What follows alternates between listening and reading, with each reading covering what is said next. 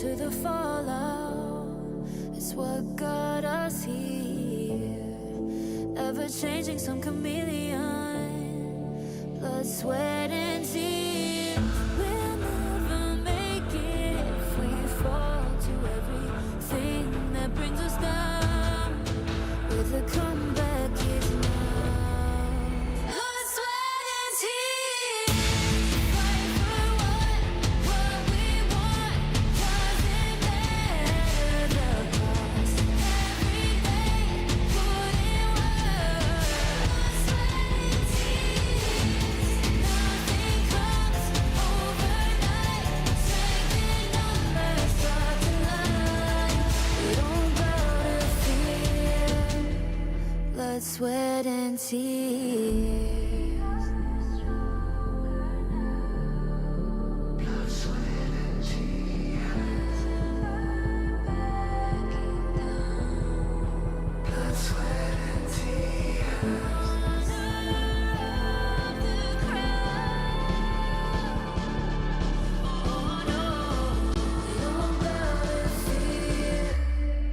Blood, sweat, and tears.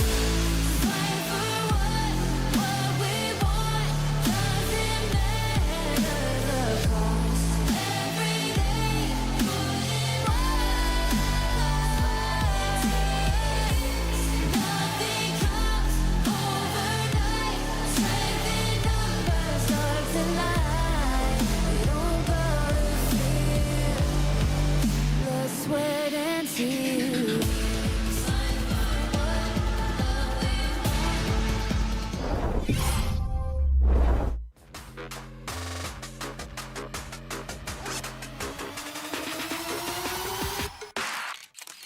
Why are you here? In here, okay? No one can challenge Malaysia. Philippines is the best country in the way. I'm here to prove that Indonesian always on top, always. What makes your nation stronger? We have our flag in our chest, and this makes us stronger. Of course, in Malaysia, man, because we are the strongest region. Malaysia boleh! Who do you think will win nation clash? You ask a very good question. Of course, Malaysia. Serious? Come on, bro. Of course. You see this? Yeah. I think we're gonna win. Now our team is underdog, and no one see us, no one smell us, and when they see and smell us, it's already too late. Because Wetrnd is very aggressive, rotations don't even matter. We're gonna everywhere. Aggression? Cute leh. Because Malaysia, we got discipline. They call us the comeback king. Ultimate battle, it's nothing new, bro. We always do it all the time. We play the game how it's supposed to be played. We different level. We level so high. Ah, so boring. Come on. So high. So high. Winning is not just part of the game. It's a style. My team is handsomer than yours.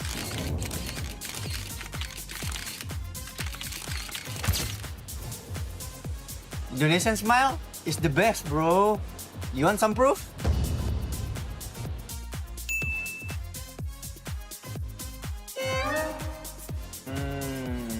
You see this?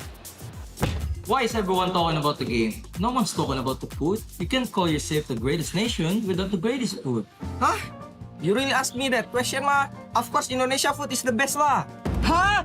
Our Malaysian food is better because we got nasi lemak, roti canai. Come on, bro. Nasi lemak. Got one word for you. Flavor. You bring the spice. Again. Chai kway teow, rojak. Indonesian food, the best, bro. We have Indomie. All the food is very good. Indonesian rendang is the best, bro. Have you even tried sinigang, adobo? It's S tier, bro. Adobo? Nice, man. Filipino food is the best! Maggie me! Our Malaysia is better!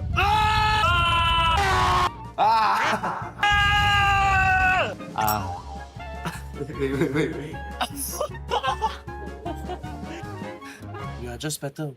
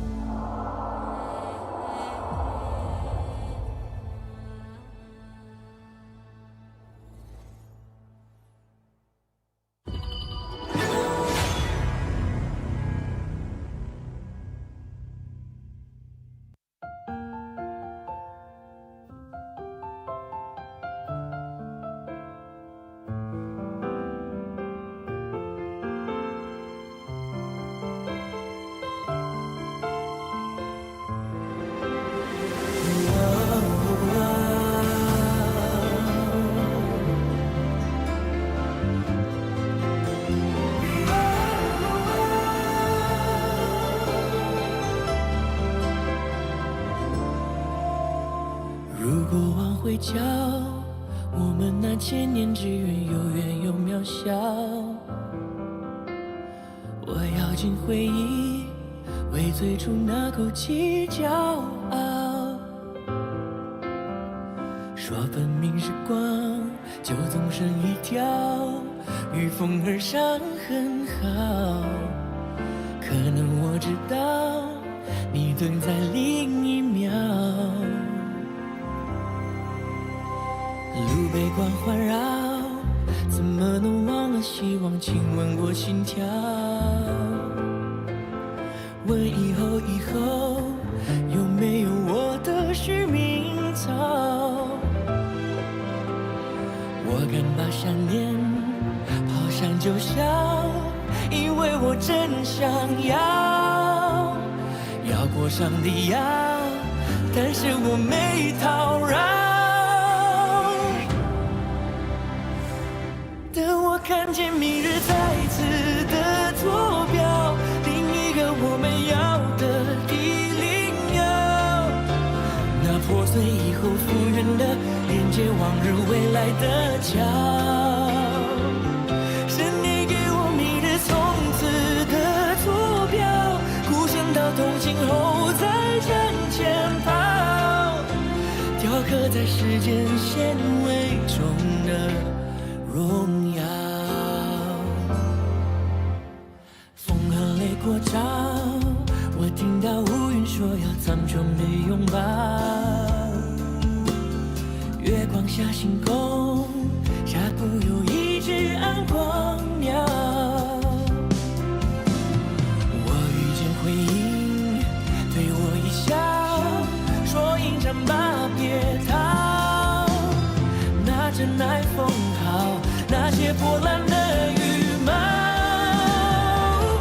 等我看见明日再一次的坐标，另一个我们要的地灵鸟，那破碎以后复原的连接往日未来的桥，是你给我明日从此的坐标，孤身到同行后再向前跑，谁到此以后可别忘了，在击掌以后不要分了拥有，别糟蹋了脸上刺绣的年少。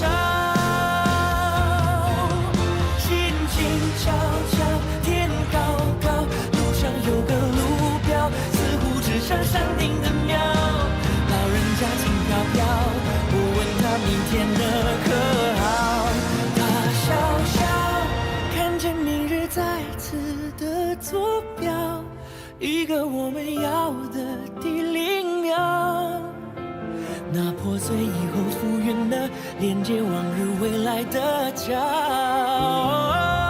是你给我明日从此的坐标，孤身到同行后才向前跑，谁到此以后可别忘了，在击掌以后不要分道扬镳，最开始的启程到最后找到。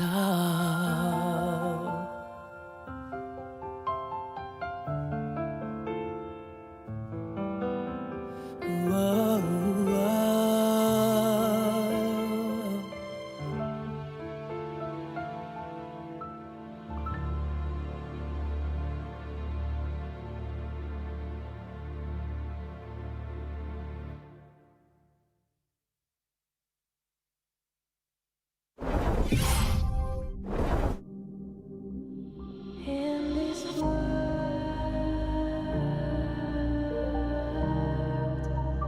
only ones in this world,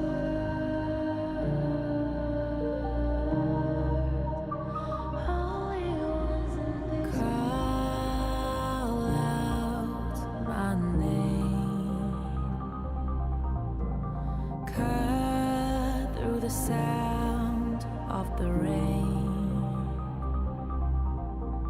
No matter how I feed the flame, you know I feel the darkness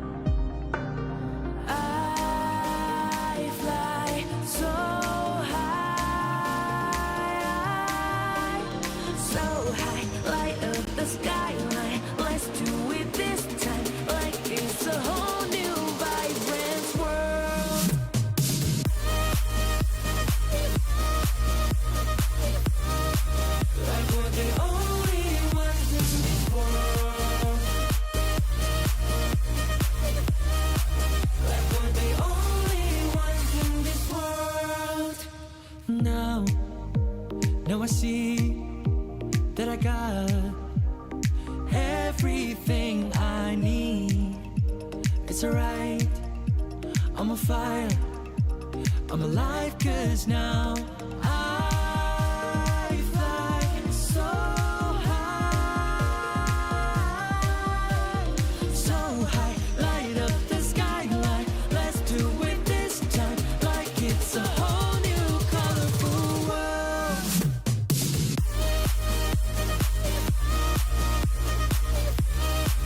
Like we're the only ones in this world. Like we're the only ones in this world. Never thought we'd get this far. Burning love. In Southeast Asia, pride begins here. From the very start, we compete. From street games to the court, our pride only grows stronger. Pride fuels our rivalry. On the field or in the game, we play to defend our nation. Badminton is our pride. You can't return this. And you won't return our game either. On this court or in the court. Malaysia never drop the shutter or the cow. Football is in every street of Indonesia. When we kick, we score in any games. And when we defend, no one breakthrough, not in here, not in HOK. Basketball is our blood. We drive, we push. We never stop attacking. From downtown or from mid lane. We will hit every shot that matters. Crystal is open and welcome Bigetron. This is it. 3 members from Blacklist International denying another match point. Tundang laga pertahanan dan juga dam dihilangkan dan juga dilenyapkan dan Crystal dipecahkan. No matter the sport, the pride of carrying your nation is the same. No turning back. No room for error.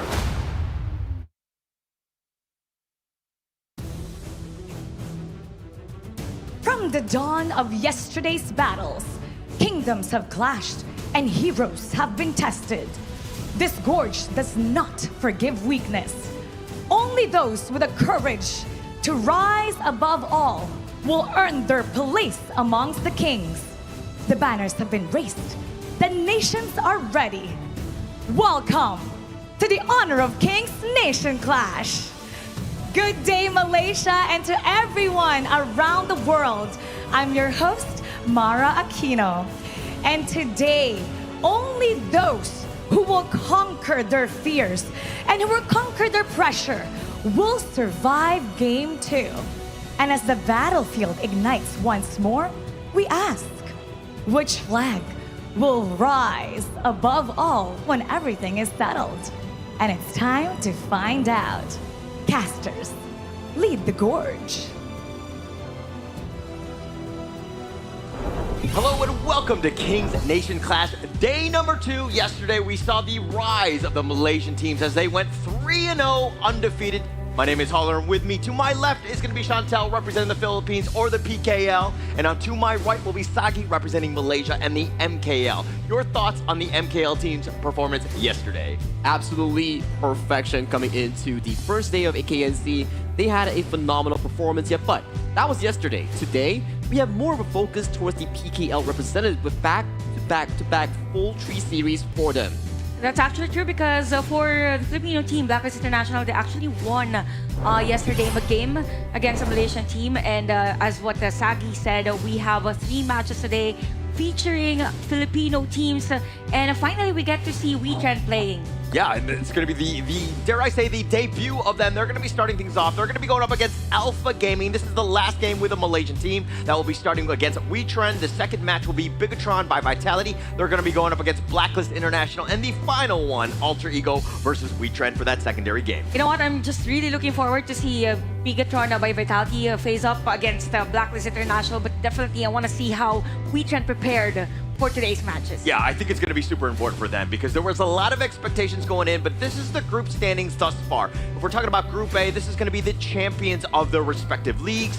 HBSD is going to be on top with 2-0, only dropping that one game, as you alluded to earlier, Chantal. 6-1, though. Blacklist International, second place. They've only lost one game. They've only played one. Bigetron by Vitality is on the bottom, 0-1. But if we're going to look to the Group B side, well, Group B side is very simple as well. For Malaysian fans, for MKL fans, we are very happy with the current result with APG striking hard on that first series against Alter Ego here. But will Wetrnd Esports from the PKL be able to really change up that factor here coming to Group B will be an interesting point here, Chantal. Yeah, that's true. And I believe for the Malaysian teams, that's already a statement because, again, for the Nations Clash, whichever nation has the highest points will go straight to the grand final. So just by looking at it, you know, Malaysia is at the top with a 9-1 in terms of a game win-loss. Yeah, and actually yesterday, you saw on some of the socials, HBSC Jihong was just like, hey, Alpha Gaming, make sure you don't drop the ball on this one. Ensure that you get that undefeated streak so that we're in the grand finals, have a much easier time, don't have to play 2 best-of-7 so far. And you minimally secure that second place as well, right, if you are already in that grand finals. And then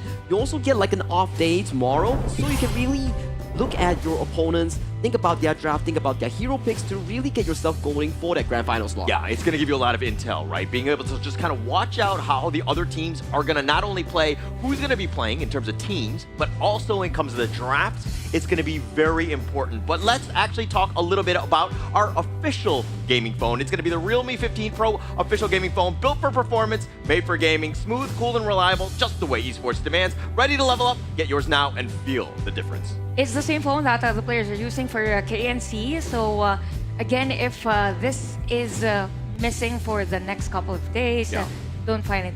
No, you're going to be suspect number one. I do think that we need to ensure that we tape this one down. I know that it's actually been sealed so that you don't take that one. From us, no, put it down. Oh, okay? sorry. Your fingerprints are all over it. My hands so are moving on its own. it'll be very easy to find you at the end of the day, but it's going to be great for them. But again, 3 nations going in. 3 of these teams have been voted in by you, the viewers at home.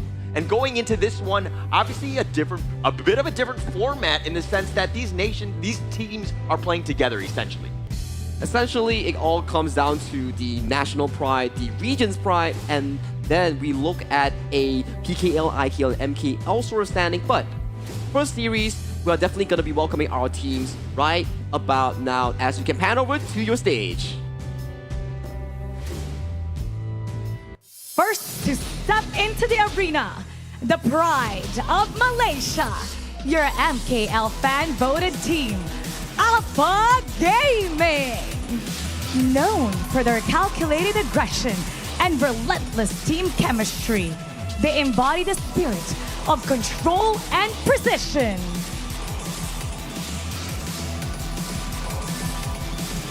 And their opponent, from the land of champions and heart, all the way from the Philippines, Wetrnd.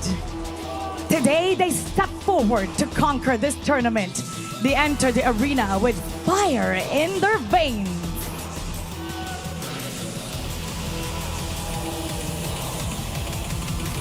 Let's welcome the coaches to join their teams on stage and start the battles.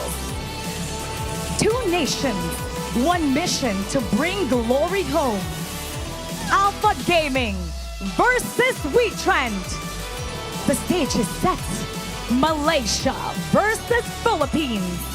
Let's see who will rise above in the first match on the Nation Clash Day 2. Casters, lead the gorge. And we're back, and of course, we will be going into this matchup. This is the first matchup of the day, and they will be first, of course, it's going to be Alpha Gaming here.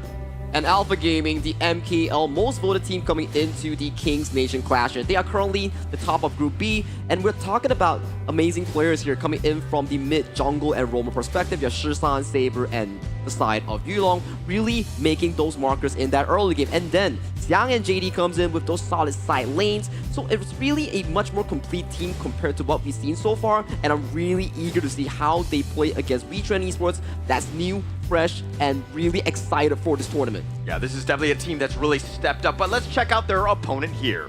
Definitely a team that we should look out for. If we say for Wetrnd Esports, relatively new to the international scene, but the thing is that if we say individually, these players has their own experiences internationally, except for their Fane. They had a surprising run from PKL, but there is the potential for the team. It's just that we need to look forward on the heroes that Aaron will play on this game, because I could say that for them, they're really trying to adjust as to how they will help Arise in terms of the hero pool. Yeah, I think they really need to find their footing a little bit. I think consistency, there's some days that they're blazing and everyone thinks they're going to be the next hottest thing in the PKL. And there are other moments where it hasn't been as fruitful for them in terms of those matchups. But going into this one, let's talk a little bit about the head-to-head here in that mid lane. In the mid-to-mid headshot, we do have Shisan and also Era featuring in this matchup here. Shisan, of course, so far he's been having a phenomenal KNC and also MKL playoffs, rocking a 6.4 KDA and 61% win rate. However, pan over to Aaron here. He's been doing a heck of a lot of damage and damage taken in those stats conversion here, Chantel.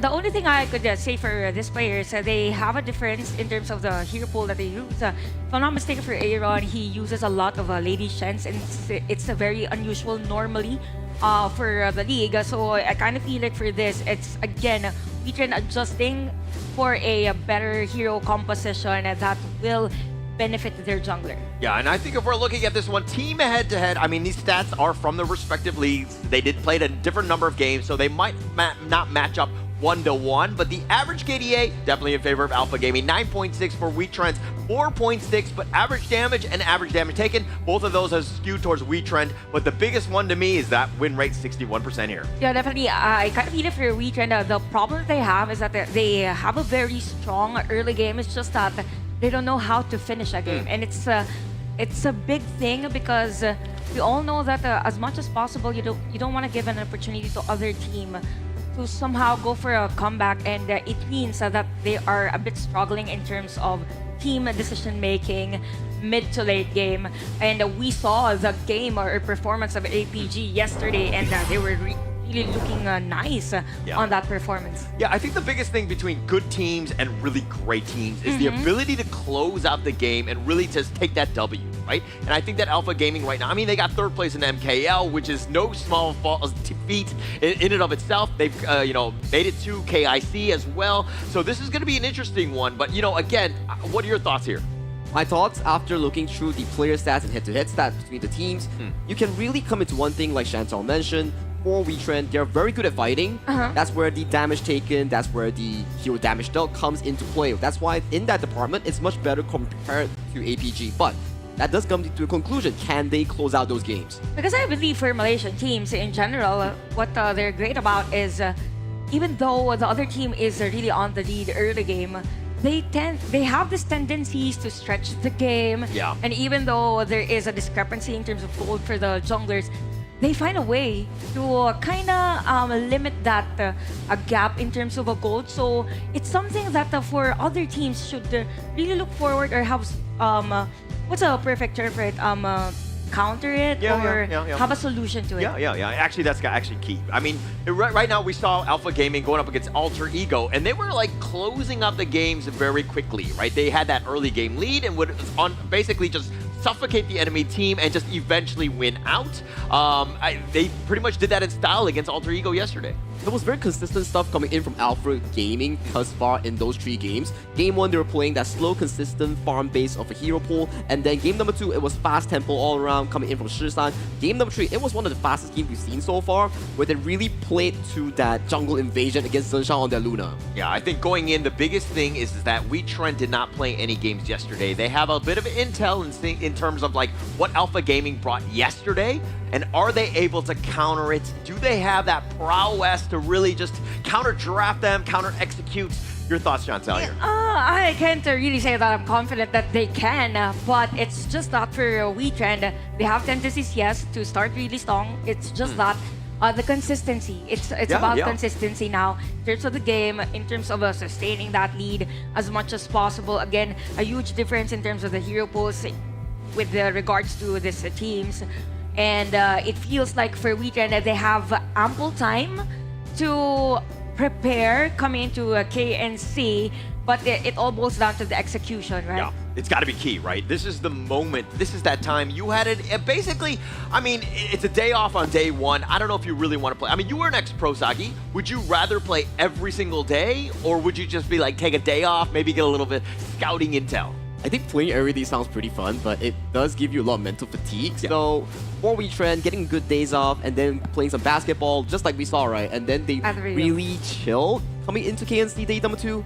It is pretty much an advantage for them because you are like looking at APG. Okay, we know what you're gonna play. We know how you play, so there are maybe more factors in for Coach Exosen to really break things down for them. Yeah, good point. I think they had plenty of time yesterday to study the Malaysian teams, and yeah, but I believe that they have a different strategy coming to this game because one thing that Filipino teams could actually maximize is punishing potential errors in their team. But now we go to the draft. We have Wetrnd on the blue side and APG on the red side. I'm expecting a difference in terms of the hero pool, or let's say sequencing for Wetrnd as compared to how they did it at PKL. Yeah, and I mean, we kind of saw as the players as they were walking around, just lounging before the games were actually starting. It seemed to me like Alpha Gaming were a bit relaxed. Wetrnd, on the other hand, seemed a little bit nervous at times. It didn't seem like they were 100% settled. Of course, the fact that it's in Malaysia, a different place, this is the international stage, there are definitely eyes on you. Eyes onto you to really showcase the Wetrnd spirit. And then for Wetrnd, they had a interesting year, right? They debuted during the KWC, announcing their team roster during the PKL fall, where they had a bombastic group stage. But they did fell short in that playoffs, but still, relatively new squad we're talking about that has so much potential going into that 2026 Yeah, year. that's true, because it's very hard to find that chemistry in a team that has international, or yeah, maybe even a lot of experiences already in a tournament. So Wetrnd did a pretty decent job on a PKL, but I really like this pick, my Shirnui for them. It's more like they're going for the aggressive type of lineup, because normally for Aaron, it is Lady Zhen, Yixing. Actually, Mai comes third for that, but Yuan and Pei, a good trade. I'm surprised that it was the Mai being prioritized versus the Pei. Yeah, so teams kind of prioritize the Mai if they're definitely feeling comfortable on it. It definitely has a lot of side lane presence, right? Aaron is looking to counter it more the fact that, like Shisan played it yesterday, played it very well. So not only are you taking it for yourselves, but you're taking it away from the enemy team. Take it away from the enemy team, especially Shisan that you mentioned. He had a phenomenal early game coming into game number 2 of yesterday's APG's game here, but is it a wise choice here, giving one of the best junglers in MKL, Yulong, that Pei? Yeah, it's another thing, right? Where Pei has kind of been the MKL. So, I mean, a lot of the teams, the high-level teams pick the Pei because they know how much presence it has. If you're able to start fast and just literally end the game, it's very demoralizing. Yeah, that's true. But now there's an answer for Wetrnd. It's going to be Mayin and the Gran. So you have the combination of aggressiveness and at the same time sustain for this type of a lineup. So for the side of APG, since they have the Yuan, I know it's a flex, but most of the time we'll see it as a support, as a roam. So it feels as if they're going for a burst probably coming into this game. It's going to be an early ban for them. And we will see that for Wetrnd, they need a strong frontliner as much as possible. But if we look at the roam heroes, they also pick the Yuan. Lian Po could be one for them.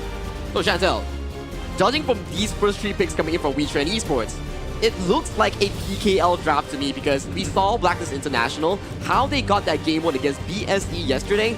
This was the exact 2 picks that really made it happen here, the Mayin and Ogren here. With the addition of the Mai Shirnui on the hands of Aaron, I think this could just be a big drafting lead for the side of Wetrnd Esports. Yeah, that's true. It's again, we've mentioned about comfortability all throughout the tournament. So, yup, for this one, it is a nice composition already for Wetrnd. They could adjust depending on how APG will draft next.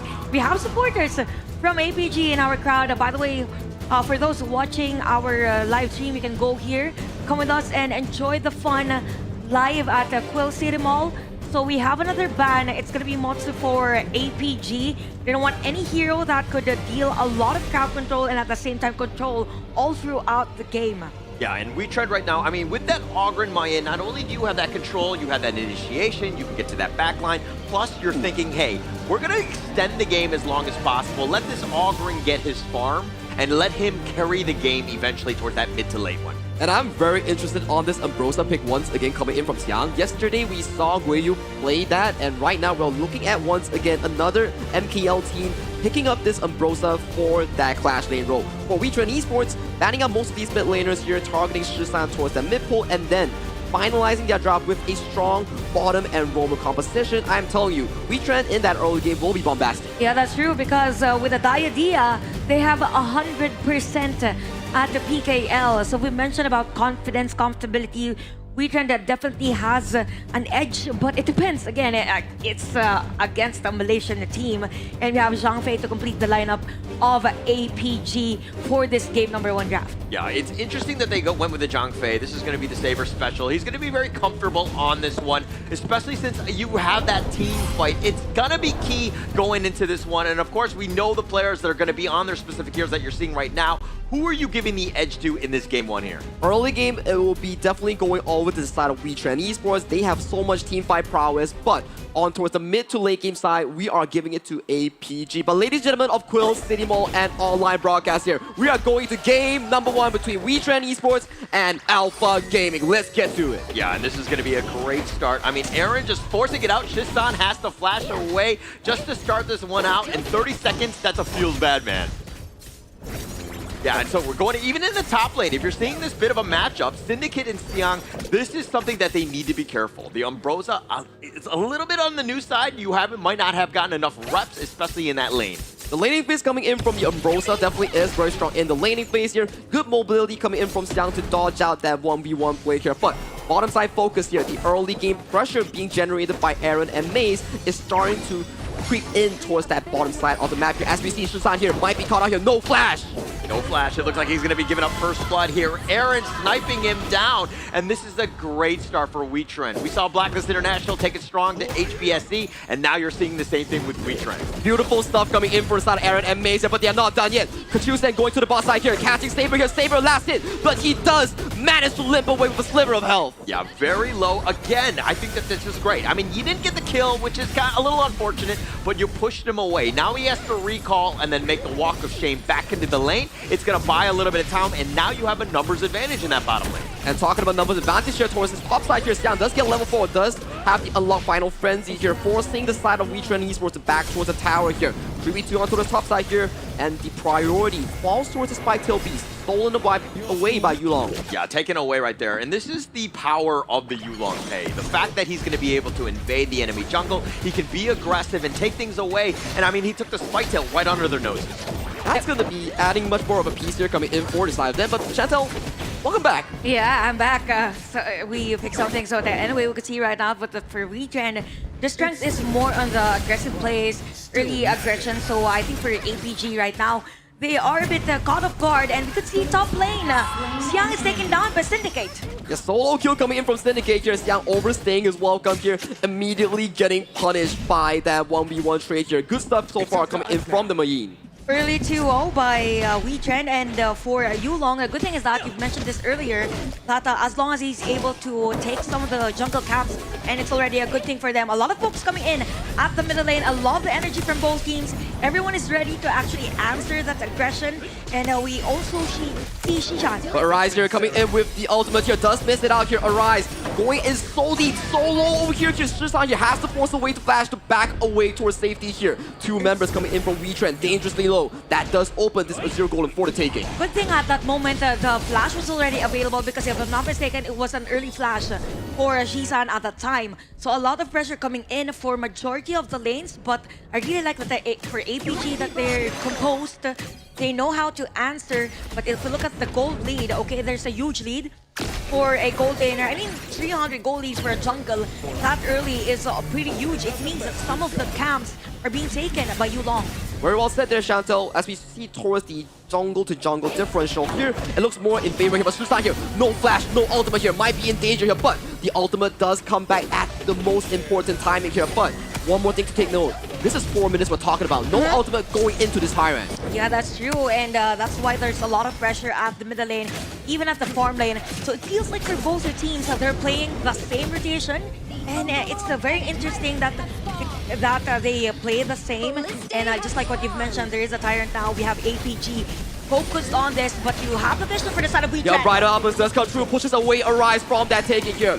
Tyrant goes safely towards Yulong. No fight will be continued here, but even with a 2-0 lead in terms of that score, APG is still coming out on top on that goal lead. And what's interesting is that APG is able to slow things down, but for Wetrnd, the rotation is still there. Speaking of rotation, they'll poke at the bottom lane. And we'll look at the composition. I think there is an edge with Ambrosia pick here, because as long as you can sustain the team fight longer than expected, then you can do it.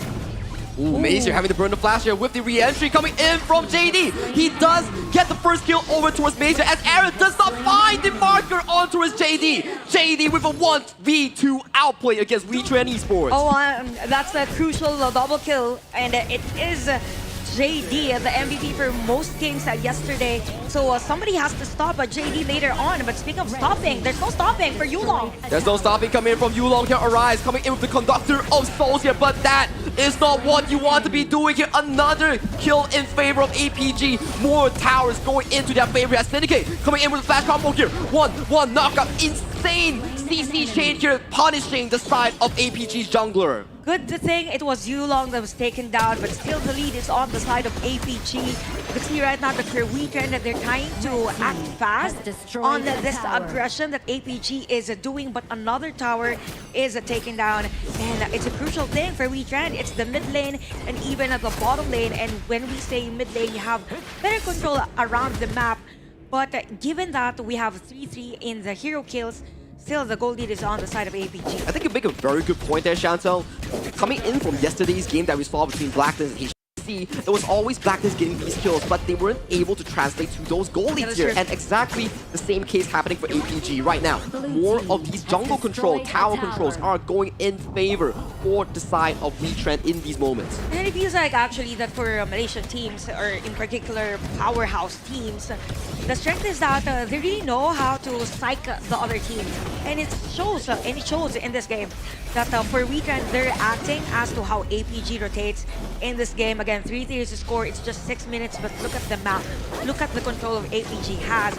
All throughout, Wetrnd is a bit struggling just by trying to a Bridal Outburst does come through as the first target here lands towards Jagas down. With the final frenzy does get taken down on the first approach here. But for the side of APG, they do indeed get that buff here for the side of Arise. Are you biting too much? You can shield, but you do have to back away here as another victim falls towards the side of APG. 1-for-1 in the favor still.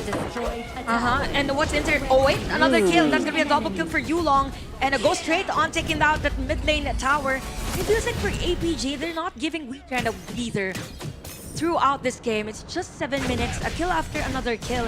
And what's surprising is that even though Wetrnd was able to secure a kill earlier, APG was on the aggressive stance. And if you look at the items, even the lead in terms of the jungle gold, it is 6.4k versus 4.2k. And we don't want that in an Ogren. As much as possible, you need those resources, you need those items. So we could say that APG is totally in control of this game. Totally in control, and ever since that double kill going in for JD towards that bottom side, it has been looking very in favor here, coming in for the most fan-voted MKL team thus far here. But going into this 8-minute mark here, 5,000 gold already being generated by the side of APG. And you know what, for APG, aside from being the fan favorites for MKL, we also have to consider that they are the third placers of the league. So indeed a contender for KNC, another potential team fight at the bottom lane. And Syndicate here does get the 1-1 combo onto his Yulong here. Yulong, you're already using the mobility spell here, does get caught out by the fate by the side of Trend Maze here. But the fight does not stop here for the side of APG. They want to continue pushing this. A Bridal Alphas catches on the tree here with more engagement. Xiang with the final frenzy has arrived and is blocking forward here.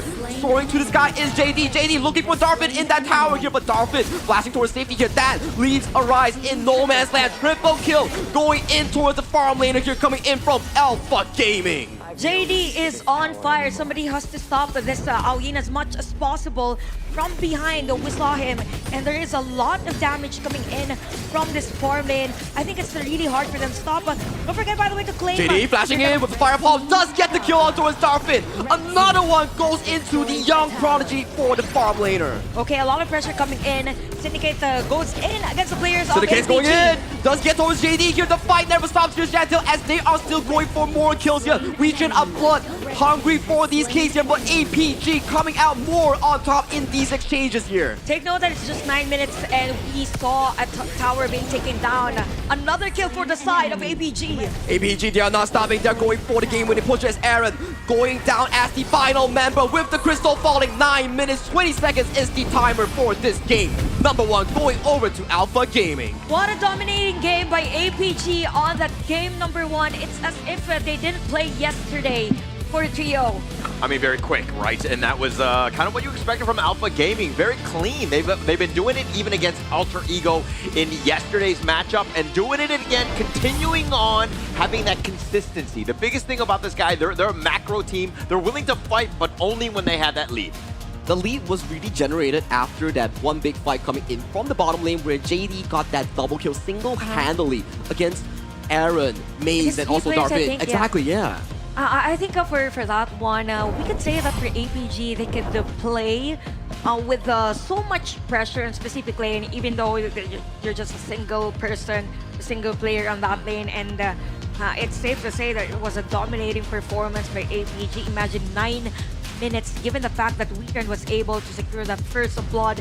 We have a 6-1-2 for an Aoyin on this game. Just imagine the damage that he has on that short period of time. Yeah, just a lot of damage. Way too much. And this is probably a feels bad man in terms of this Mai, right? Because if you're behind, it's really tough to come back from because you're like a very squishy ranged creep at the end of the day. You don't really have a whole lot of damage. You're not able to provide a lot of presence. But going into this one, I mean, what sticks out to you, Chantal? Yeah, let's focus on the 50Kers. 50Kers from the side of APG. You have a JD, you have a Shang, and even a Yulong. This is pretty huge for a 9-minute game. Just imagine that they have these timers. We're in. Okay, you have this item, then you go come in for an aggressive play, and it was very effective because there was no breather for Wetrnd all throughout the game, given the fact that they were trying to do some of the plays on other sides of the map. Yeah, it didn't seem like they really had a whole lot of wave clear. Something to take note of when you're looking at that draft, because again, the creeps are going in, and you know things are just like running amok in that sense. Alpha Gaming just constantly pressuring you down, and you're seeing this gold craft. Everything in favor of Alpha Gaming from the first minute. Everything started that landslide when we saw that failed dive attempt here coming in for the side of Wetrnd Esports. They had a very good early game where they started 2-0. It was a solo kill coming in from Syndicate against Yang in that clash lane, and then a counter kill towards the mid lane with Shisan getting caught out as well. But everything changed when they lost that 1v3 attempt against the Aoyin on the hands of JD in that farm lane. Definitely.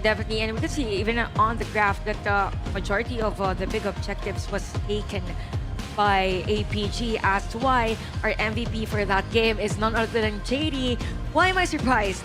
No, I'm not surprised that he is the MVP with that Aoyin performance. 612 KDA, you have 23.7% damage dealt all throughout the game, plus the gold 22.3%. If you do the math, then it means for every goal that he takes all throughout the game, there is a conversion against the other teams. Yeah, I mean, the KDA is one thing that really sticks out, but his positioning. The fact that he was only killed once, I mean, he would get on that dragon when he needed to. He even went aggressive at times, and we're going to check this out in terms of the highlights. A lot of these are going to kind of run through JD here. We can see towards the early game, 2-0, and JD with this play right here, storing up the side with the infinite fastest here. First kill landing on the Maze and immediately getting that counter kill on towards Aaron here. Aaron going in with the ultimate here, but gets pulled in too deep into his own favor. I mean, how brave or bold are you when you're able to fight 1 versus 3 and be like, I actually got this. I'm going to be fine. I'm going to continue to be aggressive and play my style. I think at that moment it was because of the missed flash from Maze. It was a perfect target at that time, and during that moment, majority of players of APG were just prepared to soak in all the damage in other areas of the map, and it was splendid positioning, as we can see right now in the highlights for APG. There is a control at the back lane with JD's entrance comes with a triple kill, and right then and there we could see, or we could say that it was actually APG, or it is APG on the lead. Yeah, and that last big fight, the tipping point was the fact that like Yulong was down, but they're like actually they're grouped up. We have the perfect Umbrella Outburst. Saber sets it up for the rest of them, and when you have JD, you have enough damage. And when you're looking at the timer, you're like, hey, we lost in like 9 minutes and like 25 seconds. Like, what did we do wrong? It's like, no, sorry, you just ran into a pay. You ran into a pay, and that pay generated so much lead coming in for the side of Alpha Gaming. And in the end, that AoE on hands of JD was just so darn deadly here. What? Below 10 minutes and you already have like 3.5 items? That's just absurd coming in from JD. And to take note that even though with the items that he has, even Yulong was able to take the items that he needs because the jungle caps of Wetrnd was being taken by him. Yeah. I mean, look, when you have that pay, you have that Lung, you have a lot of damage dealers, and plus when you have such a huge lead, they do so much damage that it's very scary to even make an attempt outside of your own base. That's why it's like very dangerous coming in for the side of Wetrnd, even though they got such a good, clean early game. But in the end, it was that death ball being formed by Alpha Gaming here. But ladies and gentlemen, do follow us on any social media platform, HOK Esports, and comment and hashtag and add your invitational KNC Dark Hawks pick to really win it big. You can get tokens, skin boxes, loot boxes there, anything in the game. Now, okay, let me ask you, gentlemen, who is your dark horse for KNC? Blacklist International! Blacklist International. Actually, I do think so. I mean, actually, no, sorry. I'm going to represent Indonesia. Bigetron by Vitality. Sorry, Right. I forgot where I was and what was going on. We need to balance the representation at the desk, right? Yeah. No, but I do think that second match, I don't want to get ahead of ourselves because we have still this series to go through. Of course. But we are looking forward to that second match. I'm very excited because, again, Blacklist International, Bigetron, it could go either way. Yeah, that's right. I'm actually expecting a 5-game, but still, it's the second match. Yeah. So we'll focus on this first match, but definitely for this the first game, it feels like for Wetrnd, they were caught off guard by the rapid rotation of APG at that game number 1. I think they were just a little intimidated at the end of the day, Yeah, right? it's as if they were reacting, right? A little reacting. I mean, the nerves have got to be there. This is your first game, right? You're playing in Malaysia, international stage. Everything is kind of there. And then you're up against Alpha Gaming, who are, let's be honest, very strong. I mean, they're third place in the MKL for a reason. And you saw why when they're able to end the games in about 9 minutes and 25 seconds. Ooh, it's definitely very scary coming in for the side of Wetrnd Esports, having to just go ahead against such a strong team in your first series, especially. You're coming out of a perspective whereby Wetrnd, this is like your, 2 to 3 months in HOK as an official team, so they definitely need more time to grow as an entire lineup coming in from Wetrnd. Yeah, because chemistry is one thing for a team, and it really matters the most because as much as possible, you want to be confident for every decision that you take or make all throughout the game. But yeah, for this one, we could see right now that we are implementing the GVP, so expect that we won't be seeing the same heroes for both teams. Yeah, the global ban pick, and that's kind of how they play this one out. All of these were picked in that first game. They're not going to be able to be picked by the same team going in game 2 and beyond. So it's something to take note of. It's, again, that 4D chess match. These drafts, super key. Super key, but we do need to put our focus on towards the early game coming in from Wetrnd Esports. That's really a very interesting gameplay that they really put up. Their early game always managed to find those first bloods and those 1v1 kills. If they could really reinforce that and push it into a better mid game, then they could even be a stronger force to be reckoned with coming into the further games or further stages of this tournament. Definitely, I would agree. I think for Wetrnd, the best way to adjust coming game number 2 is even though that they go for plays at the middle lane, as long as they are able to secure the jungle camps, then they might be able to sustain that lead that they have, because it feels like for them, yes, we do a kill at the middle lane, but for other sides of the map, there's no assurance that the other team won't be able to take that. So something like that for Wetrnd. Again, the story of a KNC is how you will be able to secure majority of the resources early game, because we all know how important it is to secure that early game. Yeah, it's key. The early game, I mean, it's one of those things where you need to make sure that you have a solid early game, because once you fall behind, it's very difficult to come back against really good teams like Alpha Gaming. There are very small windows of opportunity that you need to be able to do. So, I mean, you were talking about the fact that this team is a newly formed one. They haven't really found their footing.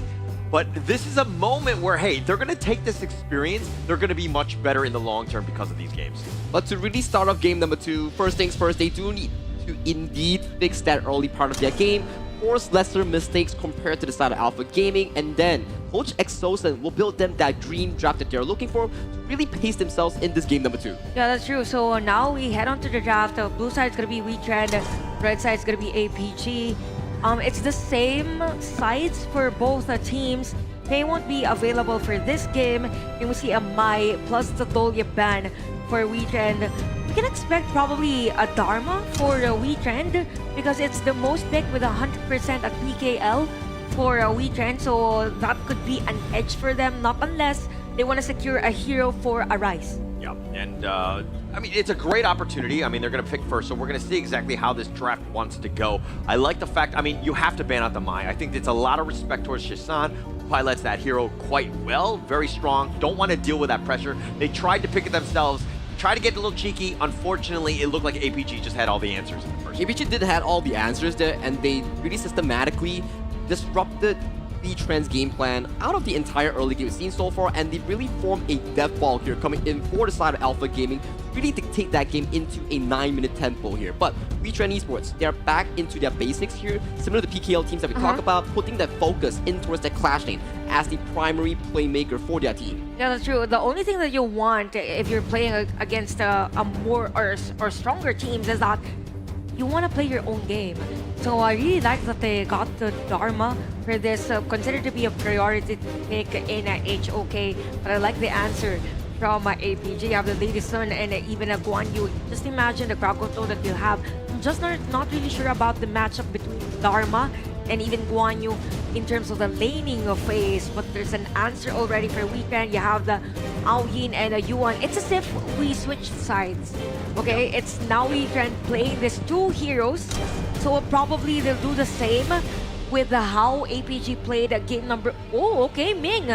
We have a Ming. We have a sustain hero for APG. Talk about the longer team fights. Talk about staying on team fights. Yeah, it's actually a good counter to the Yuan, which wants to sustain as well. The Ming Lady Soon combination's been tried and true. It's been tested. It's been one of those nice little synergies that they have. I mean, yes, they're going to be sticking together, but they're seeing exactly how. There's no Umbrella Outburst to kind of break that one up. There's no, Razor Cavalry because they picked the Guan Yu themselves, so they can largely stick together. This is a good team synergy already. Wetrnd Esports, all that pressure will be set onto the hands of Dharma. Syndicate will be the key difference maker here. Really capture both JD and Saber with that Lady Swimming combination here. As we go into the second phase of the draft here, 4 jungle bans here coming in from APG against Arise in that jungle department. Yep, and it's gonna be a good ban for APG. I was thinking of a Jing actually for the side of a Wetrnd, but I think it's gonna be too flashy for a Wetrnd, depending on the other heroes of APG. So for this one, yep, APG pretty solid and a decent hero composition. So it feels like they need another hero that has sustain. It's gonna be Menki for this one. You have the front line, you have the back lane potential threat with a Guan Yu and high damage per second on Lady Sun. Yeah, you have that big old body who's actually very cute as well. It's going to kind of, deter Wetrnd from really getting to the back line, which you need to protect this Lady Soon. He's your win condition at the end of the day, especially with the accelerated experience of that Ming attached to it. So you're going to have a huge factor. Now, Wetrnd, how do they get to the back line? This is going to be a tough nut to crack because Menki's there, plus you have that Guan Yu. And more of these counter picks here coming in from Wetrnd has been locked away coming in from APG's draft here. So for Wetrnd, need more assassins, need more tanky front line. And that Ganemo is a very interesting setup because you are trying to reach further towards the back line, trying to outrange JD in that range 1v1 warfare. Yeah, that's true. And they don't normally, they use it, but they don't normally choose it in PKL. So for this one, it's gonna be tall order for Wetrnd. I really like that they have the Flowboard tank as their jungler. It means that they want to stretch the game as much as possible and have the Ganimo and even the Aokin lead that early game to mid game. Yeah, I think it's right now it's all about APG protecting this JD lady soon. If he gets gone on, you're gonna mitigate a lot of that damage. Yes, they have a lot of control, they have a lot of stuns, but at the end of the day, the damage dealer is gonna run through JD. It's like a 4 protect 1. In terms of this lineup though, do you think it's gonna be enough? We're gonna have to find out. Chantal Sagi, take it away. This is game number 2 again, Wetrnd versus APG. We saw the dominating performance with APG at game number 1. This might be another dominating one, but it depends on the execution of Wetrnd. So it's the same Sagi rotation from Wetrnd that they want as much as possible limit the movements at the middle lane and even on the jungle camp. And jungle camp here being secured by the hands of Darfin here. Very good steal away here in this early game here. With the mid and roam synergy coming in from Wetrnd, they do in fact clear out almost 2 of these camps coming in from the jungle of the hands of Yulong. You know what, I'm not really familiar with the matchup between Guan Yu and Dharma. Are we expecting like a specific hero to be on the lead early game, like just for the skill set? I think it's much more of a 50-50 as long as Yang positions well, but hang on a moment though, Darfin already burning that flash towards the bottom lane here as JD looking for the final blow here, does get the execution on towards Darfin here. 1v3 for Trend. Farm lane here, nowhere to run, and that is all he wrote. Successful play again, a successful attempt by the side of APG, taking down the farm lane of Wetrnd. And yes, the U1 or Maze was there, but it was kind of late, and at the same time, you have 3 players for APG at the time. So things are a bit slow. I mean, it is at the Ganimo. Expect that as much as possible, Wetrnd might want to make things a little faster for them. A little faster, but the primary thing coming into this bottom lane is how can they really damage this JD and Saber here. But Shisan being forced in the way by the hands of Arise, that's a 2-minute flash being on cooldown ahead of that Tyrant. Now let's talk about the C pick of APG. We've seen this yesterday. A lot of potential coming in from this hero, and at the same time, it's like a security. It's like an insurance for the late game. So who do you think will be sanctified for this game? Definitely JD on that ladies here, because we're looking at a 4 protect 1 here, but another kill comes in for the side of Aaron here with a superior snipe. But Xiang is already here. Aaron, he has to run away from this pacing here, but Yulong forced out by the members here coming in from Wetrnd. Wetrnd taking much more control of this Crimson Golem here. Looks like a fight is about to break out around this red side here, but members coming in from the bottom side. JD, Saber to the rescue for the jungler. Okay, at that time, Wetrnd wanted to go for a play, but at the same time, we saw the players of APG being available for a team fight just in case. And for the side of APG, it's again the systematic Malaysian play that we're seeing. Difference is that we don't see Yulong on the jungle camps, probably because it's the Menki that is using. So 1 is the score 3 minutes into the game. Wetrnd has that minimal lead in terms of a gold, but we have to take note that things are pretty fast at the farm lane. That's why Maze is forced to be at that area. I think a lot of pressure will fall on the hands on the side of Syndicate on that Dharma. If that Dharma could really find JD in all these attempts, that could spell a big of a good news here coming in from Wetrnd Esports in getting this game number 2 here. But bottom side here, Maze takes a bunch of damage towards his face here, going a bit too low for his liking here, but it's still a U1. You can heal up with that passive. Yeah, as much as possible, there's going to be a sustain for the side of Wetrnd, and there might be a rotation at the bottom lane. We see 2 players from Wetrnd trying to do formation, and take note that we already have an objective in 9 seconds for APG. They're finding the tempo. Same goes with Wetrnd. What's really nice for the Filipino team is that they're the first ones to position themselves. Probably a contest on the APG side. Byron already been taken down for the side of Wetrnd Esports here. Very good macro play here thus far coming in from the PKL representatives here. So far, Saber here taking a bunch of damage towards the face here. Flash forward full tempo onto a Saber here. Saber insanely low, but does get to limp away towards safety here. That is so close for comfort. Yeah, it was a very nice knock up for the side of APG, stopping the players of Wetrnd at that moment. But Wetrnd, you've mentioned about macro plays or a macro thing for this game. I think they're focusing on that right now as to why we're not seeing a lot of skirmishes as much as possible. And even Aaron is slowly having that damage in items. 1v1 here coming in from Xiao. Xiao gets knocked towards the wall by the hands of Syndicate here. Syndicate coming into the rescue for Aaron here, taking the kill for Wetrnd Esports. It's really important to be ready for a backup, just in case just in case there's gonna be a play. If you look at the items, 3.9k versus 3k. This is a huge lead for a jungle, considering the fact that we don't have really team fights or skirmishes all throughout the game. So it feels like for APG, it's still their game. They're still dictating the rotation for this. For me, Wetrnd, if they could really find those big engages like what Syndicate found just now, especially on towards JD, this game could really much be in their control. This is such a much better pacing coming in from the fan-voted PKL team.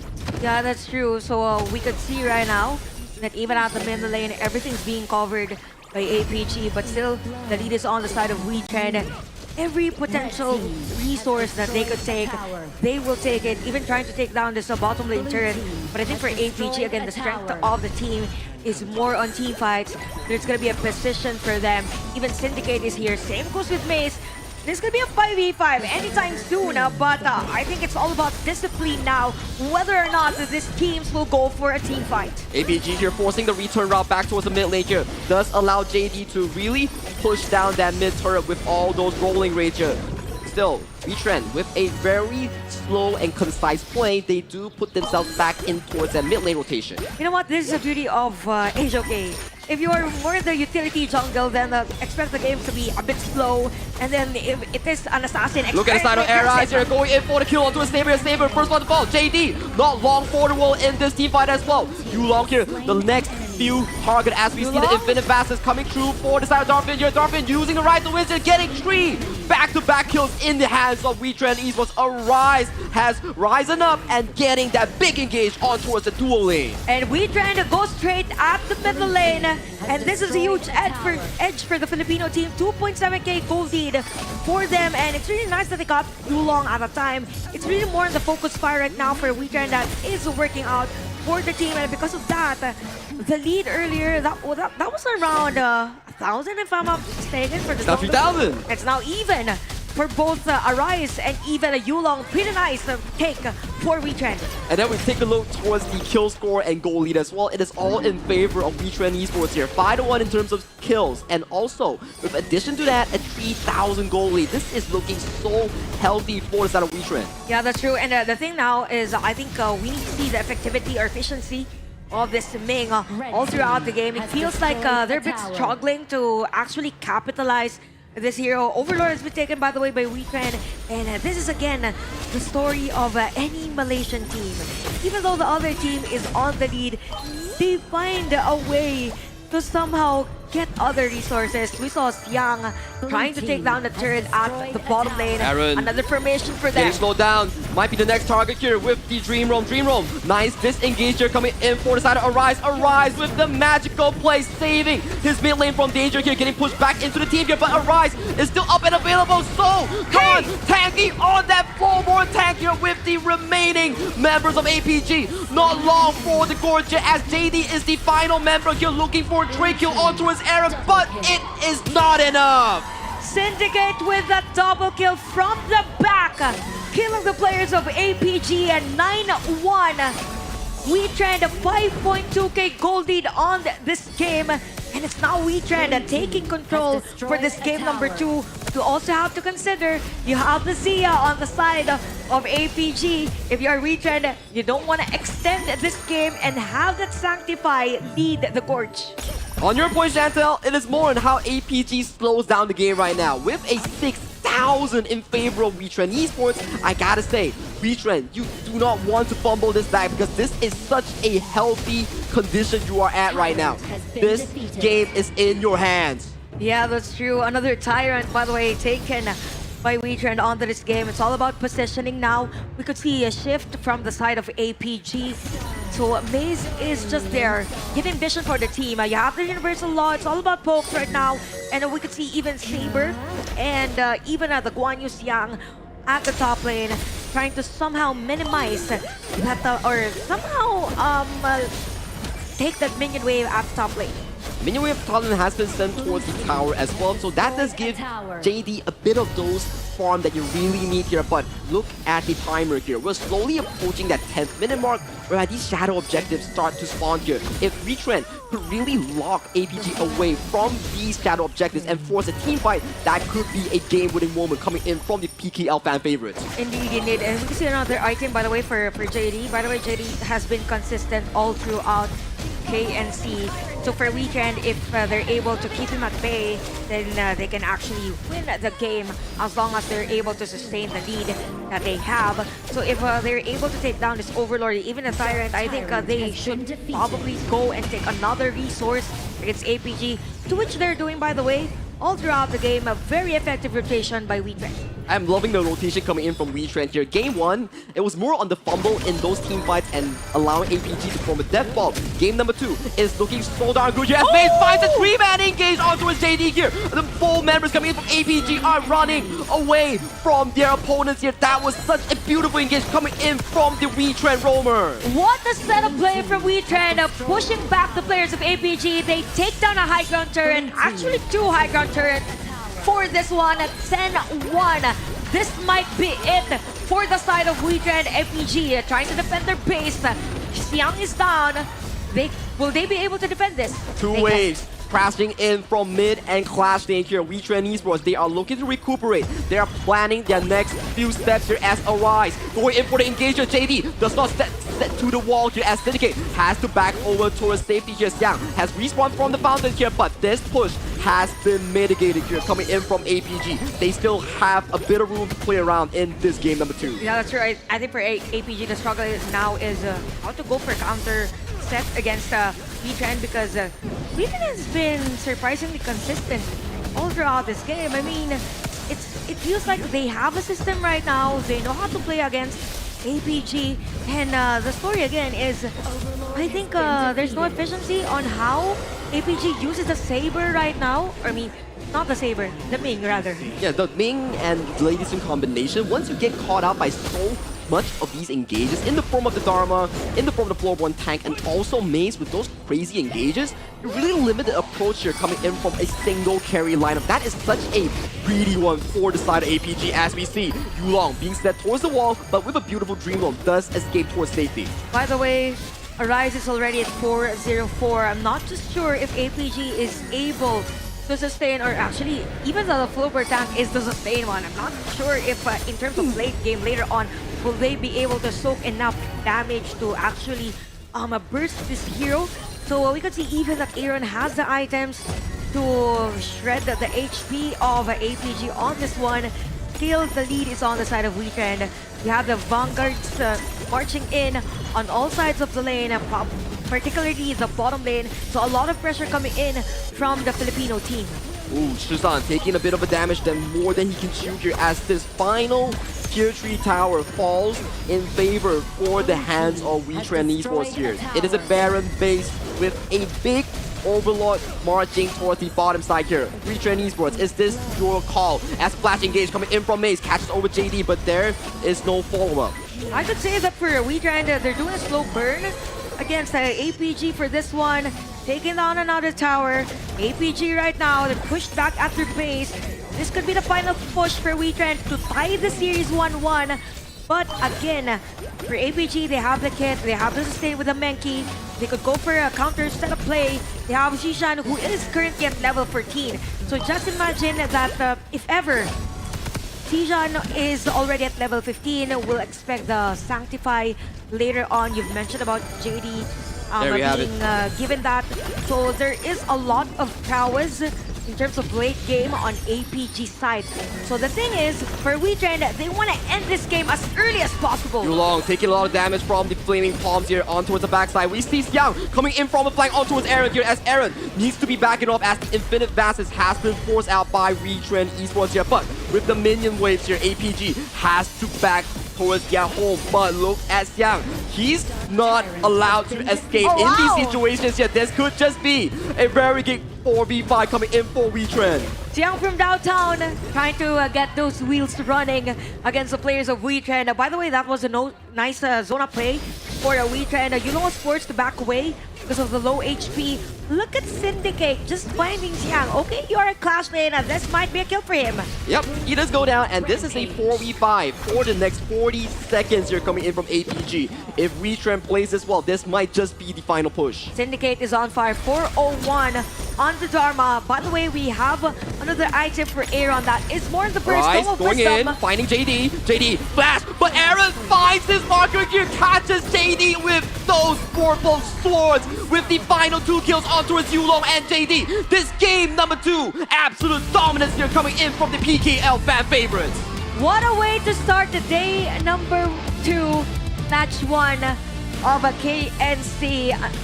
First 1-1, and I gotta say, it was a huge adjustment for Wetrnd, but at the same time, I think APG wasn't ready for that. Yeah, I mean, for me, the biggest one was the Flowborn tank Arise, right? And we were wondering about how they would deal with the Lady Soon Ming combination, and the Flowborn constantly was disruptive, ended up killing Ming multiple times throughout, and once JD's by himself, you're not the greatest with Lady Soon. You need a little bit more time to really farm because you're a late game hero. And talking about the game 1 issues that for the side of Wetrnd they really had, they fixed it so quickly coming into game number 2, whereby at the last few moments, even though it was a Baron base coming in for APG, they played it so slow, they played the team fight so well, getting that Shadow Tyrant and then ending the game 4v5. And I think the struggle for the side of APG was the range of the Ganinmo. Yeah. And Ganinmo had the best time of his life. I mean, Aaron, because of the range that he has, even with the huge gold lead and even a difference in terms of the levels. So definitely Wetrnd has the edge because of the kit that they had. They were able to pull off this type of hero composition. Again, a 118 for Darpin, but really have to commend Aaron's positioning at the same time, the Flowborn tank, as mentioned by Holler earlier. Yeah, my only concern right now, if we're looking at the Wetrnd side, the only person that died was Darpin. He died a single time, so a small blemish on that team. Everyone else was almost undefeated. I mean, no one died a single time. They were playing their positioning game very well, right? And they were always letting Aaron, with this 140,000 damage, just wreck APG. That is crazy amount of damage there coming in from a single hero here as Ganinmo.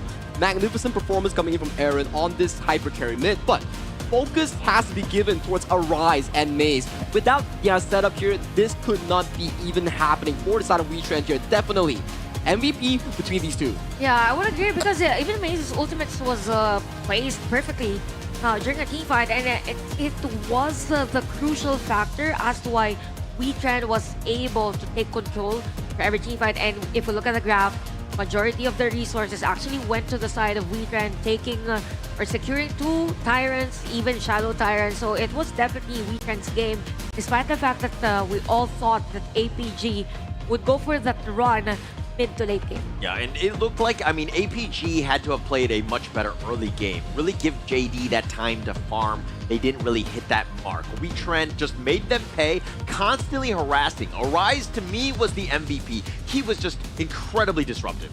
He was just jumping into all these fights, engaging for these big plays. But MVP deserves to one person and one person only, as we did have to give it over to Aaron on that Ganinmo here. But it is a collaborative effort here, but definitely in those final few moments, Aaron with those swords find his marks. Yeah, it's not the first time that production has been wrong, let's be honest. Okay? We're always right, by the way. We're always right. But Aaron here, okay, well-deserved in that sense. He did a lot of damage. If we're looking at it from that perspective, I get it. His poking and prodding was there. But again, for me, like, it is what it is. I think that you can be wrong, though, but and I'm not going to admit fault on this one, though. Effort, because I think for Aaron, he won't be able to position himself in a way that he will be confident to deal those damages without the help of Syndicate, without the help of other players. But all in all, it was a collective team effort. We could see that for the side of Wetrnd, that they're really confident whenever Aaron has those burst heroes. And I gotta say, Aaron is one player that knows how to position himself rather. Yeah, again, this is a rise. For me, these are the types of moments that, like, you die for as the jungler. You're constantly harassing. You take out the 2 members, and it's an all-out route at that point. If we're looking at this draft, there was a weakness. The Lady Soon Ming, all of your eggs were in that basket, essentially, and once that gets taken down, it's pretty much the entire team just crumbles. And it crumbled very easily here, with Yulong being the first to taken down in all these team fights. It was all in favor for the side of Wetrnd here. Syndicate didn't really hit the marker here, but still, 4v4 up front, it all was for the side of Wetrnd to really close out this big of a lead. By the way, Syndicate had played consistently all throughout game number 2. He was there every time, and again, this was the setup play from a maze at a time. And pretty much for Wetrnd, everyone has their own piece of highlights all throughout the game. Even Arise was consistent all throughout. And just imagine playing against APG 12-1 or even 13-1. Again, it's already a statement. Yeah, definitely a statement. This is a bit of a flex. There's a huge confidence boost for this team, right? Sorry. Put your guns away. Sorry. Anyways, that was a little fixing my scary. coat. Okay, because you were kind of flexing. I was a little intimidated at that point, and I was like, okay, all right, okay. Not 2 guns at the stadium, right? But look, going into this one, I think that if you're looking at Alpha Gaming, it didn't seem to, for me, it was like a draft that was so great. I think that they're going to bounce back going into Game 3. I think the Protective President team composition with only a Lady Sun towards that single carry was very risky coming in from Alpha Gaming. They did have to bank in on 2 things. One, if JD were ever to fall in any of these team fights, it could go immediately in the favor for the side of Wetrnd. To be fair, I like that they had the Lady Sun. It's just that it could have been a different story if it wasn't Ming.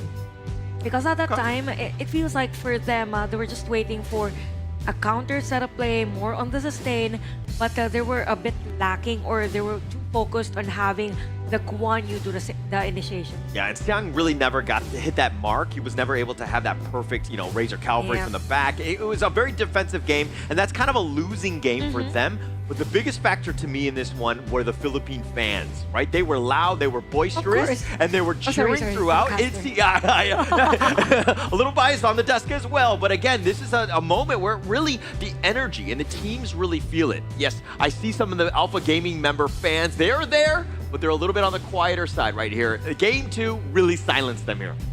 I have to agree with you, but when it comes to one thing, let's all head over to esportsaward.com/vote to vote for honor of Kings for the Esports Game of the Year and Mobile Esports Game of the Year. Here we need everyone, be it where you are from, be it any region you're from, we unite as one for this particular purpose. Yeah, just imagine after this we have lots of tournaments coming in for 2027, so why not be the Mobile Esports Game of the Year? Yeah, I think that we want to win every year at this point, and you're just seeing the rise of Honor of Kings Esports, right? The teams are getting better, the players are really starting to gel with one another, and you're seeing that, hey, some of these MKL teams, they can draw some blood.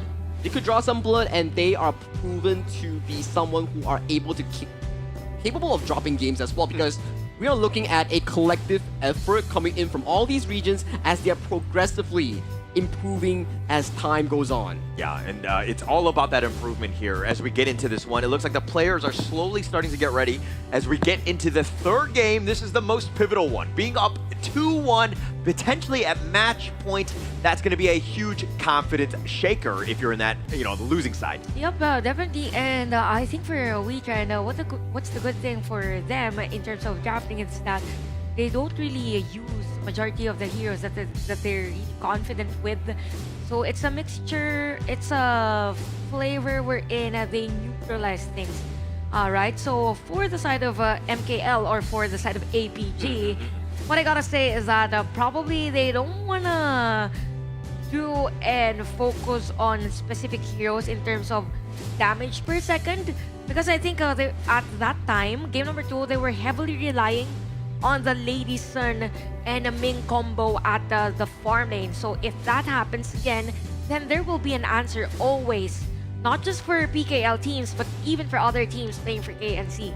To add to your point as well, Chantel, the early game so far has been magnificent coming in from Wetrnd Esports. They were the ones to really find those markers here, but APG, they're playing at the home crowd favorites here at the Quill City Mall in Kuala Lumpur here, so they definitely have to step up their game in this game 3. Yeah, and stepping up is one thing, but also if you happen to be in the area, Quill City Mall, do head on down. There are a lot of games, a lot of prizes. They're giving away phones, they're giving away headsets, they're giving away a lot of different things. Please do show up and see exactly what Honor of Kings Esports is all about at the Kings Nations Clash. Yep, we will be here until the next 2 days for the Grand Finals, and you might see some of the female players that we have since we will have the Honor of Queens 2 days from now. Anyway, I think red side's gonna be APG and the blue side is gonna be Wetrnd. It matters the most whichever hero the teams will pick. Come game number 3, no, it's gonna be Wetrnd on the blue side. It's the same sides for If it ain't both. broke, why fix it, right? I think they're going to be happy with this first pick. It basically puts a little bit of pressure onto APG, especially early. Wetrnd want that, again, they're looking to just like synergize their draft from that first pick on. Synergized their draft from the first pick on here. So let's revisit what made Wetrnd so strong in Game 1's early game and Game 2's overall performance, right? We need more early game power here coming in for the side of the PKL fan favorites to really force these early game team fights against APG. For APG, if they falter in that early game, things could pretty much happen the same way again, just like in game number 2. Yeah, that's true. So for Wetrnd, I think they can prioritize a hero for Arise. Because earlier APG backed out Agudo. I'm just not sure if it's advisable to pick that. Arlie, I forgot about Arlie.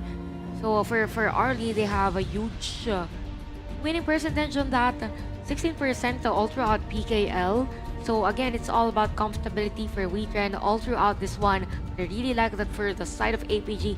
They got the Tolia and even the ENG for this one. Yeah, Arlie, just a great first pick. I mean, especially when Darfin's able to pilot that hero. I think that it's very mechanically difficult. You're able to do a lot of damage. Yes, everything's on a knife's edge throughout the game, but hey, if you're able to get going and you're able to outclass them, you're going to make the enemy team look stupid. But APG going with their own picks in the sense of the DRNJ and the Dolia, double Ds at the end of the day. Yep. This combination here coming in for the first 3 picks for side APG. This is going back to standard stuff here. Yeah, I'm done with playing that late game single carry composition. You're bringing out the big guns, and it is in the form of that Yangji and Dolia composition with that DRNJ to pair up for that smooth transition early game team fights. Because for me, the Dolia and even the Yangjun combo has been a signature for Malaysian teams. So this is strength already for APG. And we've mentioned about Lady Zhen. So this is the most picked hero for Aaron all throughout the PKL. And you have the Fatih as well. So talk about control and at the same time trying to slow down the tempo, which is actually nice for Wetrnd because I think the strength, or they are revealing that they are a type of team that is more the slow burn, somehow limit the resources and go for that one big fight. So this is a pretty decent hero composition for Wetrnd. Yeah, key for Aaron, right? Let him play to his strengths in that controlling Lady John. It's a lot of zones that's going to be difficult for them to kind of walk through. Now, APG need to figure out a way. I mean, right now you have the Yangjian, which is very linear in terms of how they want to approach, how they want to kind of take any sort of attack on. So now you need some sort of initiator, some way to get to the back line. They expended some of those heroes in the last game, but it's going to be interesting. They go with the Xiao instead. Yeah, Xiao here being picked up for the side of APG Shisan here. So this is a standard counter into the Arlie on the hands of Darfin here. Once the Arlie leaf steps up and try to look for damage here, Xiao plops the ultimate and immediately that Arlie will be disintegrated. Yeah, that's true. And I really love the hero composition of APG. You have the sustain, you have the frontliner with the Yangjian, you have the burst damage, and it's as if they're giving Wetrnd that warning signal that it's not advisable for you to take those assassin heroes as your jungle because next in line for Arise is gonna be Jing, gonna be Lam. Even Dern is an option for them, not unless they will go for a Luna, which I don't think they can because it was banned. Looks like they want to go high flying. They're going with the Jing and the Zhang Fei to end out this draft. A lot of potential. Arise, a lot of pressure is going to be on his shoulders to really perform on this one. Is he able to get to that back line? There's a lot of weaknesses that could potentially go in. The Dachiao, the DRNJ are looking very delicious. And this Jane here, you know that Arise is warmed up and is so confident coming into this game number 3. He had a phenomenal game 2 here. I want to see if Wetrnd is able to repeat that success they had last game. To be fair, I had this conversation last night with a pro player from PKL and I asked her whether why Aaron was using a Lady Shen a lot, and he said it's because they want to funnel most of the gold for Arise. So let's expect that the start of this game number 3 is going to be Arise. Yeah, I mean, Arise and Darfin, both of those guys really need gold, but we're going to find out this is going to be game 3, the pivotal one. Chantel and Sagi, please take it away. Game number 3. Again, this is Wetrnd versus APG. We saw the full potential of the Filipino team earlier on that game number 2. Now for APG, what's going to be the answer in this? Now we see the hero composition. What do you think about the hero lineup? I think it will be in the favor coming in for the side of Arise and Darfin to look for these big plays. But in this Clash Lane matchup here, Syndicate has been consistent in winning these 1v1s. You know what, for APG, I really like that they actually answered the aggression of Wetrnd from game number 1 and even game number 2. They're now proactive around the map and somehow trying to find as to where their jungler of Wetrnd is rotating on this game. Yep, the rotations coming in the early game will be quite pivotal for these two teams here. But so far, in this bottom lane, it is Aaron against JD in that 1v1 matchup here, unlocking Darfin on that early to collect more resources as we talk about it. But this early game, pretty quiet so far. Yeah, to be fair, for the lineup of ABG, let's expect this to be a bit slow early on because as much as possible, you have that level. You need that level 4 for Saber's hero, Yulong. even for Yulong. But speaking of aggression, there will be a lot of pokes coming in at the bottom lane and almost close. So Wetrnd might be able to set up a play, but they will disengage as of the meantime. Very good stuff here coming in from Wetrnd. They respect the play coming in from Yulong and they disengage it with a lot of smoothness as we talk about, and a rotation coming in for the side of Rise, getting more of these farms, but engaged, drops towards Shizan. Shizan, no flash, gets executed as the first blood here, but Syndicate with no flash, can he escape towards safety here as Aaron is a bit too low? Coming in with the Hound, Yulong takes another kill coming in from APG, but a return kill for Darfin as we match the score with a 2-2 scoreline. Okay, nice initiation by both, but really have to commend Siang at that time. He was on point with the teleportation. 2-2 again for Wetrnd. I really like the aggression out the middle lane. Let's look at the instant replay. So at this moment, there was a setup play from the side of Wetrnd, but look at Siang, right on a point for that the backup damage for the side of APG, taking down another player for the side of Wetrnd. And the timing coming in from Darfin as well to collect a beaten kill onto Saber was very much crucial as well here. But take a look at this top lane here. Aaron camping on towards Yang here. Destructive Deluge catches onto two-man knockup from the side of APG's Xiao, getting back-to-back kills on the board for Alpha Gaming. Masterful usage of the Honey Sweet Breeze for Shizan at the time. I think it was a miscommunication on the side of Wetrnd because it feels like for them, they wanted to set up a play at the top lane, but because of the skill usage that Xiao has, then APG had the edge. So 4-2 is the score, APG's on the lead, but not considered to be a huge lead for this game. It's just an early game. And this is a bit slow as compared to game number 1 and even game number 2. So things are being more systematic for both teams. Yep, APG definitely amping up the tempo after that game 1, game 2 performance. For Shisan on that Honey Sweet Breeze, he definitely read that play super duper well. Yeah, that's true. And if we look at the items, Sasagi, we could see, or even the gold leader rather for the junglers, we could see that the Yulong is actually on the lead.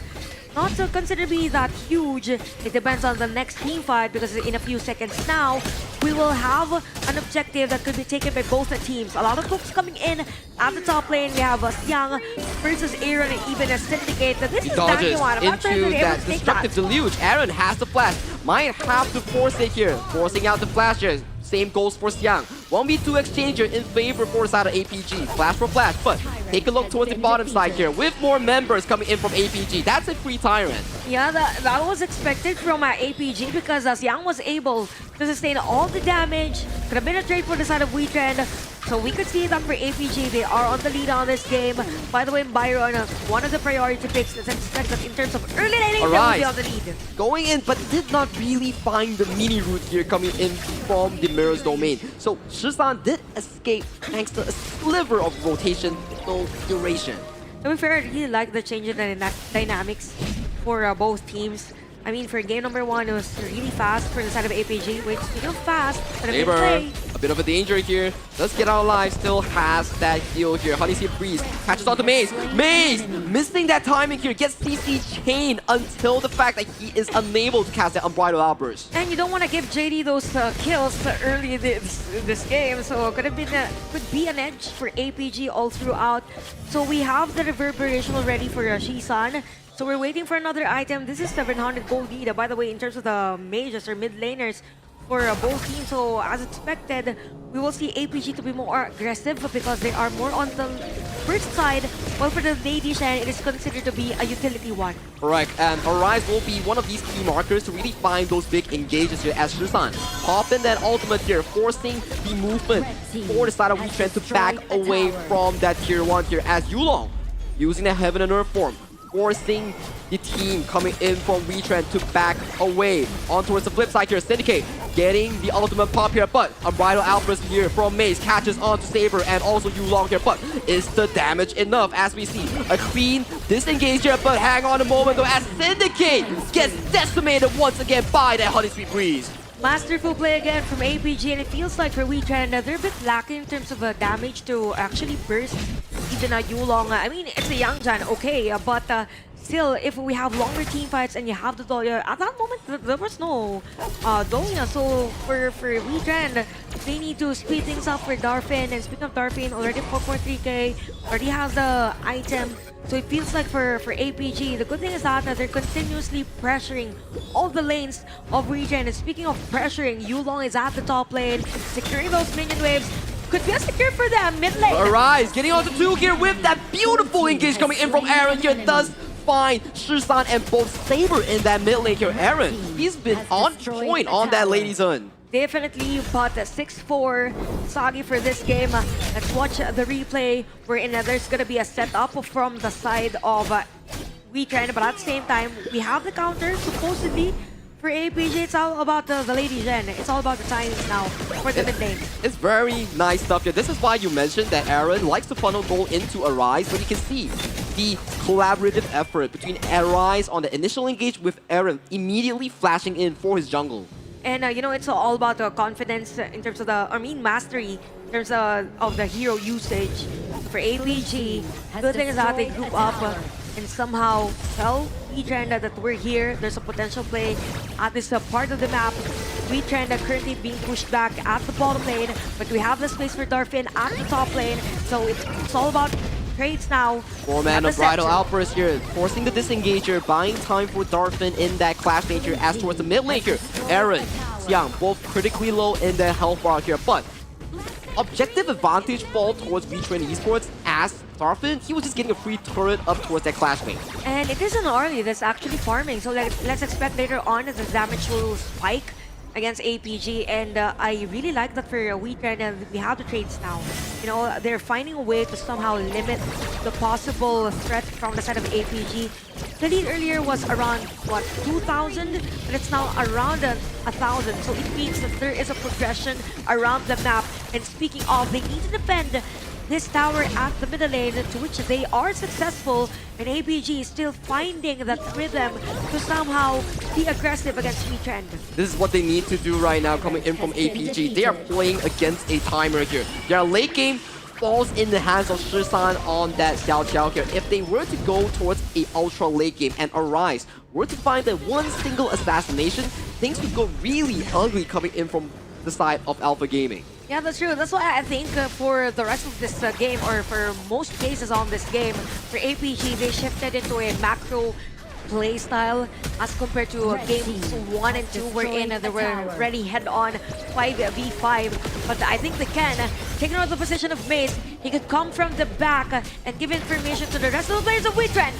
Hang on a moment as we see Yulong going towards the backline here, forcing out the flash coming in from Aaron here, but Yulong to Dawn front here for the side of APG as Xiao might be the next member to fall with Xiao being frozen by the Destructive Deluge. 4 members coming in for the side of Wetrnd as they trade coming in for APG with JD and Shisan's consistent damage output. JD now a 3-0-1 for APG. Could have been a kill or could have been a win for Wetrnd on the team fight, but all boils down on a better execution in terms of the initiation. Bottom lane, there could be a poke from the side of APG. JD is still alive! Nice golden token coming in from JD. Very good counter kill here, but Syndicate did try his best on that, but almost close, but not so there. Okay, hey, Shisan coming in the flank. Honey Sweet Breeze does not land, but the return here does get another kill here. That's the 10-minute mark, and that is a free Shadow Tyrant going over to APG. I think even at that time, even though Aaron has maybe the flash, I don't think he will be able to escape that threat from the side of APG. Okay, APG on the blue side. Arise is being zoned out. Maze is there. Saber is trying to secure that one. And I think for this one, they're individually playing for the side of Wetrnd. Things were looking really good coming in for both teams until this very marker, whereby you're giving all these objectives here, but Xiang forcing out the position here, allowing Arise to catch our Shisan here, and Xiang also dropped here. What a big catcher with the unbridled outburst on towards Yulong here. Yulong unable to heal up here as Wetrnd Esports are back at it again. They are so good in these team fights. Definitely, definitely. Look at Durfin, 5-1-0 on this Arlie. And we talked about the prowess of an Arlie, right? And just imagine you already have the item, you're able to clear the minion waves. It means you have enough gold. And right after that, we mentioned about the macro plays or securing the objectives. Then we have Wetrnd securing the Shadow Overlord. APG lost that fight even if they had that Shadow Tyrant here. So that is a very bad news if you were Alpha Gaming or Alpha MKL fan. But for Wetrnd and PKL fans, Darvin is still unstoppable on that early thus far. From 5-1-0, now 6-1-0. I think also for the lineup for APG, there's no potential threat like someone that could actually stop him in terms of the mobility and such, crowd control and all. So 9-12 is the score. Considering the fact that... Alright, first cast is on JD. JD forced to flash away. Oh, so on the side of Syndicate here as the disengage comes through from the side of Wetrnd. Wetrnd has to back away, but the tokens are sticking onto him like the mosquitoes. Godlike already for JD. It's a battle between the farm laners now on this game. We're almost close onto the late game. 12 minutes into the game time. APG 3.2k. Let's watch the replay. It was on the middle lane around 11 minutes. There was a setup play. Actually, JD was doing all those 3 hits. And it's all about the damage now. It's all about the damage per second. Every hero on this map. The two marksmen that you talk about, Wetrnd Esports Darfin on that Arlie and APG's JD on that DRNJ. Whoever gets the first kill in these team fights on these marksmen will be the hero of this game. And so far, Arise has been doing a very darn decent job in catching Shisan on those attempts. Now that we focus on the farm laners, aside from them securing those positions to do the free hits, we also have to consider how the support system of the teams will help this player. So it's all about confidence now, and even the positioning for both teams. What's really nice for APG is that they're able to sustain this lead. Despite Wetrnd's efforts to actually set up a play, they still can, and they continuously shred the players and even take the resources of Wetrnd. Speaking of resources and speaking of support system, you have players guarding the areas as to where JD is trying to take the tower. It's protected JD here coming in for the side of Alpha Gaming here. Another tower goes in favor coming in from Alpha Gaming. That's all the outer towers being removed from the PKL fan favorites for now. 4,000 goalie, almost 5 for APG. We need to see how the team fight really unfolds. Can Arise once again find the key marker on towards the likes of Shisan or JD? Somebody has to find Shisan. He is the burst player, or the hero that has burst on this game, and we're almost close to the equilibrium of this game. Majority of the heroes or the players already has the items that they need to be considered as a threat. On the other side, so we can see right now for APG trying to take down the Tyrant. Will Wetrnd be able to contest this one? Maze goes in with the unbridled outburst here, pushes away Shisan. Maze finds the steal on towards the Tyrant here, but Aaron going so low towards the backline here as Maze is the sacrificial lamb. She's a hero stealing away that objective. In front of the players of APG, Maze was the hero on that. And we could say that for Wetrnd that they still can defend the threat coming in from APG. 14-9 on this game.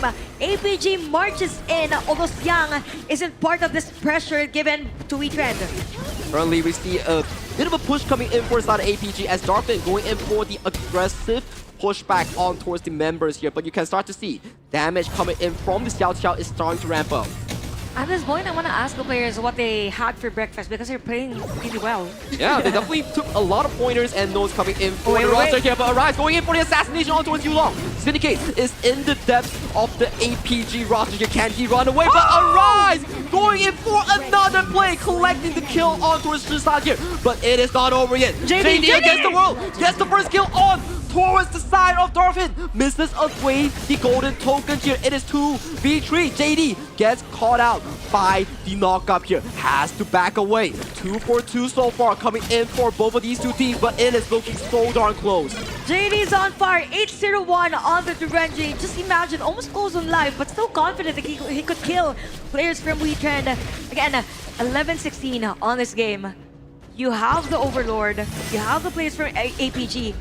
You both have 2 players down, although Yulong has been respawned already. So it's all about the positioning on taking this objective. You have Mace on the vision for the side of Wetrnd. You also have Arise, who is ready with additional item against APG. For APG, they need to take control. They have the Zolia, they have the Yulong, they have the sustain. We could see right now Mace is being poked. Okay, there's a breather. They respect each other. There's discipline. There's timers as to when and where they will start the fight! Bridal Uppers catches on to 2 once again as we see Arise dancing onto the battlefield. First victim for side APG will be Saber on that Dolia here, but is there a follow-up engage coming in for any of these teams as we see both teams once again pull back here? If Wetrnd gets to get the wave, they could very much force a 4v5 on that Shadow Overlord. Sagi, imagine this is already 6 minutes of the game, 16 rather. It's a very long game for both. The emotional pressure kicks in. We have Xiang in front, but Arise will secure that one for Wetrnd. Overlord Vanguards marching in onto the areas of APG. And for APG, it feels like they're just waiting for that perfect opportunity. The perfect setup play, the perfect burst coming in from Shizan. But Wetrnd Esports, they are bringing the PKL energy to Quill City Mall in Malaysia. This is exactly the playstyle that we see from Boom Esports, from Blacklist International, and right now, we're seeing it from Wetrnd Esports. That's true, and we consider Philippines as an emerging region in terms of HOK, and this is what they've been practicing. This is what they've prepared. Days before KNC. I mean, KNC is about nation's pride. Them bringing the Filipino pride. I mean, even for the viewers, I am sure that they're ready for it. Once again, Maze catches on to Shizan here. Shizan, no flash, no Splendor, has to force it out right now here, but he's so darn close here. But Xiang finds over with Darvin on towards the front side. Syndicate, one man against the world. Yulong going in with the Hound. Catches over Syndicate. Syndicate, can you run away? Another Hound coming in from Yulong to catch the side laner here. Both the Clash and Farming are down. JD going in on the assassination attempt onto his Aaron here. Right now, it is looking a 4-2 in favor of the MKL fan favorites. Now the story is about the decision making. APG finding that right moment to actually counter. We see Arise trying to somehow go for that contest, but it's gonna be APG securing that one. 18 minutes, almost close to the 20-minute mark for this game, and I really love that APG is taking back that control on this game number 3. It's just game number 3. It's just game number 3. It's not even game number 5. But look at the map right here, Chantel. Towards the bottom lane of APG, when that fight happened, the tier 3 fell in favor for Wetrnd here. If, we're talking about if, the Tempest Dragon were to spawn towards top side, that could be such a big minion lead for the side of Alpha Gaming. That's true, that's true. So you have to take note of all areas around the map. 80 minutes again. Saber's finding the right spot with those possible face check around this area. So again, APG is taking control of the map. You have even Mace being forced back away.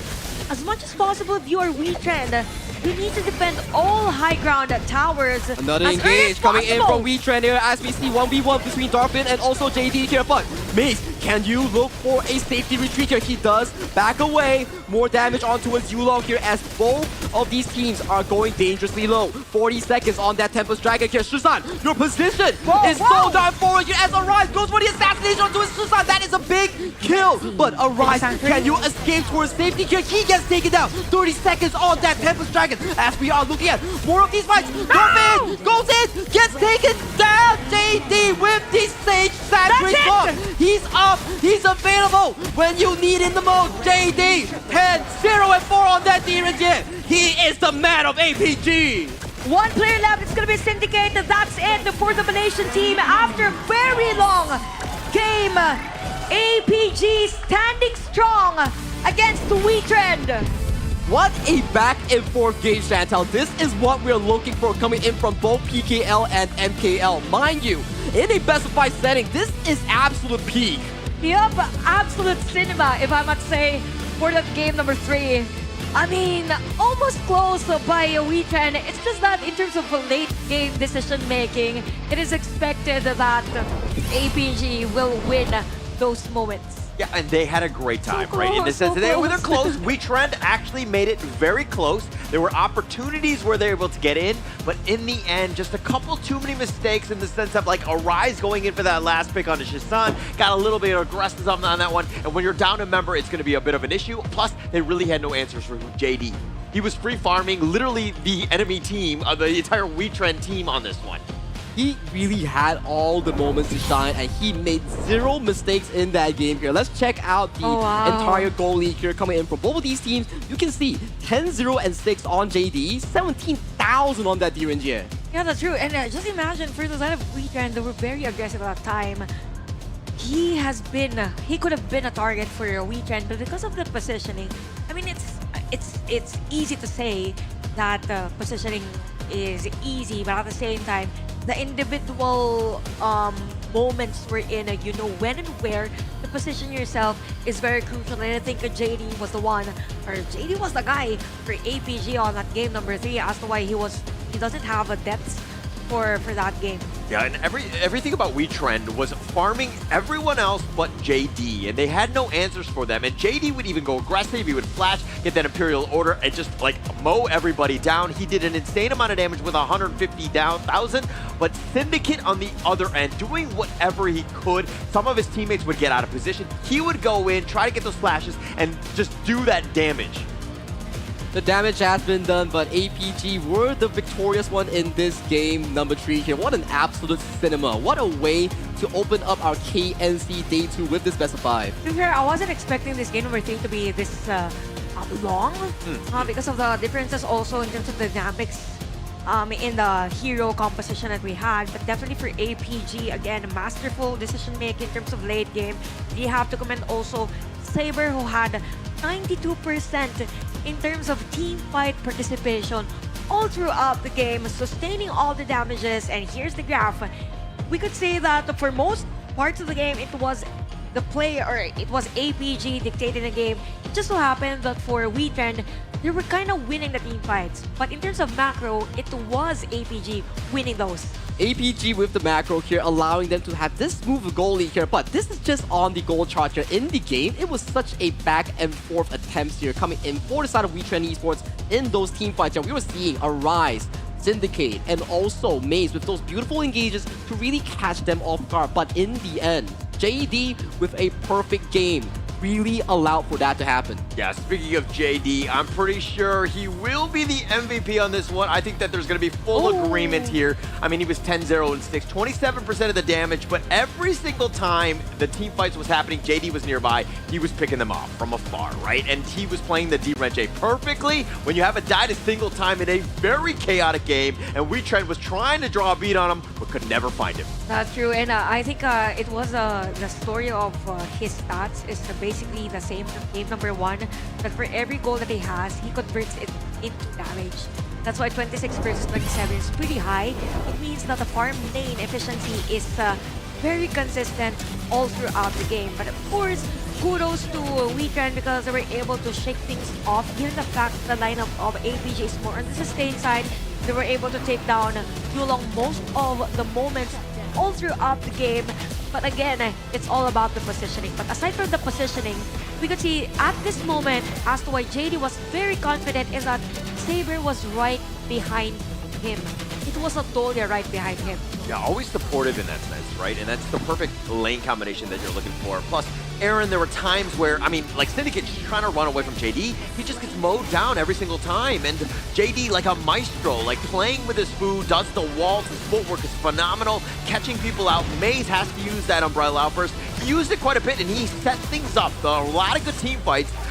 which is not easy to do, but then Darfin got picked off, and you saw this time and time again with those team fights. Once Darfin goes down, you're really going to struggle to really to take over that team fight. Losing out the DPS coming in from Darfin, you're definitely not what you want to be expecting coming in from Wetrnd, but take a look at these offensive plays coming in from JD. He was just all over the place with that golden token flash. Yeah, and this was the very end. Arise had gone in. Once he'd been picked off, it was literally just throwing it all in, trying to get some sort of pick off, trying to stay alive. Wasn't really going to happen. Syndicate was doing as much as he could, but once you're down numbers, impossible at that stage. Unfortunately, Wetrnd faltered in the end. Yeah, and at that moment, I think for the final moments of the highlights, I think that is where the veterans and even the late game decision making comes in, because at that moment, when there was 2 players down for the side of Wetrnd, they kind of deteriorated on how to defend against the marching players of AP. Yeah, I think the biggest thing is that you need to be patient no matter what's going on, right? I think that just like Even calm in life. down. Yeah, even in life, right? I mean, yeah, at certain times. I think that we need to kind of bring it up a level here and there, but there are definitely, you got to pick your moments, right? Because these are, again, situations when things get a little chaotic. You know what I mean? Anything can happen and you might get caught out. And that's kind of what you saw towards the very, very end. That's the pressure that we talk about being a pro player. All these high pressure games, high level games, it boils down to those key moments in those final few moments whereby a split moment decides everything, and JD was that person to do so. But ladies and gentlemen, that was a very exciting game. We need to take a breather coming in for all of us and the players. We will catch you right after this short 5-minute break. See you later.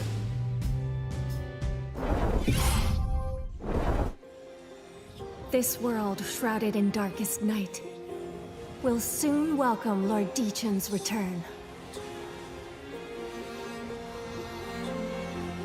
We must join forces to prevent the Dark Lord's revival.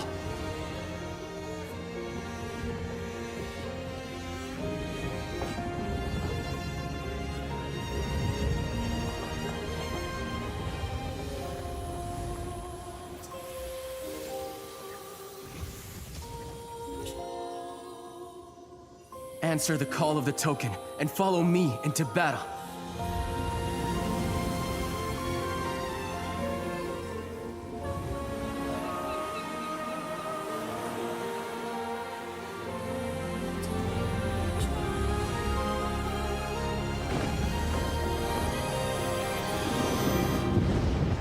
Neither I nor my 5 Thunder Drums will permit the Dark Lord's return.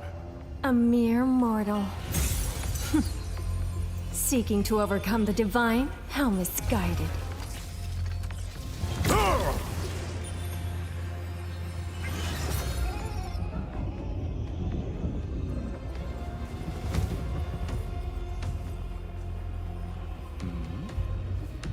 Oh, have your saviors arrived? Is that the Dark Lord? Are we too late? The Sky Orb. It might be our only chance. Then let's take it. Thunder.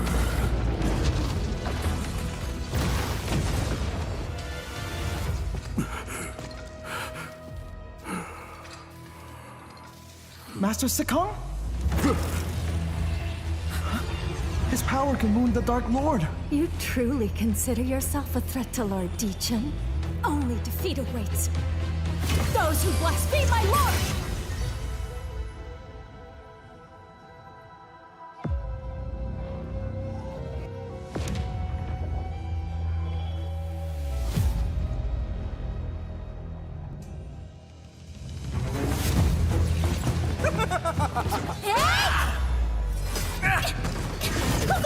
Can you get the Sky Orb? It'll be hard, with this many people guarding it. Don't count on getting lucky.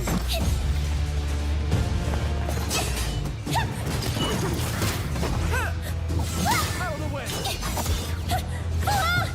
Help me! Don't you have any new tricks? This is getting old!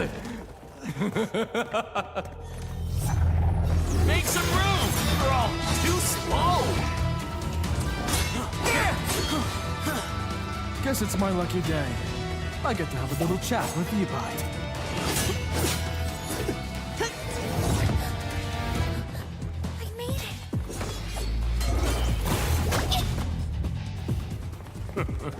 Where do you think you're going?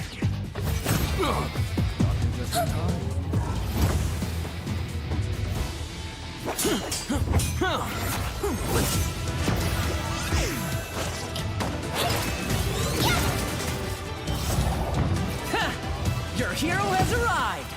Hero, more like zero! Huh? My idol is here too! Huh?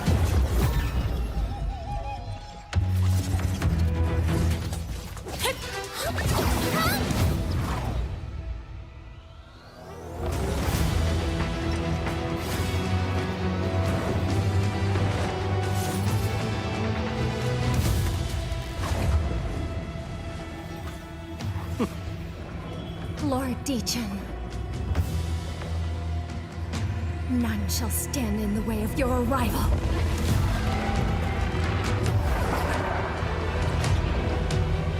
What? Has the Dark Lord already regained his divine power? The ritual isn't finished. We still have time. If we grab the Sky Orb now...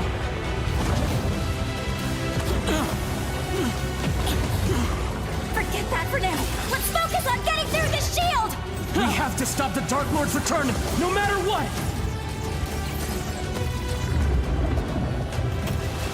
If we can just find a weakness, we'll have a chance. The 5 Thunder Drums can wound the Dark Lord. We've just gotta hit him in the right spot! From death, from the... Nail-biter of a game. Alpha Gaming with just enough to get themselves a lead. They're at match point up 2-1. But of course, Wetrnd fighting to the bitter end, almost taking that one away. That one was a much closer game than I expected. It was really PKL's statement there, whereby they're saying like, okay, Game 2, it was not a fluke. We could really take on some of these best teams in the world, whereby APG, they are a team that went to KWC, went to S3, and right now they are on their tracks to go to KIC as well. So definitely, it's a feel-good moment for the PKL fans. Definitely feel good. I mean, this is the situation. I mean, going in, they're not going to really, dare I say, make the KIC, but this is a moment to be able to take this to Alpha Gaming, who again, 3rd place in MKL. They are not small fishes at the end of the day. Yeah, that's true. And it feels like for the Filipino teams, they're quite equipped coming to KNC. I mean, we've considered them again an emerging region. I'm from Philippines, by the way. I consider ours as an emerging region, but at the same time, them playing like that against a team like APG, who's actually 3rd at MKL, and at the same time with Blacklist International winning against HBSE the other day with a single game tells a lot, is already a statement, I mean, for the side of the Philippines. Yeah, and actually with that last game, Wetrnd really taking that one to the maximum fighting. You could see the fighting spirit. I think it's safe to say that we're all Filipino on the desk on that one, because they were willing to just lay it on the line, right? Guys. And I love it. Yeah, you definitely have my support. It's a little biased at this point, but I was a Filipino fan from that point as well. You saw me how I supported Blacklist yesterday and today as well. I'm supporting Wetrnd as well. My boys Arise, Syndicate, they're all on the screen there. So for them, it is really down to those few key moments, the mental pressure that we talk about that they really need to withhold in those situations. And we're all in for progress here. Yes, progress. At the KNC, because we want to elevate the playstyle of every region. Well, thank you for the Malaysian teams, because you help us elevate that playstyle. But yeah, for this one, a lot of progress. And we have supporters from Filipinos here at the venue. And speaking of those watching our live stream, you can gather around at the venue. Come join us at Quill City Mall. We have lots of activities for you, and even rewards if you come in. Yep. And looking at the global ban pick, these are the picks that have been made thus far. They're not able to play it in Game 4, potentially Game 5 as well. So this is, again, we're trying to draw deep. How deep are our hero pools as we get to this level? Because it's starting to get a bit late. Yeah, I can see you started it. You know why? Because that was just an insane amount of team fights that we saw just now. We were just like all waiting for that final few moments, and coming to this game number 4. early game seems to be an important factor here. The team fighting power being generated by the PKL squad is something that MKL is trying to be matching in that department. Yeah, that's right. And at the same time, the team that has a better way to punish the error of the other team actually wins the game. Because at that moment, I think for game number 3, it was APG leading that department. Because for most cases, it's as if they're pushing Wetrnd to create errors all throughout the game by putting pressure for all lanes. That's why they were effective on that game number 3. Yeah, and it also seemed like Wetrnd were trying to force the issue a bit. I mean, again, they like to fight. It's exciting, right? And you're constantly just like in the enemy team. It's but a trend. Yeah, it's definitely a trend, right? And there are moments where they'll risk it. It's not the greatest of decisions at times. And I mean, hindsight is definitely 2020 and biased in that regard. But APG, on the other hand, playing a little bit more casual, right? Consistent, understanding that we need to stick to objectives here.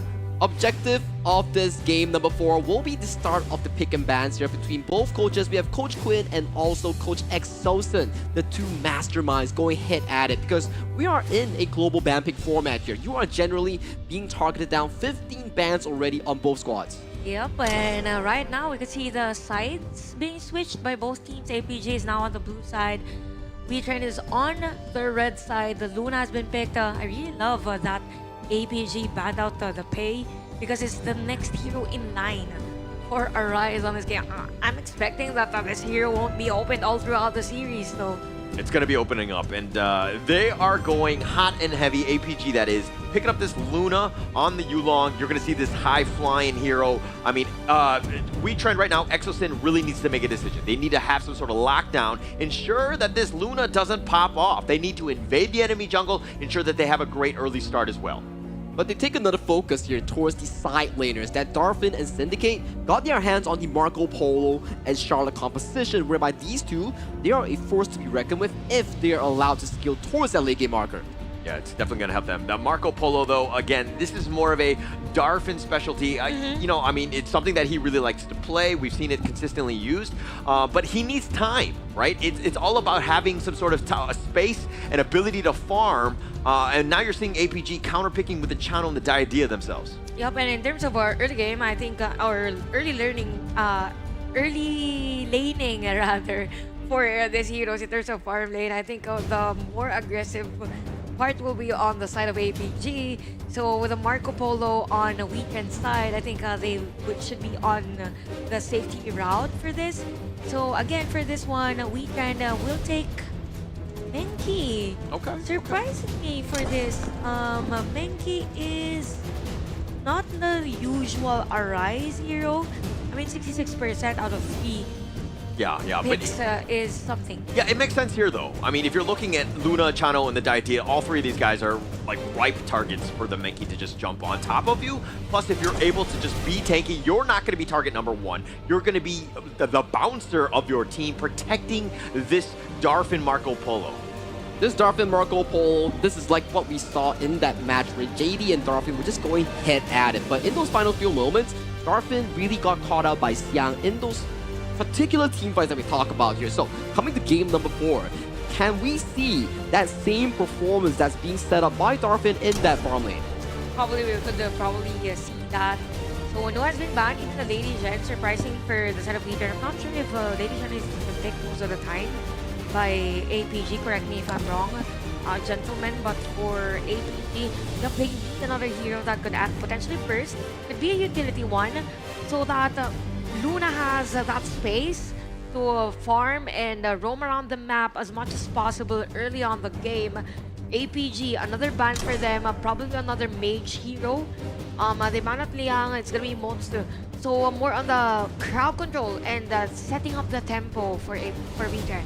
You can see that APG is putting a lot of focus in allowing Yulong on this Luna to play comfortably. So we see the 4 bans here. You have the Pei, direct jungle matchup here. You have the Liang and also Mozi that really counters this Luna in her tracks here. So APG, the key thing is simple. Early to mid game, give Yulong on that Luna a smooth gameplay to be really experiencing. And then late game, that's where JD jumps back in and starts carrying these games. Yeah, if he's able to get that space and farm. Plus, they need a little bit of counter initiation on this team. They don't really have a whole lot of beef, so to speak.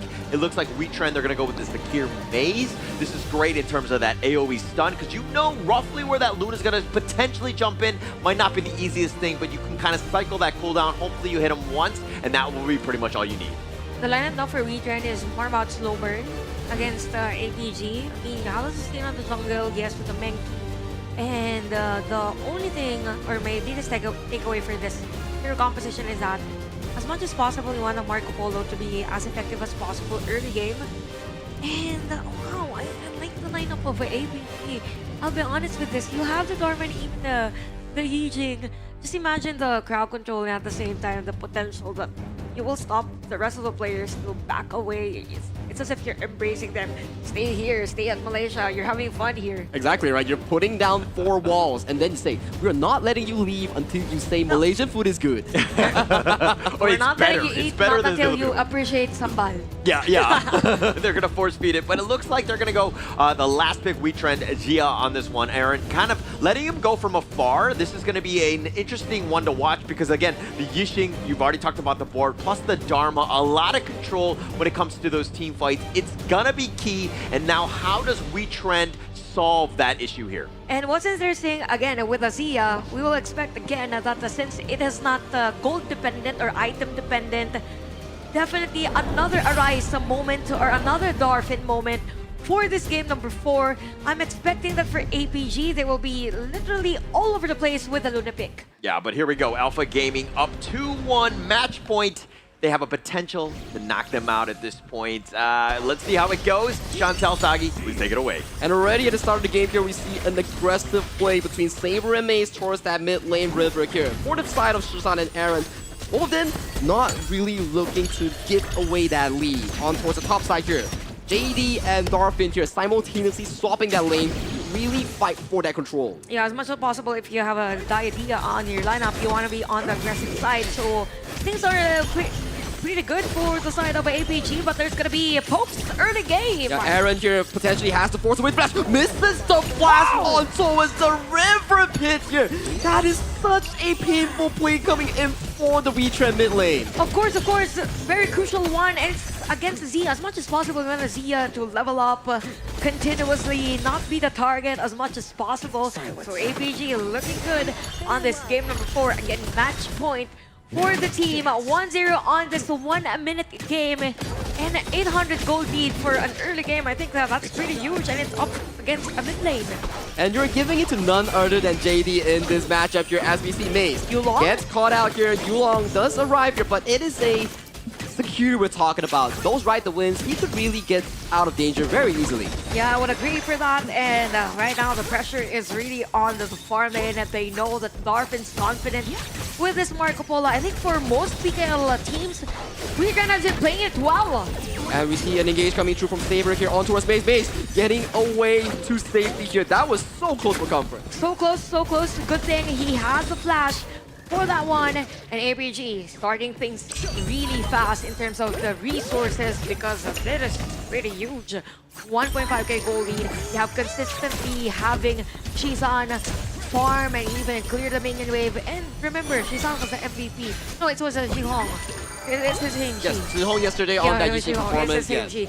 Anyway, they play really well on the mid lanes and talk about precision and even position around the team fight. So for Wetrnd right now, they need to do something, probably a trade. Saber gets caught up by the Universal Law. It's so darn low. Saber with the last hit coming in from Dolphin. Beautiful stuff coming in from Wetrnd's mid lane here. Although a shaky early game, Aaron still makes this marker for that counterplay. That is what Wetrnd needs for this game as much as possible. Limit the lead that APG has.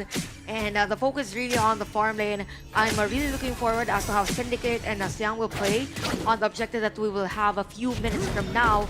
Still, APG is able to sustain this gold lead, so it's very different from game number 1 because even though Wetrnd was effective early game, APG still has that momentum on having Yulong get those farms. That's the difference. Yeah, it's something that Wetrnd has to fix for this game number 4 for them to be able to secure game number 5. And you can see all these farms falling to the pockets of Yulong, JD is also getting a lot of these attention coming in from the mid and roam for the side of Alpha Gaming here. You can see multiple members for the side of HPG just funneling these resources, these vision to really protect this late game channel on this marksman. Yeah, that's true. And I gotta say, we really have to commend how Saber has been playing.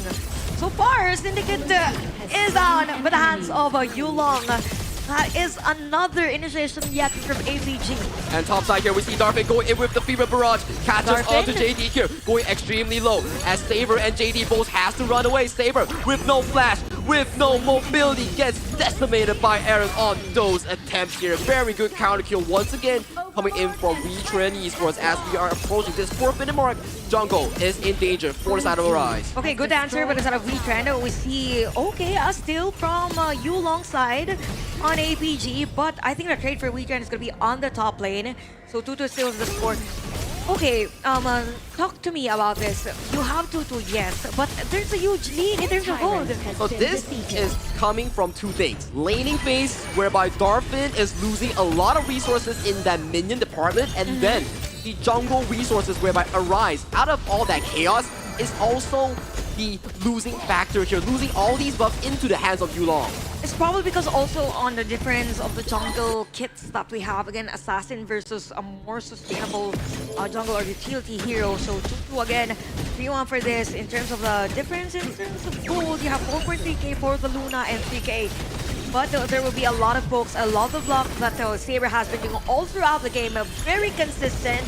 So it is very effective against Wetrnd. They could probably take down this tower at the top lane, to which they are able catches to. onto 2. And we see some form of follow-up coming in from Saber here, but this monkey is just so darn tanky in these exchanges here. So far, we see Xiang going a bit too low here. Damage does come through coming in from Arrow here, as we see Yulong going in for this aggressive play onto Syndicate here. Syndicate, too low for comfort here, has to back away towards safety. You saw that damage coming in from the player, particularly Yulong. So bad. It's so massive that the Syndicate wasn't able to sustain that one.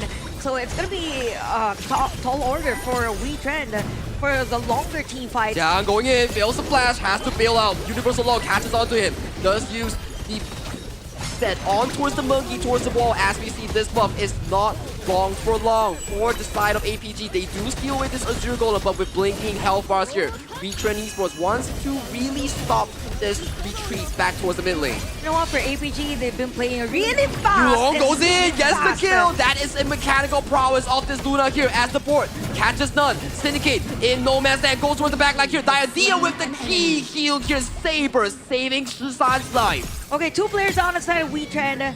At this moment, Wetrnd needs to regroup because APG is all over the place, even on the jungle camps.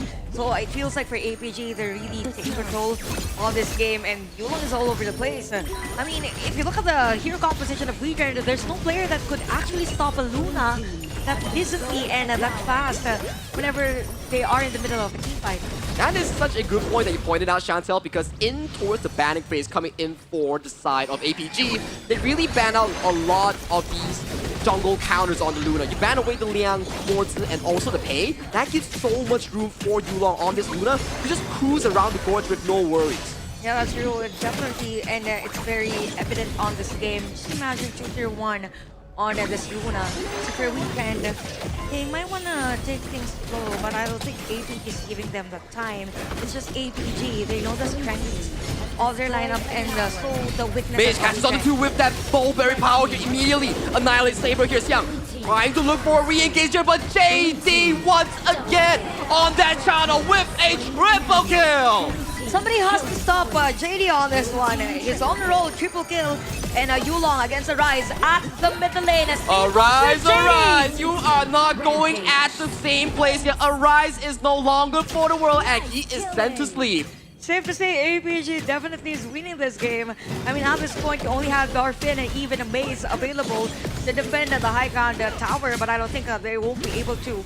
So a 9-4 is the score. 7.6k gold lead for APG. This is gonna be tough for Wetrnd. This is exactly what we talk about, the Wetrnd playstyle coming in from game number 2. If you want to fight, PKL brings it to you. But APG and the coaching staff, they realize that they like to fight, let's draft a strong early game composition around JD, Yulong, and then you have a fight. I mean, they know their ways against. And then we are going in again. Yulong finding on towards Aaron here as Arise is limping away. JD finding the kill on towards Arise. 5v3 in favor for the MKL fan favorites as the first kill streak falls at 8 minutes 30 seconds of the game. Masterful play again from APG. Massive lead. Massive lead. 10.7k for 8 minutes. I mean, you're more than a K or more than 1,000 for every They're going minute. for the end as we see the board lays through. Maze getting caught in no man's land with the final few kills here. Darfin wants to save the game, but the game is going into the favor of Alpha Gaming as they close the series 3-1 for the MKL Nation. Another win for a Malaysian team at KNC. Alpha Gaming winning 3-1 against the Wetrnd. Sagi, they're playing really well. I mean, I'm speechless, to be honest. If you compare all performances, game number 1 as compared to game number 2 and even game number 4, it's as if you're a player that you're leveling up. Are you familiar with anime solo leveling? I am familiar. It's as if they are Jinwoo on this. But solo leveling has the lineup of the same thing, whereby you're looking at a slow, progressive growth into the long-term growth that we talk about. For PKL, it is always about the slow baby steps here. From PKL Spring to PKL Fall to the Honor of Kings Nation Clash, to be able to get games out of APG, to be able to get games out of HBSC. This is the growth we want from PKL. But today, this series falls in favor of APG, evolving much faster in this best of 5. I mean, at the end of the day, the team that has a better adaptation or how they adjust to the other team wins the game. And I think at that moment, it was APG who is winning at that department. But I really like what you've said. I mean, it's all about growth and progression. And I think with a short period of time, the Filipino teams or PKL teams had been progressing really well and playing fair against the Malaysian teams or stronger ones. I mean, you saw them level up. I mean, they Welcome definitely back. got. Thank you so much. I mean, they were definitely playing much better, but I mean, just in the end, Alpha Gaming just too strong, able to close that series out when they needed to. Again, showing a little bit of bias, but of course, I'm proud of the boys. They showed up today. I'll They raise showed up it. today. I'm proud of the boys. It was a very tight series that we saw so far. Game 1 was absolute dominance coming in for the side of APG, but going into Game 2, Game 3, that's where the side of Wetrnd really started fighting back, and it was a darn well series that we actually witnessed in this best of 5. You know what? If you will ask me today who my dark horse is, it's gonna be Blacklist or Wetrnd because of their performances. Yeah. From the previous day and today. I mean, they've surprised everyone and they've been playing really well. Probably for the next few days, they might win a game. Hopefully, not probably. Hopefully, Just yeah. hopefully. You gotta Hopefully. manifest it. You gotta will it into your Hopefully. system. Not just a game, but a series. I think that Of course, they of course. potentially could happen, right? We have still yet to go against the Indonesian squad, so we're gonna have to see that one. I think the rivalry will definitely be there because they do not want to be on the bottom. I know that I've been talking to a lot of the PKL casters as well as the IKL casters. Both of them, they think the other region is on the bottom here. So the rivalry is definitely there. It's riding onto two things, right? Where Rookie is not here today, so you are in his place to fight against That's Chantel Rookie, by the way. See you in that tomorrow. sense, right? So you have Bigetron by Vitality going against Blacklist International here. Both champions of their own region coming to combat for that regional pride. We're not just talking about, a few thousand US dollars, we get more in that prize, but we're talking Regional about the pride. bragging rights. Yeah, because all the points will be added up at the end of the day, and it's as if you're not given the opportunity to brag onto the other team, not until KIC. Yeah. Well, not until KIC. It's like a vibe check as to where you're placed before KIC.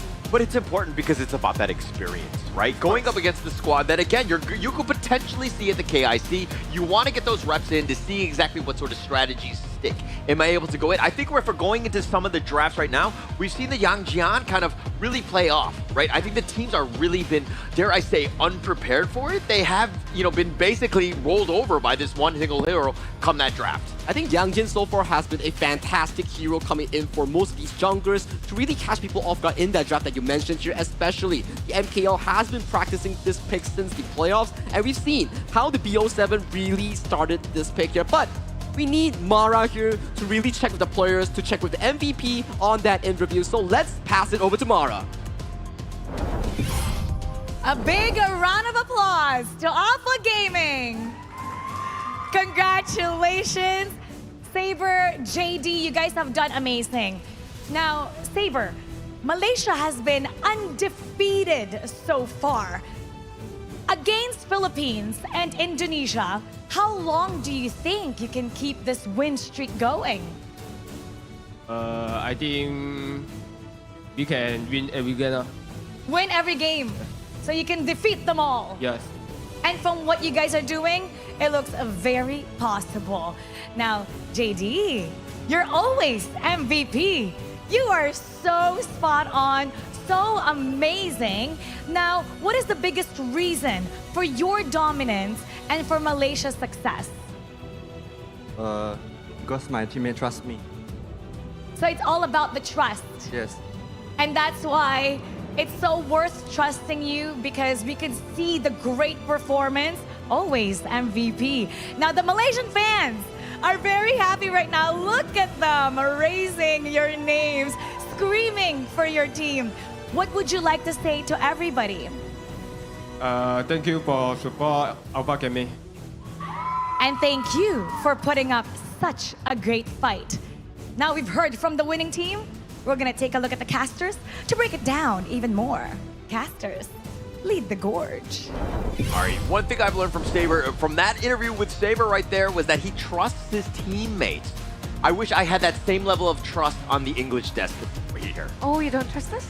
Well, you know, I mean, there are definitely moments, right? It's still a bit early in that one, but we're going to check out the post games. I mean, JD, just like obviously MVP after MVP, when you're 6-0-4, constantly just taking the games down. They were very clinical in this one. Really, very quick game here. Clinical, good point. I think at this point, for other teams that will be facing APG, they really need to stop.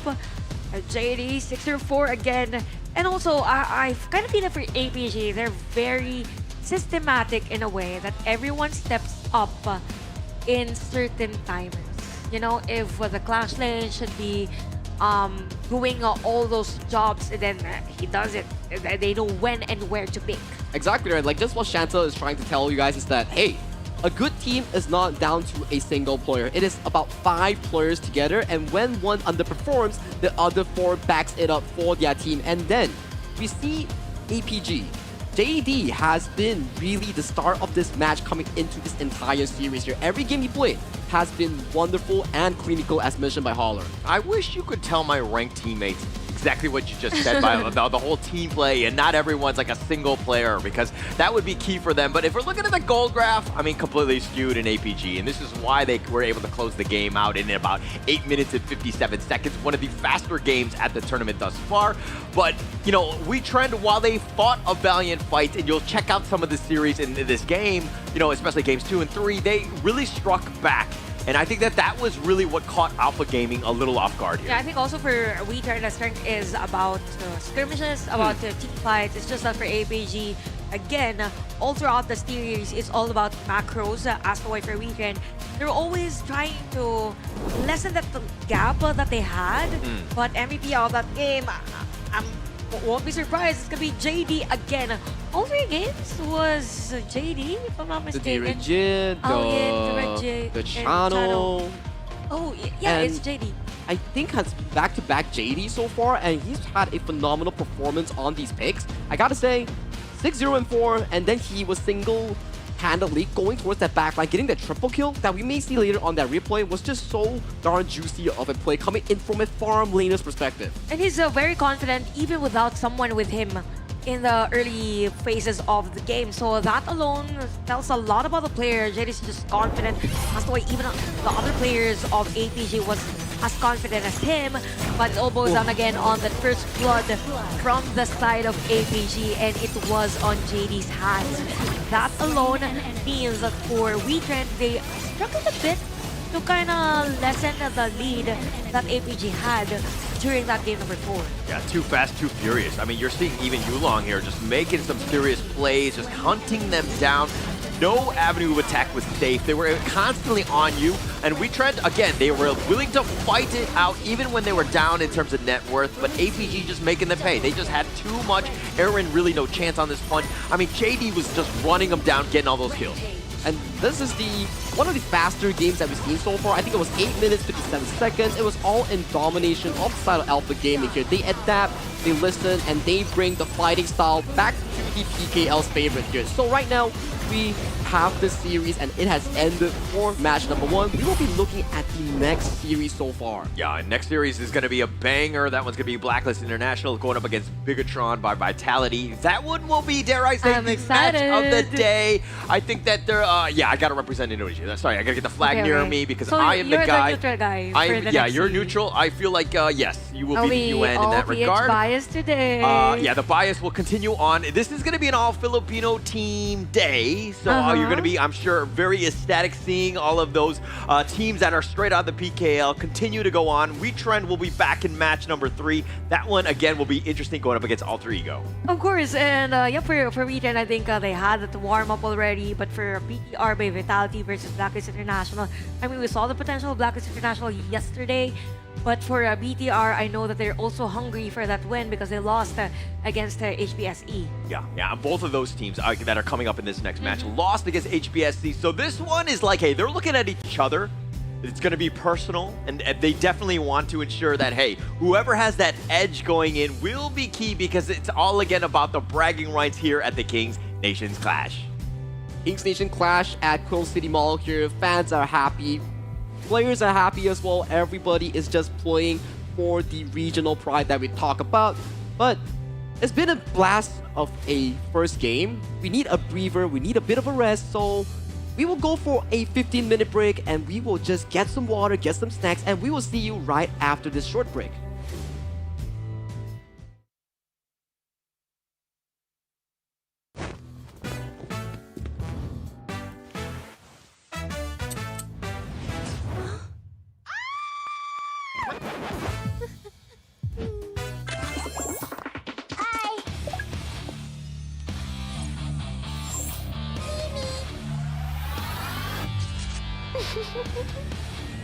Caillou, do not run.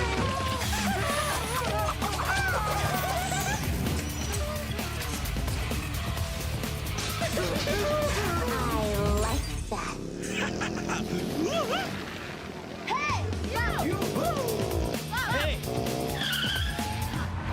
Stop! You! Woo! Wow!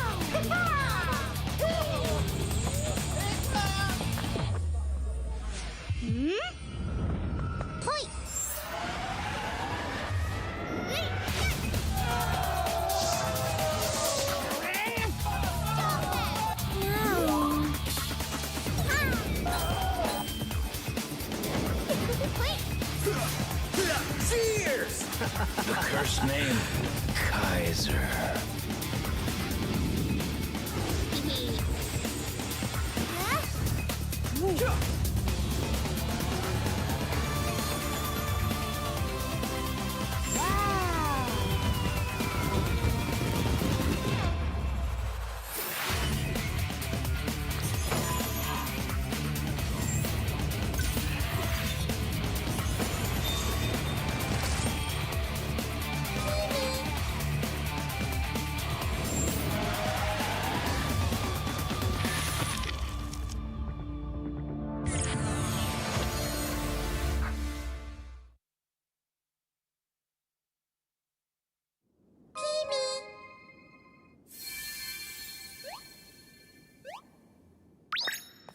Hello. I'm a spriteling. This world is so strange. Happy people are colorful. So beautiful.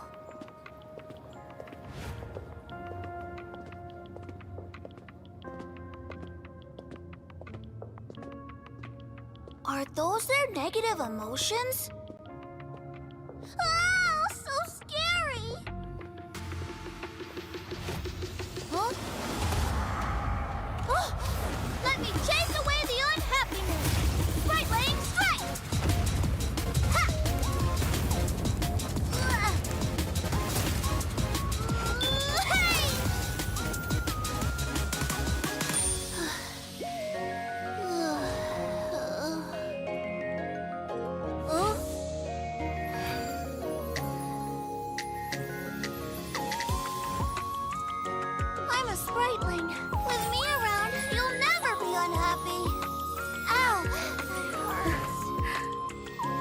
Thank you. Let's be friends. Get him! Get him! Pitch blind, let's play another match! Charge! Welcome to the world of Spritelings! I'll take you to our annual Spriteling Festival! Enjoy HOK and release your unhappiness! The world can't be without Spritelings!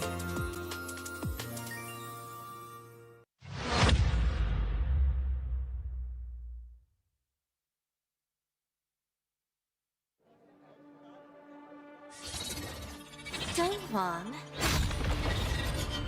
won't you come out to greet an old friend? All this noise, how unruly.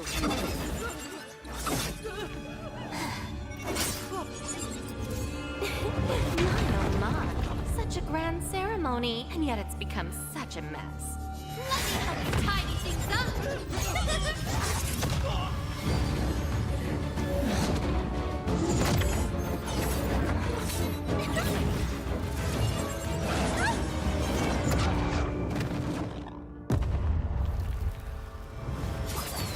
It's almost time.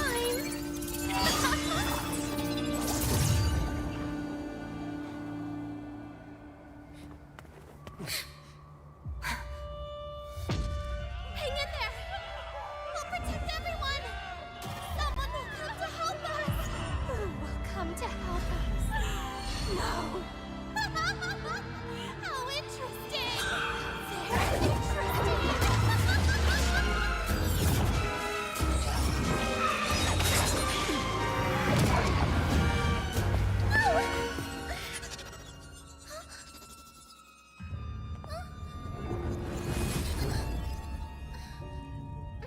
You.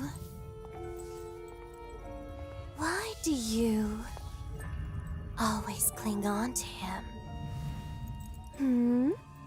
Austrian. It's been a long time.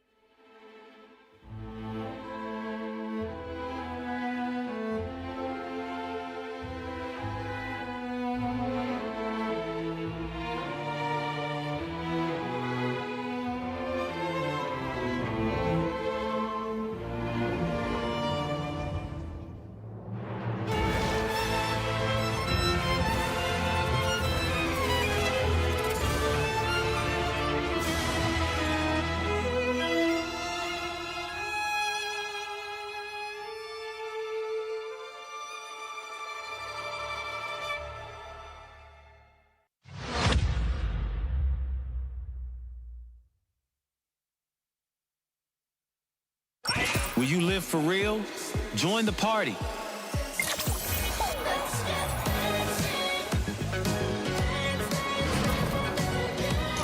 Make the whole street a party and add disco balls.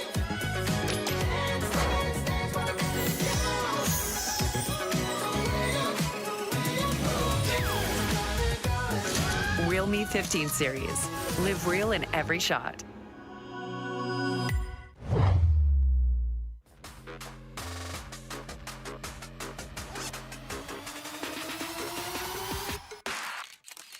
Why are you here? In here's okay, no one can challenge Malaysia. Philippines is the best country lead the way. I'm here to prove that Indonesian always on top. Always. What makes your nation stronger? We have our flag in our chest, and this makes us stronger. Of course, Malaysia lah, because we are the strongest region. Malaysia boleh. Who do you think will win nation clash? You ask a very good question.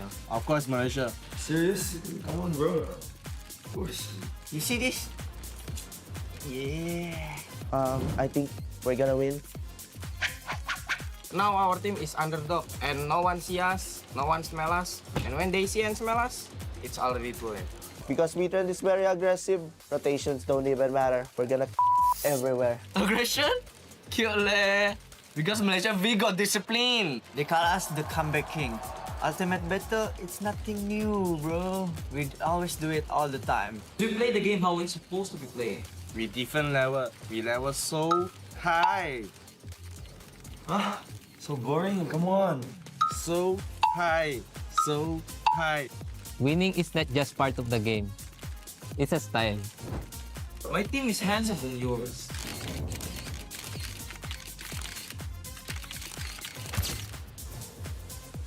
Indonesian smile is the best, bro. You want some proof?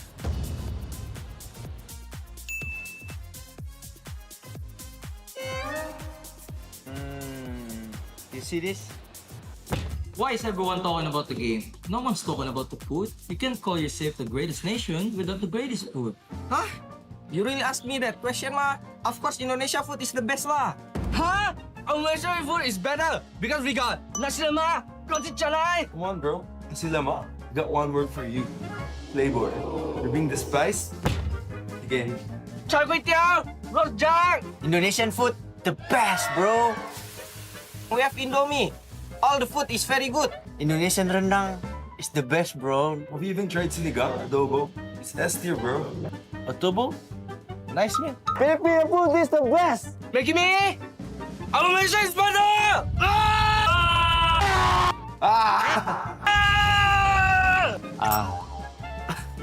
Wait. You are just better.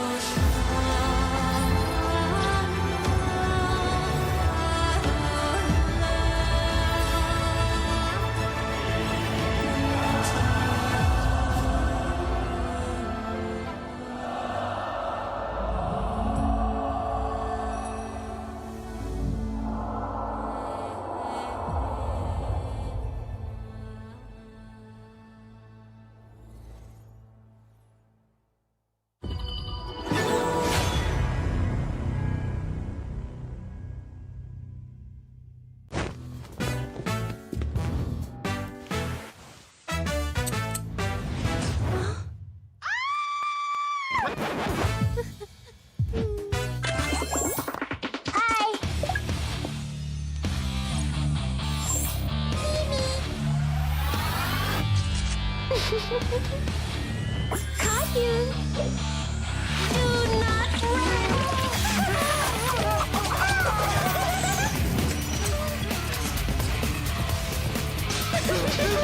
I like that.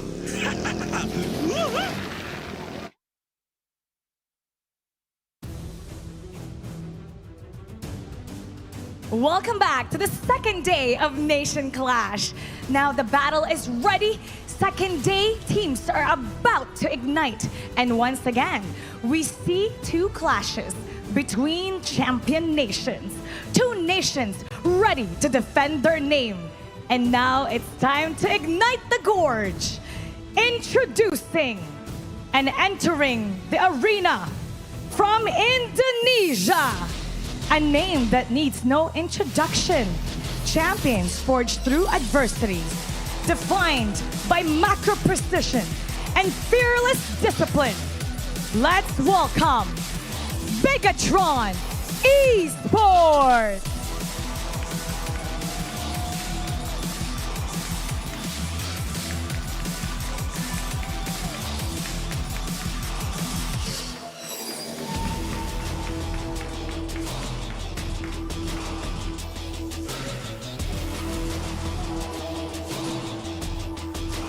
Bigetron Esports, ready to defend their nation.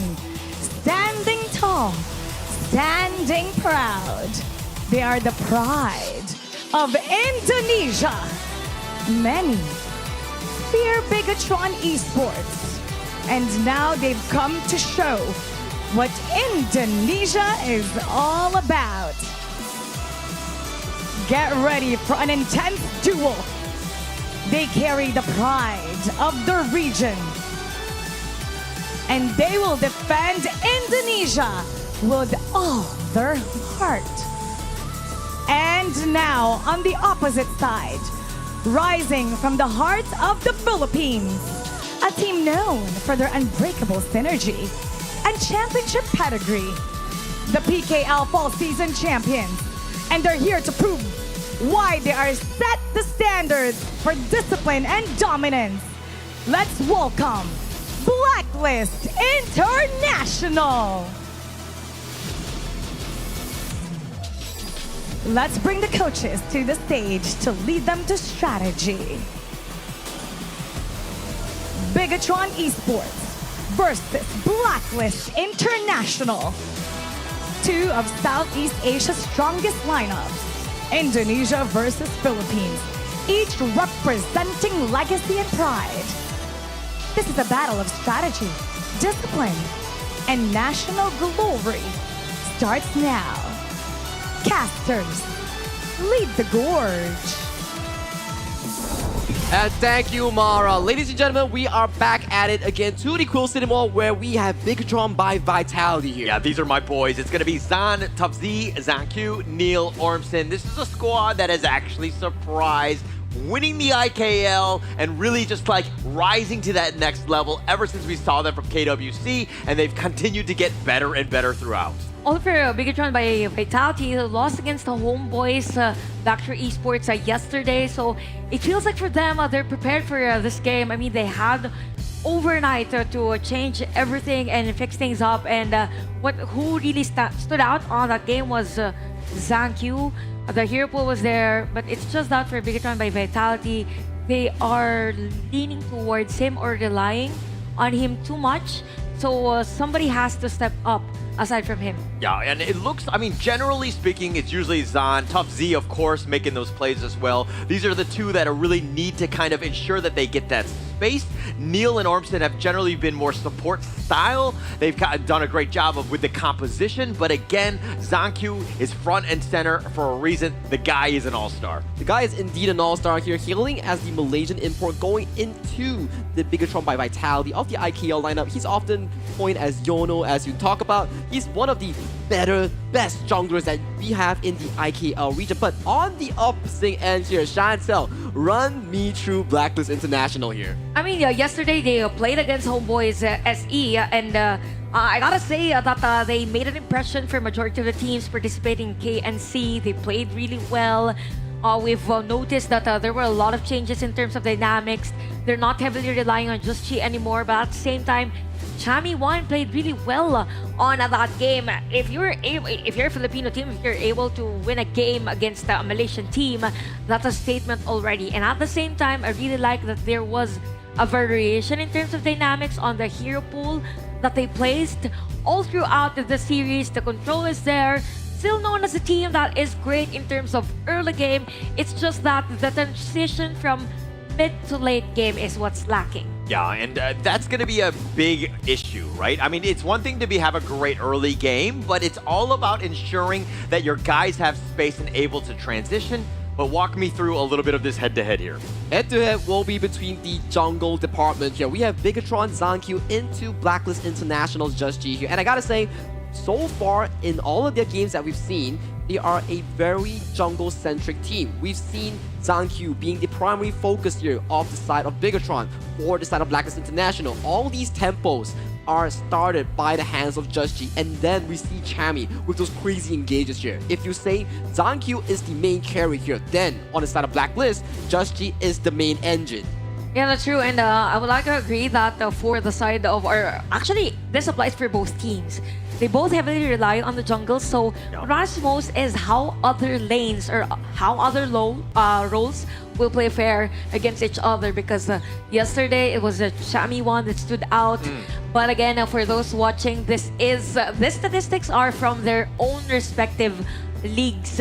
Okay, so this is from IKL and this is from PKL. Of course, the win rate will be considered is expected to be higher for Blacklist side because they were the champions of PKL. I think going into this one, the biggest piece is that, the letting Just G shine. I think that they were kind of setting him up for like a rough start, especially with that Lam. But going into this team head-to-head, I mean, it's pretty much a bit of a wash. Everything is so close. If there were going to be ever a matchup where the teams were incredibly close, this is pretty much it. And to add to your point here, Holler, both of these teams, they are looking for the first series win coming in for their respective nations here. So it means a lot when you are having both Bigetron and also Blacklist, the two champions here coming in from both PKL and IKL going at it for their first series win. Probably in terms of the hero pool, for both junglers, they pretty much play the same type of heroes. It's just that for Blacklist side, I think in terms of the rotation or in terms of the execution, BTR by Vitality has the upper hand in terms of that. Yeah, so again, I think if we're looking at both of these matchups, this is pretty much it in terms of, your stake. If you're Indonesian or from the Philippines, these are the two teams that you are your champions, right? You want them to do well, especially in this statement game. This one is going to be important, especially going into the second matchup here. And let's check out how our players are actually looking. Are they feeling jitters? Are they feeling nervous? So you can see on your screen right now, they are just chilling right now, getting some cable management here coming in from Just G. Yeah, and I think that if anything for these two teams, they have that experience. They've been on the international stage. They're not worried at all whatsoever. I think that we're in a state where things are good to go. Right now, it's about leveling up and beating that team that's sitting across from us. And as much as possible, you want to get those points as early as now because it's already day 2 of the group stage. Tomorrow we'll be at the semifinals, so we get to determine who's gonna be standing at top and be at the grand finals. So definitely this is something that both Indonesia and the Philippines has to look forward for. And it is also like a prerequisite towards the semifinals here. So with MKL, they have already secured that grand final slot here. So for this game alone, you're fighting for bragging rights and also the motivation and also the sort of things like the pride that you're going into that BO7 tomorrow with that semifinals here. So it makes it into a point whereby, yes, I win this, I wake up even better tomorrow. It's all about that experience here, which is going to be key. But it looks like we're going to be going into the second match. Game number 1. Draft is underway. Okay, so the one takeaway that I had on APG side, or particularly for most Malaysian teams, they tend to prioritize heroes for the jungle. I'm just not sure if they will do the same with the Coach Omkers on this. So Blacklist International will be on the blue side. We have BTR on the red side. Dharma has been banned, and even U1 and even Arlie on the other side. Yeah, and I think the Arlie ban is definitely a respect. I mean, they don't want to let Golden Kite get going on that one, especially because they tend to pick that one first. They've banned out the Dharma, which is something that they do like from Jamie 1, so it's an interesting one. But again, it's more of a lane matchup thing. They're going to look more towards the late game and letting maybe Jamie 1 getting that at a much later time. I think this, as to your point here, Holler, Chami 1 has been one of the star players here coming in from Blacklist International. More of these aggressive big moments all come from this Clash Lane player here. But over to the Bigetron side, we see more of these consistent side lane laning prowess coming in from Zan and also Tough Z, which really allows him to place those mid-game big team fight scenarios. And if we're looking at this one, Blacklist International just saying, hey, we're going to go Loom. This is the tried and true. Let Golden Kite play one of his signature heroes. Be very strong. And again, it doesn't show any any of your draft, and it's very open at this stage. Yep, and I think for that one, I thought for Blacklist International, they prioritize either Mayin, something like that, any hero for Chami 1's side. But again, another combo that is hard to stop.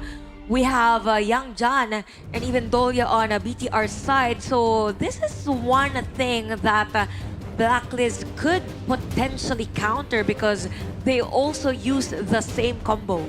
This is a good start coming in from Bigetron, right? Because this Yangjian Dolia was the Game 7 composition, which really pushed them to that win against Kagendra in the IKL Fall Grand Finals here. But Blacklist, putting more focus into the jungle department, does drop that Luna on the hands of Just G with that Lianpo to protect that jungle. Oh, I like it how they're going to go with fireworks in that regard. Going with that Luna for the Just G. Let's go into this one. Let's start things off hot and heavy in that sense. But the Yangjian has been almost like such a detriment. It's been so difficult for the other teams to really deal with. Is the Luna enough though? I think this comes into the play whereby can Just G survive against Zankyu in that jungle 1v1 matchup here. We are seeing Blacklist as a unified one where they play the game really well when they get going in that early game here. Problem is, are they able to sustain that early game against Zankyu in that jungle department? And speaking of sustain, I think that's a department we're in. Blacklist International should be prepared for, given the fact that BDR by Vitality now has the Yixing. And we saw the potential, actually full potential of Yixing the other day with the hands of the other players, wherein there's a huge gap control. Many of the audiences and even players normally focus on the board, but at the same time, the territories could be one thing. So something that the Blacklist International could counter with a Lianpo pick, which is a pretty nice answer. Actually, it's not an answer because Lianpo was picked prior the Yixing, but I really like also that for the side of BTR, they're more on the slow burn type of a hero composition. They have the sustain, actually even for the support side. So right now, they need a hero on the farm lane that could potentially deal damage early game, transitioning to mid game, and has a decent one on the late game. Yeah, so, but the thing though is that, again, it's all about that board. Yixing in that mid lane, setting things up, locking them down, ensuring that the back line is potentially protected, because that Dolia's there, and they all yet to pick the farm laner as well. The farm lane will be an interesting pick here coming in for the side of BTR Zan. Things have been going down in that farm lane pool whereby BTR banned away the Arlie for Blacklist International. They remove the Chano and the DRJ. All the heroes that are decent in lane against the low has been removed. Potentially we might see the Marco Polo come into hand for the side of Zan. Do you really like the Marco Polo here though? Like I think that, especially with like the Dolia, it doesn't really, I mean the 2 Fever Barrages, okay, but is it really that play that you're looking for? It's such a late game hero. I don't really feel like it's an S tier farm laner to deal with like a Loom. I think it's decent, right? Because the Dolia will be funneling all the ultimates in towards the Yangjin and also the Yixing for those double healing or those double boards that we talk about. And then the Marco Polo gets to have this decent early game by lane swapping to a crossman. And in a 1v1 matchup, it is pretty 50-50 between the Long and also the Marco Polo. Yeah, to be fair, I was thinking about a high note for BDR by Vitality just because they have the Dolia. on their lineup could be an option for them. It's gonna be Zia and Byron for Blacklist International. Okay, more about the brawl for the lineup of Blacklist International. A mixture of early game. You have potential spike on this Ao Yin. Same goes with the Sia on the late game, early game, and Lady Sun to complete the lineup of BTR by Vitality. Pretty much basically the same in terms of the departments that they covered for the year composition that they had. Yeah, and if we're looking at this one, also the Gia as the pick here, it hasn't had too much success throughout, but the wave clear is something that they were kind of lacking, and that kind of clears that one up. Plus, you were able to level up the potential Luna, so I see this more as a late game play. And that Zia alone, with Pauler's point of allowing you to go to that level 15 and post prior, is a good point. And one more thing, it shreds that front line with easier. So for that Yangjin on the hands of Zankyu, that could be a bit of a trouble coming in for the side of Bigetron by Vitality.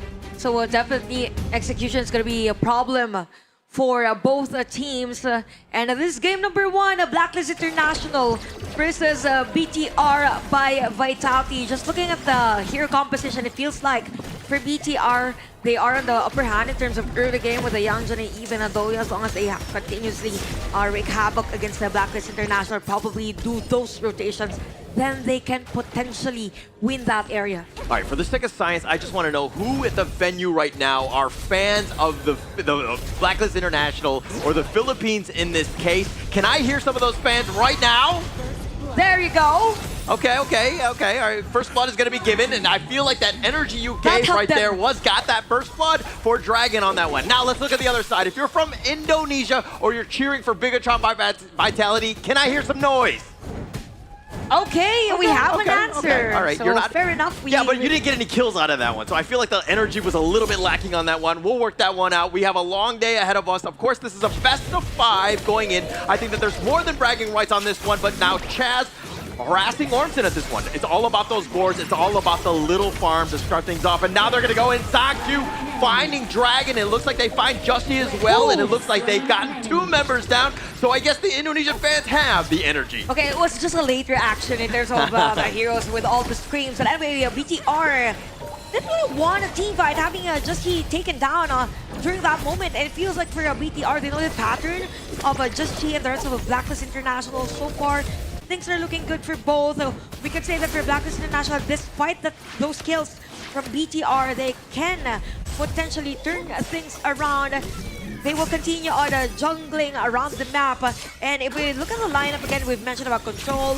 We've mentioned about clearing out the minion wave for Blacklist International. They have the kit. They have the sustain also. It's just that as much as possible, they need to somehow lengthen the space for Golden Kites farming late phase. Yeah, I'm not going to give an edge to any of these teams going in. I think that draft-wise, I think that it's a bit of a wash. It's all really coming down to execution. I mean, Chaz has to flash away. He's going to be fine. But this Yangjin, the Zankyu is going to be a problem. They need to solve that one. At the same time, Jushi's Luna. This is going to be a tough one, right? Is he able to constantly get those buffs in the early game?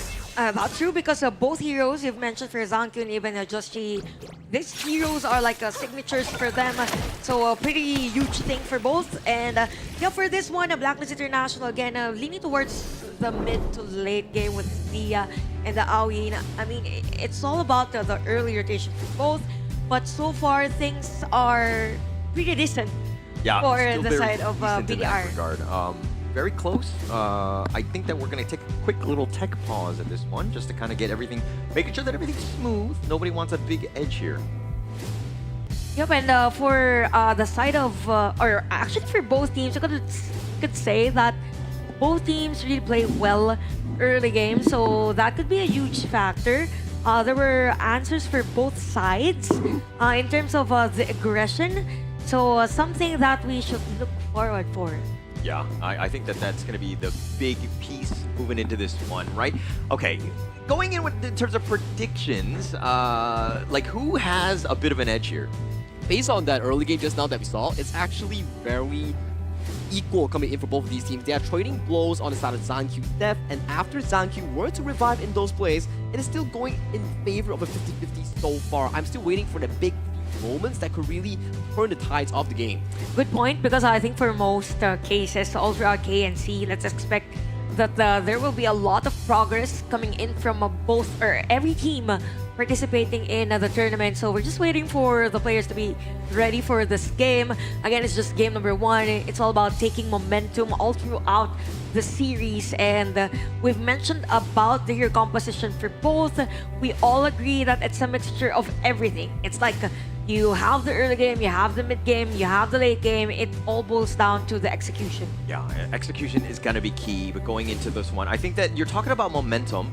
Game 1 is it, right? Really setting the tone and putting the pressure on the enemy team. That is what you want to start. That's like the dream. So going in, and you know that these guys are all fired up. They want to fight right now. And that applies to KNC because I don't think we had this series that went for a reverse sweep.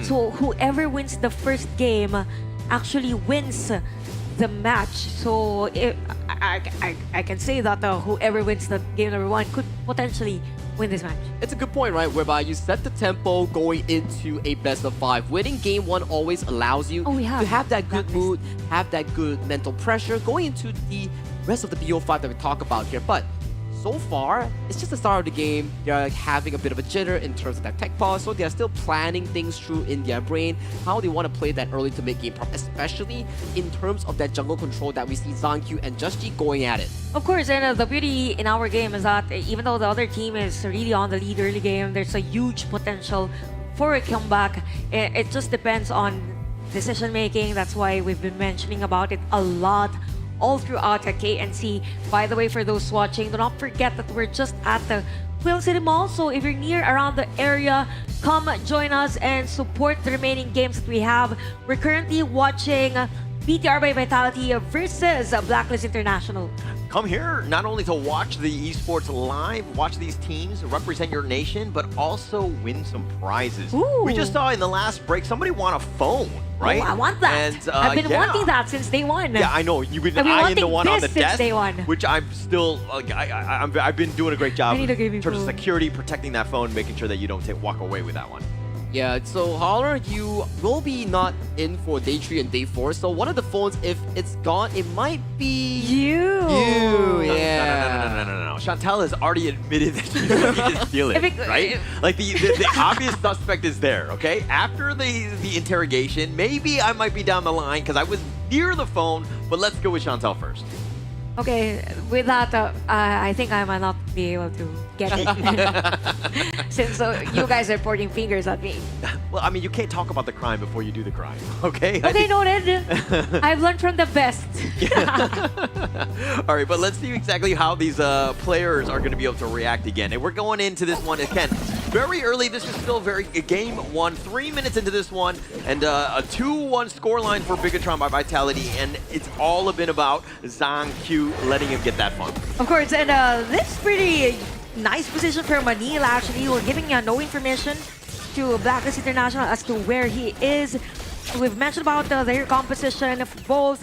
You have a nice lineup with the Lady Sun and Ina Augin on the farm lane. So expect their on the rotation will be mostly on the farm lanes. And for Blacklist International, they're just taking things slow for this. Okay, let's take things slow. Little by little. Yeah, very It's slow. the small things that matter. Yeah. It's making sure, again, everything is smooth before we actually get into this one. Another quick pause just to make sure. It looks like, again, before we go into this one, everything has to be silky smooth, right? We're at that stage where, we can't make any mistakes. If you, falter at a moment's notice, you have a little bit of a stutter, that would be detrimental, especially early. You don't want to give up, any more kills. Of course, we want to give them the best gaming experience as possible. And thank you so much to our Malaysian friends for the warm welcome, by the way. We had lots of foods already. Thank you, Sagi, for turning us with, having us test. Yeah, you're welcome. I got I you love the duck rice. And the purple rice. The purple rice. The purple rice. The Nyonya purple rice. That was a bit of a delight as well because we had it at the mall, at Quill City Mall. So for those who are interested in watching a live event, if you are from Malaysia, at KL or Selangor, do drop by to the Quill City Mall to actually watch the full event in full live. Yeah, because aside from the activities that we have, we also have rewards for you. We have phones. I see this poster and I see a motorcycle. I'm assuming that we're giving away Motorcycles. Yeah, I actually don't know. I saw the motorcycle Okay, as I'm well, just- and I wasn't kind of. I'm I was not like, putting words in yeah, your yeah. mouth. I'm sorry. Actually, the motorcycle might be actual size. So I don't know if it's an actual Never mind motorcycle. what I said. But they do have games. You're able to win that, and obviously the crowd. They have some cosplayers as well, and the ambiance, the environment of everybody has been kind of electric throughout. It's been giving us a lot of energies. The teams as well, and they've really shown up because of it. This is Malaysia. Welcome to Malaysia, Thank Chantal you, and also thank you. Holler. We provide the best of the food, we provide the best of the hospitality, so we welcome you anytime back to KL Selangor. I consider myself half Malaysian now. Nice. I don't know, That because I quickly? love the food. That quickly? Just because of the Because food? of the food. I love spicy food. Okay, all right. Literally, you just ate like you had like 3 meals, and then all of a sudden you I was here like this is my fourth time here. Oh. Okay. All right. Am I passable to be like? Yeah, half- passable. We Thanks, approve it, we allow it, and we welcome Chantal to the family. Give me some. Well, what about me? Am I invited as well? Can you handle spicy You're, food? you're Yes. like multinational. What's your spice level we're talking about? Can you handle nasi lemak with sambal? Yeah. Oh, okay. Yeah. Oh. Come at me, bro. That's passable. Interesting. Yeah. Sorry, what is sample? No, I'm just kidding. I'm kidding. No, I know what it is. Of course, I've had it. Yes, it is delicious. I think I could tolerate quite a bit, but I don't want to be doing like the spiciest like challenge, like the spiciest chili or something like that. Let's not go that far. I think for players, so now that we mentioned that, maybe they should try like the spicy challenge. Oh yeah, that could be Malaysian. interesting. Yeah. So could you share Hopefully- a bit on what's like the most spicy dish you have back in the Philippines? Oh, okay. We have the Bicol Express. It's like a pork, maybe even a beef. It's your preference. Okay. That has coconut milk on it and has lots of chilies. Lots of chilies, like grinded chili. Yeah. Oh. Could be whole, depending on who cooks it. Yeah, everybody has like You're their own too timid taste, to like right? Their own touch. shred it and then raise it whole. Yeah. All this food is making me hungry, but for our Yeah, players, thanks, they guys, are for the food. really just prepping up, checking their devices one last few times. As you can see their fingers, they might just be going back into the game in just a short few moments. I think so. Yeah, I think they're just making sure everything is in order before they go for this one. Obviously, again, it's all about having the best streamlined experience, no hiccups whatsoever. Everybody's got to be on the same page, so we have a fair playing field.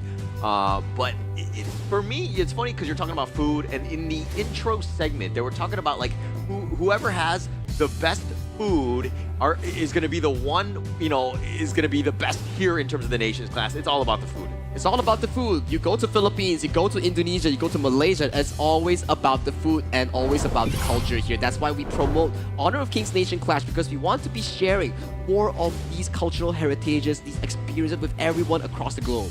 I'm just really happy to be part of Nations Clash because I get to see lots of players.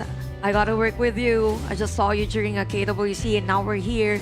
So it's really an honor to be part of this event and to see a majority of the players play fair against each other. Yeah, but okay. Vote for Honor of Kings at theesportsawards.com/vote for the Esports Game of the Year, as well as Mobile Esports Game of the Year. I believe you can vote every single day. So this is something that you want to constantly do. Ensure that you do that. We want to beat some of those other games, so to speak. I don't think it's going to be in question. We saw the in-game votes for the teams that were playing today at the Nations Clash. I know that the power of the players is at home, and you guys are able to do this as well. I think for some teams it was around 20 million votes. Wow, that's a lot. It's crazy. Yeah. I'm not sure if it was Blacklist International that had 20 million votes, but yeah, with all your help, well, then maybe we can win an award on that Esports award. It will be interesting because Honor of Kings, we are, as a global scene, we've been out last year, and then right now we're looking at one of the largest awards in the esports environment to really win it all, if not with our entire audiences here. Our audiences, our players, everybody can chip in a bit of their strength to form a big family, to form a big award for us in this title. Yeah, and to be fair, we also have other activations aside from KNC happening. We have the celebration for the decade anniversary, so it's one thing already. I mean, every tournament that we have, it's as if there's no break, because after this we go straight to KIC on November 14th. And I think for some KOLs, they will also be experiencing the KPL from November 9. If not November 9, November 7, November 8, 8. 9. November 8, thank you. Yeah, I mean, there's leagues throughout, I mean, the world. The championship is obviously the next big target for all of these teams that are going to be there. And then after that, when you're going into Challengers Cup, which is going to be in China. So, there's just level after level after level in terms of these the esports leagues, right? And that's the amazing part. The fame, the fortune, all of these things and above is going to just set you up for a great 2026. Yep. All these tournaments that we talk about for KNC, right now you're playing for regional pride. You're playing for the experience in front a live audience. And then we will slowly scale into KIC. That's where Chantel, Blacklist, and Boom Esports, and all these Philippine teams will have the home ground advantage. And bear in mind, I love the PKL fans as well. Of course, and now that you've mentioned about KIC, now I remember we also have the Phoenix Reborn exactly, qualifier. So talk about non-stop HOK, right? So we have lots of opportunities for the players. I mean, everyone is welcome here. We say that in the Philippines. We have this phrase, lahat kayo welcome. It means everyone is welcome. Lahat kayo is all of you. Yeah. Is welcome here. Lahat kayo. It's like the language that we say now, or the voice that we say to everyone who wants to try HOK. Yeah, I mean, this is the perfect time, right? I think that, the game is in such a great spot. Plus the potential, like the growth is definitely there. There's a lot of, the skill ceiling is so high, so you can constantly improve no matter what happens. I mean, the ranked games are great, dare I say, especially when you're winning. My experience, when you're winning, if you're winning, then ranked games are great. When you're losing, it's a little bit more than just learning. It's a lot of stress. Well, let's save the talk and let's bring it right back into the game. Okay, Tyrant is taken for BTR by Vitality. Blacklist International finding that standing ground against BDR. Yeah, Ormson, though, taking a decent amount, Blacklist International. I mean, starting with that Overlord, gonna be key at this point, because it's, again, just about the early small wins. Golden Kite needs to be careful. He gets on his dragon, just barely gets on out of that one. That was way too close for me. Good thing there were no other players from BTR around the area. If not, it's gonna be a secured kill for them. So right now for BTR, what's effective is that they are normally seen around the areas of a Blacklist International. Good thing for Blacklist, they still have that minimal lead on this game. Again, in terms of hero composition, it's a mixture of both. Zanky is ready anytime to dive against Blacklist. Yeah, at a moment's notice. The guy has got no fear. He will constantly be on the back line, harping it on. It's just a matter of time before he gets those items, though. And then he becomes super strong, especially on this Yangjian. It's going to be a very scary ride for Blacklist International. The only thing that made the BTR falter on that game against Homeboys yesterday was that they haven't given Zanky the chance on the early game. Good thing for them on this game, at least they can do so on Zanky continuously farming around the camps. So expect that this game is going to be a bit slow early game, because we all need those items as much as possible. There's not much of a lead in terms of gold on the jungles. So it means early game is as effective for both. Yeah, and that's kind of what we were talking about in the pre-game, right? A lot of the teams have been kind of arrowing in on Zanky, limiting the farm in that space that he's been given. So it's kind of one of those things where the other guys like Tough D, Zan, Neil, all these guys really need to step up to kind of pick up the slack. That's true, and what's effective right now for BTR is that they tend to stay on the bushes. As to why for Blacklist International, they don't have that much information. Bottom lane, you have 3 players from BTR. Almost all alive is the tower, so talk about aggression. BTR is doing it at the farming. I mean, but they've got 4 members, right? And yes, they've, deflected Bigetron's assault on that bottom T1, but they didn't really get anything out of this. And now Chammy1, all the way in the bottom, is going to make his way to the mid lane. Joshi has taken the space in the top lane, so utilizing the space that's been given. But again, it's a lot of walking around, but again, no kills. By the way, take note that for Neil, he already has the Venom Staff. Oh, they're looking to go for this one. Chammy1's got the force field suppression, but Zanky at about half life, and it looks like they're going to end on that note. I love the discipline coming in from both teams. I mean, it could have been a play, could have been a team fight for both, but they all know that they need more space, they need more time. But what's really nice is that for Blacklist International, they're up on gold 1.6k versus BTR. Now is their time to set up a play, probably at the bottom lane as the Universal Law has been used. Take note that even the ultimate of the Yixing has been used Oh, already. they're taking liberties right on the Chammy one. He eats this one. He's going to be picked off. Topsy making it in pay. He wants to go in, gets the pull in, gets onto serious mode, and not enough to kill Chaz. Oh, he gets sniped out with that rolling raid, Zod, but he might go down. Golden Kite revenges his friend. Overtake for BTR. Good trade for Blacklist International. Although at that moment, 2 players were down. On the side of Blacklist, BTR latest was very effective at the time, but he was taken down by Blacklist. 2-4 is our score. We could see Zanky now on the jungle camps of a Blacklist, finding a way to somehow spot Joshi's area and potentially take this one out. Yeah, Zanku is actually going to steal that with wow. the smite right under the noses of Joshi, and they tried to go for that smite battle, and he just barely ekes this one out. Chammy one looking for revenge, but Zanku a little too strong at this stage. It's as if for Zanku, he is one step ahead in terms of positioning versus Joshi, because it's all about timings now. As much as possible, you want to be ahead in terms of position prior those takes. And speaking of ahead, we could see a potential destroyed turret or tower at bottom lane, which they actually did for BTR by Vitality. Tyrant has been taken by BTR. Yeah, it's looking to go that way. I mean, they have that space, they're fortifying it. Ormston will take it for good measure, ensuring that they do. But the biggest thing about Bigetron by Vitality is the fact that they've taken the top T1 and the bottom one. That's hard resources going in their direction. That will help them out more so than the kills itself. Yeah, I would agree. And also, that's the farm lanes area. So let's later on for Blacklist International, they will have a switch in terms of the laning for the farm lane and even the clash lane. And the only difference that we could see from Blacklist International from the previous day is that they're not as aggressive as they were now that they're up against BTR by Vitality. I feel like they've just been like, calm down. I think that was the biggest thing. Game 1, they were hot and heavy. They were looking to fight. But come in this series, they were like, okay, actually, we can play a slower game. We can continue to just, out-resource them, out-macro them, and play our game. Yeah, and they just know that they need as much as possible for this Zia to farm up, be at level 15, use the Sanctify. So things are a bit slow. In 25 seconds, we both have the Tyrant and even the Overlord. So 2-4 in this 9-minute game time. Blacklist International is grouping up.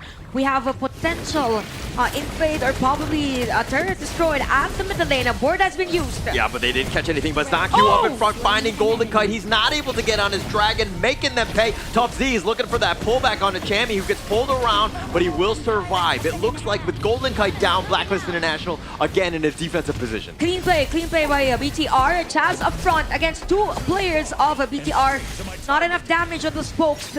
So for Blacklist International, they need to regroup on this one.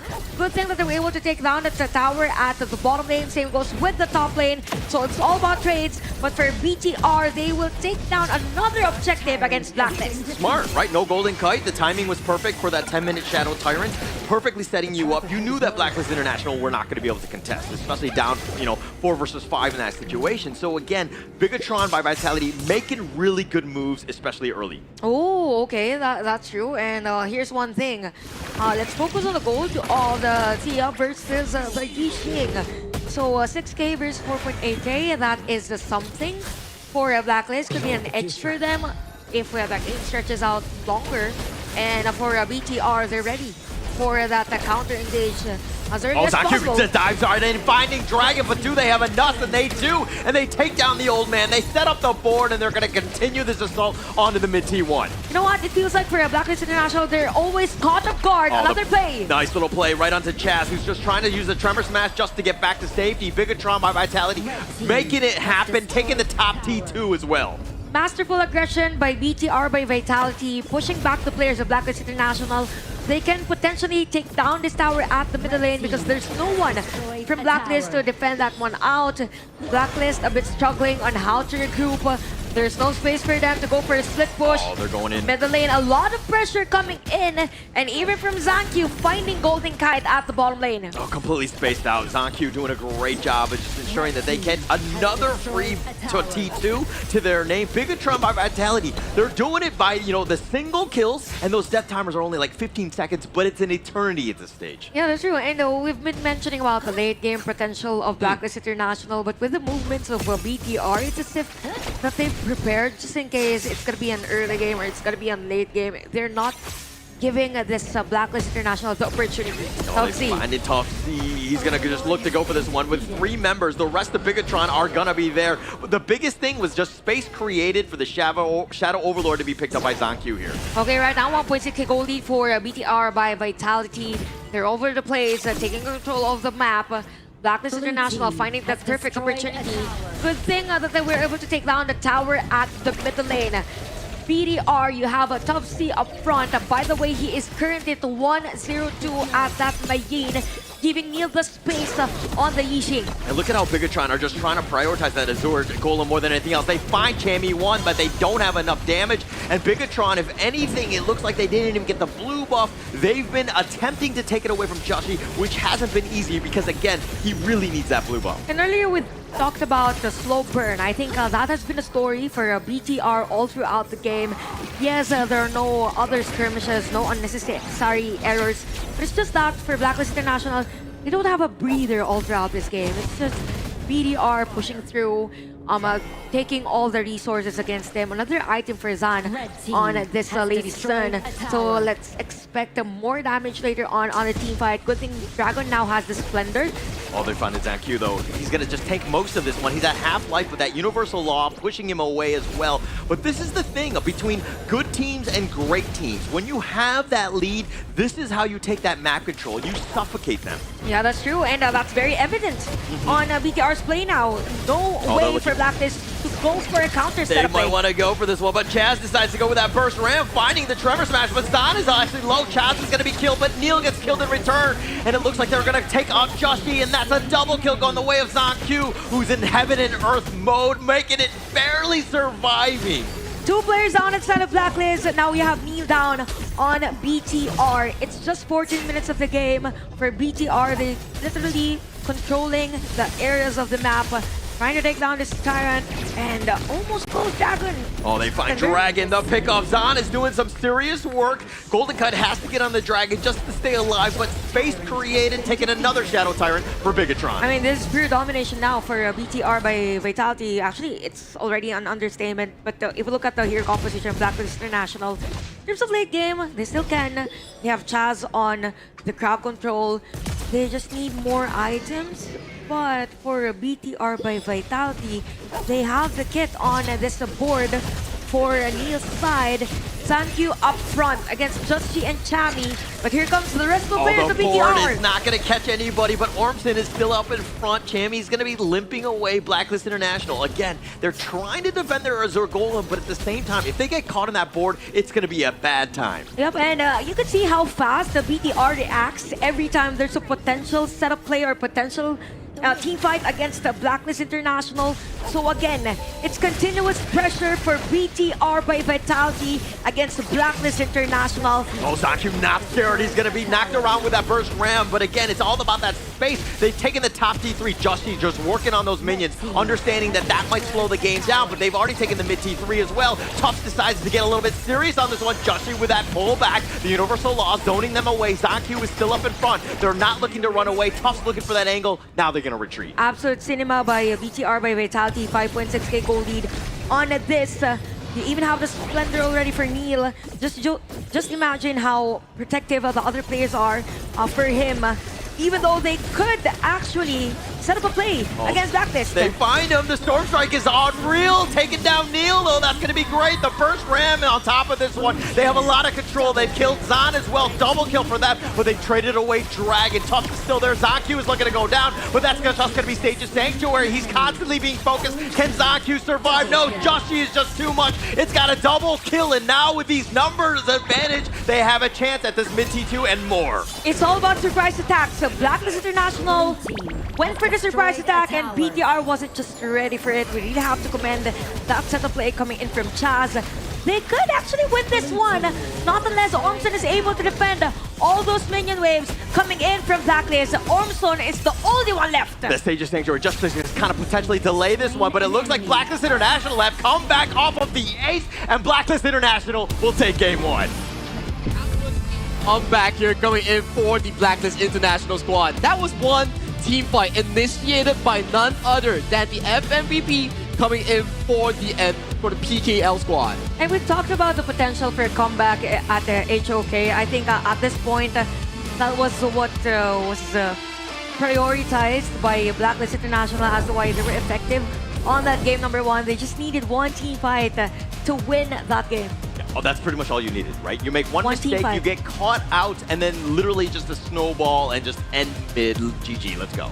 Autoluz is smiling. Autoluz is smiling there. He's like just like having the time of his life, just casually cruising, giving us those finger hugs. But definitely, everything looked very smooth and good for the side of Bigetron by Vitality. It was that one last team fight initiated at the start by the side of BTR, which Chami won. The one and only found that big play. And I think for the lineup of BTR by Vitality, the kit for a crowd control isn't that efficient or evident on that game. Evident.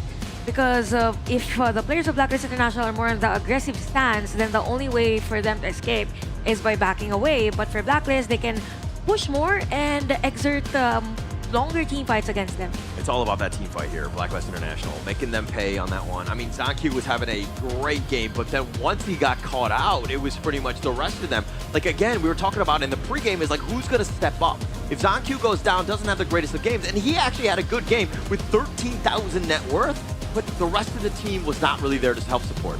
Look at ZonQ's stat. 140,000 damage dealt, 124,000 damage taken. He was just across the gorge, but then it was that final few moments there. Chami won, finding that miracle of an engage, sealing the deal for a miracle comeback for Blacklist International. I believe the difference that they had in terms of hero composition is that for Blacklist International, they had more layering of skills, particularly for crowd control. So the crowd control area has been covered by a majority of the heroes of Blacklist, hence the longer team fights, hence those layering of the skills. We have 88% both for Chami 1 in terms of the team fight participation, and they shared almost the same in terms of damage dealt. And this is the whole story of the game. There was a juggle in terms of gold. There were moments wherein Blacklist International was on the lead. There was a dip wherein for BTR, they won that, but for most cases, or for that last team fight, it was Blacklist International having the upper hand. Yeah, and having that upper hand was kind of at that moment where, you know, IKL team, Bigetron, was like, things were looking good, but you just cannot stumble. You cannot get to that point. You cannot just throw it where you get aced at the very end. Like, those are unforgivable mistakes, right? And Blacklist International, again, making them pay. It is at the crystal. When the crystals don't fall, you always have a shot in making back into the game. There will be one MVP for this miracle of a comeback. We have to give it over to none other than Chami 1. That one play by Chami 1. That's why he's known as the one and only. Yeah, and he is the PKL Finals MVP. 215 KDA. You have 20% gold all throughout the game. 19.9% damage dealt for the rest of the players of BTR, and I gotta say, the usage of the Byron was so on point that for the rest of the players of BTR, they were caught off guard on that initiation that he did on that final team fight. Yeah, and you'll see it in the highlights here when Chami 1 makes that Storm Strike, that Flash Storm Strike play with it, that major stun really changing things. But Bigetron doing a great job, especially, I mean, it started like giving up first blood on this one, but they were able to weather that storm, turn things around, and that's that Storm Strike where literally it just changed the dynamic of the game. And at that point, Blacklist International like, actually, we just won the game. We just won the game. Minion whips are coming through. All that effort being generated by the side of Bigetron by Vitality, all washed away from one single team by mistake.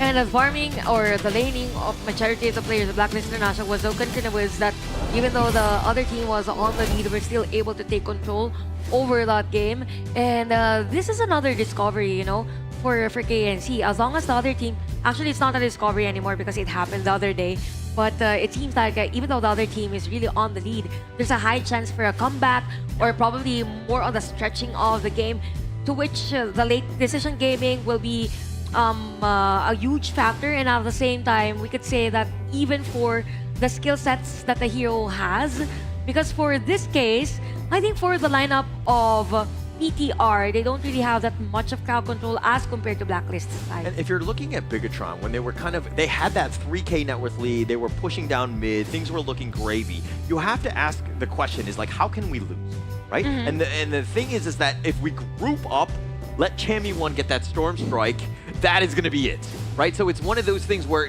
the captain needs to make the call of, guys, spread out. We need to space ourselves, ensure that this one critical, play, the miraculous play from Chammy1 doesn't kill us.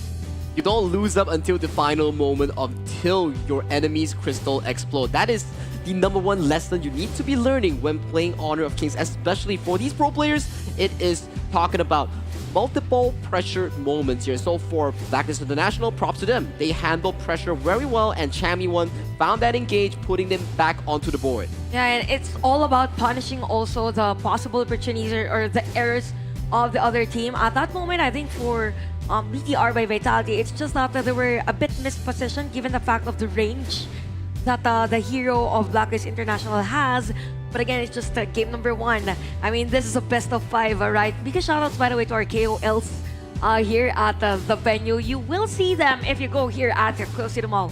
Yeah, and do show up as well, win some prizes, and check out the Honor of Kings Esports. Everything is going on live right now. If anything, if you're from the Philippines or you're from Indonesia, like, these teams need your energy, they need your support to really help them. And going into this one, where, it looked bad for Blacklist International, but again, just so resilient in the end.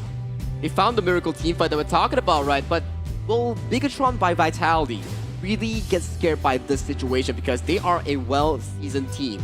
They went through the not the best spring season, went to KWC, got that 8th place finish, and then coming into fall, they were crowned the IKL Fall Champions by defeating Kagrindra in that grand finals. Now, not all teams get to bounce back, but I believe in Bigetron, they have what it takes. Are you saying that they're well-seasoned because you're making another food reference here? Because I feel like this has been the ongoing theme, like, It's with the about Nations all about Clash. food. Yeah, a lot of food and all these things. And having those players well-seasoned, that's definitely a good thing, right? I'm thinking about dinner already, definitely thinking What about time is what it I want to already? eat, but still, Almost let's time for dinner. put our focus back into this series here, because definitely out of the 3 series today, all of them will be interesting, but this one is the match to look out for. Of course, because both nations are eyeing for those points as early as now. I mean, this is the last stage or last day of the group stage. So as much as possible, you need to get that win. But I think in terms of the team that will go to the grand finals, it's there's a high chance that it's gonna be Malaysia, because Malaysia won the game earlier. For those new to KNC, it's all about nation's pride. All the points that they will gather all throughout the group stage will be combined, and that will determine which team will go to the grand finals. And then the remaining teams or remaining nations will play on the knockout stage. Yeah, and as the representing Indonesian on this board, I'm going to have to give them a little bit of support in the sense that, like, hey, things were looking good. That's a great spot to be in. You just can't make those mistakes in the mid to late game, right? So this is something that you need to shrug off more than anything else. It's not the end of the world. It's better to be in a good situation where you're winning as opposed to getting completely stomped and choked out. As we talk about it, it is the marathon, it's not a sprint. You need to play this game slow and steady here. Winning that game #1, we've seen teams win game #1 and just falter for the next few games here. But without further ado, let's hop into game #2 as we start off the pick and ban stage. Chantel, Holler, what are we looking at here? Oh, okay. Definitely for BTR, they will be on the blue side, and Blacklist International will be on the red side. So I'm expecting a Dharma to be open for this. Probably if given by Blacklist International in a U1, possibly since Liang has been banned for this game. So they're opening up a lot of heroes with this type of bans that they had. U1 is going to be banned. There you go, KCP and Angel are KOLs for KNC, both from Indonesia and the Philippines. So we see a friendly rivalry even though the teams are fighting for this match. The viewers are happy, the fans are happy, and that's all that matters here. But looking at the bans coming in between BTR and also the side of Blacklist International, one might wonder here, banning out the Liang, does that put Zhangqiu on the hands of the things like the Luna or the Jing, all these assassin picks? Yeah, it's a dead giveaway. I think that they're probably going to look to prioritize that, especially early. They're going to let just Zhangqiu fly, right? And once he gets going and one of those like power picks for himself, he's going to be very difficult. So again, it's all about Zhangqiu letting the man really get that space and farm to really shine. Yeah, it's really important for Zhangqiu because they're having a hard time. With the loss against Homeboys yesterday, it was because he is trying to somehow limit the space. So we've mentioned about Dharma, and it's now opened for BTR. So I'm not sure if for Blacklist International they will go for the Direnji and even the Dolia. Dolia is open. Dolia Yangjan could be one. Could be an option. They've been using that during a PKL.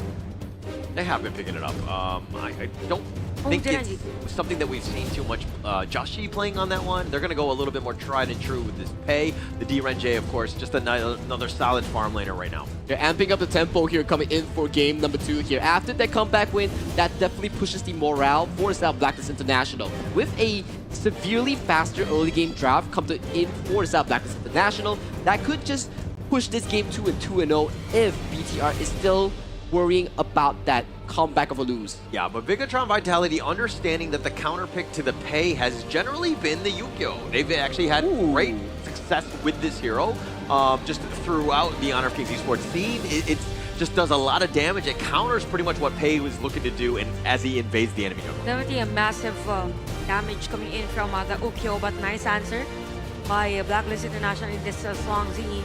So crowd control could be potentially countered by the side of Blacklist International. The BTR, they need a first hero at the middle lane. Could be a Nuwa actually, but Nuwa against Swansea, I'm not sure about that. So Arnie has been banned for the side of Blacklist International. Other heroes that they could actually use is they banned up the Mai. They could potentially get Sure and even Ganenmo. It's hard to use Ganenmo with the Dharma. Yeah, I mean, the Ganenmo actually has some play. I could see it doing some damage to the Pei, assuming he doesn't just get pounced on. But the Zhuangzi, in my opinion, I like this pick, right? There's a lot of stuns that you need to keep your Pei and your D-Ren-J alive. Yes, you have legal immunity, you have outs, but it's better to have that, get out of jail free card just in case. Especially when we talk about Zhuangzi, it puts BTR in such a reactive space. You need Puff, Z, and also Ormston to layer that crowd control. The first crowd control cannot stack. You need it to be separate. One has to force out the butterfly effect from the Zhuangzi, and then the second one comes in catching the back line. Yeah, but that's why for Blacklist International, they banned out this Augie for this game. We're still waiting for that form lane on the side of BTR by Vitality. We mentioned about Numa earlier, which is pretty nice for the lineup of BTR, but it was actually banned by them. So you're left with other heroes for Blacklist. They can use Lady Shen. They can even use Xiao Xiao for this, just for the sake of having burst, and it's gonna be Lady Shen on the team. Yeah, just a little bit of more AoE to kind of deal, because you know that the Zhang Fei is looking to jump in, create that stone with that umbrella outburst, plus you have the Dharma for the counter initiation, and Lady Zhang kind of disrupts that quite a bit. You have the Destructive Deluge, you have the Ocean of Tears, you have options, right? Which is going to be something that they need, because team fight-wise, they really don't have that. They have the damage and that potential just clearing stuns, but you got to be able to fight at some point. And Lady Zhang isn't item dependent, so true. It means that for Blacklist International, it is expected that for Dragon, he will just rotate all throughout the map and give support to the Pei so that everything could be funneled either for a Golden Kite or just Chi. So now we have another Garuda game that we could see from the side of BTR by Vitality. We saw Garuda yesterday, now paired with Erin. Okay, I'm surprised that we see an Erin for this. I'm surprised too, especially Erin is one of the rare marksmen that is not so popular in towards the marksman pool that we talk about. The Garuda is an interesting one because it puts the Zhuangzi into such a reactive space whereby the Zhuangzi wants to pop that ultimate and then trick your spells like the Dharma ultimate, like the Zhang Fei ultimate here. But with the Garuda ultimate, the Wings of Judgment here, you can poke them down before you start to fight.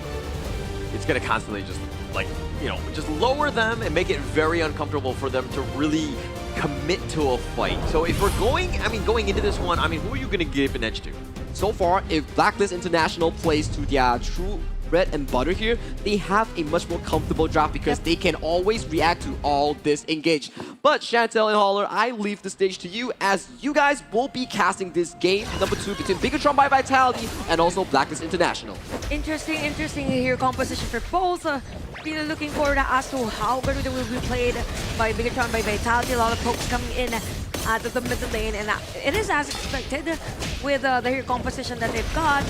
And what's interesting is that we could see that for the side of Blacklist, they have this potential to go for an invade, but it was topped. Oh, the flash away, Tough Z just barely surviving. Chammy1 was looking to go as well, but with Neil showing up, he didn't really want to dive that tower. But the most interesting part about this game is that we have 3 brand new heroes that we have not seen in the Kings Nations Clash thus far, with Yukio and Aaron, and of course, there's Wangzu.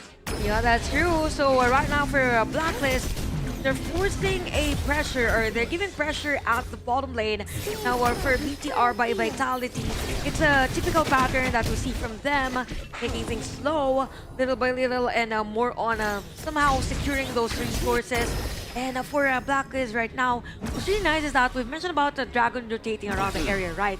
And that's what's happening during this game. So it's a nice matchup between the Garuda and the Lady then later on. But it's just that for the Garuda, it's more on decent clearing of minion wave. Has the kid, has to sustain at the back lane because of the shield. Yeah, Neil's got that damage. Think of it like a Ganon Mo in a way, with like the long range pokes and things like that. Dragon has more of like the Lady John has, you know, you have that Ocean of Tears, you have the Destruction Solution. You have areas of zoning that can be very helpful. Plus, you have Elsa on your side, and when you can let it go at a moment's notice, that's always going to be good because you can sing that song. A lot of brawl fights from our Clash lanes, by the way, but a potential kill probably no. Just folks, from the side of BTR, I think this has been the story of the series. Slower the game, more on point. Who team or whichever team has an error in terms of using the skills and even the spells could potentially be killed or punished by the other team. And the biggest thing about that is that Chaz, right? With that butterfly effect, like when does he use it? Like when does he use it? Because if he clears all those stuns and then your guys are cleansed, then you're going to have a great time in terms of fighting. But at what point he needs to ensure that he doesn't get baited out. The Wings of Judgment doing some serious work onto Chaz. He's trying to dodge his way around the shields just barely enough, and somehow Chaz survived. Good thing they had the shield, or if not, it's going to be a kill for BTR by Vitality. So with that, it means that the Blacklist International is able to stretch the possible play from a BTR. There's going to be a teleport, I think. Okay, it wasn't continued at the time. So BTR by Vitality is just finding that way to somehow limit the potential of Just She by going onto the camps around their area. But Blacklist International, the same story with game number 1. They are kind of dictating the pace in the jungle area. We've mentioned about them being really great in terms of early game.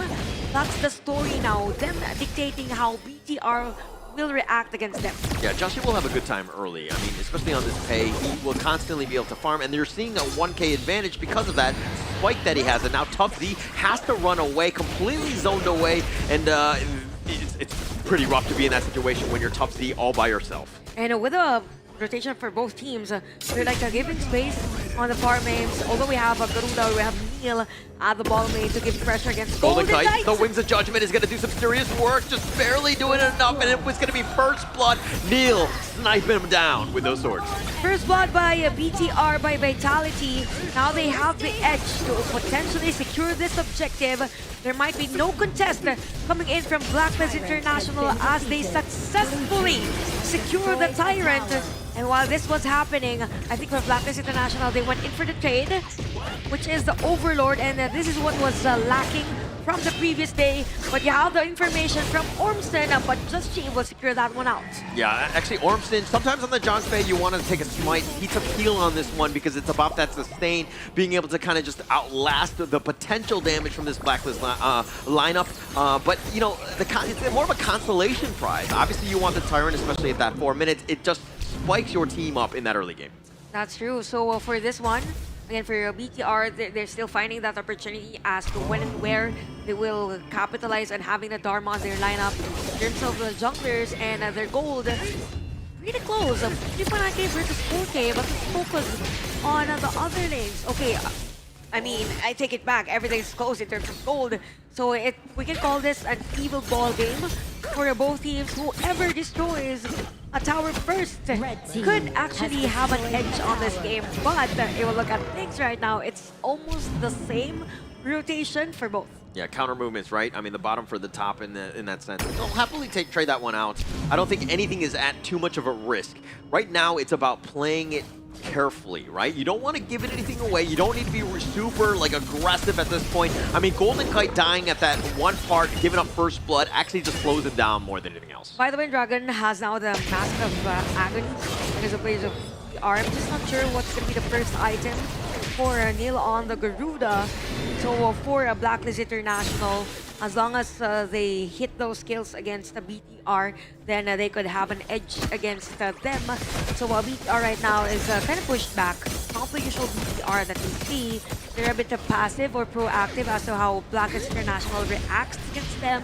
And slowly but surely, Blacklist International is limiting the areas of control under BTR. Yeah, taking that top T1 is going to be huge for Blacklist International. More space, more suffocation, so to speak, and more pressure, which is going to be a little bit difficult for Bigetron by Vitality here. Because, again, Zancu, while he's keeping on pace in terms of that net worth, 5.1 to 5.4 from Justy, it's still a bit concerned because you're down overall net worth. And this has been always a struggle for BTR by Vitality, especially if Zancu is behind in terms of the control around the map. Probably as to why for BTR, they're forcing a team fight at the top lane. Forcing it, the Wings of Judgment. Oh no, Ormson, excuse me, with that Umbrella Outburst. Here's the Wings of Judgment trying to do some work on the Chaz, but it's more zoning away. They've taken the top T1. Blacklist International, again, you want to be the aggressors. You do not want to be losing towers at the 7-minute mark. So far for BTR by Vitality, everything is smooth in terms of rotation, in terms of how they take objectives against the Blacklist International. Good thing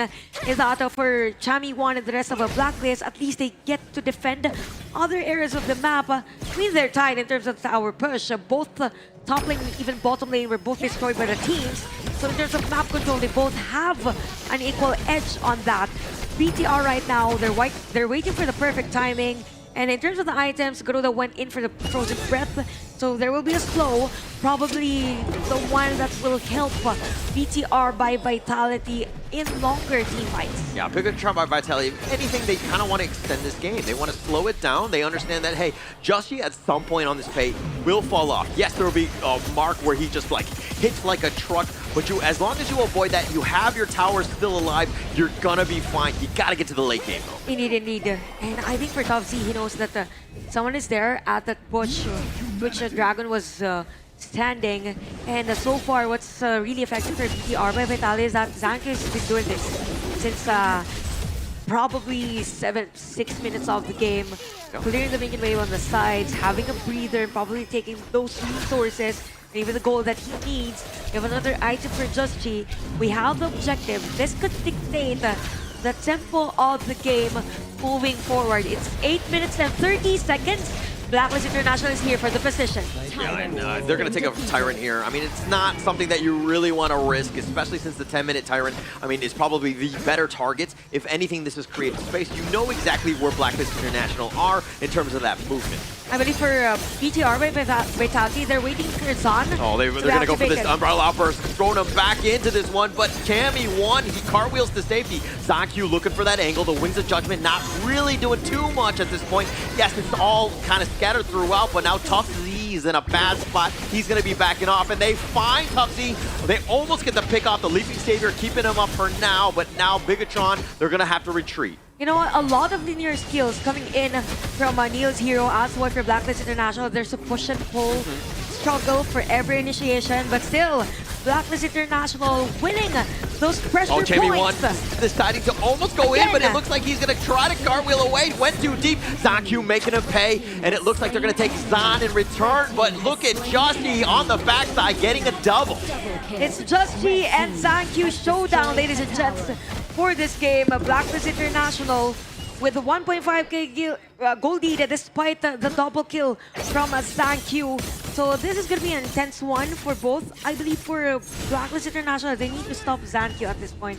easier said than done. Both of these guys kind of mobile, able to do their damage, and they know where their game sense is so good. They know where the enemy team is, and if there's any sort of risk, and they're looking to take the Shadow Tyrant here, and it looks like it's going to go the way for free for Bigetron here.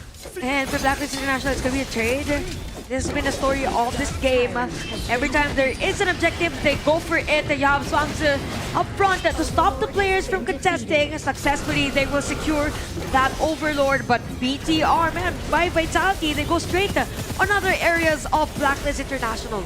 And that's going to stop the push. The Shadow Vanguard just completely clearing that mid lane. So they were potentially going for that mid T1. They had a chance for this one, but not able to get it because of that Shadow Vanguard. But now the enemy is looking to invade here by Blacklist International. Again, continuous pressure from Blacklist International for BTR by Vitality. You have Zankyu on the sides.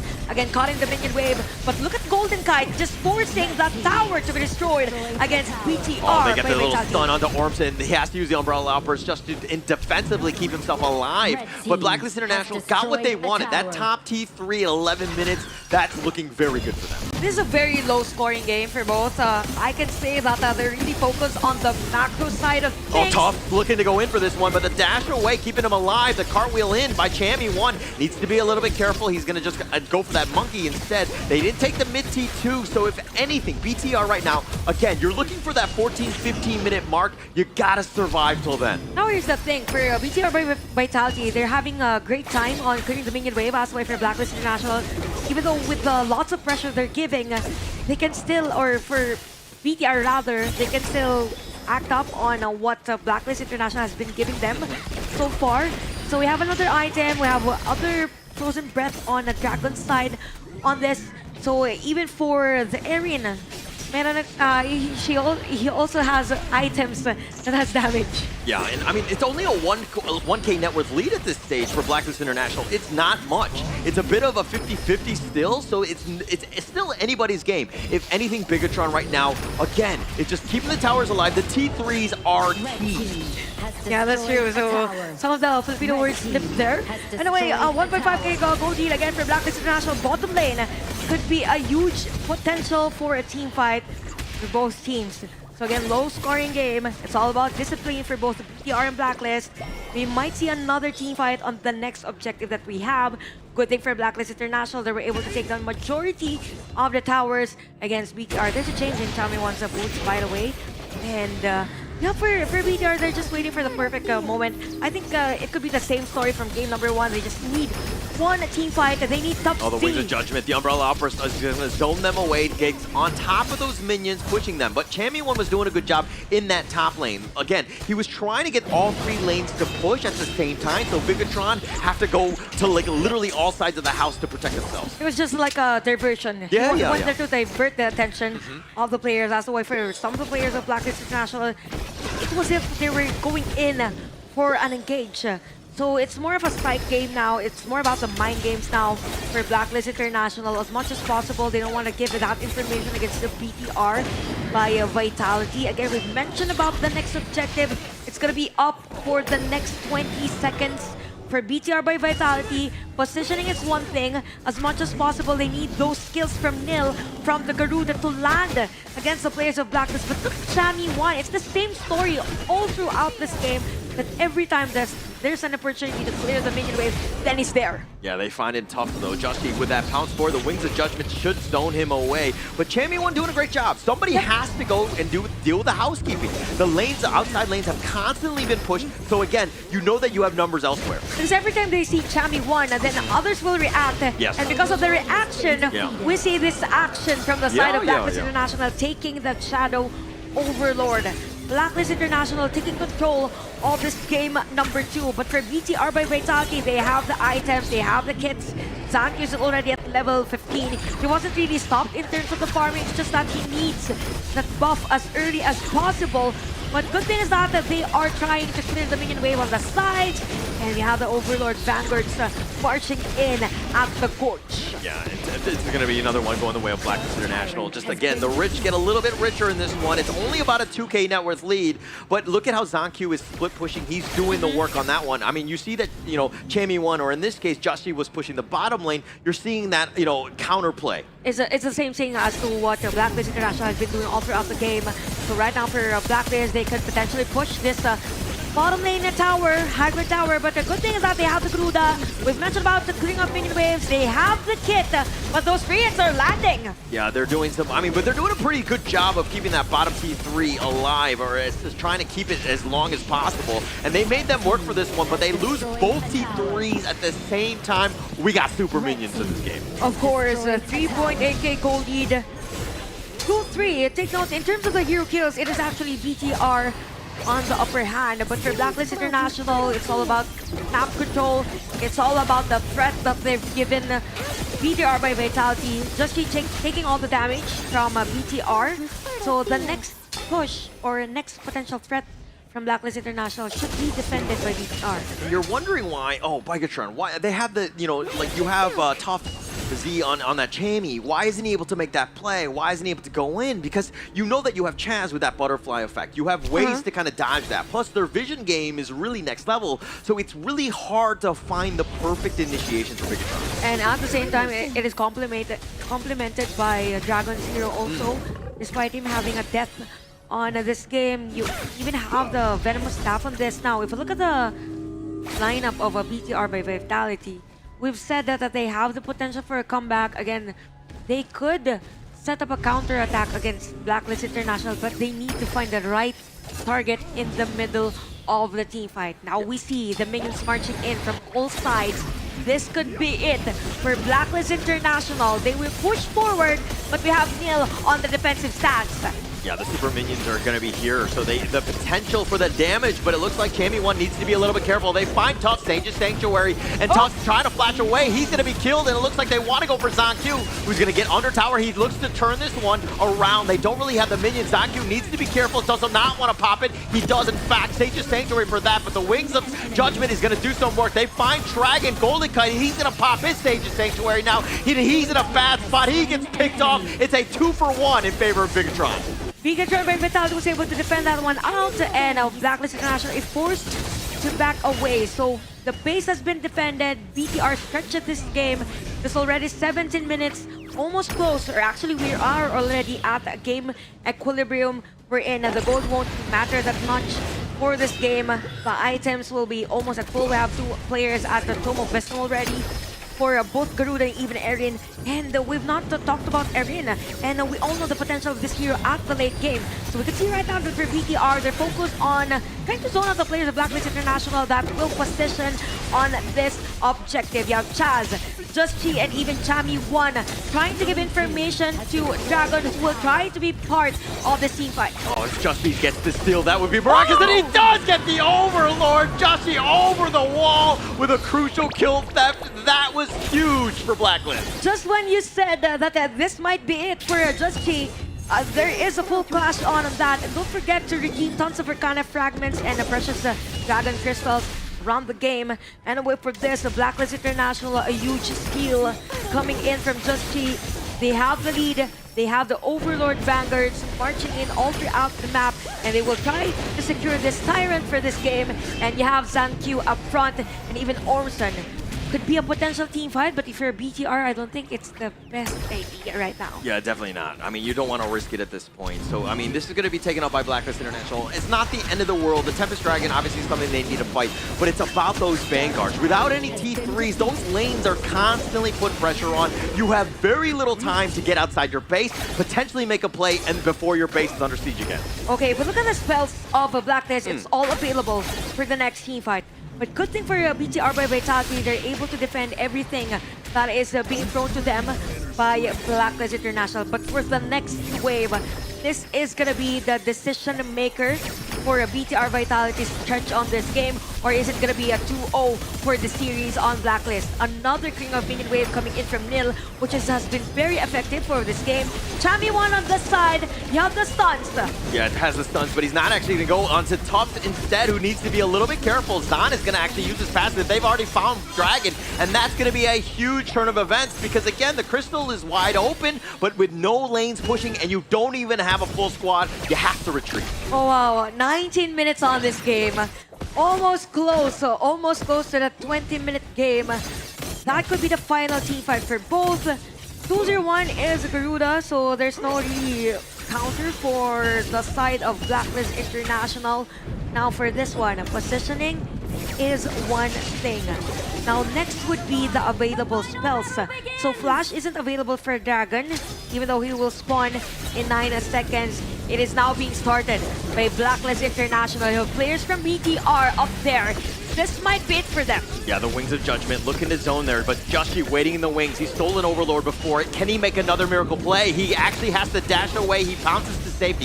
He's at about half-life at this point. He does have Sage of Sanctuary, but they're looking to turn this around. They find Zan, and that's going to be a huge amount of damage that's taken away. Zaku is still there, but Joshi with another take. He takes the Tempest Dragon, and now Blacklist International on the aggressive. Chami1 looking to go in. He's going to pop his own Sage of Sanctuary. They're still up, but Golden Kite doing some work. They find Tufts as well. 3 members down from Bigetron, but Zaku gets the return onto Chami1. Zaku trying to recall, probably not going to happen at this point. He uses his passive, gets the pick up onto Joshi, and Zaku dealing with the minion wave. Chaz is going to chase him out, providing that vision. The Wings of Judgment. You have Neil just trying to deal with the minion wave, trying to keep the base alive, but Dragon is looking to end. Golden Kite is doing some work on those crystals, and it looks like Blacklist International have taken game 2.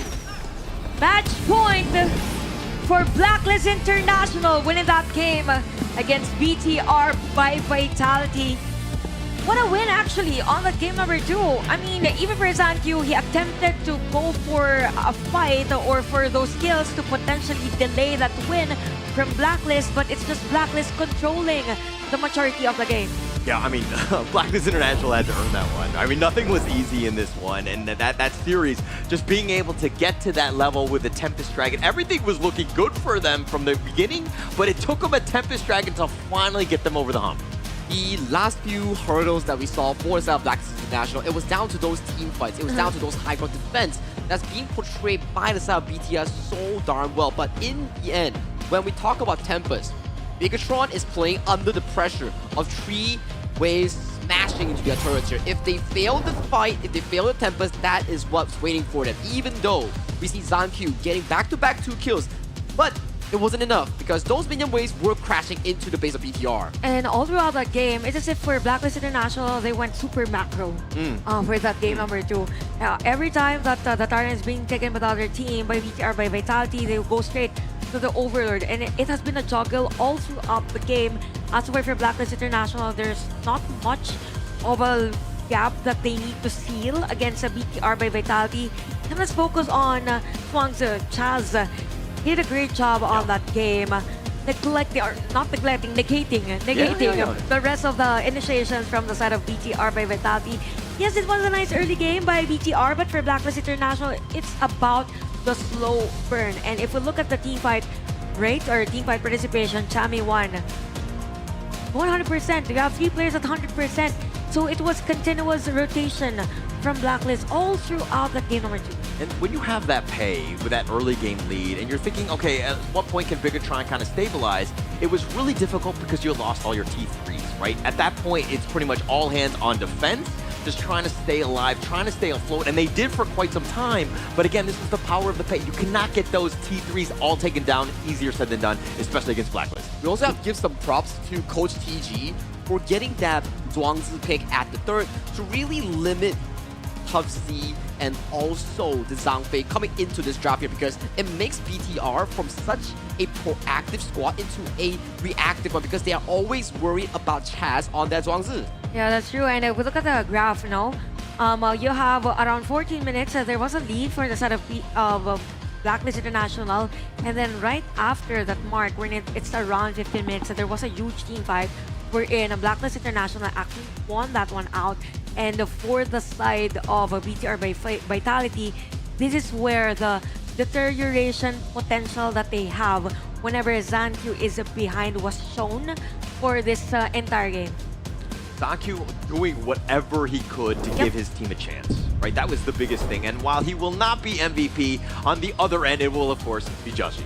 Just G with that secure on that Tempest Dragon the entire game. We see him cruising across the gorge. Had a phenomenal series. KDA 2-1 entry is not about the kills. It is about the progress that you made across the map. And it is about how he impacted the team for Blacklist International to get that steady early lead. It's Blacklist International taking control of the jungle or early game, and at the same time Just G dealing damage or sustainable damage against the players of BTR by Vitality. And if you look at the highlights, there was a juggle early game, right? This was around 9 minutes. We could see that. There was a nice AoE damage coming in from Neil's hero, the Garuda. It's just that for most cases, there were a lot of steals. Let's not forget that steal in front of the players of BTR by Vitality. Just imagine, you have 3 players there, but you're able to secure that, and right after that, you get more resources against BTR by Vitality. Yeah, it just got messy in that very end, but Just G being able to take that Overlord, that last one of the game, and then the Tempest Dragon. I mean, that's like, if those two go the way of Bigetron, we might have a different outcome on that one. That's how close things were.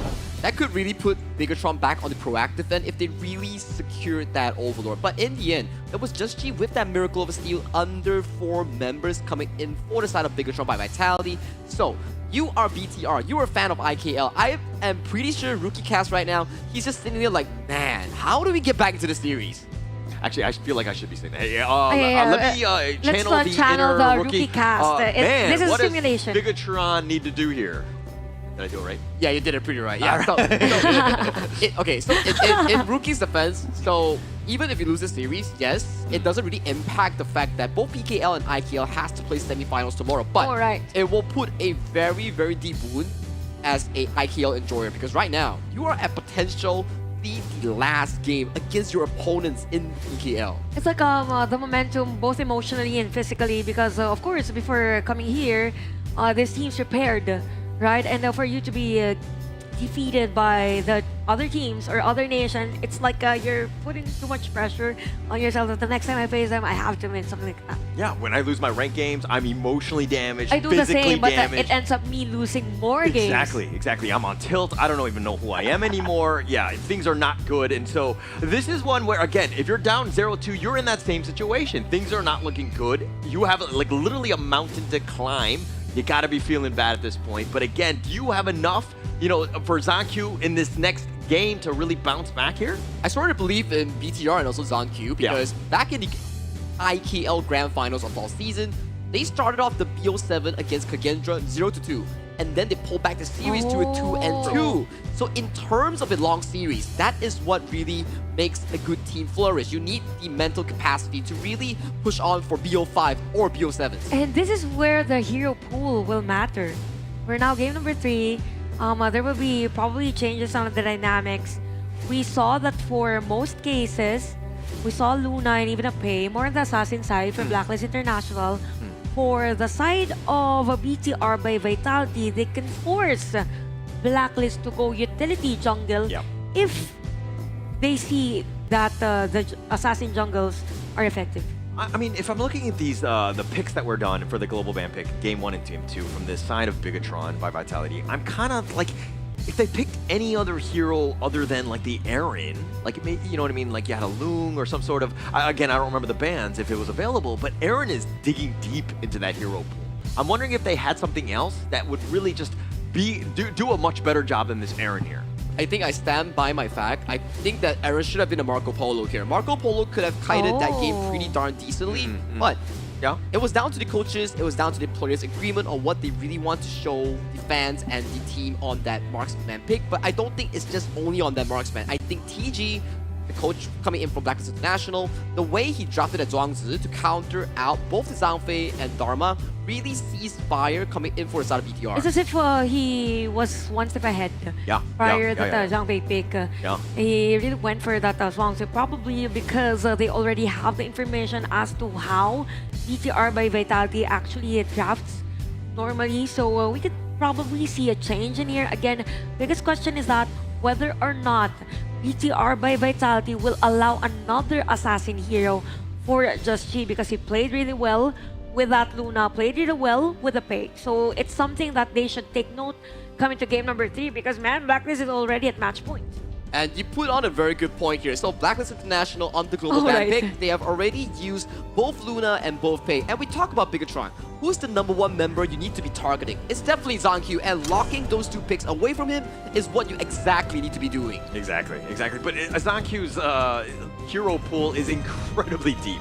He's able to play almost all junglers at the highest level, so it's like it's more of a synergy or a play style that they want to avoid, especially with like the Pei and the Luna here.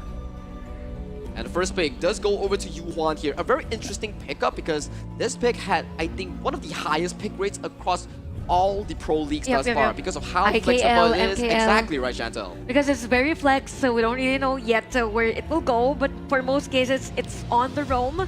So let's expect that for Blacklist International. Now, we have Mai and Aoyin power picks for BTR by Vitality. I think for this one, you can get more sustained heroes for Blacklist just to be sure and have that hero that could actually go at the back and find the Aoyin. Well, Bigetron here going with that Loom, which is definitely top meta. At farm laner, you're going to be fine. Neil gets his Mai. And we haven't seen too much success with the Mai throughout the KNC thus far. It just seems like teams have really been able to figure it out and turn it into more of like a late game-ish, more of a weight down more than anything. It's just never really that good because it doesn't have that pressure that, it normally has. I think so far out of the first 3 picks, I am leaning more towards the side of Blacklist International because I love the fact that they drafted Yuan Dolia to really counteract against the Maestro Nui and Low Factor here. You really can dodge away so much of this burst with that double Unlink Zoro. Masterful drafting by Coach TG, and at the same time, they have someone up front with the Agudo. A mixture of sustain and at the same time damage per second on this. You have the Guan Yu Do on the side of BTR. Yes, it has card control, but very skill dependent as long as it lands on the players of a Blacklist. So we have another ban on the side of a BTR. I'm waiting as to what is gonna be the farm lane for a Blacklist. We have a lot of options actually for the team. Yeah, we have a lot of options still. Were they the ones who used the Lady Sun? Now, let's talk about options here, right? You look towards the side of Blacklist here. Take a look at the bans. What are they focused against? They're focusing a lot on ZonQ here. And they are permanently banning any assassins away from that man in the jungle. Yeah, respect. I think that this is the right way to ban, especially if you're TG, you're looking at it as like, who is the one guy that will kill us? Who didn't even die a single time in a 20+ minute game, playing almost flawless on that one, almost carrying their team to victory? It's ZonQ. You gotta focus. It's as if I think for Blacklist International, they're forcing a ZonQ to use a Menki, something like that. And something that we don't normally see that ZonQ uses. You have the Sakir. Again, talk about sustain and potential crowd control for BTR. Now they have that. Blacklist International, in terms of... now we have the Yuan as a mage, as their mid lane. Farm lane and even Clash lane. Fatty's still open. Charlotte is still open. Charlotte is good. And the Marco Polo for Blacklist International. Very comfortable draft coming in for the side of Blacklist International. You have the trio in the mid, jungle, and roam to play that trio factor and playing those big game team fights. And then your sharpness comes in by the form of Marco Polo and Charlotte towards the mid game. But I'm loving this Musashi pick coming in for the side of ZonQ. I love it more, okay? I think that the Musashi pick is so good right now. There are so many juicy targets. Getting to that back line, like, okay, maybe you sustain with the Unending Sorrow, maybe you're able to get on out, but I just duel of death you, I'm gonna chase you down to hell. At this point, in terms of the hero composition, I'm leaning towards the BTR by Vitality's hero composition because of the fact that they have more crowd control. In terms of longer team fights, for Blacklist International, it's more skill dependent, but it depends. They also have the sustain. They have the Yuan and Dolia combo. It's all up to Chami One Tradition. Are you giving them a gimme in the sense that, like, oh yeah, we're up 2-0, we can let them win a game, we can play with our food? Just kidding. This is game 3 of the best of 5 series between Blacklist International and Bigetron by Vitality here. Chantel, Holler, take the stage.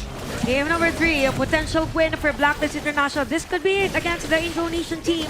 BDR by Vitality. A lot of folks coming in. We saw Zankyu taking the camp against the Blacklist Just Cheat.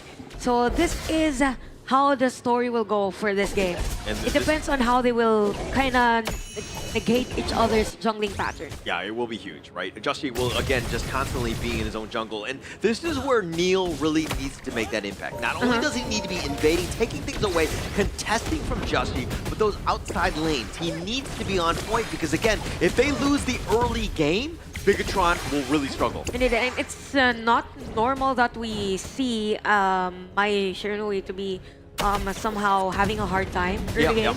So as much as possible, you want to be aggressors for this game. Blacklist International just taking it slow, which is very effective. Game number 1.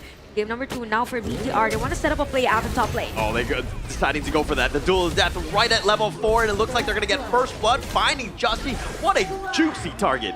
Yup, but definitely, and it is Just G. So for BTR, as long as they continue that aggression against Just G and the rest of Blacklist International, they can potentially stretch this game.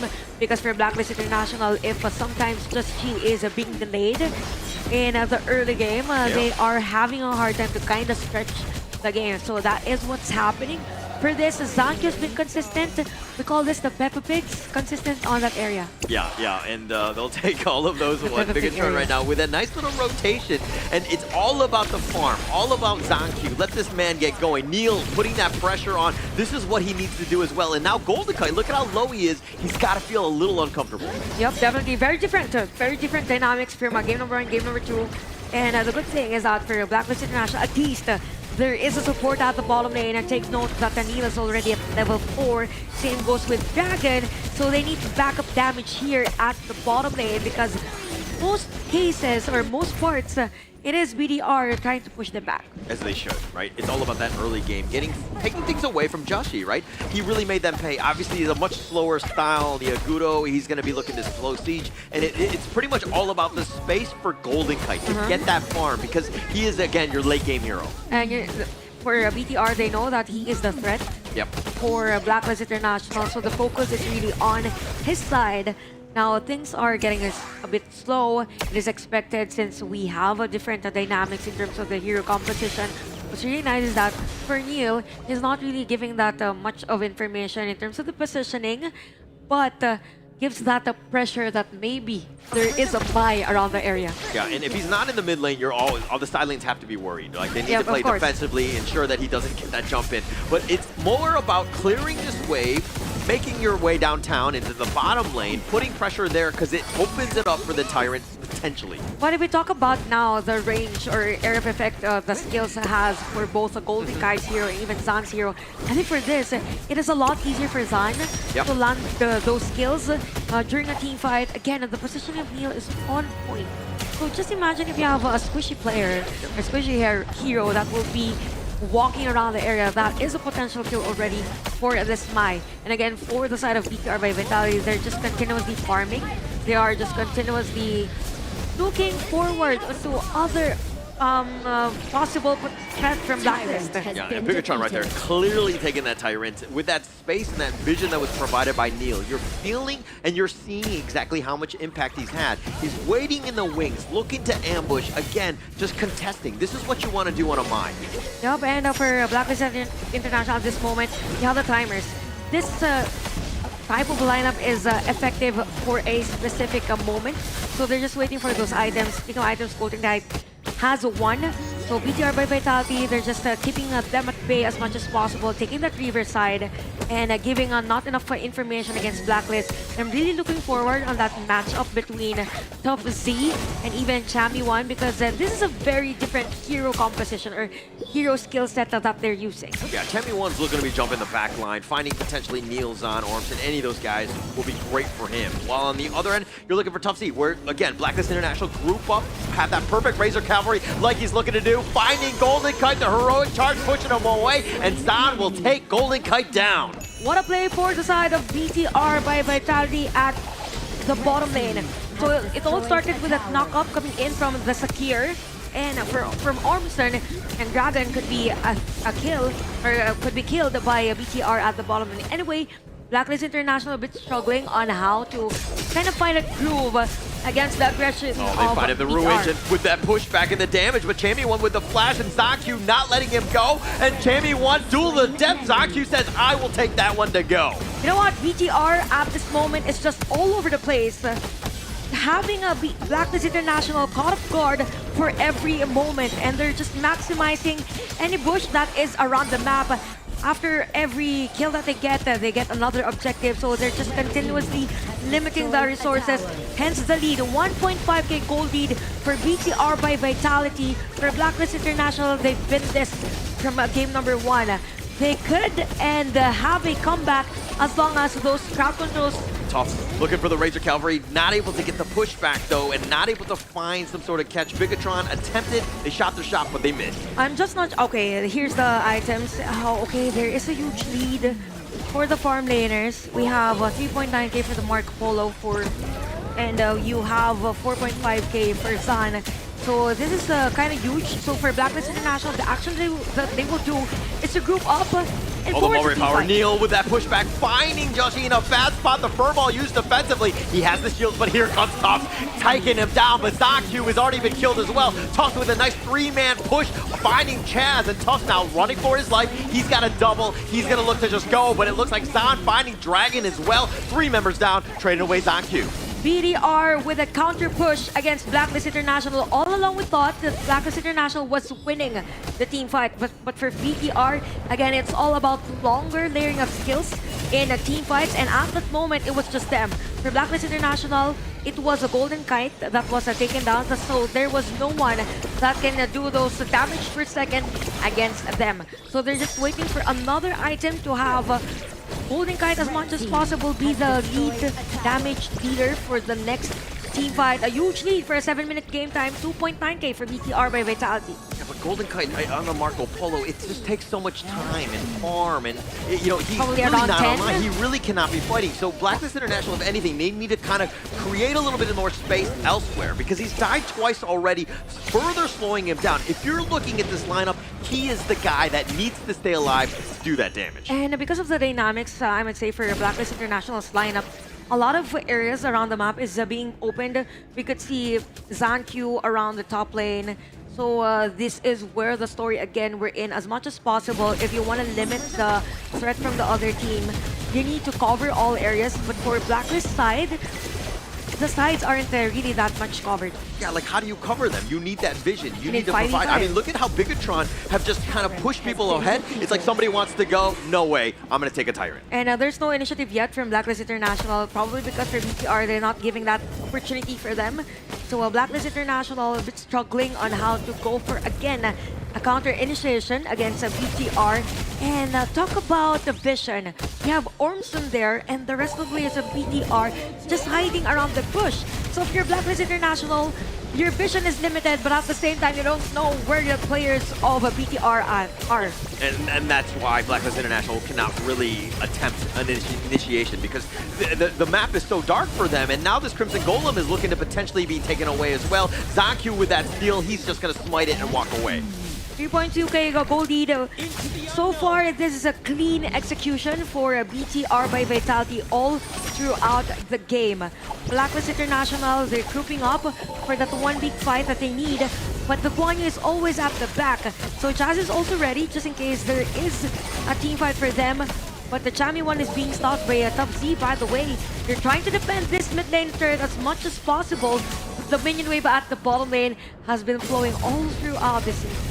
Yeah, but that mid T1 is probably a better, more key strategic one. Obviously, the bottom T3 is definitely higher, but keeping that one alive is going to slow this game down even more. I mean, it's not even 10 minutes. You do not want to lose that T1 mid. So 10 seconds before another objective is up for both teams. We have Neil again using this bush as efficiently as possible. So for Blacklist International, finding that standing ground against them. So just she with a furball, finding enough area for them. Yeah, I mean, that mulberry power with more of zoning, but this is the first Shadow Tyrant. Again, Justy waiting in the wings.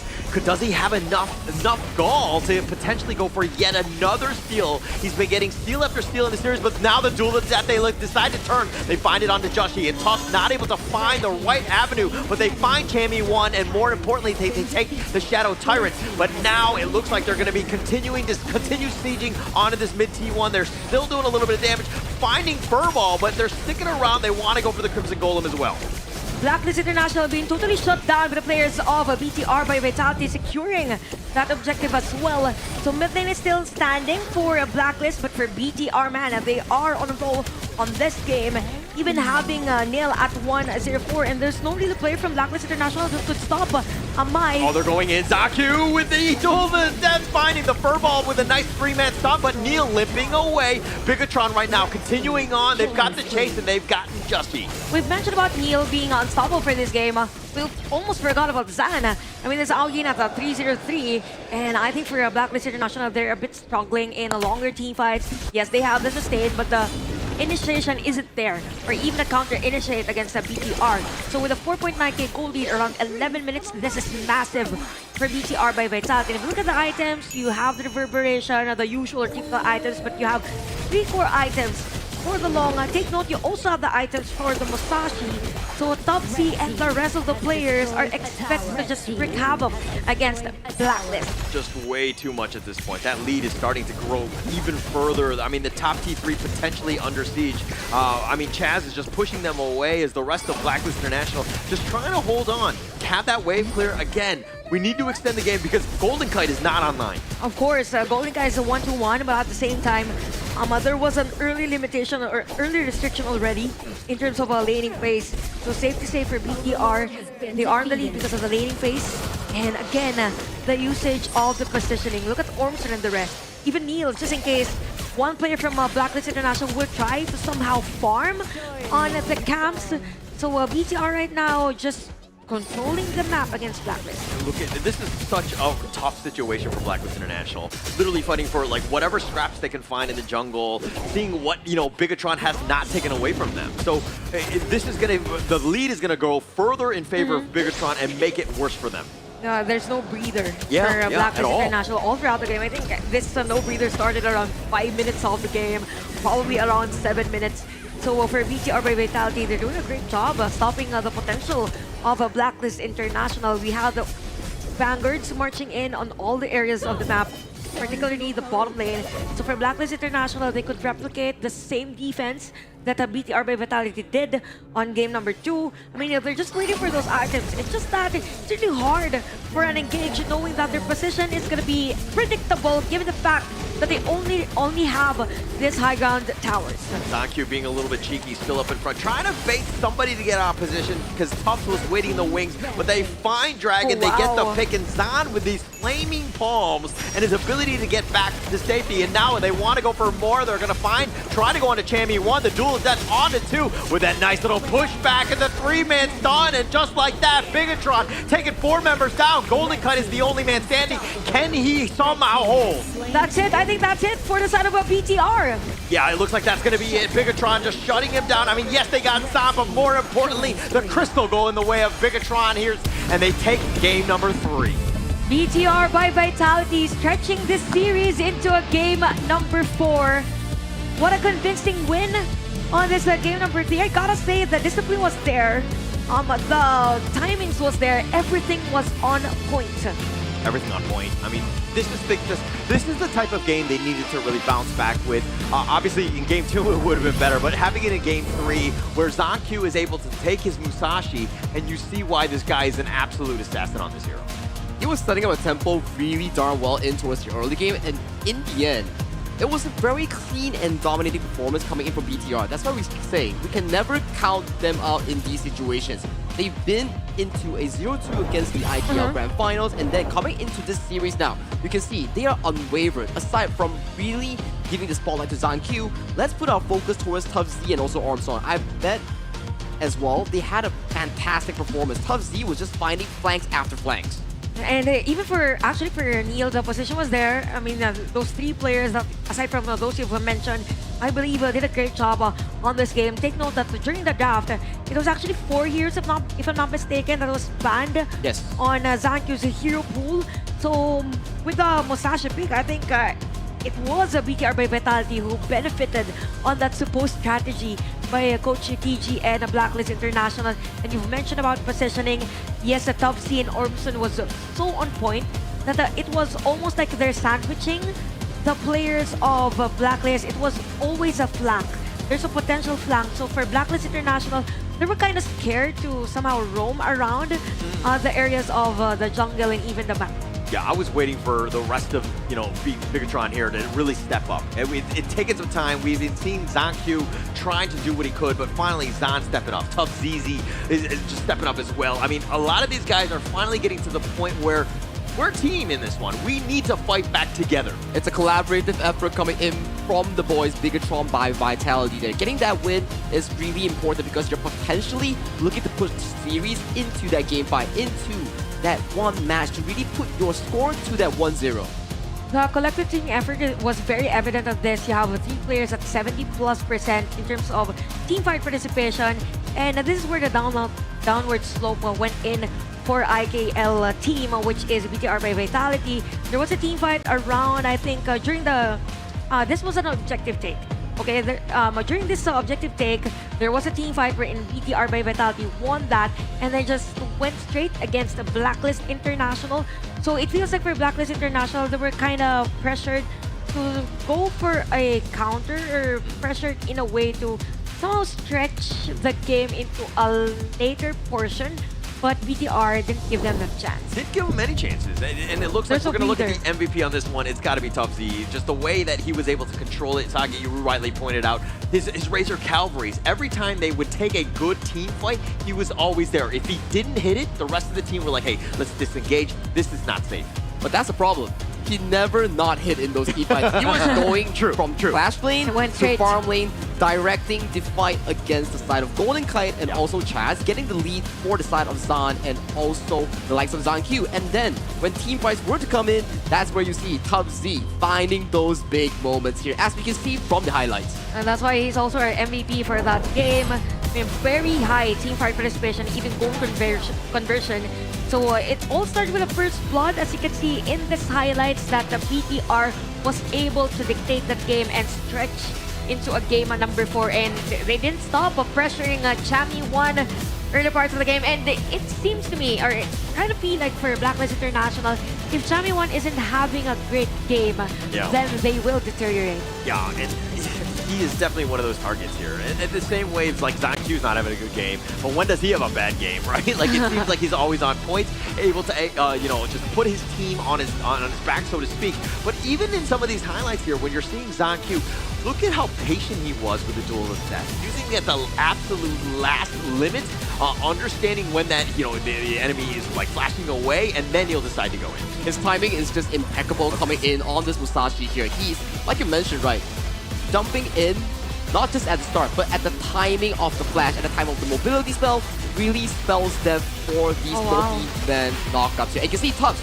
immediately jumping in for his jungler, finding that success of the team fight. Yeah, I think this was the 3rd time that we saw the crucial crowd control thing. And it goes to show that for Top T, he did what he is needed to do on that game. They wanted crowd control, and he gave a BTR by Vitality the crowd control. And the crowd control that he gave wasn't as predictable as compared to the crowd control that Blacklist International has for that game.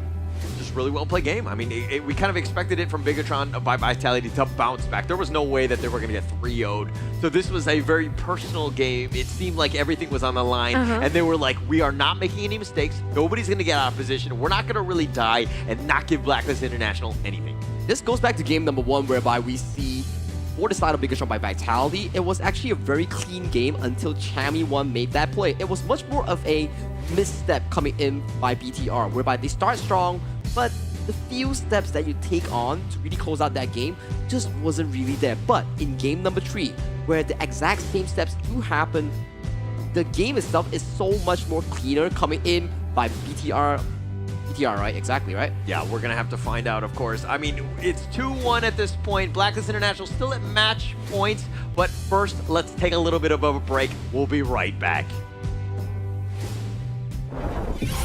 Will you live for real? Join the party.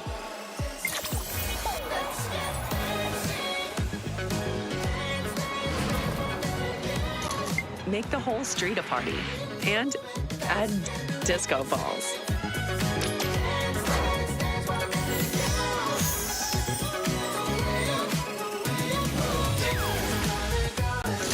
Real Me 15 series. Live real in every shot.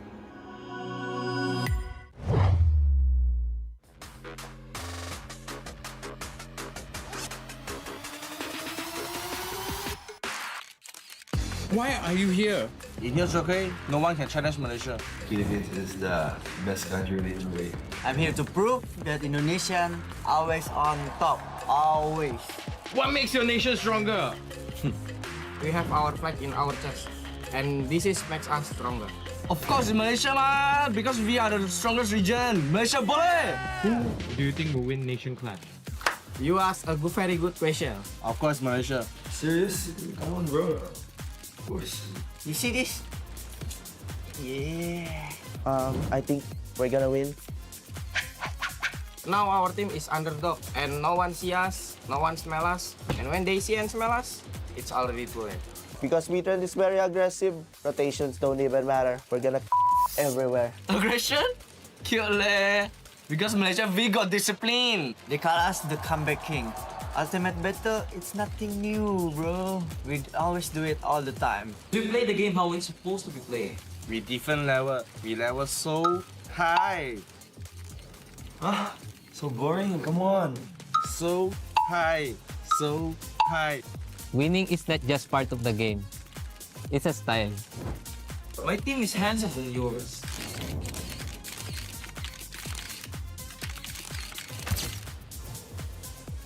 Indonesian smile is the best, bro. You want some proof?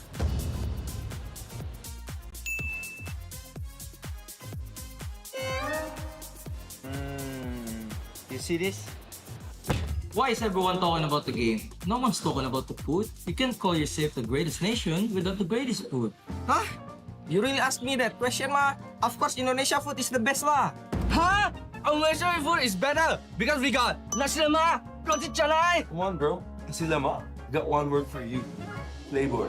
You're being despised? Again. Chai kway teow, rojak. Indonesian food, the best, bro. We have Indomie. All the food is very good. Indonesian rendang is the best, bro. Have you even tried sinigang, adobo? It's S tier, bro. Adobo? Nice, man. Filipino food is the best! Make me! Our Malaysia is better!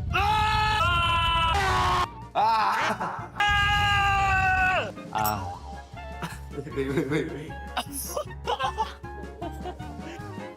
You are just better.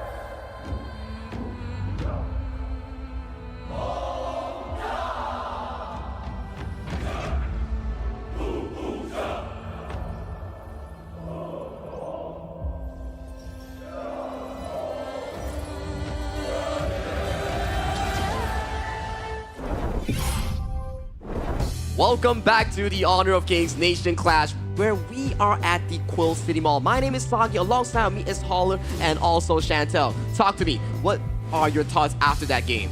After that game, with the performance of BTR by Vitality, this could potentially be the first 5-game series that we will have for KNC. I don't want to get ahead of myself because it's still match Possibly. points, but that was a momentum shift, right? You course. could definitely feel it. Bigetron were like, we're not giving this one up 3-0. We're going to consistently fight. And with that momentum going into Game 4, this could be pivotal. I don't want to say that this is going to go to a Game 5 yet. It definitely has that potential. I want it to go to Game 5, but to see it there, we're going to have to find out because both of these squads really want it. Yeah, and with this one, again, there will be changes in the dynamics because of the heroes that were used. So we will not be seeing the Marco Polos, even the U1s. And these are power picks actually for Blacklist International from PKL. So I will be expecting that for the next banning phase, there might be another ban series wherein the assassin heroes won't be available for both junglers. But I don't think that there's a way to stop Zankyu because he can basically use all heroes in HOK. He's very well-rounded of a jungler course. here. That's why when you really do these bans and you are specifically targeting towards him, are you banning him or are you limiting yourself from the bigger picture? Yeah, that's a good point actually for the drafting for both teams, or particularly for Zankyu. So I was kind of thinking maybe they can change the sequence and focus on the clash lanes this time around because we've seen the usual or priority picks for most heroes for the players that we have for the clash. Yeah, I think that if we saw what happened in that last game, Chammy1 really didn't get going, right? On that Charlotte, he didn't really have too much of an impact. They were playing more of a defensive game. He needs that kind of frontliner. Like if you're looking on the opposite end, just like Tough Z with that, like Guan Yu, he was just making so much of an impact come team fights.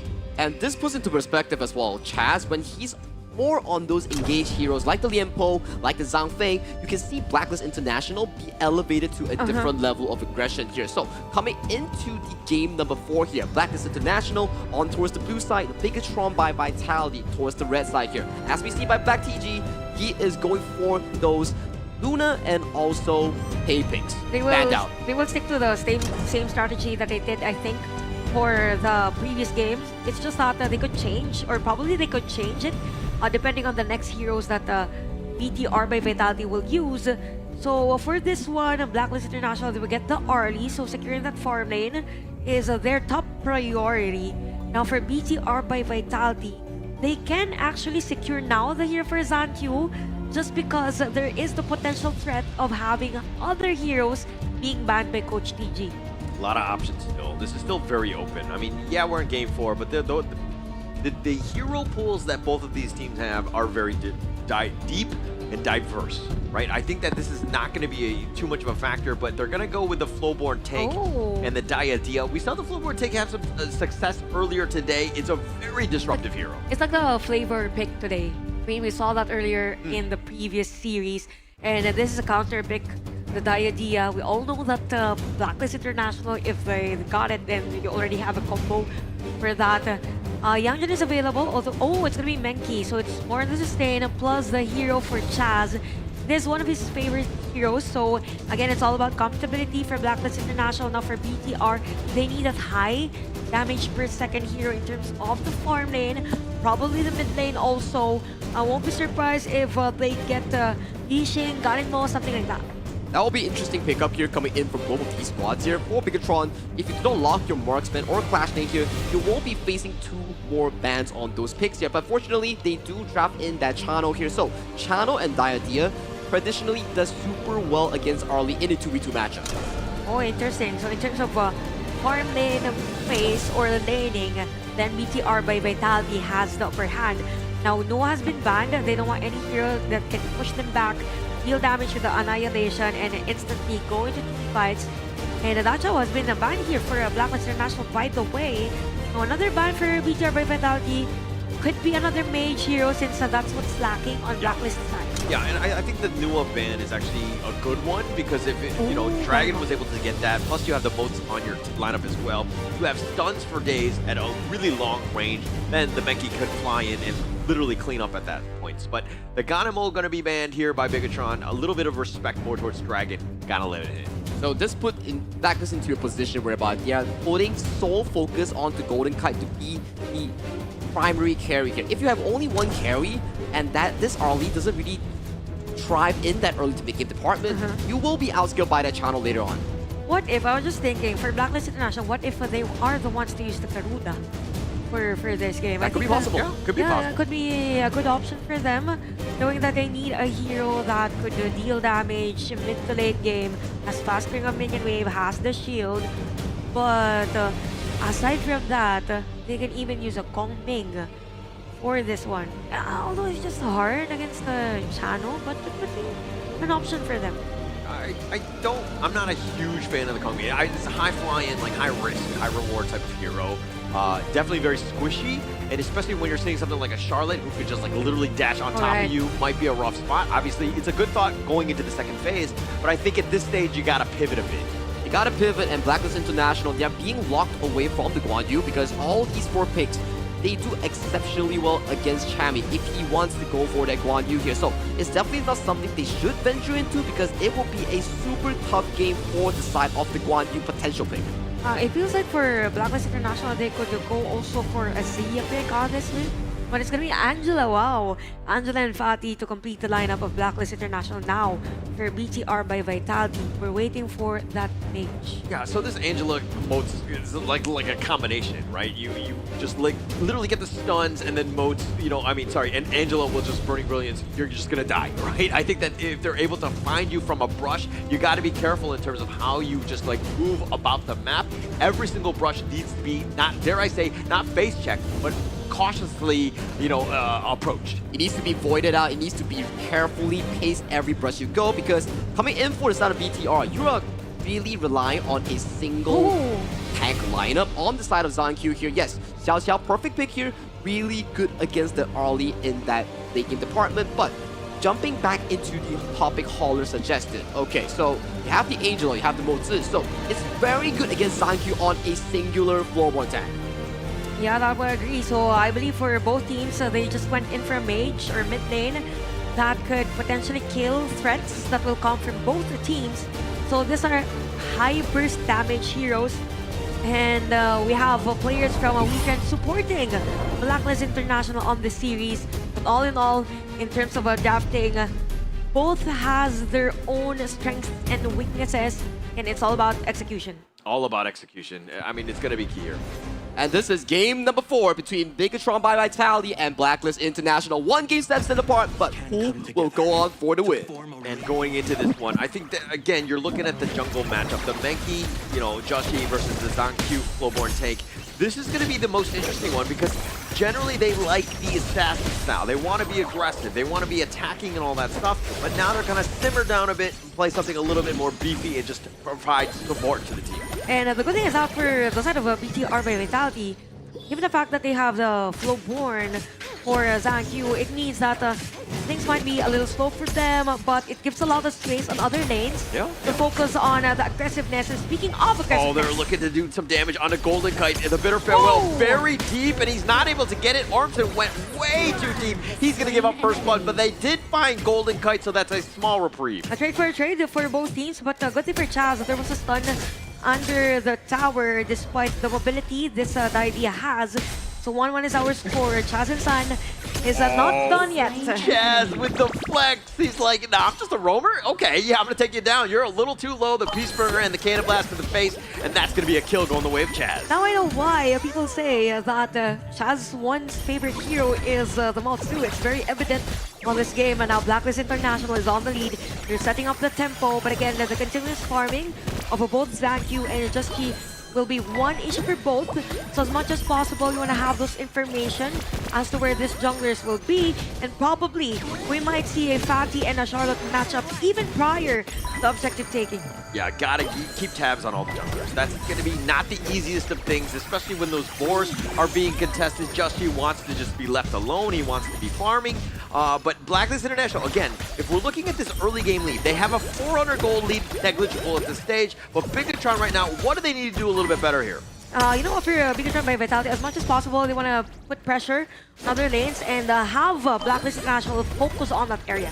I mean, if you put pressure at the farm lane, then Blacklist will be forced to go there. Oh, Zanku dashes over the wall. That was actually close, but now Tubzy is looking to make this happen, but there's 4 members. Where are the reinforcements? They get a nice little honey sweet freeze, but now Chammy1 has trying to go for this one to potentially goes, but Justy's going to be picked off first. Chammy1 goes down as well, and Zan with the double, and it looks like they've got Chaz as well. 4 members down from Blacklist. What a counterplay by Bigetron by Vitality. Triple kill by Zan, and it is a channel this early game. We could potentially see a snowball for the farm lane of BTR by Vitality. At that moment, Golden Kite wanted to come in for the team fight, but he went just straight. Okay, I'll be late. Anyway, out of team fight. I just focus on my lane. So for BTR by Vitality, they are on the lead on this one. It's very crucial for them that they got Zan those triple kills and the Golden Kite. Golden Kite, another couple more shots, and it looks like it's just going to be enough. Neil hits him with the fan, and now he's just trying to run to safety. Justy goes for the Dream Realm. That's very close to the tower. Needs to be careful. Cannon Blast is not going to hit anything of real value,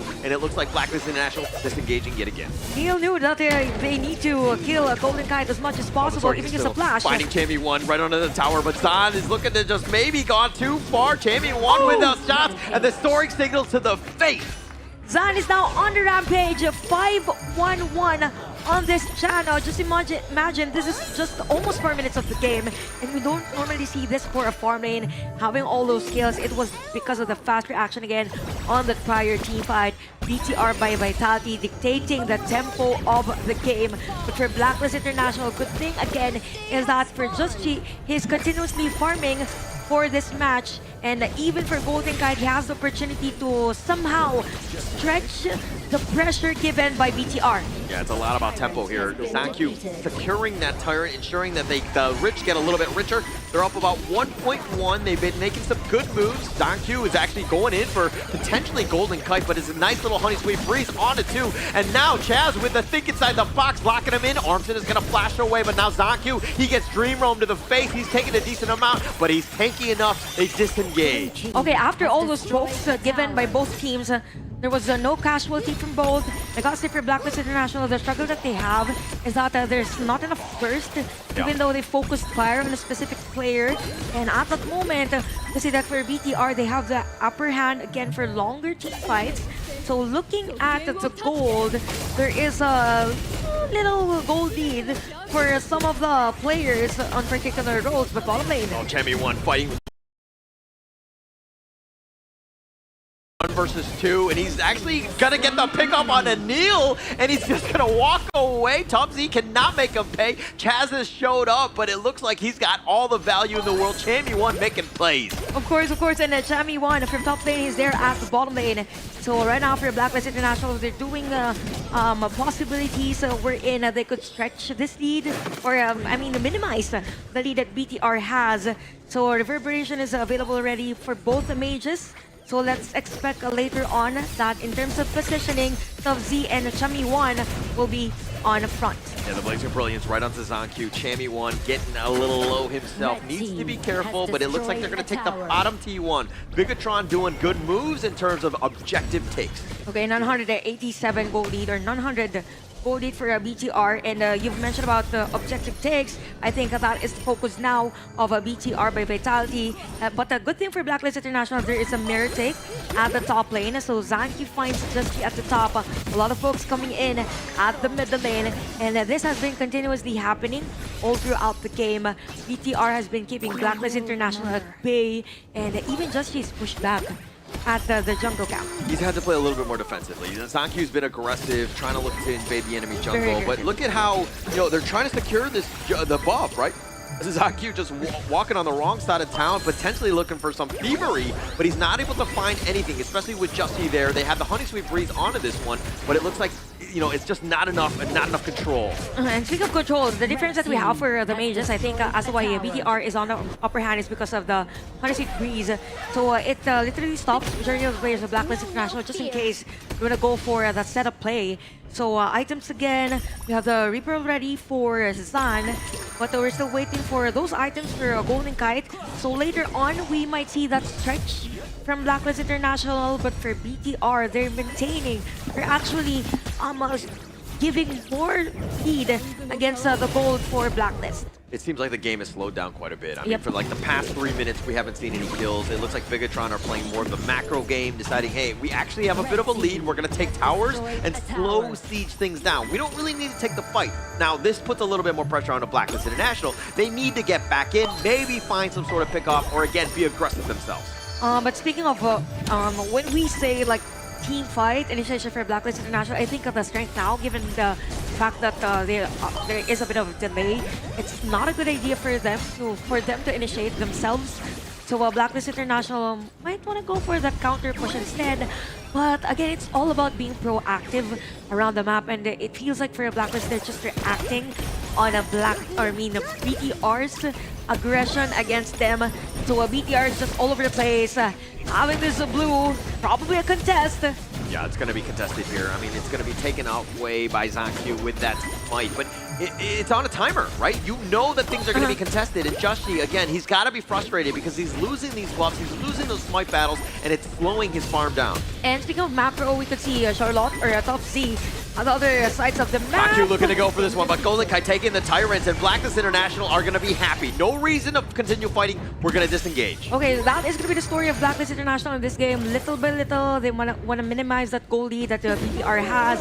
But the thing is that it's the same story with game number 4, right? For BTR by Vitality, they have the chance to stretch the game by doing the split pushes, and that has been what the BTR has been doing all throughout. Yeah, taking everything, contesting all of the buffs. It's so uncomfortable for them. I mean, they're not able to make them pay. So again, Blacklist International further pushed in. They don't even have some T2s at this stage. This is looking very rough for Blacklist. And every minion wave for BTR has been flowing all throughout the game for Blacklist International. So at this point, it could be ZanQ doing a split push. It could be Zan doing the split push.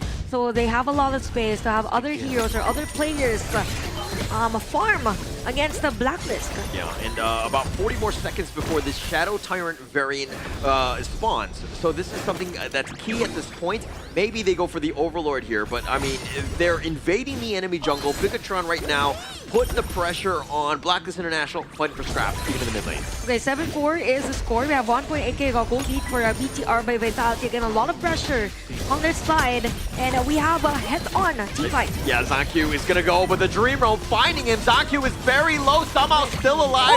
Chami1 is actually gonna be the first to fall, and ZanQ through all of that did not die. Tufts is gonna be killed though, and now Justy is a little bit low. It's a 1-for-1. It's just Clash Landers at the end of the day. Again, another counter play for both teams, but I gotta say it was BTR by Vitality who won that team fight. Chami1 is down, and we can see half life on.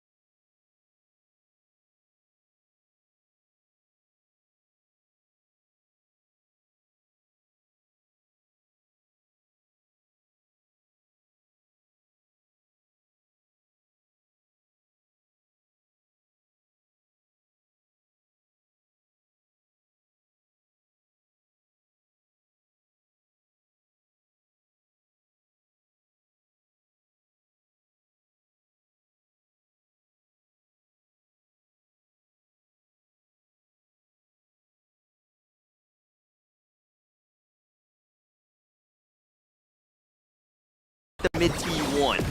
Again and again. That's ZanQ looking to go fight. Now this, they're trying to secure. Or, minimize the lead that BTR has.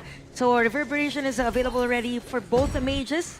So let's expect later on that in terms of positioning, Z and Chami1 will be on the front. Yeah, the Blazing Brilliance right onto ZanQ. Chami1 getting a little low himself. Needs to be careful, but it looks like they're going to take the bottom T1. Bigetron doing good moves in terms of objective takes. Okay, 987 gold lead, or 900 gold lead for BTR, and you've mentioned about the objective takes. I think that is the focus now of BTR by Vitality.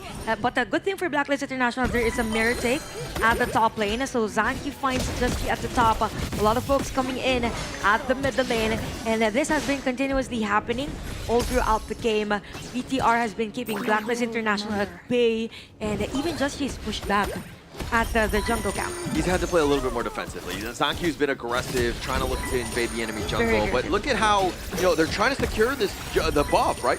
Zankyu just walking on the wrong side of town, potentially looking for some thievery, but he's not able to find anything, especially with Justy there. They have the Honey Sweet Breeze onto this one, but it looks like, it's just not enough control. And speaking of control, the difference that we have for the mages, I think as to why BTR is on the upper hand is because of we're gonna go for that setup play. So items again, we have the Reaper ready for Zan, but we're still waiting for those items for Golden Kite. So later on, we might see that stretch from Blacklist International, but for BTR, they're maintaining. They're actually giving more lead against the gold for Blacklist. It seems like the game has slowed down quite a bit. I mean, for like the past 3 minutes, we haven't seen any kills. It looks like Bigetron are playing more of the macro game, deciding, hey, we actually have a bit of a lead. We're going to take towers and slow siege things down. We don't really need to take the fight. Now, this puts a little bit more pressure on the Blacklist International. They need to get back in, maybe find some sort of pickoff, or again, be aggressive themselves. But speaking of, when we say like team fight initiation for Blacklist International, I think of the strength now, given the fact that there is a bit of a delay, it's not a good idea for them to initiate themselves. So Blacklist International might want to go for that counter push instead. But again, it's all about being proactive around the map, and it feels like for Blacklist, they're just reacting on BTR's aggression against them. So BTR is just all over the place, having this blue, probably a contest.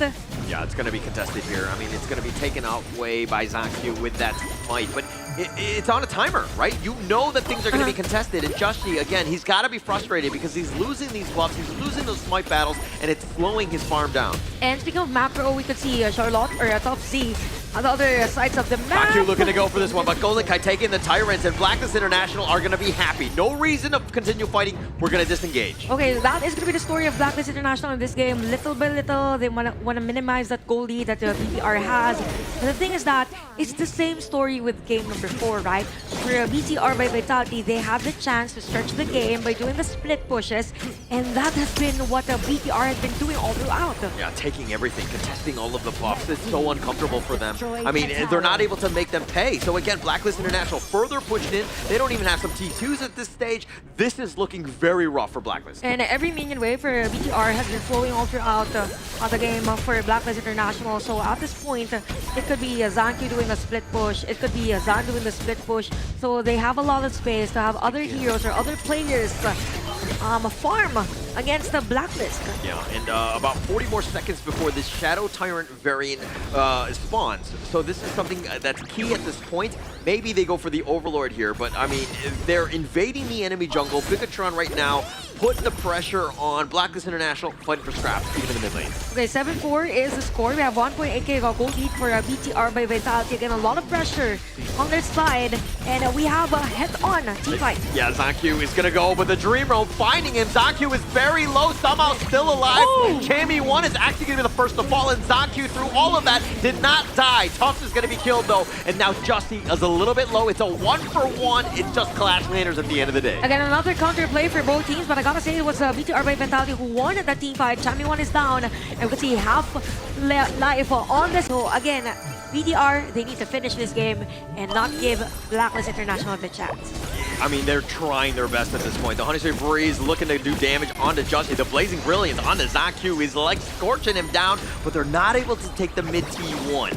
Again and again, BTR by Vitality. I think they've been really trying their best to defend the mid-lane turret because it opens up everything for them. So Blacklist International slowly and surely getting there. Now we are trying to regroup. They're still on the lead. 5.6k on this game. 16 minutes hauler for this one. I'm expecting probably that we might reach Tempest Dragon for this. It's looking that way, right? Just the way that they're slowly moving around. And the wave clear from Blacklist International is just fine. They have Kami1 with the damage Dragon, Golden Kite. You have a lot of guys that deal with the minion waves, so they can potentially extend the game. The problem is if they get caught out right now, that just might end the game. Yeah, because even the bot lane, mid lane, bottom lane high ground turret has been destroyed already by BTR as to why for Kami1, he is required for any player from Blacklist International to somehow clear first that minion wave because it will be a headache early. I mean, later on, if ever there will be a back replay for a Bigetron by Vitality. Yeah, I mean, mean, I don't know if you want to go... like, you could slow siege. You have that lead. You can continue on. But taking the mid T1 by Blacklist International, that's a great start to a comeback. Okay, they have the information that Tugsy is at the bottom lane. For Blacklist International, they could force a team fight at the middle lane, but Chammy1 reacted on that. It's the best thing that they could do right now. Oh, they got the numbers, but they know exactly where Joshi is, who's very tanky. He has that shield as well, and that cannon blast just like stopping them from going. Is Zan not really able to hit his mark? He's not doing the damage, so they know that they can't really continue. But ZanQ continuing to poke and prod. At this point for BTR by Vitality, they're not pushing for a team fight because they're finding where a Golden Kite is. They don't have information, and if you look at the Neil also, is waiting for the perfect target. So now that the already has been revealed at the top lane, there should be a movement from BTR side. Oh, the Blazing Brilliance. Tough D just looking to dive in. The Tri-Slash is doing some work. He's dashing around. ZanQ, though, looking to go potentially for Chaz, but they're not able to find their marks. They don't have any sort of catch. The top lane is completely wide open, so Bigetron have to retreat and deal with the housekeeping. Okay, macro versus macro is the story of the game now. For Blacklist International, they were able to take down a high ground return at the top lane. That's why they have the space now to take this Tyrant, and the reaction of BTR by Vitality is to guard or take the Overlord. The movements by Blacklist International, so smart. They were baiting it out in the mid lane, but actually the real point, Golden Kite was off the map because it was pushing in the top lane, taking the top T3. The space that was given, all because you didn't commit on anything, and they've opened it up even more. And now that we are reaching almost a 20-minute game, it is expected again that you have the items for both teams. It's all about the setup Dream Roam, finding Neil though, and ZanQ is gonna make him pay, at least for now. Chammy1 with those flashes. The Cannon Blast is covering the retreat on this one. They're not able to find the mark. Zan shows up and the Blacklist International is like, hey, we cannot deal with him. Let's get out of here. Now for Blacklist International, they need to capitalize on the lords that they had, or the vanguards that they have. Oh, no, it's actually BTR, correct myself. So for this one, BTR by Vitality, they can force a team fight, or probably take another turret, or push more on the Blacklist area side. So again, what matters most is the positioning now, and then just keep blocking the formation of BTR. Oh, Joshi is just providing so much vision, but he's going to be focused. He's tanky, but when all 5 of them are focus firing on the Death Star, it's going to do some damage here. He's at half-life. He's starting to limp away. They need to be careful about the Vanguard pushing on the outside lane. Tempest Dragon up in about 7. Okay, this is going to be hard for Blacklist. Finding Joshi, they're going to look to go. ZanQ, though, potentially looking to go, but Tough Z is going to be picked off instead. This is not great. Now Blacklist International, nice little Dream Roam, finding Neil, but he's going to have to use the passage, but Joshi gets picked off. He had gone too far. ZanQ just trying to fight, but that's going to be Sage's Sanctuary. They have the box, and Golden Kite doing some work, and he's going to be picked off. The Sage's Sanctuary for him. Chammy1 has been picked off, and Neil is going to get killed as well. Golden Kite is turning it up as he gets the double. But the Vanguard at the bottom lane, someone has to defend this one out. We have players down for the side of BTR. You only have ZanQ left. Nice defense with Blacklist International. All along we thought it was BTR winning that team fight, but you have to commend the positioning of Golden Kite around the time. Same goes with the damage coming in from Dragon, and even that ultimate from Chaz. So things are getting good for Blacklist International on this game. Now BTR by Vitality, as much as possible, they need to find the perfect target before a team fight. I mean, it's getting close. I mean, ZanQ was going all in, understanding that owning everyone. Kite, was owning everyone, but also Golden Kite is really the only guy that can kill him. He had Sage's Sanctuary, but he actually light steps back and starts killing the rest of his team, and once he's by himself, it's going to be a bit of a problem. And now the Tempest Dragon at about half-life. Chazzy over the wall, finds it, locks in the box, tries to go on to ZanQ to push him back, the Cannon Blast, and it looks like Joshi takes the Tempest Dragon, and ZanQ is still there, the Dream Roam, finding Tufts. He's going to be picked off, and now Bigetron, all-out retreat. They have to stay alive. Blacklist International have the Tempest Dragon, all 5 members. 39 seconds before Tuftsy is going to be up for that defense. Tempest Dragon has been secured by Blacklist International. Is this going to be it? Is this the first win that Blacklist International will have in this tournament? One final defense for BTR by Vitality. They're going to look to go for this one, but it looks like he's gone a little too far. Chammy1 is going to be picked off. Joshi's getting bounced around. The Sage's Sanctuary on him. They're not able to get a kill. ZanQ with that Blood Rage. They're continuing on, but those minions have been taken away. Blacklist International only one down, but they don't really have enough to continue pushing. Hanging by a thread is a BTR by Vitality. Good thing for them, it was just the mid lane high ground tower that was actually taken down by Blacklist International. So this is another stretch 22 minutes, ladies and gentlemen, on this game. This is just game number 4 between Blacklist International and BTR by Vitality. No one wants to end the series yet. Blacklist International stretching the game despite the fact that for BTR, they were on the lead for most of the time in this match. Yeah, I'm going to tell you who wants to end this series, and it's going to be Blacklist International because they're definitely trying. They are so close. They understand that victory is within their grasp. They need to make a couple more good decisions. They need a really good team fight, and they could potentially end the game then. We'll see if Blacklist International will be able to do that. Nice defense by BTR by Vitality at the bottom lane. So we can see right now for BTR, they are doing their best to rapidly clear all those minions and everything flowing on a Blacklist side. This is like a very difficult situation for Bigetron right now. They're constantly have to shift from lane to lane, just dealing with these Tempest Vanguards. Not the easiest thing to do. It's gonna slow them down. But if they're able to withstand this storm, this potential assault, and it looks like they're gonna look to take this bottom T3, they have a chance. We can see that, okay, the bottom lane has been destroyed by Blacklist International for BTR. One final stretch again. There is going to be a jump. They find Joshi, he's at about half-life. The Dream Roam just back. He does have the shields, and it looks like they're going to disengage, but they found Zan. That's the second time he's died, and that's a huge win for Blacklist International. Again, another opportunity, but 40 seconds for the next Tempest Dragon, or are you looking to end this? I think for Blacklist International, they want to force this push.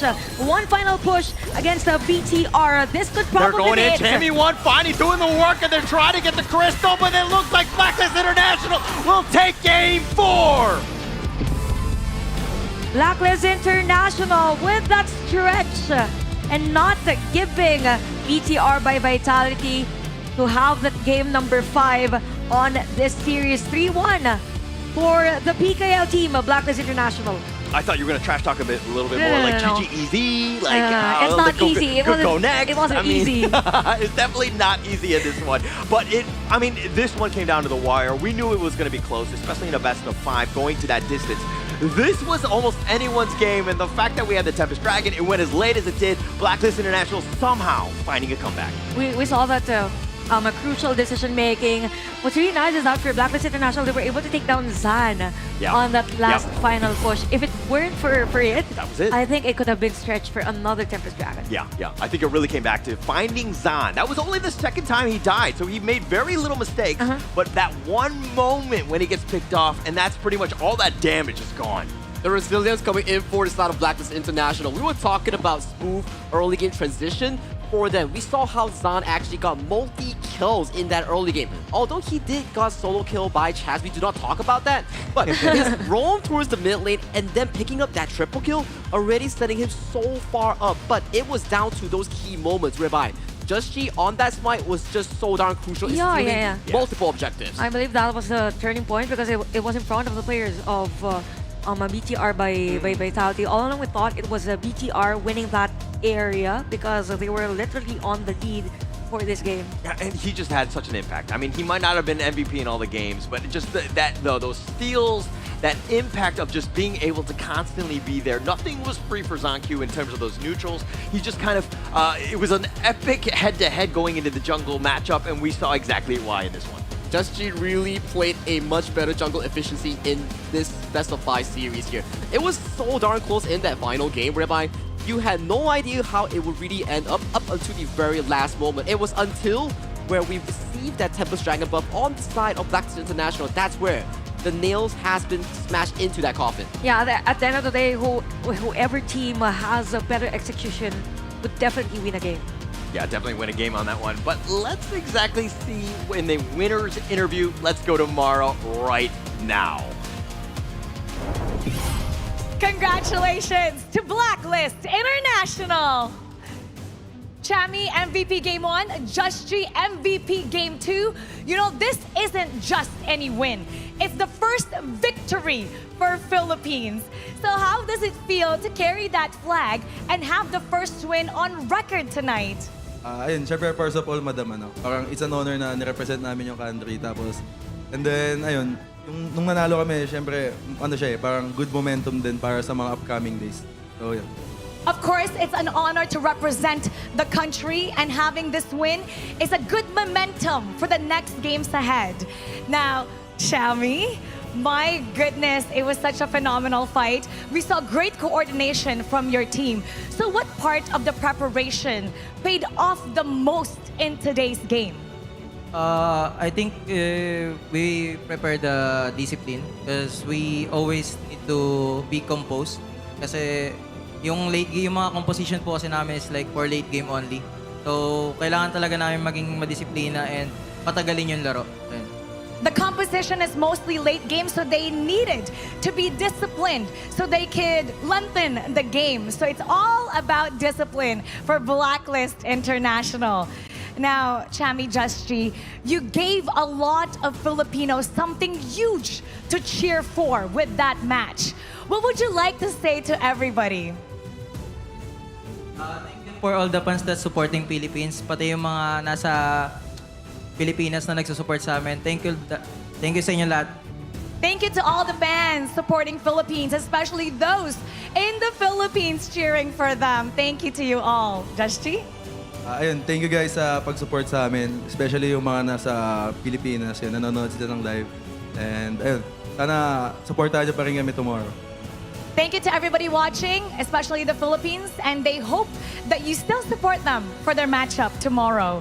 Once again, congratulations to you both, and we hope to continue seeing your success. And now we're gonna break it down even more, so we're gonna head to our casters. Lead the Gorge. Thank you, Mara. That was a wonderful interview coming in from both the jungle and clash trainers, both Chami Won and also Just G. I gotta say, it was a very down-to-earth interview. They said one few things that really resonate with me, whereby please support them up until the very end. Yeah, I think for all players from the Philippines, they're just very hopeful that we get a win, and finally we get a win on this tournament. So everyone is happy right now. I'm smiling while I'm saying that. Anyway, for that game, I think for Blacklist International, they've shown everyone the full potential that they can give. They've adjusted their play style as to how BTR by Vitality plays. And it's a huge thing. It's a pivotal factor as to why they won that game. Yeah, and I think that a lot of that reason why they won was that Golden Kite play, right? That Harley, that first pick, there's a reason why they love it on him, because he was just kind of styling, but the amount of damage he had, plus the fact that he had like 19,000 net worth, keeping on pace with Zahn, who was 11-3, 7-9-0 and 3 at one point. The guy was just like really on fire, and it's to not be discouraged, understanding that you're still the win condition. I just gotta stay in there. And we talk about win condition as well. You can really look back into the damage dealt here on towards the side of PKL Blacklist International. You're looking at 100,000 across the charts here for multiple members here. Yes, we have Bigetron by Vitality, you have Zahn and Neo here, but damage isn't as sufficient compared to the Blacklist squad. Yeah, that's true. And even with the damage that BTR has, if you look at the sustain that Blacklist International is giving all throughout the game, that it's not really enough for BTR by Vitality. But all in all, BTR Vitality, it's just that they had lost control for that game. For Blacklist International, they know their winning condition, went their way around it, and was able to have that shift in terms of the goal lead, in terms of the positioning. They just went straight after the Tempest Dragon. They minimized every potential that BTR by Vitality had. This was the emotional roller coaster that I was on in this game, right? I was up and down all over the place, and I think I died at one point, but whatever. This gold grab was actually insane. Yeah, I think that moment was not great. But Blacklist International, like, look, when you're down and things are looking rough, it's those moments when you're truly tested as a team. How good are you? Are we able to be resilient? Are we able to bounce back? You saw that fighting spirit there. It's the power of friendship we talk about, right? For Blacklist International, it's just another day in the park whereby they are put behind in a bit of a goal lead, but in the end, there's only one man, and one man only leading them to that victory. The MVP title does belong to none other than Golden Kite. No, the twin brother of Golden Kite, Dragon, on that hero. Threw you off. You should have waited for the hero first. They showcased the face, but actually, guys, if not familiar, they're actually twins. Exactly, right? Okay, so this is not Golden Kite, but Dragon. I was waiting, because I was like, yeah, I mean, he's got a gun out. I wasn't entirely sure. I mean, I know that Golden Kite likes his guns as well, so I was going to wait this one out. But Dragon in the end with the MVP. his presence was definitely there. The Chaos Cinders, the Blazing Brilliance, constantly onto Zhang Q, right? It made it very uncomfortable for him to take sort of initiation. I think the reason why he also got the MVP as well, it was due to the last play where he caught that channel with the Blazing Brilliance, making it a 4v5, and in the end, it was just Blacklist International going in for those final pushes. Yes, and that's what matters the most for these players. In long games, as long as you take down that specific hero, a specific player, that's very crucial on a team fight, then you win the game. And that was the story for Dragon at that time. And now that if we look at the highlights, for Blacklist International, they were a bit struggling early game. Now for BTR by Vitality, they struggled maybe around 17 minutes of the game, wherein Blacklist International was having that slow push against them, and it was 14 minutes. That crucial steal from Just G was the turning point of this game as to why this game has been stretched very long. And you're kind of wondering, it's like, why couldn't the Bigetron close the game out? I mean, you're looking at the wave clear that's available to Blacklist International. They're able to constantly extend the game until they're ready, until they hit the critical mass of items. And the critical mass of items do come in to the point at 20 minutes, whereby goal lead never really makes sense at this point, whereby it's just about item swapping, it's just about those final few team fights, whereby Blacklist International, they secured this Tempest Dragon, and all, in the end, was in favor of the PKL squad. Yeah, I think this was at the moment that they were able to take down China, that one. Yeah, right there, right there. From that brilliance on Dragon's hero and taking down the China, it was a very crucial kill for them. That was pretty much it. I mean, they don't win that one. You were talking about this game being extended about 10 minutes. I think you're right, right? It really came back to that channel just staying alive. Zan just a little too far up. And of course, Dragon / Golden Kite, whatever you want to call him, getting that kill on that one, absolutely huge at that stage. It was absolutely huge, and it really removed any point of contention coming in for the side of Bigetron by Vitality to really hold the line against those Tempest Dragons marching into their base here. But all in all, good day for PKL fans because you finally landed your first series win. But on the flip side, there's bound to be people that's sad right now because Rookie, I can probably sense it right now, he's pretty down the dumpster. Yeah, he will be here with us tomorrow. Yeah. We'll wait for his reaction when he gets here. Yeah, I think the biggest thing though is just to stay calm, cool, collected. I mean, you still have the playoffs tomorrow. That's not going to change. If anything, this is like a learning experience, right? Losing like the way they did, they had so many opportunities to potentially end the game and come back, right? I think that they need to think about the positives more than anything else. That I would agree. And probably adapt some of the plays that the other teams had. Well, ladies and gentlemen, of the Quill City Mall and on the online broadcast, we'll be going for a short 15-minute break. Go get your drinks, go get your snacks, and we will see you later.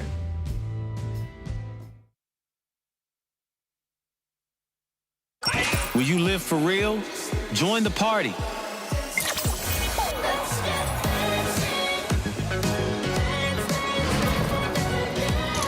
Make the whole street a party and add disco balls.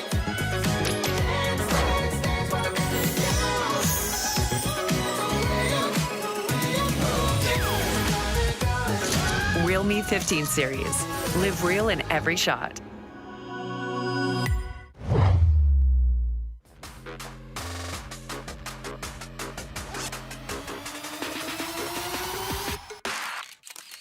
Why are you here?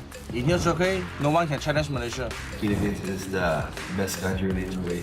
I'm here to prove that Indonesian always on top, always. What makes your nation stronger? We have our flag in our chest, and this is makes us stronger. Of course, Malaysia lah, because we are the strongest region. Malaysia boleh. Who do you think will win nation clash? You ask a very good question. Of course, Malaysia. Serious? Come on, bro. Of course. You see this? Yeah. I think we're gonna win. Now our team is underdog, and no one see us, no one smell us, and when they see and smell us, it's already too late. Because Wetrnd is very aggressive, rotations don't even matter. We're gonna everywhere. Aggression? Cute leh. Because Malaysia, we got discipline. They call us the comeback king. Ultimate battle, it's nothing new, bro. We always do it all the time. We play the game how it's supposed to be played. We different level. We level so high. Ah, so boring. Come on. So high. So high. Winning is not just part of the game. It's a style. My team is handsome than yours.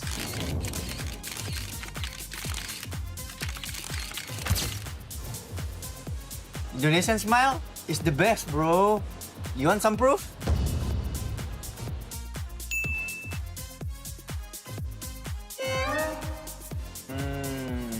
You see this? Why is everyone talking about the game? No one's talking about the food. You can't call yourself the greatest nation without the greatest food. Huh? You really ask me that question, ma? Of course, Indonesia food is the best, lah. Huh? Our Malaysian food is better because we got nasi lemak, roti canai. Come on, bro. Nasi lemak. Got one word for you. Flavor. You bring the spice. Again. Chai kway teow, rojak. Indonesian food, the best, bro. We have Indomie.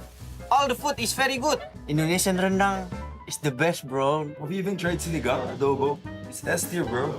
Adobo? Nice, man. Filipino food is the best. Make me. Our Malaysia is better.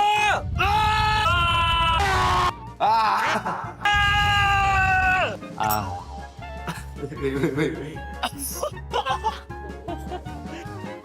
You are just better.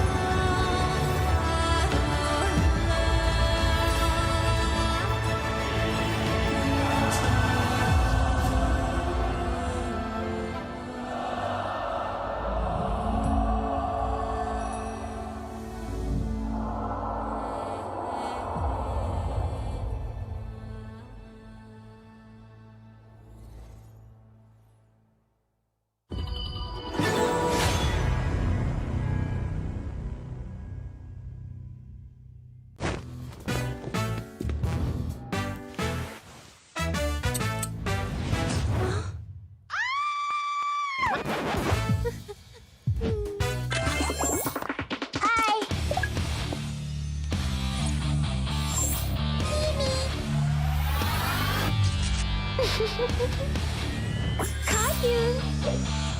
Do not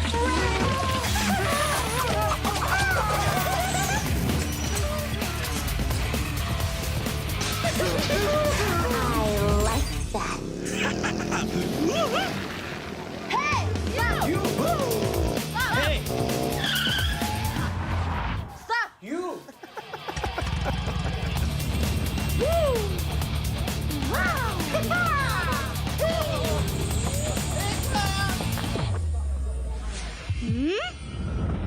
Hoi!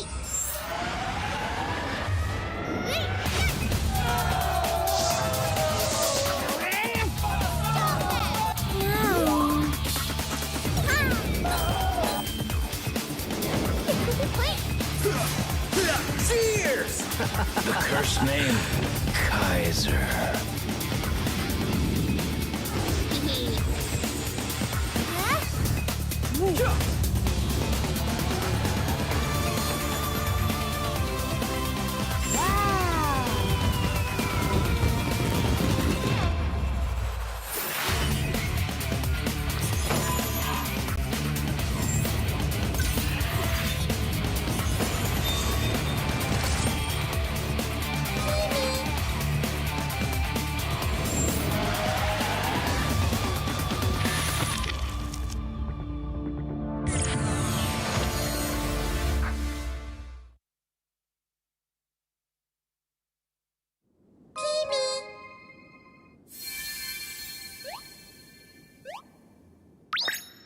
Hello.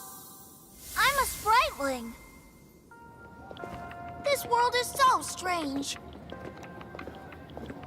Happy people are colorful. So beautiful.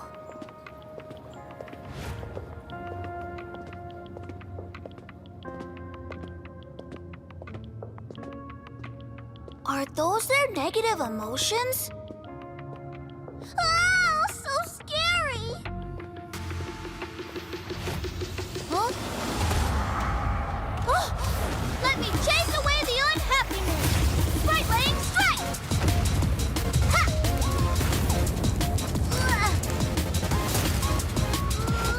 Hey!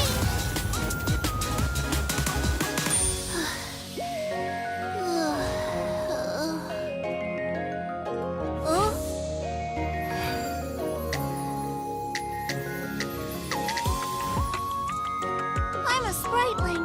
With me around, you'll never be unhappy. Ow! That hurts. Thank you. Let's be friends. Get him! Get him! Pitch blind, let's play another match. Charge! Welcome to the world of spritelings. I'll take you to our annual Spriteling Festival. Enjoy HOK and release your unhappiness. The world can't be without spritelings.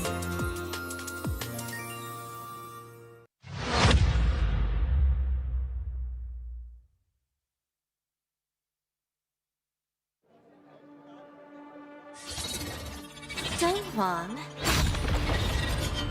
won't you come out to greet an old friend? All this noise, how unruly.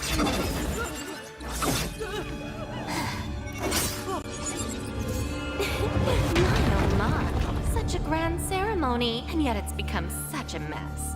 Let me help you tidy things up.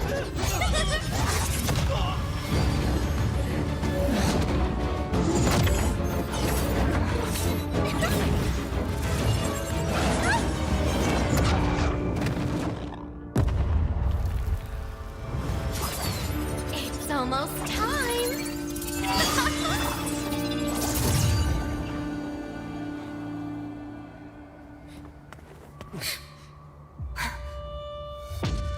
Hang in there. We'll protect everyone. Someone will come to help us. Who will come to help us? No. How interesting. Very interesting.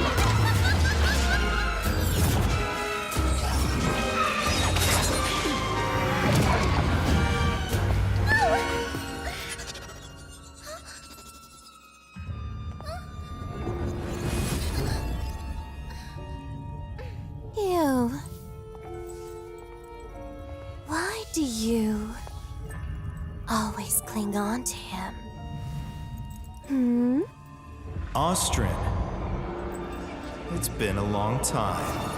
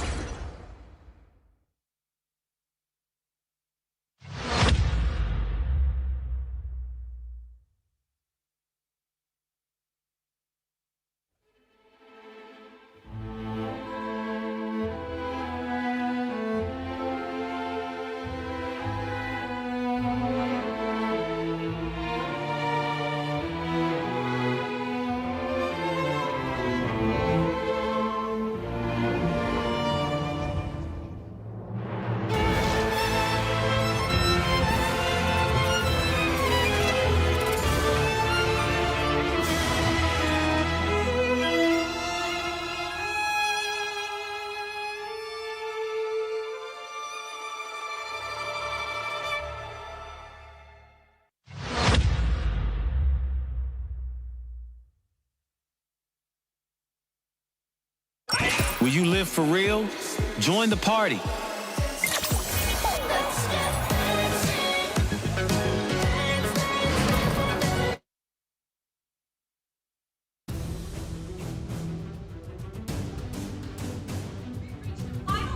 Of day 2, and the fire of national pride burns brighter than ever.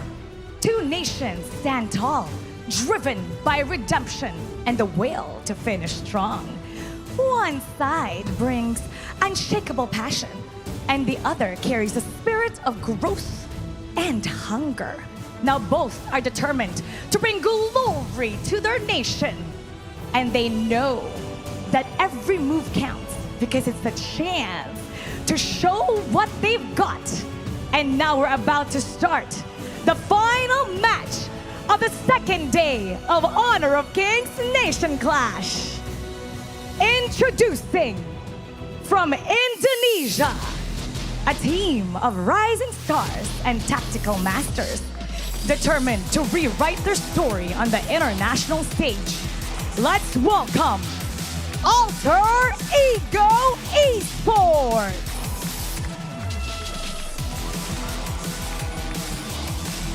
And returning to the stage, representing the Philippines with unshakable heart and momentum.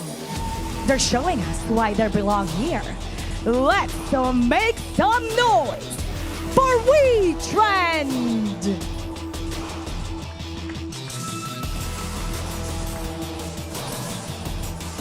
Let's bring the coaches and seal this with a spirit of sportsmanship. This is the final battle of day 2. Indonesia versus Philippines. Both teams hungry for redemption and victory. Two teams, one goal to close the day with a win for their nation. Casters, lead the gorge. What a way to end day 2 of the knockout stage. We are yet to see another Indonesia versus Philippines Alter Ego Esports, first time we'll be seeing to play today. Yeah, Alter Ego Sports is going to be Newbie, Icy Tail, Decoy, Zen Chao, and of course 1TUT. This is a squad that were voted highest going into this one, the most popular team from IKL, making an appearance here. And yeah, while things haven't been great all the time, this is still a team that is still finding its footing. Finding its footing, they will need all the experience that they have harnessed from the IKL to really put up a showing against the likes of Wetrnd Esports coming into the Kings Nation Clash. But I do have to say, for them, it is all about experience, all about building that path, that roadmap to the 2026 year of the Honor of Kings Esports ecosystem.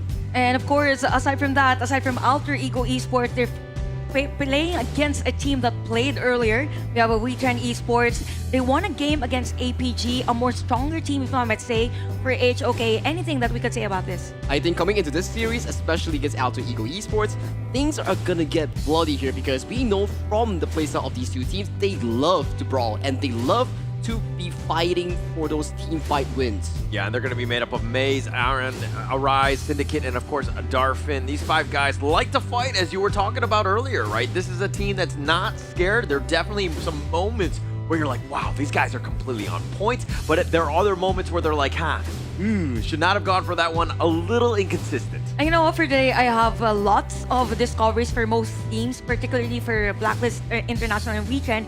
They're more like into a very chaotic team as compared to how they played on PKL. And speaking about chaos, one role that could bring chaos to the other team are the junglers. We have Arise and Zen Chao. We'll look at the head-to-head again. This is from their statistics on their respective regions. Anything to look forward? I think anything to look forward is the experience coming in from Zen Chao. He's been in the scene for as long as I can remember. Coming into Honor of Kings Global, he has been the key leader here coming in from Alter Ego here. But for Arise, it's only been a small transition phase, but he's been making his markers, especially in the PKL, having a smooth group stage with the likes of Wetrnd Esports. But it was down to those playoff moments that he really started to show that lack of hero pool that could really damage Wetrnd in this best of 5 series. Yeah, I would agree with a hero pool, I believe, but with the average KDA, it means that as long as they get it going, then it's good for the team. Now, team head-to-head, we could see a huge difference between Wetrnd and Alter Ego. Wetrnd is leaning on those, or leading in all departments. Yeah, and I mean, this is the head-to-head. They never, obviously, have not played against each other. These stats are from when they were back in their league. Alter Ego, obviously, with IKL, as well as Wetrnd from PKL. But, you know, Alter Ego did not have a great time. Let me be completely honest. They only beat 3 teams in the IKL in the regular season. Mahadewa, Ravamoin, Esports, and of course, Anik on this one. So it seems like this is a team that really hasn't really been able to gel well yet. But they're here. This is a great experience. Yeah, you might take some L's, but you gotta learn from them.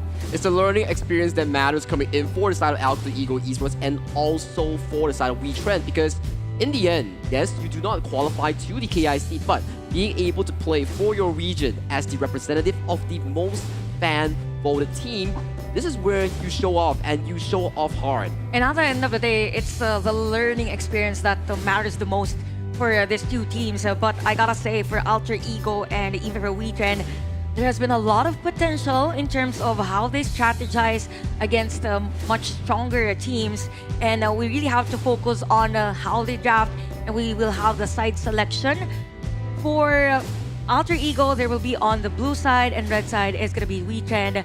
If we look at all the data that we had from day 1 up until the previous game, are there any factors, or is this a huge factor, the siding of the picks and bans? I think it comes down to draft. I think it really comes down to the overall strategy. Obviously, it's a best of 5. It's a longer series, so they can kind of play around. It's not the end of the world, but to your point about how the fact that, like, you know, you're learning from those losses and all these things. I think for both of these teams, the biggest thing is they want to stop learning. Right? I think they want to get the other team to start learning a little bit more because they're sick of it. The rivalry is real, especially at this Nations Clash. And you have to think towards the IKL side. They already lost the series against Blacklist International, so what they want is for Alter Ego to claw back one series against the PKL representatives. Yeah, because that's 2 Indonesia versus, 2 matches wherein we have Indonesia and Team Philippines. So blue side's gonna be Alter Ego again. Blue side is Wetrnd. We've mentioned about the heroes that we've seen all throughout KNC, and we are seeing for Alter Ego they will ban out Dolia and even Mai, and this opens up a lot of heroes for the priority pick. Even for Wetrnd, they ban out Arlie. So are we expecting a specific hero for Alter Ego coming to this first pick? I mean, you might want to be looking at your clash lanes at this point. I think that that's probably the general consensus of where you want to. I mean, no farm laner, in my opinion, is really worth taking. Maybe the Pei, and that's another a good ban by Wetrnd there, by Exosen in terms of the coach there. But the Luna, it looks like they want to go high flying. Let Zhen Xiao fly. When we talk about Alter Ego Esports, you definitely got to put your focus on towards Zhen Xiao. He's been in the scene and he loves those jungle assassins here for side of Wetrnd. There's still the picks like the Diadea, like the Yang and Dolia, for example. So these are still up and available, but sorry, Dolia has been locked away from the side of AE. Oh, I was thinking for a Wetrnd, there's a high chance that we might see a Yuan on this, or probably take another hero. So it's going to be Yuan and the Aohin for their hero composition. So it's more of a mixture of, let's say, crowd control that has sustain and high DPS later on for this game. And I think it was, no, it's not I think, it was Alter Ego that played Garuda yesterday. It's just that it didn't work against the APG, but this is a time wherein they take the redemption plus the sunset. Yeah, I'm not a huge fan of the Sunset top, if I'm going to be completely honest. I feel like it's really fallen off. It just really hasn't had that impact. That cooldown takes forever, right? And the laning isn't as great as well, so he kind of falters in that one-on-one matchup. It's a great situational pick for later, right? I don't know if game one is you want to set the tone with a hero like of this caliber. I'm kind of confused, Sagi. The Sunset was picked even though Dharma was open. What's the reason behind this? I think the main reason behind it as well, you have the likes of the Long and Yuan, you have the get out of jail card that we talk about in the form of their ultimate. So once you go in as a Dharma and you can't find the finishing blow, you best believe the Yuan and the Long will press that ultimate and they will bail to safety. Okay, so a pretty decent hero composition for both. We've heard the thoughts of a Holler on this is Sunset. It depends now for Alter Ego as to how they will execute on this one. But we will see an upgrade ban for Alter Ego. So there's no jungler yet for Wetrnd. Given the fact that you have nice composition already for Wetrnd, are we expecting an assassin so that it will play fair against the Luna? It'll be interesting because one of these picks that Wetrnd could really pull out of their pockets could have been that floorborne tank that they have found success with APG in the first series of the day here. So bear in mind, coming into the second phase of the draft, more of these roams and more of these junglers coming in from both teams will start to be removing from the pool. Yeah, of course, as much as possible, you want to secure like a hero that is very sustainable, has crowd control. I think for a Wetrnd, they both had the piece. And look at the focus on limiting the heroes for Arise. I mean, for those who are not familiar, for Wetrnd, they're known to be a team that heavily relies or gives space to Arise as much as possible. Hence the heroes like the Lady Shens, the Xiao Chaos, because those heroes are not really item dependent. They're not gold dependent. But it's going to be Yixing now for Wetrnd. Yeah, I think that it's going to be, you're trying to lock Luna in a box a bit. The board is going to do a decent amount, I mean, potentially, right? But then you have that Dharma with you can knock him off in terms of hitting him on the backboard. This is a nice little combination. They need control. They need to figure out a way to control the Zhen Xiao Luna here. Zhen Xiao Luna will be one of the key factors coming in for Alter Ego success here. For Wetrnd Esports, just like Hollow mentioned here, Dharma, Yixing, a very good team fight setup that's being drafted overall. It really resembles the PKL plays that we talked about, that they love to fight and they like to bring it big. All these big setups coming in from both Aaron and also Syndicate might just be the success factor, the storyline that we will be seeing coming in for the PKL fan favorites. Nice point on the teamfight-centric type of lineup on Wetrnd, but there was an answer for Alter Ego. Now you have the Secure and Direngi, very good in terms of the sustain, in terms of early laning. At least there is the support and crowd control. Now for Wetrnd, it kind of feels like they're lacking damage in the jungle area since they would be up against a Luna. And I mean, it's a good round out draft. Musashi. You have a lot of the stuns and everything that you kind of need. Wetrnd, though, it looks like they're going to go a different way. Let Musashi fly on, you know, a rise, right? I think that he's going to be great on this one. Getting to the back line. If Luna gets caught out, they might have a bit of an issue. So at Alter Ego, with all the stuns galore, you got to make sure the Luna is still up. And all the setup coming in from Wetrnd here, it puts Alter Ego into a much more defensive option that we talk about. With the lock off Arise on that Musashi, your spell 1, the Illuminating Slash, can also block the bolt coming in from Sun Tzu. Yeah, if you're able to time that. I mean, we've seen that. It's definitely a skill play. It's not the easiest thing to do. Now, looking at the draft alone, I want to ask you guys, who's going to be on the edge in terms of the early game? Early game, you know, I'm looking through. I mean, Alter Ego kind of, you know, it reaches out to me on this one. I just feel like the Gerudo can do some work. The D-Renge is okay, but, you know, it's a bit of a mix for me, 50-50. Okay, it's a 50-50 in terms of the hero composition. Again, game number 1 is very crucial on building that momentum for Alter Ego. Of course, they were able to watch that game of a Wetrnd, the first match that they had at KNC. Now, for Wetrnd, there might be some emotional boost because of that win from Blacklist International earlier against APG. Again, this is nation versus nation. Indonesia versus Philippines. Quick predictions, gentlemen, for this match. She's putting us on the line. Yeah, she's putting us on the line. She's on the lines. Okay, so logically speaking, Wetrnd has a much better draft compared to the side of Alter Ego. But Alter Ego, in terms of the laning phase there, 1 TUT and Decoy on the D-Range secure combination, it does put a lot of pressure against the likes of Darfin on that low.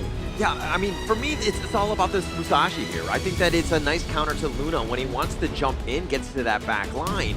But if the Musashi is somehow baited out by others, because you have a decent amount of stuns that can control him, you might have a tough time. So it really comes back to the vision, how the teams are going to end up fighting. I do think Alter Ego, it's about execution, but overall draft, I like Wetrnd. Yeah, of course, for Wetrnd's lineup here, I mean, you have the composition that could go slow burn and at the same time the control. I believe for most cases, when we see Yixing in a lineup, it's more of them dictating the tempo of the team fight. You're having that specific area wherein you will want to go for an engage. Now for Alter Ego, since it's more about crowd controls and such, you have the sustain and high DPS, fast clearing on the Garuda. Let's expect that this is going to be more on the chaotic side, while for Wetrnd, it is more on the systematic side. Yeah, but you know what? I like these two teams because they like to fight. All right, and that's fun, right? It's not the most strategic at times, but at the end of the day, I just want to see them brawl, especially in game 1. Again, this game number 1, we have Alter Ego versus Wetrnd casters. Thank you so much, Chantel. As we get into game 1, this is of course the 3rd match. It's taken us some time to get here to figure out exactly how these teams are going to be seated at the end of the day. We saw Blacklist International put a W on the side of the Philippines here, but look at how Wetrnd looking to take that momentum and being aggressive now. That's the early game punishment here coming in for the side against Zhen Shao's jungle here. Minimum you can do, make sure this Luna doesn't have the best of the early game here. We do see a Mulberry Power landing onto his base here, but with man advantage, they do indeed take that Fire Beam. It's going to be huge for them to, like Wetrnd, to limit Zhen Shao as much as possible. This hero is so buff dependent. If you're constantly stealing and then putting it on a timer, as we've seen other teams are likened to do, you could put some serious pressure on. But now Decoy in a bad spot. He's going to be focused. They're taking liberties, pulling him back, and Aaron makes the rotation and gets first blood. Beautiful prediction coming in from Aaron. He was so darn patient on that Taker's Liberty. He waited and he put it at the best position to limit the escape coming in from Decoy on that secure. Yeah, and I mean, Decoy tried to get away to safety. He was just going in. He doesn't really have enough to kind of use that mobility to the maximum right now. There's no really brushes. So again, Decoy getting caught out. Not the worst thing in the world, but again, you don't want to handicap your own team to start things off. Start things off, as you mentioned here, we do see a bit of a mid-push being attempted for the side of Wetrnd Esports. They do get that mid-pin priority and translating it into another Wild Boar steal for their own taking. And look at how Wetrnd are just counter, jungling, so to speak. They understand what the mission is. Stop Zhen Shao. Let's take away as much as possible, invade, and he's going to be walking around and be like, hey, where are all my camps? Yeah, that's the sad part where you're playing a weak side jungler here coming in for the side of Zhen Shao, where you don't really have much of a priority here as newbie here, getting stun locked by Maze Spell 2 here. That Mournful Temple putting a bit of a pressure on towards the mid lane coming in from Alter Ego. Yeah, putting pressure on, but again, Zhenxiao will take that mid lane and then make his way down. Now, if we're talking about this Garuda hero, right, it's a little bit new. It seems right now they're prioritizing everything into the Luna Zhenxiao, which is smart, but Garuda, you need some sort of farm, right? You need some sort of farm, you need those few items to really start yourself to get going, get that Massive Agony, get that Frozen Breath, and then you start to slowly but surely attempt these mid lane fights that we talk about here. And once again, mid wave being cleared up allows the rotation coming in for the side of Wetrnd Esports here, but Zhenxiao has no smite. Yeah, no smite, but the duel's death right on top. The flash forward by Aaron, he actually misses the taking liberties, and Zhenxiao will survive. Look at it, re-engage here coming in for the side of Icy Tail. Nice little boat though, and it looks like Icy Tail making the action happen, get the connection onto Arise, but Icy Tail, he's trying to get back to safety. He's gonna go down. I think it's much more of a miscommunication here coming in for the side of Alter Ego here. You have Icy Tail going in, but the other members of Alter Ego, they are backing away to safety here. But Zhenxiao making a critical mistake here, does not in fact reset that new move. Yeah, and Syndicate was looking to potentially go. The taking liberties no is going to be shrugged off by Zhenxiao. They were not able to get the Crimson, so Alter Ego making moves, but not really getting any sort of conversion out of it. It's looking really good for the side of Wetrnd Esports here in this early game. Before the 4th minute mark, we're looking at a 1,000 goal lead in favor for the side of the PKL fan favorites. As we see, Decoy getting a bit of a poke onto his base, but it's just a roamer for roamer sort of HP.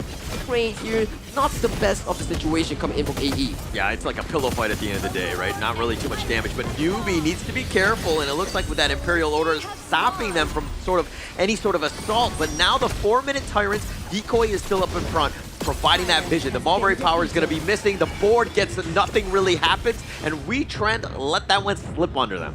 Yep, very uncharacteristic stuff coming in from Wetrnd Esports. They like to fight at these objective points, but giving away a free objective over to the side of AE, not what you really expect coming in for the PKL team. Yeah, not what you expect, but at the same time, AE are like, hey, actually Wetrnd, there's some gaps. We can come back in this game, we just need to play our game, take advantage of what they have, and this net worth lead, while it's only 1.2, it's still far from over. And Syndicate going in for the potential invade. Yeah, the Wings of Judgment right on top of this one. And Arise goes, uses the Duel of Death, but he's in a bad spot. He's being focused. One more shot, and he's not able to go. No, he gets picked off. Zhenxiao says, I will take that. How dare you invade my jungle? The Unending Sorrow by Maze, and he will be back.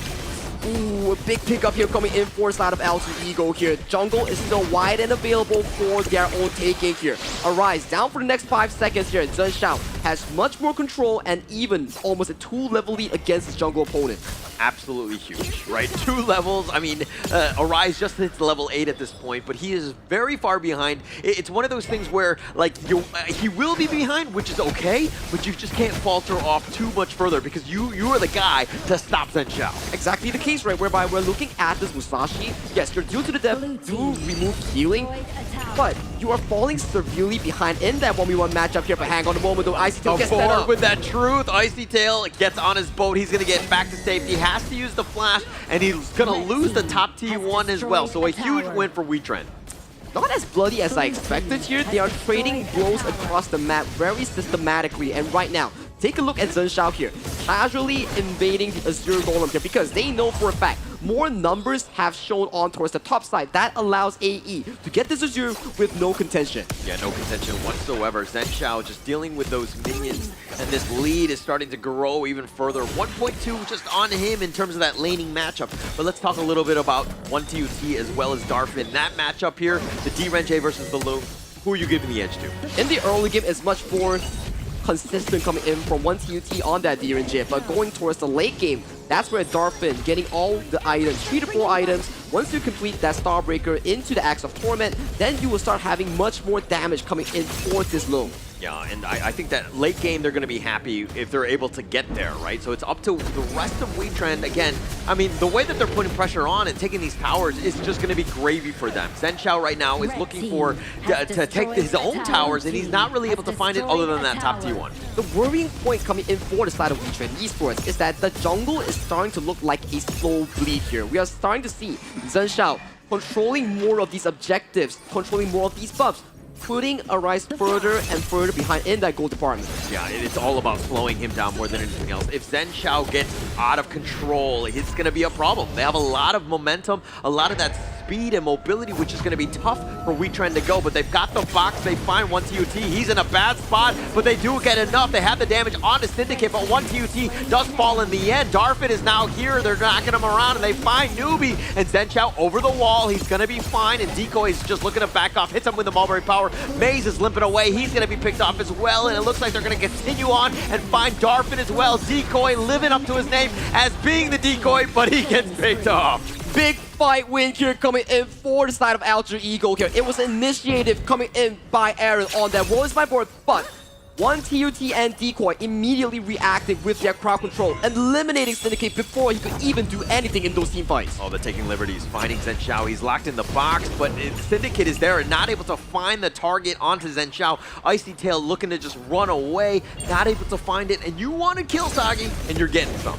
This is what we're talking about. We want bloody wars between these two teams here because based on their playstyle, they like to fight for control. But so far, 5-5 in terms of the scoreline here. 1,000 in favor for AE. Yeah, and the Tyrant now going to be picked up here, and it looks like Wetrnd are making their way. Newbie's nearby, can throw out that Wings of Judgment, but he's not going to do it. Arise taking the Tyrant.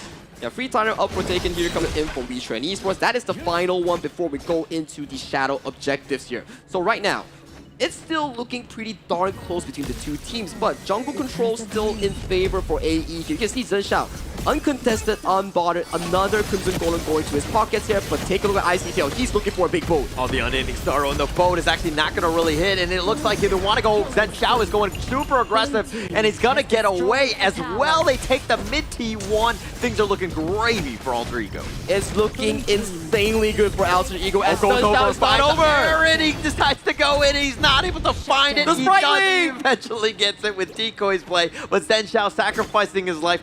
I'm not a huge fan of that trade. The little ENG Spriteling there, landing the last hit onto his Aaron. Not on my to-do list for this upcoming game here, but check it out, the Syndicate here does get caught towards the river here, uses the Formless Mantra to get away, force out the Flash to escape towards safety here. Icy Tail, with that boat, doesn't really find much of an engager. Okay, if all of those spells were able to be coordinated properly and stun-locked him, with the Wings of Judgment doing that damage, they would have gotten the kill. Everything was just thrown, and like literally he was Matrix dodging everything. He was dodging a lot of those things here, but that was the expense of his Flash, though. No Flash for Dharma going into the 10th minute team fight. Not what you really want if you are a fan of Wetrnd Esports here, but we do see some of the rotations here coming in for the side of Wetrnd. They put their focus on this Shadow Overlord. Yeah, and they're prioritizing it. The truth, right on point on this one. They're doing some work with that board. Icy Tail is stuck into it, and they do get the damage with that Duel to Death. He's going to dash away. Maze is there on the side, providing that vision and opening it up for the Shadow Vanguard. Very clean board here coming in by the side of Wetrnd Esports mid laner. Aaron, once again, clutching it up, locking two, getting Zen Xiao, getting Icy Tail, forcing the trade to be in favor for the side of Wetrnd. Yeah, and Alter Ego just burning down the Shadow Tyrant as well. They want to do this quickly. A Decoy getting back with using that Ride the Wind to safety. And with these Vanguards pushing... okay, let me ask you a question. Do you like Shadow Tyrant better than Shadow Overlord? I think it comes down to what you're looking for, right? If you're looking for minion wave pushing, definitely you would go for that Shadow Overlord. But if you're forced to fight for one item, you're definitely going for that Shadow Tyrant because you get the buff and you can fight the enemy over control for something else. Yeah, okay, all right. So everyone's a little bit different because in this one, it looked like Wetrnd really wanted that Shadow Overlord, and they did pick that one up, but it's still one of those things where it's like, okay, it's part of the overall strategy more than anything else. They do play their cross side, they do get that Shadow Overlord. That's what makes Wetrnd so smart, right? They're not only blindly going for that Shadow Tyrant, because to go for that Shadow Tyrant, you have to go through multiple layers of vision that's being set up by the side of AE. Yeah, they have a lot of that vision. I mean, they have the lead as well. They're up about 500 gold. Again, a bit of a wash at the stage, not too much to worry about, but they need to protect their jungle. That's when things are going to start to accelerate in favor of either of these teams. But right now, we're looking at a 7-7 at the 12th minute mark here with a slight lead towards Alter Ego here. Yet to have the biggest fights to break out. But once we do have one of those, things could just go either way between these two teams. And it's just basically when Zen Xiao is like, hey, I'm comfortable, I'm 6-slotted, let's go, right? I think they're just waiting for that moment. He's already hit level 15. He's starting to kind of distance himself from Arise in terms of the net worth. He's got a 2K lead. He's got almost everything that he wants, but he probably just needs one more big item before he's really comfortable. Potentially the Splendor that we talk about here, or like the Breakthrough Rope, or is that a Darfin as well? You're looking at almost 4 items completed on that low here. Once he completes that final item known as the Siege Breaker, he could be a potentially big deal here, going for the assassination, especially on towards Newbie here. The Tool of Death, he finds him, but do they have enough damage? The Wings of Judgment going to be used, just scattering him out. Newbie gets back to safety, but Icy Tail's going to be picked off, pays for his sins. Ooh, big play here coming in for the side of Wetrnd here. They do engage on towards Newbie here, but the person to really get punished on in those attempts was Icy Tail coming in with the re-engage here. I gotta say, Maze with the clutch heal and clutch redemption, saving his jungle from danger. Yeah, and that's pretty much what you want. You got to save your jungler more than anything else. And I mean, Wetrnd right now, they have a slight edge in terms of at least map control. If you're seeing exactly how Darfin is up in front, finding Decoy, who has to actually flash, he actually goes the wrong way, ride the wind, but he's just dragging them away. He's just trying to use his mobility to the maximum, but he's been slowed down, and this man is so hard to lock down, but they will find him. Give it to Darfin. But top side though, we see Zen Xiao here utilizing the wave to crash into the base here, so that is still a decent advantage in terms of the map movement coming in for the side of AE, but Decoy, just like his name, acting as a decoy. Yeah, actually even smart, right? I mean, it was all bait in that regard. Zen Xiao using that space in that top lane with that push, huge, right? I mean, it's probably better if Decoy didn't die, but again, I think at the end of the day, it's about creating space. Creating space for the upcoming objective here. The first objective that we are gonna have at the 14-minute mark will be that Shadow Overlord here, as Maze takes an Imperial Order to the face, has to back away towards the huddle that Wetrnd Esports set up in this top river. Yeah, Maze doing his job by taking everything to the face, right? As a roamer, sometimes you just need to provide that vision. You have so much to say, but now the Duel of Death, they find Zen Xiao, who uses the passive, was trying to stay alive. Not going to be the case. The Unending Sorrow, the Infinite Vast is right on top of this. He wants to go aggressive, and he will be right on top of this. They find Icy Tail, arises, get whittled down, and not enough damage. 2 members down from Alter Ego. Critical mistake here coming in for the side of Zen Xiao here. Arise with the proactive plays, catching out the jungle main here with another engage coming in from Syndicate, but they do not find their marker. Darfin going in for the play, catching against the DRNG. Oh, you're trying to fight this 3 versus 5. 1 TOT is already down. What are you doing? Wetrnd is at full strength. You're trying to take this fight 3 versus 5. Terrible decision by Alter Ego. Terrible decision coming in by the IKL fan voted team here. It is looking dire for them as we are looking at a potential second objective being started by the side of Wetrnd Esports. Yeah, the Vanguard's pushing on all fronts. This is going to open up the game even more. The Shadow Tyrant looking to go the way of Wetrnd, and just like that, opening it up. I mean, if you're down members, you cannot be consistently fighting or trying to force the issue. That was really risky coming in for side of Alter Ego here, but in that exchanges, it does allow Wetrnd to further pick up these objectives. And right now, look at the bottom wave here. Vanguards are crashing into mid and bot side in favor for the side of Wetrnd as they're looking to take this tier 3. Yeah, the Shadow Vanguard still up in front. They're going to try to just zone that away. The bottom T3 with that Flaming Palm doing some serious work by Darfin, taking that one down very easily. They rotate to the top lane. Yep, top lane, next location for the side of Wetrnd to really find their marker here. Zen Xiao going in with the New Moon has to back away towards safety here, but they do in fact survive against the initial Shadow Vanguard push here for the side of AE. Goal lead is still about a 2,000 deficit. They still have those opportunities to really bring back the game to an equal. But they do have wave clear. I think that that's something that Alter Ego will be able to kind of rest their laurels on. They're going to be able to go, but here comes the boat. Wants to go for the backside, but 1 TUT has already been down. Zen Xiao just trying to find the 1 versus 1. Aaron has been killed, and it looks like Arise has been taken out, but the top T3 has been gone on. And now Zen Xiao finally gets picked, but Arise is killed as well. Icy Tail almost goes in for that one with that Mulberry Power. And now Maze is just running away, and he will keep everyone up. The sustain is real.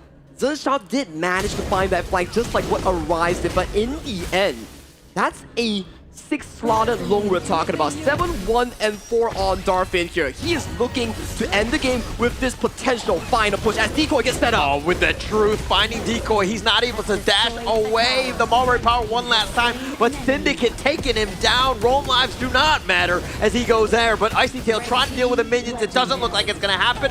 Wetrnd will take game number 1. Legendary performance here coming in from both Aaron and Darfin here, setting up the team fight for their team success as PKL fan favorites take game number 1 against Alter Ego Esports. Definitely on that game, it was a battle of attrition between both teams because some parts, it was Alter Ego leading the charge against Wetrnd, and I kind of feel like for these cases, if it stretches into a longer game, because in PKL, we tend to have longer games.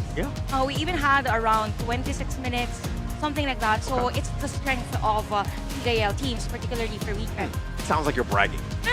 It sounds like, oh yeah, we play MKL. How do they play with only 8-minute games or whatever? But no, I'm giving my Alter Ego, I'm giving them my energy. I'm trying to get them back into this series, like as the Indonesian representative on this one. But yeah, no, I understand that. The way that they were able to play, it didn't seem like Alter Ego were too comfortable in this game, though. Yeah, definitely, because for most cases, or for majority of the game, it feels like for Alter Ego, there was a bit of a slack for some parts wherein that was where Wetrnd was able to somehow lessen the gap.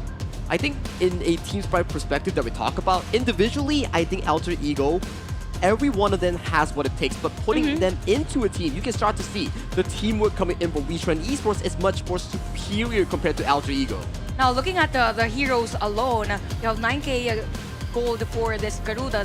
Does it mean that it wasn't that effective as it is expected from a Garuda with this type of lineup and playstyle that Wetrnd brought on that game number 1? The Garuda wants to use the Wings of Judgment and just kind of poke and prod from afar. If Wetrnd has like the Musashi going in with a Duel of Death, that's pretty much GG for, you know, the Garuda. He's not going to survive that much longer. So you want long sustaining team fights more than anything else, and it didn't really play into the hands of Alter Ego here. So it was indeed a hard game. Yeah, difficult. For the Garuda, it was very difficult for them to make it as efficient as possible. And we're looking at the overall stats of the game. We have shared the piece, or actually it was almost equal for Wetrnd. This is close to around 50,000 if we average the damage dealt between these players. And I think in terms of drop as well, being proactive really is one of the key factors in coming in for Wetrnd Esports, whereby we're starting to see Aaron and Arise look for those aggressive plays, allowing Darfin to play really safely on that low, and then you have Syndicate utilizing the wall being laid down by Aaron to find those big plays. And speaking of big plays, everything happened really fast on that game. See that dip around 15 minutes. I think it is 15 minutes. It started with 15 minutes, stretching until 16 minutes of the game, almost 17 minutes for Wetrnd. It's all about control. Again, most parts there was a trade because both had in each of the Tyrants and even the Shadow ones. So it feels like, again, for Wetrnd, it's just them taking control all throughout the game and just rapidly focused fire against Alter Ego. Yeah, but they had to earn it, right? It's still moments where Alter Ego were definitely in the game, but the MVP of that one, it looks like it's gonna go to Darfin. I think when you're 8-1-5, making those kills and those plays that you were making, I think you're gonna have a great time here. He was having very aggressive infinite fastness, going into the backlines or into the hearts of Alter Ego and making big plays for his team. I do think that everybody in terms of the side of Wetrnd Esports really put up a fantastic performance, but MVP deservingly goes over to Darfin because of his consistency on that low. Yeah, and he is basically like a support system early parts of the game, but at the same time only had one death for game number 1 despite it being 17 minutes of this one. And we've mentioned about the gold conversion, 23% converted to 25% damage is an evidence already that it was an efficient all-in play for Darfin. And now that we look at the highlights, are there any takeaways all throughout the game that was considered to be the turning point for this match? I think if we really look towards the replay, we're starting to see more of these plays that are more this I would say like it's like not really well coordinated coming in from Alter Ego, whereby they are being caught left, right, and center, but never as a 5-man unit. They were never taking fights as a team. Yeah, it seems like they have the solo ranked game mentality, right? Where they're trying to make the play, but they're fighting 1 versus 4 at times. The numbers that you're seeing, you're just not going to really win too many of those things. It's one of those things where I'm like, hey, if I'm going in, I need to make sure that like 2 of my buddies are going in with me, right? We ride together, we die together. Exactly. You need like all 5 of them to be on one same page here. But coming into these team fights, you can see mechanical prowess coming from Zhenshao, coming in for the likes of Newbie. But if you put them as 5 together, I do think that Wetrnd Esports in this game number 1 only does outshine AE in this case. It just means that for Wetrnd, they were able to pull off the natural flow of things with that type of hero composition. We've mentioned that they want team fights, but more on the controlled side of the game. So for Wetrnd, it's their strength, the slow push again, or slow positioning for every team fight with the Yixing charging in on those supports. And they kind of made a way to have that playing area with Esports. And with you restricting yourself that, okay, this is the only place that we will have a team fight, then it's the discipline already that is being shown by Wetrnd on this game. Now that Wetrnd won game number 1, and we saw that it was a pretty close game, early game, okay, what do you think AE has to do to take that control back and somehow sustain the lead that they have for most parts of this game number 1? I mean, coming into game number 2, of course. I just think that they were just, again, just the individual play that they're trying to force it down. They were very impatient. That to me says, dare I say, like kind of like an immature team, right? They're not really well generated. They need to be patient. They need to just be like, hey, when are the fights that we're going in? Why are we going in? Is there some sort of value and that we can get out of this? So it's like weighing which better trade will you have, weighing what is best for your team, that what matters the most. So right now we could see the global picks for both of our teams. By the way, red side is okay, blue side is gonna be Wetrnd and red side is gonna be Alter Ego. So there will be a shift in terms of the prioritization of heroes for this. Expect that there might be bans on the heroes of probably Arise coming to game number 2. Yeah, I think that he's got to be that number 1 target, right? He is the guy that will just kind of set things up. And I mean, the space that was provided, right, even by Arise on this one for Darfin, right? You're kind of thinking, maybe I go attack Darfin. But overall, I think that you're going to have more of an impact if you attack Arise. I think in terms of the ban pick here coming in for the side of Alter Ego Esports, it's not to say that you really need to target a specific person, but to build a relevant draft that your team has a full-on same site on that could really execute with the same picture. So given the fact that the strategy or playstyle of both teams is leaning towards those aggressive plays, more on heavy team fights, then we must see these players have that synergy with the heroes that they use. So it's all about having this hero that, okay, you have the crowd control, you have the layer of another crowd control, and then the damage as well. So now we go to the draft again. The blue side is going to be Wetrnd, and we have Alter Ego on the red side. We've seen the Dharma being banned and even Mayin. Now, it's the same story for Alter Ego. They banned out Luna and even Ogran. It's just that it was a different hero for the second ban on the first game. What's going to be the priority pick now for Wetrnd? Yeah, well, again, you're kind of seeing what Alter Ego want to do, and it's going to just attack Arise in the draft as much as possible, taking away the Luna as well as the Ogran, both heroes that he likes to play. And now with that first pick, you're probably looking for more like an Arlie, some sort of, maybe some Byron, but okay, Pei's another one to really set the pace. Setting the pace coming in for the side of Arise, we've seen how he's able to really maneuver around these team fights on those tanks, like the Floorborn tank, like the Monkey, for example. But coming into this game number 2 of the Best of 5 series, he's trying to show a different sort of draft here. We're starting to see some of the fighters here in terms of the Musashi, and then in game number 2, the entire draft is revolving around the jungle player for the side of the Pepe. Oh, okay. You've mentioned about the Arlie. So, who do you think has a better trade? I think it's going to be Alter Ego because they got 2 power picks, having the Mai and even Arlie. But the good thing is that for Wetrnd, at least they have this potential or this opportunity to counter out these heroes. Diadea could be an option for them, or probably another hero on the Clash lane as much as possible. So you do have 2 power picks by Alter Ego. I mean, you're talking about the Arlie and the Mai, of course, but Pei at the same time is just like, actually, those targets are very juicy, right? So it really comes back to Newbie's play on the Mai. how much pressure, how much presence is he able to defend his own jungle because he needs to keep him away?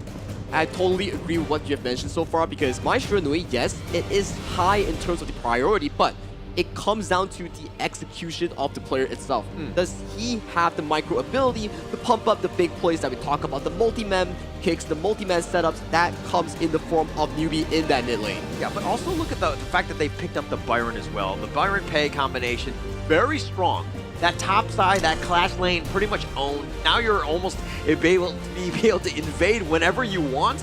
You have a lot of pressure here. Definitely. That's why for Alter Ego, as much as possible, they want to speed things up for this early, so at least they have Shredder all throughout the game. Since you have tanky heroes on the side of Wetrnd, Lianpo has been banned for this one, even Agudo, so there is a restriction now or limitation in terms of the heroes that can be used on the jungle. So I was thinking probably a Ching or a Not Unless AE will ban that one out and have another hero that they can use, because Lolia and Yang Jan is still open. I'm just not sure if they will pick that one out. Diadia has been banned by Alter Ego. Yeah, actually, it's kind of funny the situation that happened because Alter Ego banning out the Augurin and just attacking a Rise, but Augurin is kind of looked at as the counter to the Pei, where you just slow the game down, you wave clear, yeah, and then you have this late game monster when Augurin's ready, and so they banned it themselves, and they're like, actually, crap, we might be in a bad spot. We don't have a good counter pick here. Ooh. For the side of Alter Ego here, they will definitely need to put some focus on towards Zen Shao's hero pool here, but there are still the heroes like the Ukyo Tachibana, like the Musashi. There are traditional counters here, but Musashi has been locked away coming in for Wetrnd. Does the side of Zen Shao go for that Ukyo Tachibana? But we're getting our first Yao of the tournament here. Okay, Yao for Alter Ego, and we saw the reaction for some of the players from Alter Ego after that pick. This is gonna be a cheese strat, if I might say, for Alter Ego, a specific player or specific hero that could counter out the heroes of Wetrnd. And now we're looking at the hero composition of Wetrnd. They're still lacking their mid and support duo. The idea has been banned. You still have other options. U1 is not part of that because it was them who used that on a game number 1. So you want crowd control as much as possible to stop the early and be upfront against the Mai. I'm not 100% sold on the Yao pick. I'm going to be completely honest. Plus, we have the crowd control, the moats, and the Shi being picked up here, and it's going to make this Zen Shao's Yao even harder to play and to get away. I mean, yeah, you have Return to Dust, but if you get controlled, you're going to get stunlocked to all hell, and then there's so much damage on top of you, you're just going to get blown up. You're playing with fire here if you're the hands of the Yao here. So Yeah. this Yao could potentially still be a flex pick here. We've seen players like in the KL side, they do play the Yao Clash lane as well. So it's still an open angle here, but instantly denied, going in for the Guan Yu last pick. Okay, for this Guan Yu, again, another layer of crowd control for the side of Alter Ego, but it's kind of hard for them to pull this off, this type of lineup for Alter Ego. I mean, it would be like they have to consider everything first before setting up a play. So yeah, we'll see for Alter Ego on this. And now that we've seen the heroes for both teams, I've been asking the same question over and over again. What should we look forward on Alter Ego's performance in game number 2? I think all eyes should be on the Maestro Nui here, coming in for the side of Newbie here. Newbie will be the pivotal factor in making these big plays, setting up Alter Ego's early game success. But without further ado, let's hop towards the Gorge. Game number 2, this is Alter Ego versus Wetrnd. Casters, it's your time. Thank you so much, Chantel. As we get into this one, look, I am not 100% sold on the Yao. Unless Zen Shao is just some Yao god that just takes over the game, I want to eat some dirt, so to speak, on this one. Return to Dust, all these plays coming in from Zen Shao will be quite interesting here, but early game invasion here coming in for the side of Alter Ego here. They do get that early game priority on the side of 1TUT right now. We're starting to see more of these pressures here, but 1TUT getting caught out. Yeah, the Silky Orb, but I think he's going to be fine. The Heroic Charge is actually going to be on point. Syndicate has to flash away, starting things off very strong. We knew these teams like to fight, and they're going to go at minute 1. Very aggressive stuff coming in for both teams so far, but Burning Flash on top of Syndicate here, not what you wanting to see in these early parts of the game. And right now, Zhenshao is already level 4. All members coming in for Wetrnd are at the top side. He might just have to give away this Crimson, but on towards the flip side, first blood already for the side of Wetrnd. Yeah, he's gonna, you know, sacrifice his life, so to speak, giving up first blood, but the Crimson Golem is gonna be taken up by Zhenshao, so I think that they're gonna be happy with this. And look at, again, they're trying to funnel as much farm into this Yao as much as possible. Yep, funnel much more of the farm here. That is the Alter Ego playstyle we talked about. It is the funnel Zhenshao composition. Yeah. I mean, also you have one TUT, right? Like on the early, you always have like that late game hero, right? So you have another option, which is key. Right, it really comes back to Newbie on this one. You were rightly pointing out the fact that he needs to have a good game. He needs to have that presence. Presence has been shown here with the Maple Dance. One TUT does get out towards safety here, but that was really aggressive stuff here coming in from the AE marksman. Yeah, I mean, he needs to just kind of just keep on pace right now. I mean, the Darfin Chano could be a potential problem, especially when you're looking at the early. It's one of those things that's looked at as like a quote-unquote counter, but it's all about execution at this stage. Well, for the side of AE, if we were to talk about the overall power spike, it will come in the form of 2 to 3 items with one TUT when Zhenshao gets going. For the side of Wetrnd, they need to play around Darfin and Arise's tempo. Once these two start to get items going around 12-minute mark, that's where Wetrnd are starting to look even better here. But so far, both teams in the early game playing towards their own comfort. And you're looking at what Zhenshao is doing. I mean, he actually had a level advantage. Arise just hit level 6. So if there's any sort of condolence right now, I mean, he's keeping on pace because Arise on the pay is going to do some work. Here's the Umbrella Outburst, the flash away maze. It looks like the Stampede, but he locked him inside the box. He went a little too far, plus you had the orb, and Decoy goes down yet again. I have many question marks, but that was not on my list here. Decoy, and that's a bit of a Decoy play that we talk about here, does sacrifice himself. It was very great so far, but Aaron being taken down as well at enemy's base. Yeah, I mean, I think that they're going to be okay with that. But again, Decoy with that uncharacteristic play, just dive in the tower with the Stampede under, and he was just controlled and locked in. I mean, probably not what you want to do to give your enemy team more farm. Indeed not what you want to do here, but still a peaceful early game thus far. More fighting compared to what we've seen from the game #1 performance. But if you're Wetrnd, if you're Alter Ego, is still at a very early stage of the game as Icy Tail gotta push back onto a Syndicate. Yeah, the force field suppression though. Syndicate doing some serious work. Icy Tail limping away. He got the worst on that one, but now Darfin taking some damage. The light step, one TUT, and this is why Arlies are very scary. Well, Arlies are very scary here. One TUT might be in danger here, has to use the lead step to back away towards safety here. No Unbridled Alpha is coming in for Decoy for this forfeited fight. Zhenshao, wants none of this. He's backing away. He's going for his Crimson Golem. Yeah, it's too far ahead. I mean, the damage is just unreal. They had the right positioning. So Wetrnd making them pay, taking that first big neutral. The Tyrants, I love that one to kind of really accelerate their farm. Gives you more damage, gives you more wave clear. It allows the side of Arise and Darfin to hit these item spikes even earlier. But more pressure being put up against one TUT in towards this farm lane as we see. This Decoy getting pulled into the arms here. Might be a potential engage that we see on towards the side of the just the end, and now here he comes. Newbie making that play, and just the tip of the Umbrella Opera, and Maze walks into that one, stuns himself. He tried to sidestep, but the whiff of that ultimate is just so darn big here. Really good punish coming in from Decoy, finding a good play against Maze in that bottom lane. Yeah, it's not always about the size, it's about the motion of the ocean or something like that. I don't really know what that means. But, yeah, I mean, just getting caught out on that one, I mean, I think that's going to be huge for them. But Alter Ego, nice rotation by Newbie. He needs to have more of that.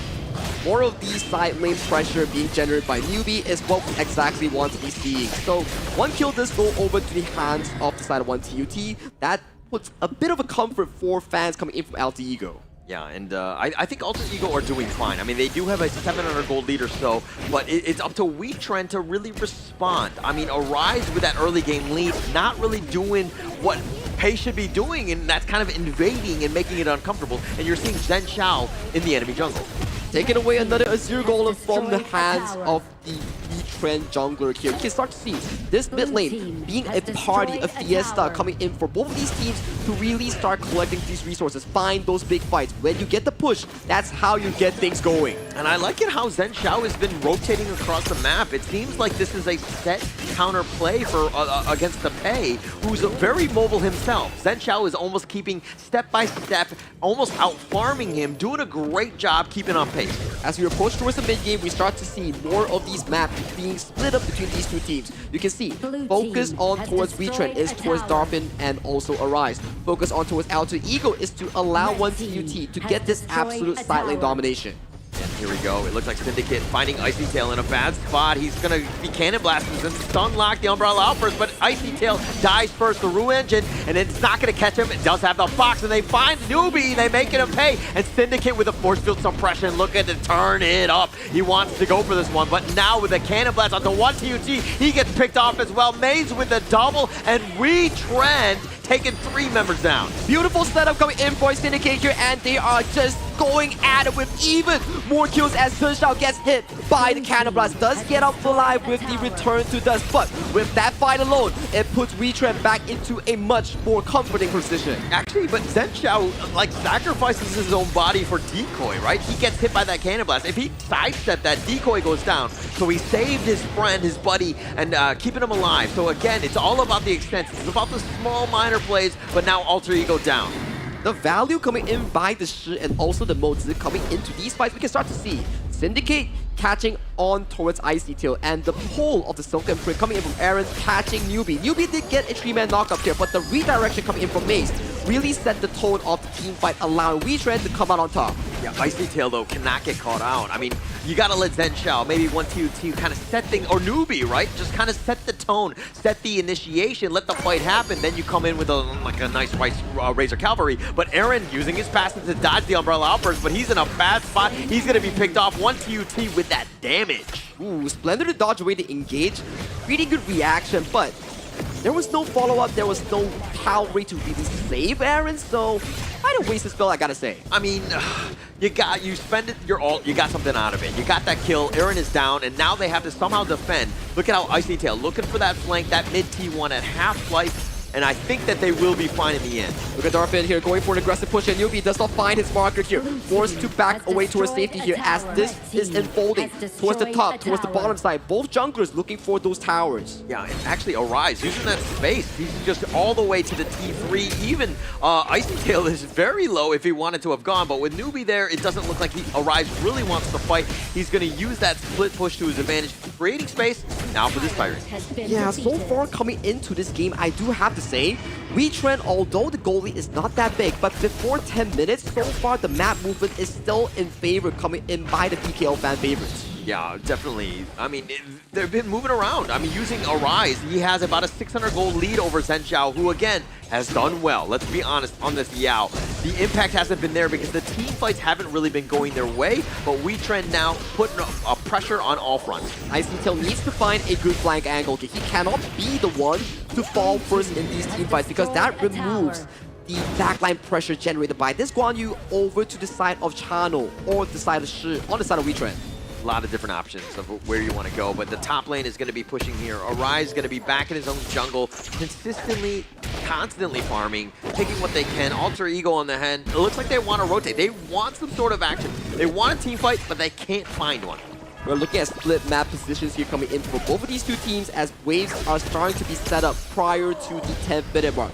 10th minute mark is where we start to see these shadow objectives as a they go in for the Storm Strike, finding one TUT. He's been picked off. Arise with a nice initiation gets the pick, but Arise will be traded away. He's going to go down, as well as Newbie and Decoy. He's going to fall. The nice little heroic charge, but he's all by himself, being bounced around. He goes in for this one. Aaron has to use his passive. He flashes away, and Icy Tail going down. 4 members down from Alter Ego, trading for 2.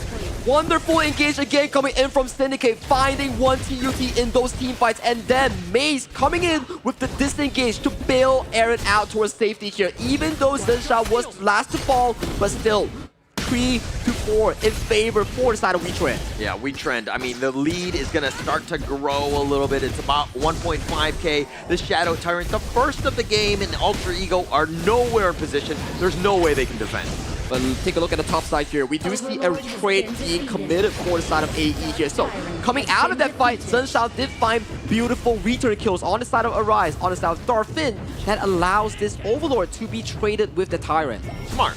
Understanding that, hey, actually we're down, but I cannot lose the value, right? I need to get something out of this one. We know where Wetrnd is going to be. Yeah, you got the Shadow Tyrant, probably a better overall value, but you're getting something at the end of the day. You're getting something, and that something allows you to have map pressure on the map. For the side of Wetrnd, their attack will be slowed down, and they will not be able to maximize that gold lead coming in with that Shadow Tyrant. Yeah, it's all about that gold lead right now. And Wetrnd right now need to play with the lead. They need to change things up, put a little bit even more pressure on. Alter Ego, on the other hand, need to counter this. They know what's going to happen. These Vanguards are there, so they're going to try to use that to create even more space. Space created is what we are talking about in this Gorge right now. You can start to see Zhenxiao is always on the flanking angles here. He's looking for Darfin and Aaron here. Once they pay their spells in terms of the Flash, in terms of the Splendor, that's where Zhenxiao comes in, swoops in some kills, swoops in some damage, force them to back away from these team fights. That's how Alter Ego can find a way in these team fights. Yeah, and use that Shadow Vanguard as well to consistently put that pressure on. Zhenxiao, he's got two of his buddies nearby. They're looking for a fight. They want to go. And they're not going to find anything, but they're going to put this pressure on this top T2. One TUT all by himself. Slow, methodical mid-game here thus far, coming in for both of these two teams, respecting the timers here. Syndicate finding a bit more of these vision games here, but take a look at Darfin here, getting punched in so much on his health. Yeah, Zhenxiao doing the work of God, so to speak. The Umbrella Outburst just clipped him. Syndicate, that is. Zhenxiao was potentially going in, finding Maze, and now the Heroic Charge pushing him away. Aaron just trying to stay alive, but Icy Tail, he's going to go down. The box has been set up, but Newbie goes down as well, and now they want to go for Syndicate. The Force Field Suppression, it's not going to be enough. Alter Ego is making it happen. This Zhenxiao has been amazing, but Arise looking to end this game. It's going to be a bit of a base race. Arise is looking to go for the Crystal, and Arise from the back door takes this game. I had no idea that Arise was going for that backdoor. It was looking so good coming in from Alter Ego Esports, but think about it. Where was the pay? He was on a secret undercover mission, and he found the Crystal, and he found game number 2 for the side of Wetrnd Esports. Everyone was so focused on Alter Ego finishing the game that they didn't even notice that Arise was there. What a backdoor play from our Filipino delegates during that game number 2, and it's match point for Wetrnd. And it's a juggle again between a power inside the game, right? That happened between game number 2. And for Wetrnd, they're too focused. We could see and feel that they're very focused, that they know what and where to do those objectives. Yeah, Alter Ego was going in, and then they were like, oh, they were so bloodthirsty, they didn't count the numbers. And this is a problem because, again, Arise, backdoor, he has some serious damage. He had a, 10,000 net worth, so he's starting to hit like a truck, and he ended the game in a blink of an eye. It was very similar coming in for both junglers playstyle, whereby Arise and Zhenxiao was often be found in the side lane here, but one moment you blink, that one moment was enough for Arise to find that game-winning push, and immediately on the front side, you're like, okay, 3-2, but hang on a moment, you check the death timers here. Where's Arise? Yeah, that's true, and I think for this game, for Wetrnd, they really prepared in a way that everything is fit to have Darfin and even Arise have the best games yet, because with the itemization, you have the Frozen Breath, went straight for the Splendor for the Sure. It means that it is functioning more of a utility all throughout the game, and just have those crowd controls as much as possible to help the rest of the team. Now, if we look at the overall statistics for Wetrnd, masterful team fight, that's their strength. You have Maze and Darfin at 83%, same goes with Syndicate.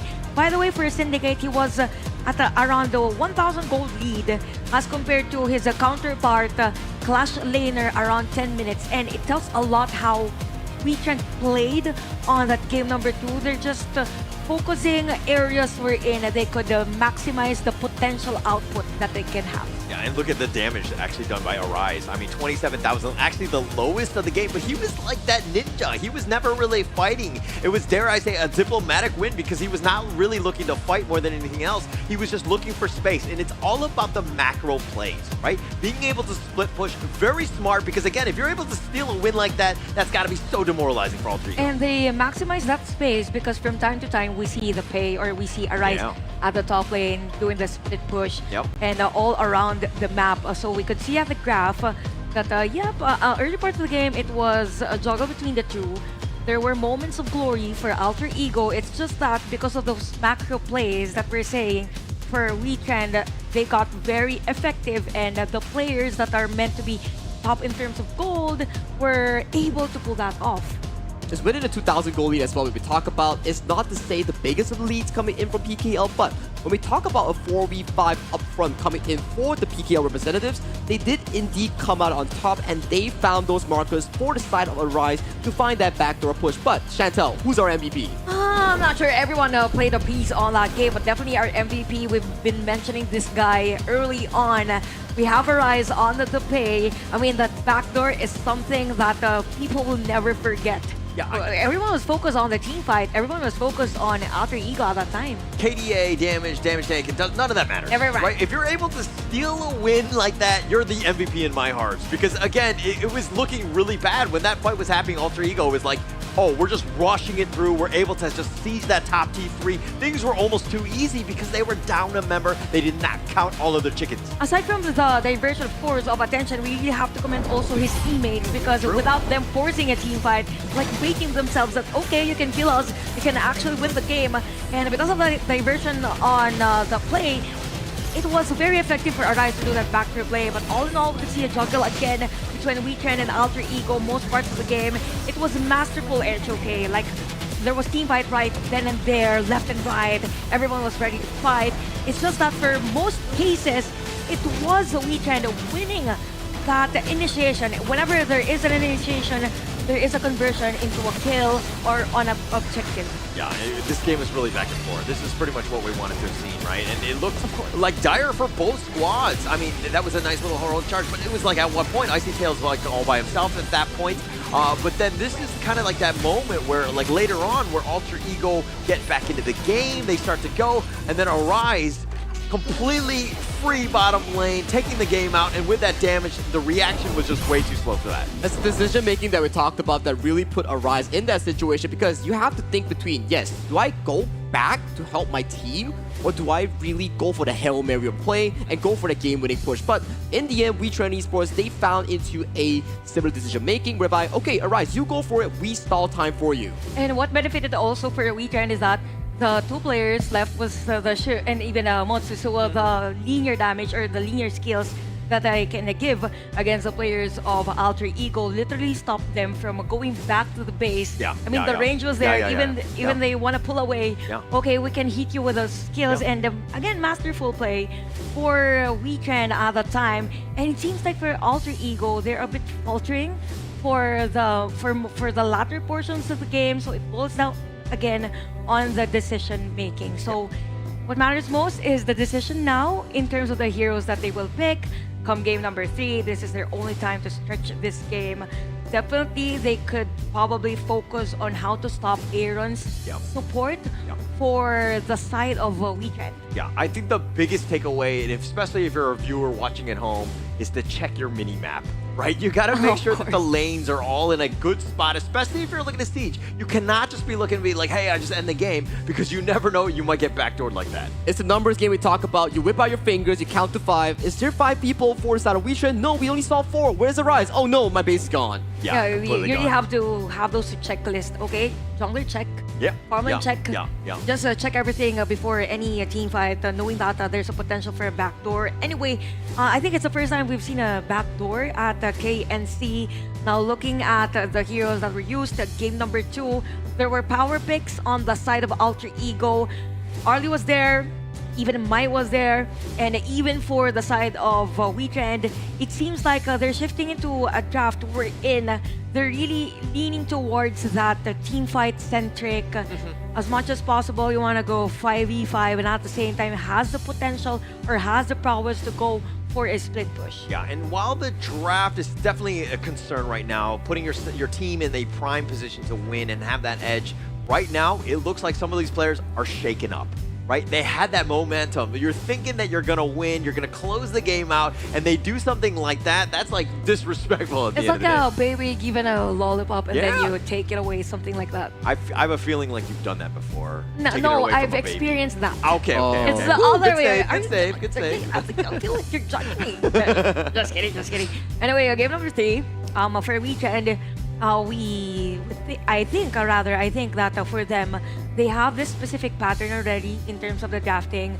I really like that they changed from Arise being that flashy, now more in a support type or utility. Even though he's using the pay at game number 2, the dynamics really changed for Wetrnd compared to match 1 today. What's some observations that you've had from Wetrnd's performance match 1 versus their match now against Alter Ego? I think it's much more objective-centric coming in for the side of Wetrnd Esports, whereby in match number 1 against APG, they were fighting a lot for control, they were fighting a lot in team fights, but coming into match number 3, which is against the likes of Alter Ego from the IKL, it's starting to see more of them pushing out the lanes, coming into the mid lane to really elevate pressure for the side of Aaron and also Maze to find those plays towards the side lanes. Now, okay, given that fact that they really changed their dynamics into being a macro-centric team for Alter Ego, they almost had it.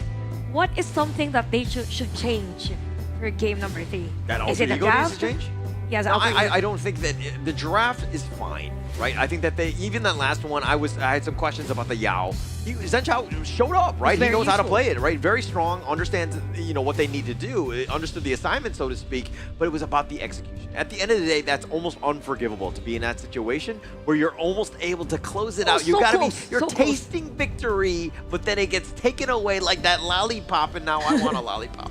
Okay, I'll give you lollipop later on. No, Anyway, let's now have the draft again. The blue side is gonna be Wetrnd, and AE is gonna be on the red side.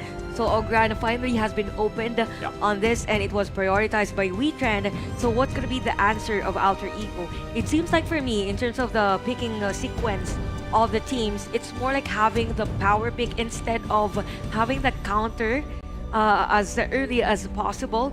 So it's gonna be a long and even Lady Zen for this game, probably targeting the heroes of Aaron, since Aaron is also using this hero. It's a bit of a give and take situation whereby you take away the Lady Zen over the hands of Aaron, and then you're also utilizing the Lady Zen to really put up against Ogren in that counter department. Once he comes in with the Conductor of Souls, you use that ultimate to really disengage your team from that jungle pick.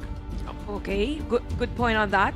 So now for Wetrnd, probably okay. Well, fast answer by the way on this. And is this the first time we will see Anua for this? No, I think first day. Yesterday we had. We definitely saw it. yesterday we had. Yeah. I'm not sure if we saw it today. It's been a bit of a haze in that Yeah, sense. But and we had many games today. Yeah. And also, I mean, if you're looking at this draft though, they're kind of locking in the cores. Obviously, the jungler is something that you'll want to kind of prioritize in the second phase. But they're saying, hey, we know what you got, the Lung, you know the mid. We're gonna counter pick those here.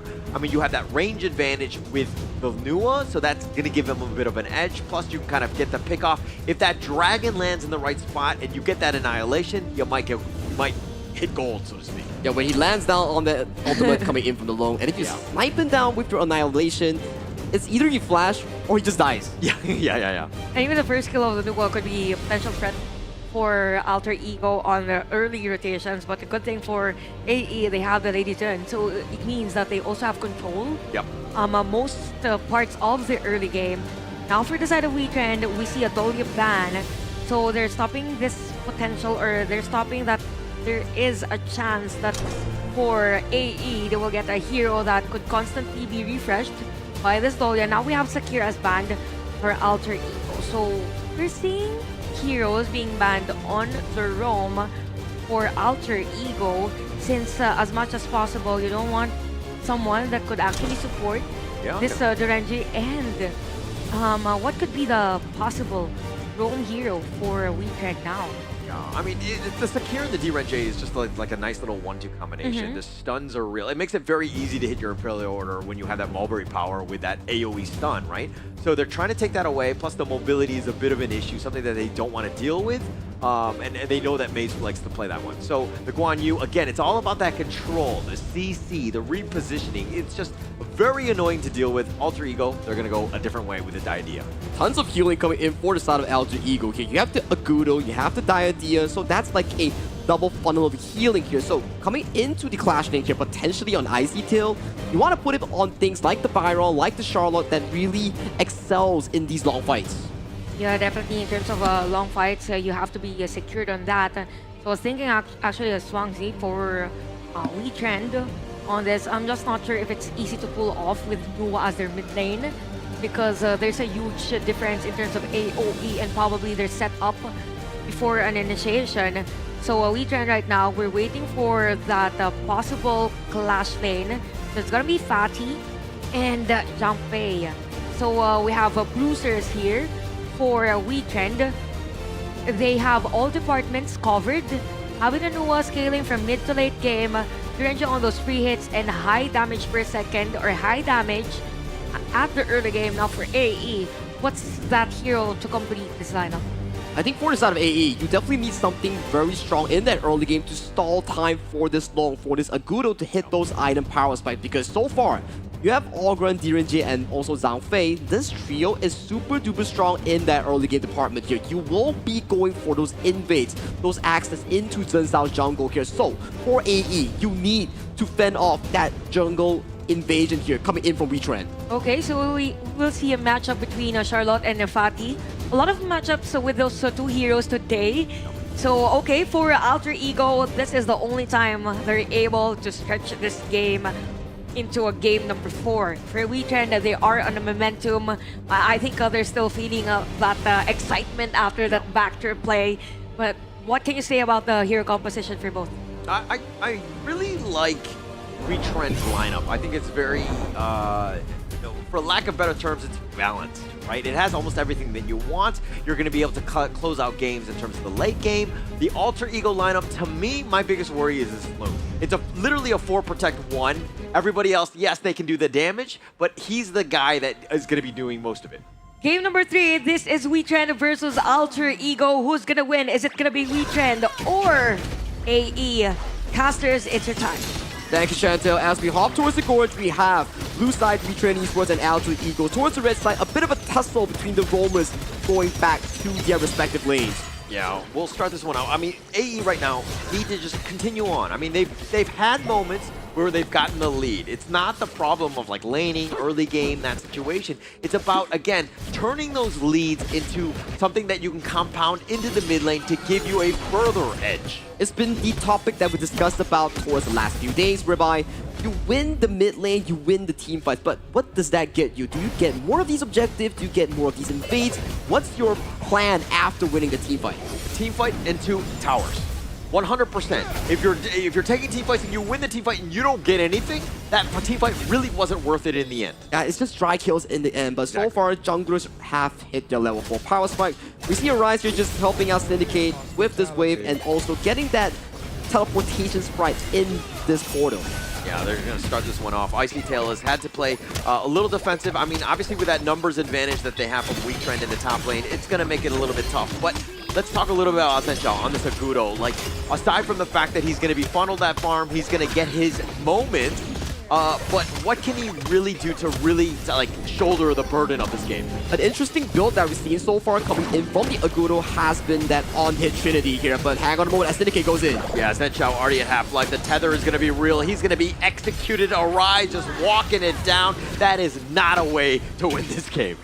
Especially when you're Alter Ego and you rely on Zhen Zhao on those early game plays. Being taken down on a Agudo as such an early game marker, not the best feeling you will have. Yeah, not a good feeling whatsoever, right? A do or die situation, a match point, and going down, like, that's like worst case scenario right now. I mean, one TUT, if he were to die, that would be even worse, but Zhen Zhao and those two guys, all eyes are on them in terms of how much farm they can actually get. Jungle is the essence coming in towards the early, towards the mid game. They control the map, they control the objective. Losing out the 1v1 department in that jungle is going to be painful for Alter Ego and also IKL fans especially. We have one point to talk about.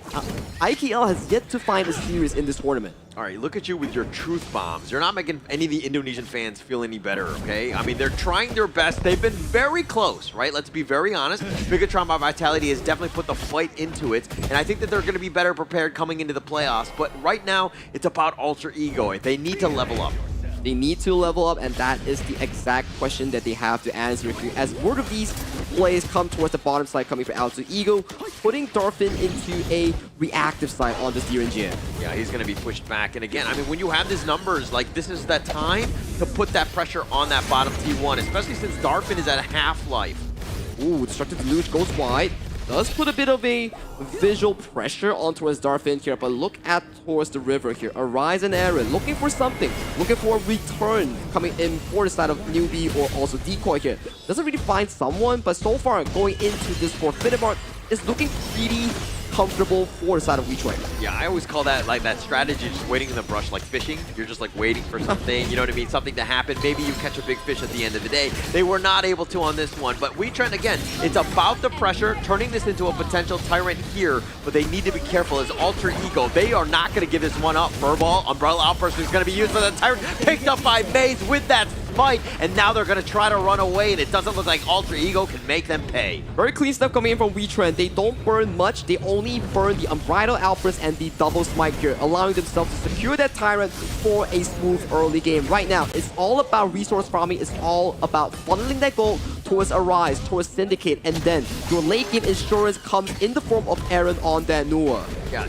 John Fay, if you're playing this hero, even in your ranked games, you got to go with Smite. I just think that there's just so much value, and plus you can harass, you can invade the enemy jungle, steal, you know, buffs here and there, and you're tanky enough, and you have the mobility to survive. I just love it on this one, and we continue to see this, you know, throughout. So much pressure being generated as Icy Tail going for that 1v1 against Syndicate here, but Arise is here. Icy Tail has to flash away. Yeah, he has to flash. He's tethered up, but he's gonna limp away, get that healing, do the annihilation. Ooh. Okay, all right, Icy Tail, I think at some point, butts were clenched.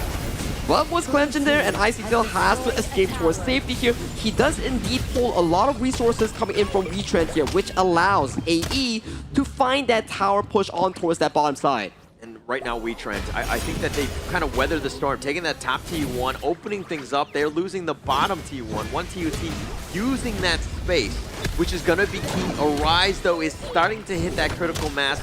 Going to be a little bit scary in that mid-game. And Zenshao here potentially going for that on-hit trinity that we talk about, the Sparks Forge into the Doomsday, and then ending it with a Daybreaker here. It's more of a carry-style Agudo in the recent meta. Yeah, and I think they're going to need that damage, right? I can't just go straight up tank.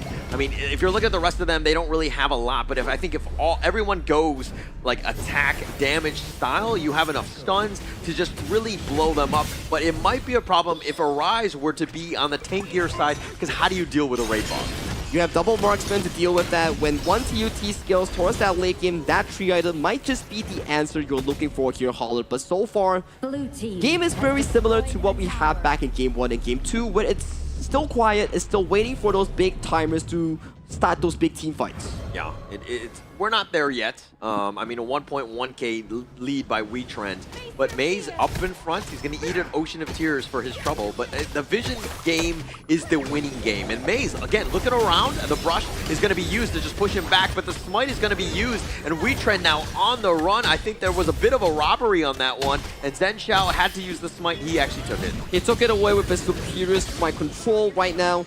It's still a bit of a tussle between two teams, right, whereby you don't want to just pull the trigger. You need to have that discipline here. Collect your resources and then revisit the objective that we talk about. These side lanes need to be cleared up first before you look for those 5v5s. Yeah, but contest, especially early, right? You're going to make things a little bit uncomfortable. Now, Zenshao is going to be, you know, dare I say, scared of his own shadow because he doesn't know who it's going to be. If there's somebody waiting in the wings, in the brush, potentially looking for that steal, because again, there's two smites on that team. You can start to see some of these damages coming in from Aaron really do a bit of a chunk on towards the enemy team. Decoy has to burn the flash. No one to bail him out towards safety here. So a bit of a miscommunication here coming in for the side of AE's Roamer. Yeah, I'm not a huge fan of calling out players, but I think Decoy, after the first couple of games, he was a little out of position at times. He's playing much better on this one, but he needs to ensure that he stays alive. Just stay alive so that you can cycle your spells, get those heals on.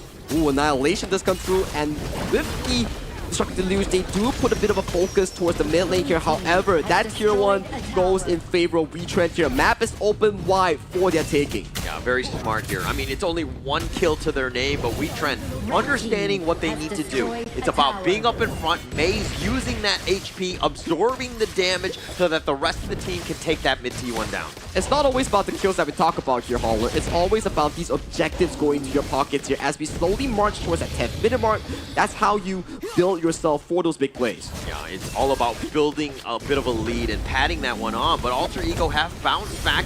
They're trying to get back in this game. It's very close in that regard, but now the Tyrant, the Umbrella Uppers is all perfect, and Arise will smite that one out off of the space created by Maze's Umbrella Uppers. Really well played by Wetrnd. I feel like I saw this 4 minutes ago. It's a bit of a deja vu where we saw the Unbridled Outburst into double smite, taking away that Tyrant. It's a bit of a repeat of those events. Yeah, and this is why they like those two, right? They wanted to pick this, the Zhang Fei, especially in the last phase of the draft, because it provides so much. You have that control as well as that extra smite, something that's really valuable at this stage. Something valuable as well being collected by the side of AE. They do indeed take away that tier 1 here. Right now, with the superior HP bars here, they are looking to collect this Azure Golem here. So, map control back into the hands of AE, whereby it's the slow game of whoever gets those big pokes, gets those HP advantages. And I like it that how Alter Ego are not really phased, right? Yeah, they lost the Tyrant or whatever, but we're still going to use this time where we have a slight net worth lead to put the pressure on BU. We want to not take this one, you know, with our backs to the wall. We want to be the aggressors. They are indeed the aggressors, as we see Ocean of Tears being casted out as Newbie has to flash away. Yeah, he has to flash away, but Syndicate not able to find some sort of catch. Maze is still up in front, doesn't want to use the ult and push them even further behind. Wetrnd defend it and reflect the assault by Alter Ego. And the focus will be on towards that Shadow Tyrant that will be spawning in about 10 seconds time right now. We can start to see some of the map movement being funneled from the side of Wetrnd towards this bottom river. Yeah, and the push is there, right? I mean, it's all about the big neutrals at this point. Arise is going to be kind of making sure that he needs to stay alive more than anything else. Yes, he's up front, but he does not want to get focused like he's getting right now. Take it quite a bit, and once you soften them up, this is a potential window for Alter Ego to take this Tyrant. It is looking so good right now for side of Alter Ego with Arise burning that Blood Rage, burning that item coming in for this team fight. Things are starting to look really good for them. Wants to go the Unbridled Outburst. It's going to be used, the Annihilation, but Zenshao with that smite. Alter Ego are a little bit on the low side. Wetrnd are not going to look to push it. They are low. Very key smite coming in from Zenshao. Contesting between Arise and Maze, and winning out on top is what you exactly want to see as an Alter Ego fan here. For ladies and gentlemen at the Cold City Mall here or on your HOK app, do key in that CD key cash on to redeem yourself Arcana Fragments and also Precious Dragon Crystals. Yeah, it took the 3rd attempt on that Tyrant to really figure out how to deal with this Maze Arise combination. The double smite was just way too much, and they actually had the right answer. So Alter Ego bouncing back, they have about a 1.7k net worth advantage. Now they're looking to siege this mid T2. Not letting this go through, but the minions are still up and available, still in favor coming in for the side of Wetrnd. So right now, tower for tower here. Look at the position coming in for the side of Syndicate. He's looking for a flank angle. Yeah, and now they're on the run. Arise was just looking to threaten them, but it wasn't going to really happen, especially when you have that Destructive Deluge, I mean, the Wild Growth on top of this one. They weren't able to get any sort of catch. Slowly but surely wins you the race here, Haulers. So right now, we are putting our focus back onto the Overlord as Aaron. Aaron fast spot. He's going making him pay, and Syndicate is now going to be focused as well. He's trying to stay alive. The Leaping Savior is not going to be enough. The Umbrella Outburst now is going to be used, but now he's going to be killed as well. And Alter Ego have a bit of an opening. They find Arise, and they get the double on him, and Darfin is the last man standing. Key initiation here coming in for the side of Alter Ego. They find Aaron, they find Arise, and then right now they are looking to march towards the crystal, finding the final kill over to his Darfin as an ace is awarded to the IKL fan favorites. Yeah, and they wanted to make a statement here. They were not going down without a fight, and Alter Ego will take game number 3. Wow, a slow methodical game ending in a full-on ace for the side of Alter Ego here. It really ended with a blast. Yeah, definitely. And for sure, Alter Ego put up a fight on that game number 3. And again, the storyline for this is about control and the learning curve.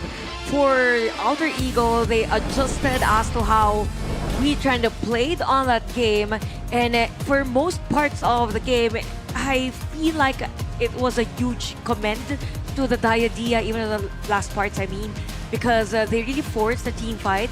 They really forced those kills against Wetrnd for the latter portions of the game. All right, we'll check out the items and everything in terms of the KDAs here. I mean, Alter Ego doing this without too many kills, right? One TUT was doing most of that damage in terms of the kills, 3 to his name, but a total of only 5. It was more of a macro game, closing the game out, slow sieging, understanding the mission at hand, and especially when you have an Agudo there who did quite a bit of structural damage. It went back to our topic that we talked about during the pick and bans, whereby you're looking at one TUT and Zhen Xiao hitting those 3 item power spikes. That's where they start to overpower Wetrnd Esports here. But I do want to give props over to Newbie as well towards that ladies, that he was putting so much pressure against Darfin and also Arise coming in for Wetrnd. It kind of stopped the potential of Wetrnd for a counter initiate for every team fight, because there was a slow, there was a crowd control, and they were forced, or they forced Wetrnd rather, to have those team fights together, wherein we didn't see that much of a split push that Wetrnd did on a game number 2. 100% for most players. Even Darfin totally shut down on this game, not just dealing damage but not securing a kill against Alter Ego. So if we look at the overall statistics on this one, again, the rotation between Zhen Xiao and even Decoy was very efficient. They were the center of the team fight, having 100% apiece. And if we look at the damage dealt for Newbie and even Zhen Xiao, we could really say that AE did a great job on somehow complementing each other for every initiation that they get. Yeah, and I think it looks like the draft was a good one, right? I mean, it just seemed like the Agudo right into the Ogren, they had the right items as well. This Ogren was pretty much a non-factor with like, what, 24,000 damage. It was very low from Arise, unconventional of him to play poorly. But when you pick your jungler first like that, you're giving that opportunity for the counter picks to be real, and it looked like Alter Ego had all the answers. They had all the answers, and the goalie was just swinging up and down between these two teams. And in the end, like you mentioned, Holler, it is about how you plan that draft and how you execute that draft for the side of Alter Ego Esports. In the end, they played towards the item spike of 3 items, and they got that dream team fight, getting that clean ace to that game-winning push. Yeah, definitely the Lady 10 and even Diadea was very effective, so that the Augin would have the best game yet. And speaking of best game, the best player for the game, our MVP, we have Zhen Xiao with this Agudo 114 KDA. You have 34% damage taken all throughout the game. Definitely the front runner for Alter Ego for most parts of the team fight, and that's the perfect combination that you want, as long as there is someone up front and you have players at the back, you have the utility mid, then it was very effective for Alter Ego. Execution was also there, the rotation also, and literally stopping the prowess of Wetrnd in game number 3. Yeah, a lot of siege, a lot of damage as well. I mean, Zhen Xiao was just pretty much doing everything. I mean, aside from getting kills, but there were very few across the board. Maze had some amazing unbridled outbursts, but this is an all-out retreat. I mean, it was pretty much Alter Ego just cleaning house at this point. A little uncharacteristic, but it just seemed like Alter Ego, again, the counter draft really played very well to their strengths. Yeah, very slow and steady coming in for the side of Alter Ego, right? They know their power spike, they played towards their timers, and in the end, that clean of an ace does allow them to flip the script and put the game into a 1-2 series, coming in for the final series of the group stage. And just by looking at the highlights, we could really say that that game was just a mixture of, and not a mixture, it was a very macro-centric, because there was no team fight. Very short, right? The only team fight that we had was the winning team fight for Alter Ego. So we could say right now that for Alter Ego, they now found the groove on how to play against Wetrnd. And now for Wetrnd, there could be an issue with, let's say, the heroes that they can use, because for our region, we only have best of 3s normally for PKL. Same goes with the other regions, right? But again, in terms of experience, we could say that it's something that we're still learning from other tournaments. So that's one thing that we should take note. Yeah, Yeah, I mean, I think that both of these squads, I think that will become stronger in the end. I think Alter Eagle, this is a huge confidence boost, right? Getting on the international stage, finally getting that elusive win, especially after some of the other games thus far where Arise was able to steal it from under them. So this is going to be a good one for them. A really good bounce back game, but we're going to see exactly how they want to proceed on this one. But let's come back after this break here.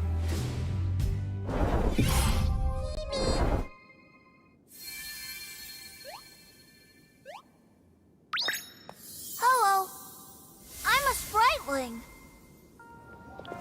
This world is so strange. Happy people are colorful. So beautiful.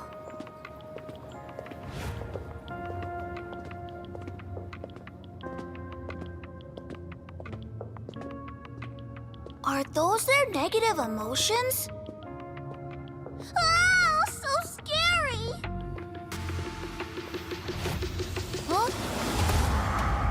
Oh, let me chase away the unhappiness! Spriteling strike! Ha!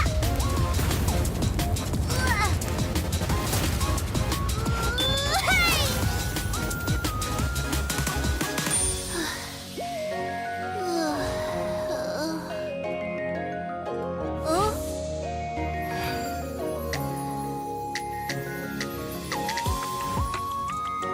I'm a spriteling.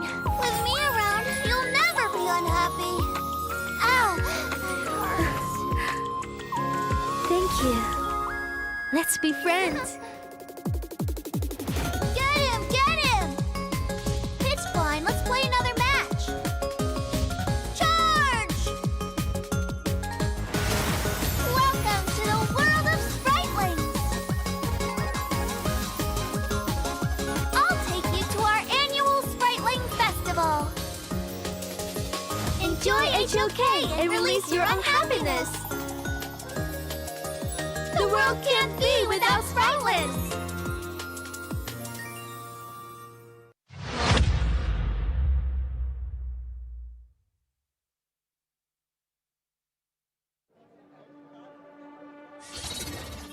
Dongwon, won't you come out to greet an old friend? All this noise, how unruly.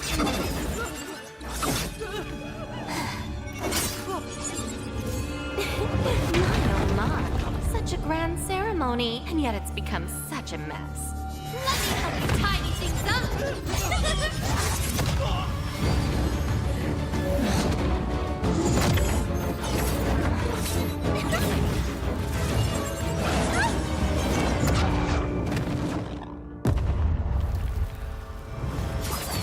It's almost time.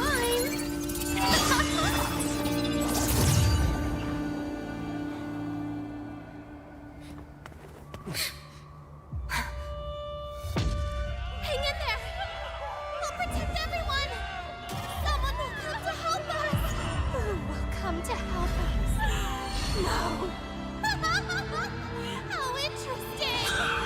Very interesting.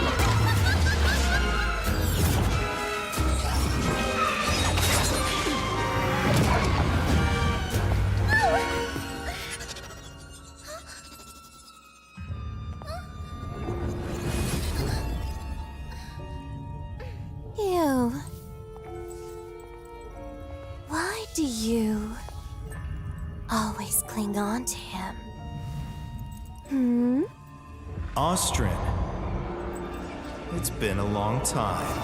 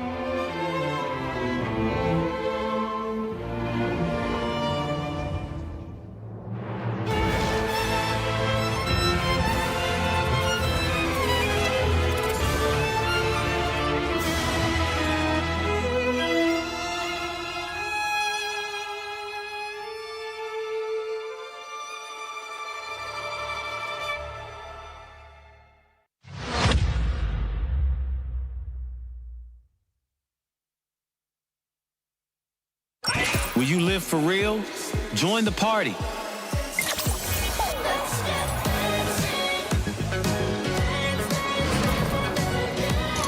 Make the whole street a party. And add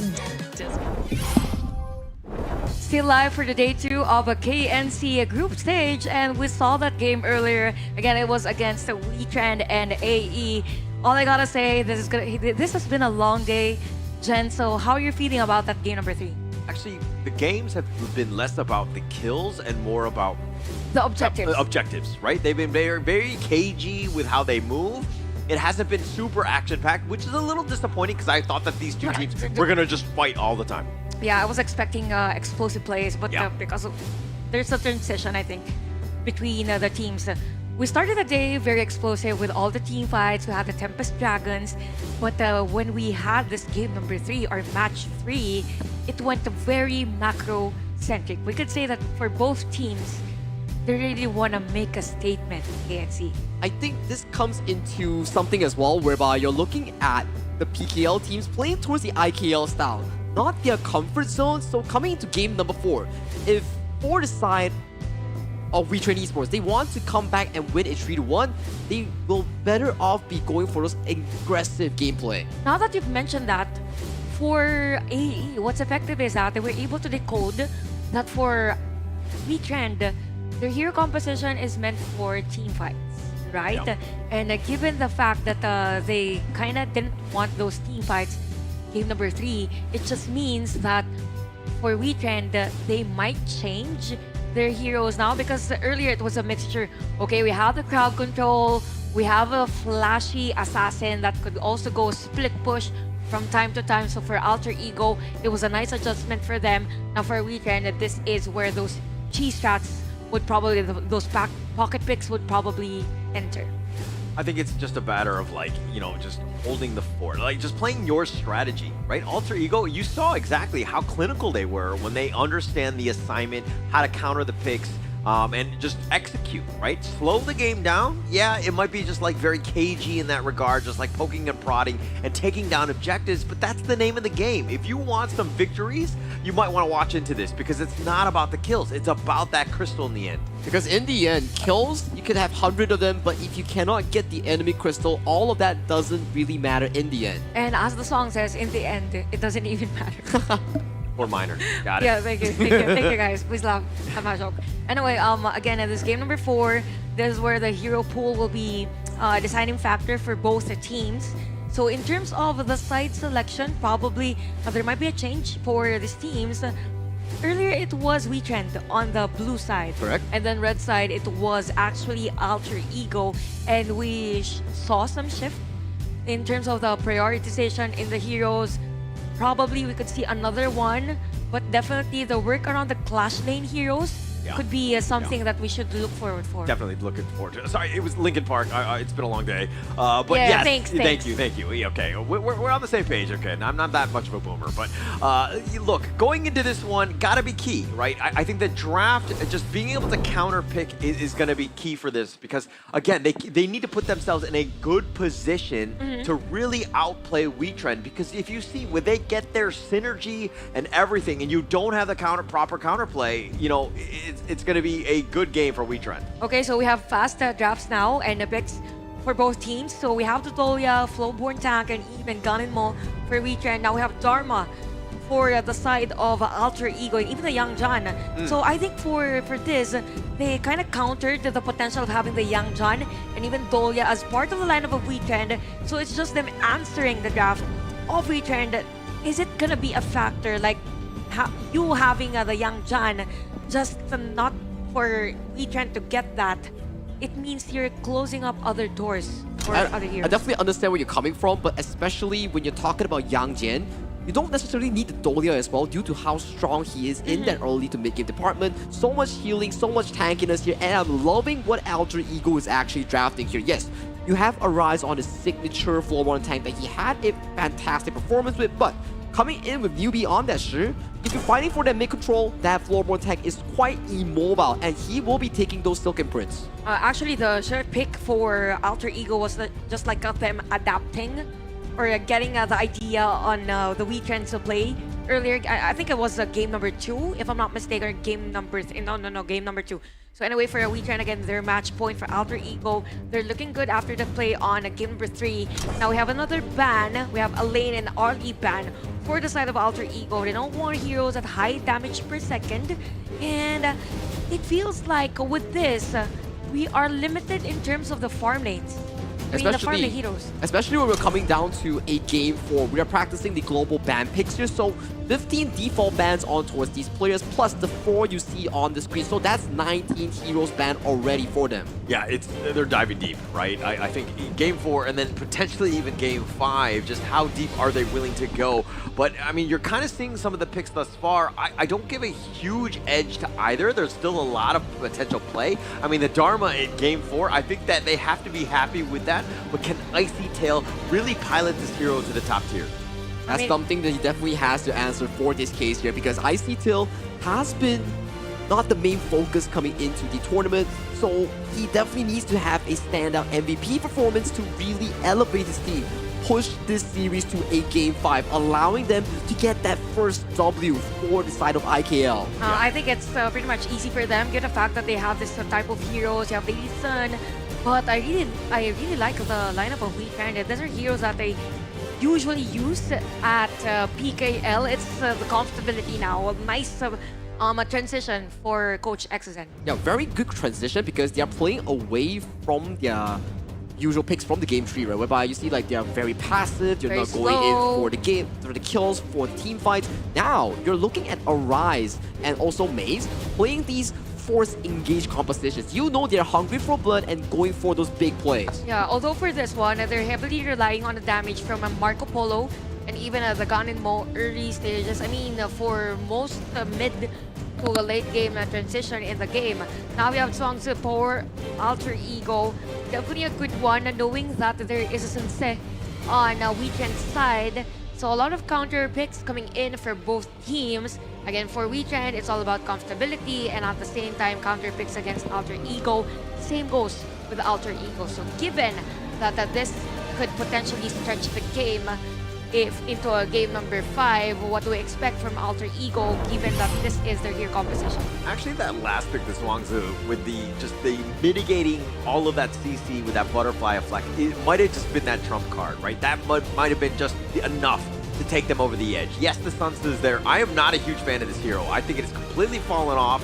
Kyung9 from Nongshim Red Force used to pilot that. That was like his main, and he's bad with it, and he's losing. And if he can't win with it, I have a hard time believing that anyone else can. But we're going into this one, and I feel, again, this Zhuangzi is going to completely negate all of that. Zhuangzi is a double-edged sword we're talking about. You are disengaging for your team, but you are also relinquish the attacking side, putting you on the reactive side here. Let's see if this is going to be stretched into a game 5 for our final series of the day. Alter Ego versus Wetrnd. Casters, it's your time. Thank you so much, Chantel. As we go into this game, of course, match point still is at stake. Wetrnd was looking to close this game out.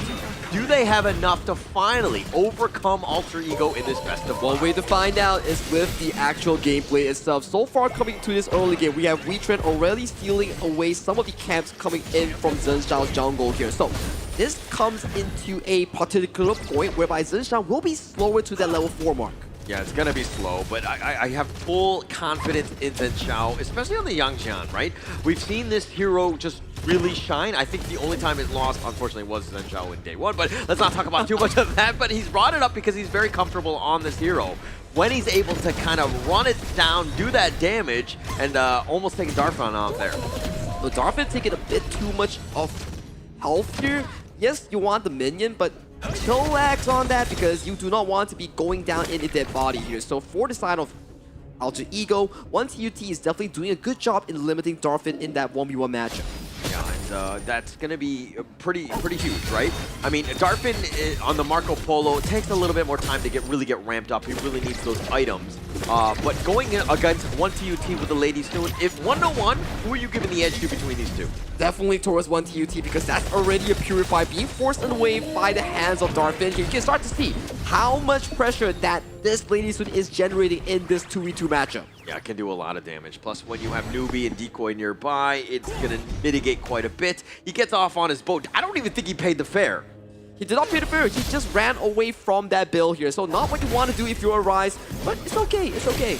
No, typical Rise. No freeloaders here. You know, you gotta pay the toll, so to speak, no matter who it is, friend or foe in that regard. But now the Silky Orb completely zoning them away. Alter Ego, again, a little bit more pressure. And Maze, I mean, you need to kind of repel them in some fashion, and Gan and Mo Aaron showing up with those blades. It's a little scary. So much pressure by the Lady Sun on the hands of one TUT here. Darfin not having the best of time in that laning phase. As you can see, Newbie here, if he can find that self imprint on towards Darfin, this could be huge for the side of Alter Ego because he does not have Purify. Yeah, but he's been off the map. I don't think Darfin knows of the flash forward. Oh, he's not gonna hit the Silky Orb. Darfin with those fast fingers, he's like, I got it. Flight of senses were there.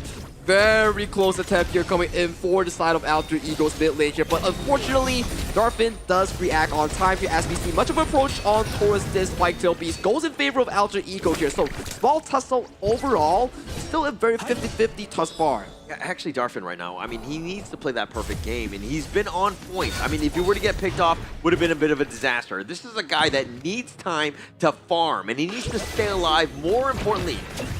Staying alive is the essence here. If you were to fall in these exchanges here, you will be losing so much resources, especially in that minion department. But look at this 4v2 engage, 5v2. Oh, here's the boat, and they find it, but the butterfly effect shaking it off, but it's not enough. It will be, and Decoy goes down, but now at what cost? Here comes the revenge tour. Zhenxiao is scary, gets Aaron making it pay. Maze is so low, and Zhenxiao might want to go hunting. He's not going to use it. But look at the flip side here. Arise might be too long for the roll as he gets pulled on by that Silk Imprint. Does get taken down. 2 kills back in favor for the side of Alter Ego as they are looking for this Tyrant. Yeah, Newbie says, get over here, and pulls him away, gets that double on that secondary kill, and opening it up for that Tyrant. So this is a great opportunity for Alter Ego.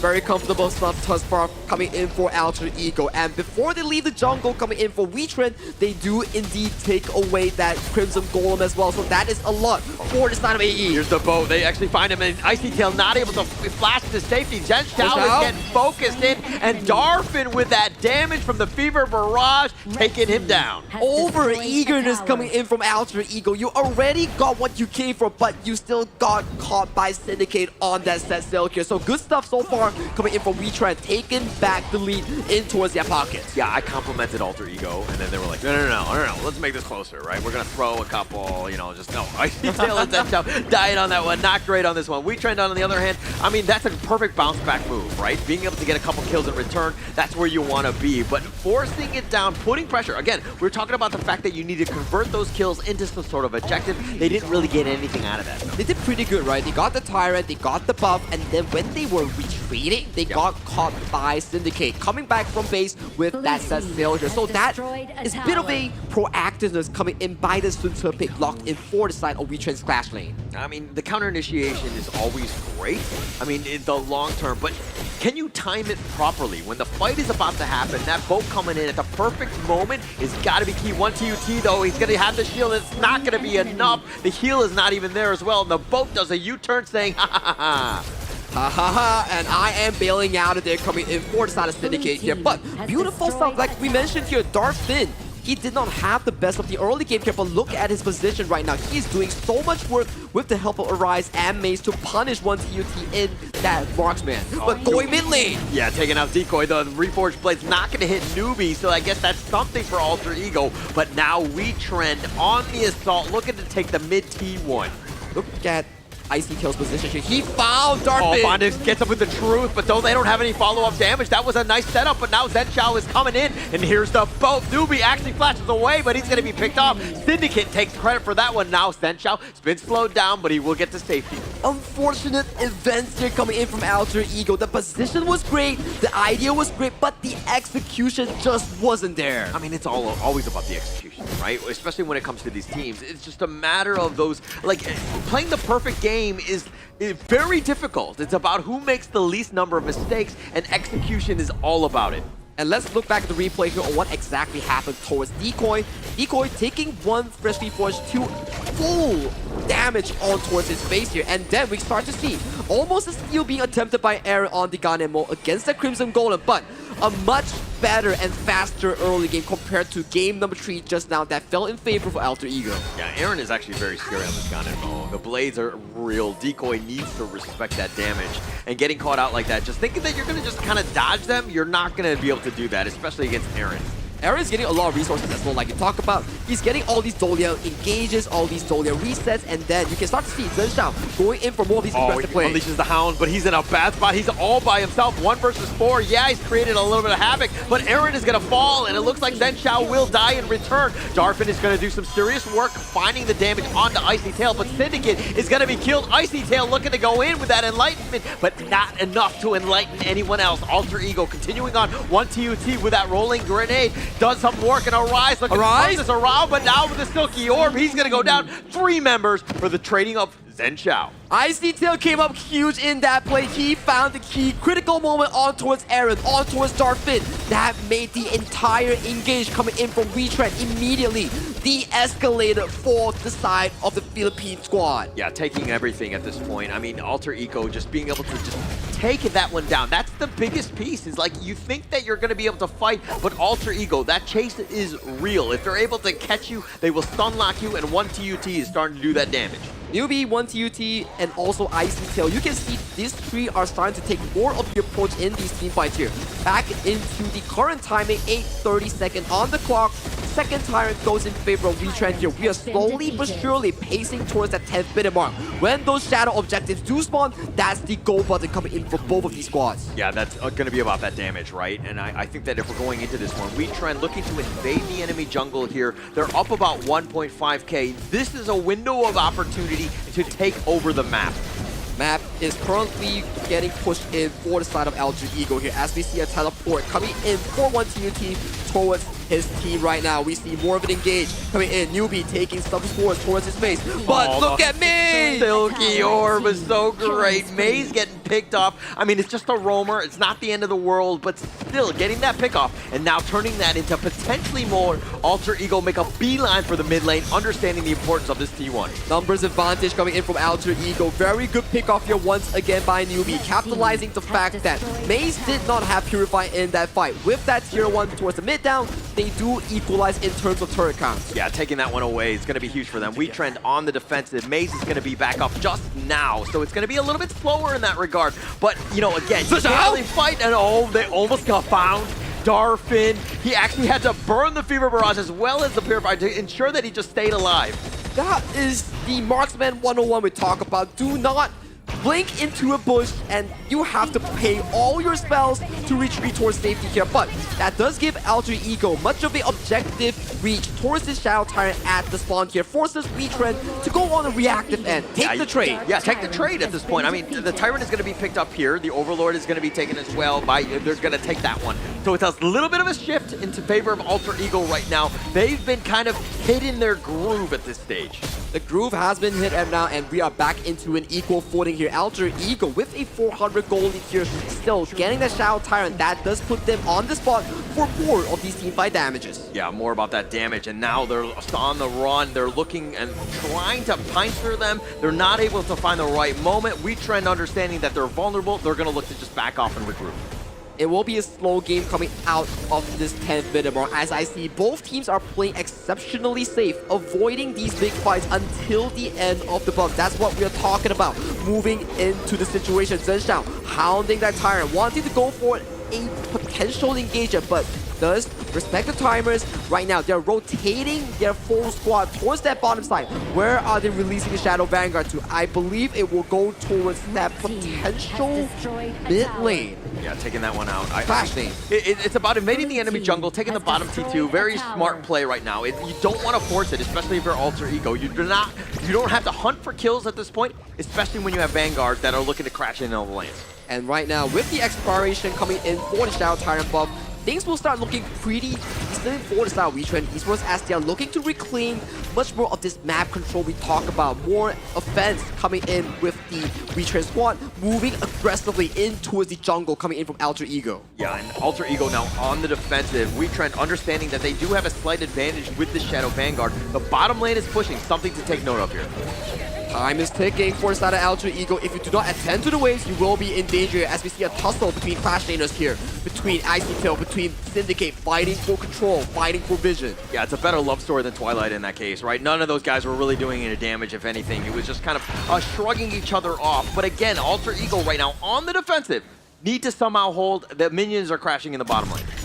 We will see much more action when we pace towards that next spawn of the Shadow Tyrant and Shadow Vanguard. That's where we start seeing the key decisive game-winning pushes here. Right now, it's much of a strive phase when more of these teams are just settling sideways and also taking these buffs for their liking. Yeah, the buffs are huge, but in the bottom, looks like Icy Tail has to flash just to stay alive. The Resplendent Revolver is actually not going to be able to hit him, so Wetrnd walk away empty-handed.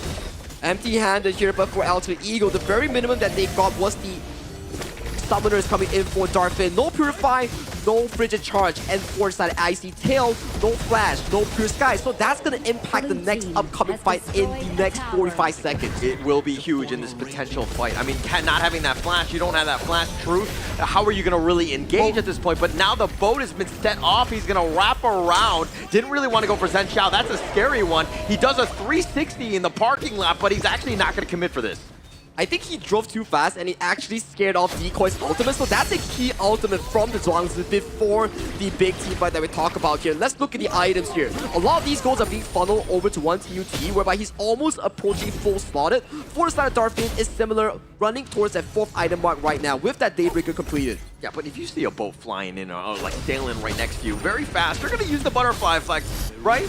It's a trigger discipline, but let's talk about the flash engage coming in from Newbie. Does not fight towards Aaron here. We see middle engage coming in from Arise as the bolt does land on towards Zen Xiao, but that's a tanky jungler you're aiming. Yeah, very tanky. And Zen Xiao, this Yang Jian is going to be a bit of a problem. The Shadow Tyrant is looking to get started. No, they're going to back off. One TUT takes over. It's going to be right on the outskirts of this one. Decoy still up in front, has the butterfly effect. If a fight eventually happens, Zen Xiao's looking to go, but there's steal away from Arise. He somehow smites it right under the noses of Alter Ego. Beautiful spike control coming in for Arise does indeed take away the objective from the hands of Alter Ego. Right now, Alter Ego, are you looking to start this Shadow Overlord because your enemy team has a superior combat buff against you? Well, I mean, you got to get something out of this. The boat is going to be used, but again, the butterfly effect negating all of that. The Overlord is going to actually be leashed back up. He's going to heal. Wetrnd looking to just steal the enemy jungle more than anything else. PKL teams today, they are just stealing all these objectives away from the IKL junglers right now.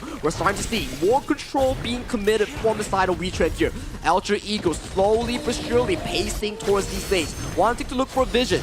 The Fresh Speed Force not finding any key members here as Arise gets pulled. Oh, the Silky Orb right onto Arise, the secondary one, and they do have just barely enough to slip it away. No, he gets picked off. One TUT gets that pick, but Icy Tail's going to trade his life away. But 3 members are already down from Wetrnd. They're going to go back in. They're going to try to stay alive and just kind of fortify at least the T3, but Alter Ego are bloodthirsty. They want to go for this mid T2. Such a big team fight clutcher coming in from Icy Tail, coming in from Newbie. The pole coming in from the street, finding Arise. And then that's where Icy Tail on the Dharma, finding the key decisive flank on towards Aaron right now. Map in control coming in from Alter Ego Esports. They are looking to collect the final outer turret right now. Sights are set on that Shadow Overlord. I mean, if they take this one out, that's going to be an insane amount of push. Wetrnd will be up, and then the respawn timers are very short, but the Shadow Overlord already being picked up at this point. But man, if you are a fan of the PKL, you got to be worried. I am definitely worried because Chantel is probably worrying right now off stage right now. So PKL fans, give your energy to Wetrnd, or IKL fans, do wish Alter Ego the best because they are in the best of the position to push this into a Game 5. Definitely in the driver's seat. Definitely understanding the assignment of potentially looking to close this game out. If we wanted to see a series go the distance, this might be it right now because Alter Ego are on the cusp of potentially coming back in this one. We're seeing 3 pushing lanes coming in for the side of Alter Ego. Those purple dragons, the Shadow Vanguard, and Overlords are starting to put pressure against Wetrnd. Wetrnd has to back away, back to your base. Look for a potential snipe coming in from Aaron here. Icy Tail will be a primary target if you can. Look for his engages, mitigate that approach. I mean, Zen Xiao is just so tanky at this stage. He has a 3K advantage over Arise on the Flowborn tank, who's generally a strong tanky hero, but he has really no fight against the Zen Xiao. It comes down to newbie on these plays, right? But hang on a moment, though. Syndicate gets Syndicate engaged. goes over the wall, finds Icy Tails, doing a decent amount of work, but now here come the cavalry from AE, and now are they able to get any sort of catch? They're gonna try to run away, and it looks like Wetrnd do not have anything in return. They have to back off. They have to attend to these vanguards that are crashing into their base here. Beautiful disengage thus far coming in for the side of Alter Ego Esports. The next objective take point will be that 20-second Shadow Tyrant at that bottom river. It's gonna be huge for that one. The Shadow Tyrant just a little bit more, but I don't know if that's enough for AE to really close out the game. They need some sort of pick off and then turn that man advantage into an game ender. It will be down to a big team fight between these two teams to decide the final pushing factors here. But fortunately for Alter Ego, getting that bot tier tree allows these minion waves to slowly start shoving into the Wetrnd's base. That puts a lot of pressure for the map against Wetrnd. Yeah, but look at this. Zenshao is there. This is going to be a bit of a 50-50, and it looks Goes like to Zenshao gets a steal. Syndicate now on the run. Zenshao is gone heaven and earth mode. He's trying to actually just chase him down. Are they able to get any sort of catch? The bottom lane is something to take note of, but look at Icy Tail. He's got his flash. He wants to go. He gets the truth on to 3. The setup is on point. Aaron has been taken out. Darfin as well. And Syndicate has all been killed, and it's a matter of time. Alter Ego, all 5 members up, are looking to take this game down, and they will even the series. Icy Tail with a godlike flag coming in for Alter Ego as they take game number 4, pushing into a full best-of-5 series. This is the first game number 5 for our KNC and Alter Ego. Man, they're playing differently compared to game number 1 and game number 2. This is a different Alter Ego we're seeing. Yeah, definitely a very different game. They have woken up. But dare I say, it sounds like Wetrnd have woken up a giant, a sleeping giant at will, because Alter Ego are finally hitting their groove. They're able to get themselves into this game. We got ourselves a series. And it felt like as if Wetrnd was winning the game, but then again, Alter Ego took control of that last team fight. Yeah. They forced actually an initiation against Wetrnd, and at that moment, Wetrnd wasn't just prepared. Yeah, it didn't seem like, I mean, they didn't really have any answers against Zenshao's Yang Jian. He was just constantly up in front, and he was just so tanky and doing a lot of damage, where Wetrnd were very reactive, and they were panicking. And we have to give props to Icy Tail. We were talking about, hey, you didn't really have the best of game 1, game 2, but coming into the later parts of the series, that's where he starts to pop off, and that Dharma found his marker onto multiple members of the side of Wetrnd to really close out that game. And even at the last moment, it was a nice set of play coming in from Icy Tail, pushing back the players of Wetrnd. All in all, Alter Ego, they went for the better draft against the hero composition of Wetrnd. As to why for Wetrnd, the typical pattern that they did during game number 1 or the previous games that we had for this match wasn't as effective as it was this game number 4. So it's as if for Alter Ego, they kinda decoded or downloaded already the game style, or the play style rather, of Wetrnd. Now if we look at the overall statistics of the game, Icy Tail, wow, he is at 93% team fight participation on this. Just imagine this is a clash lane, and you want the clash lane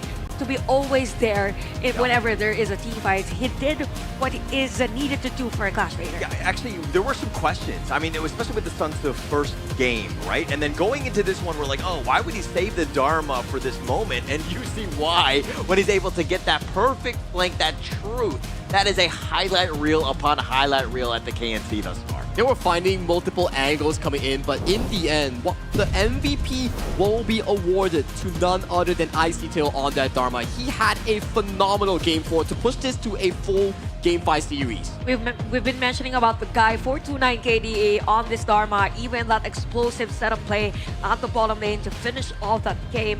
18% damage dealt against the rest of the players of Wetrnd. And I gotta say, again, they've woken up. That's what Holler said. Alter Ego has woken up on this game. They know now how to counter the aggressive plays from Wetrnd, as to why it was very effective. And if we look at the highlights, actually, there was a lot of battle of attrition, if I might say, for Wetrnd. There were moments wherein it's as if they wanted to go for a kill, to go for a punish, but at the same time, they just fall off.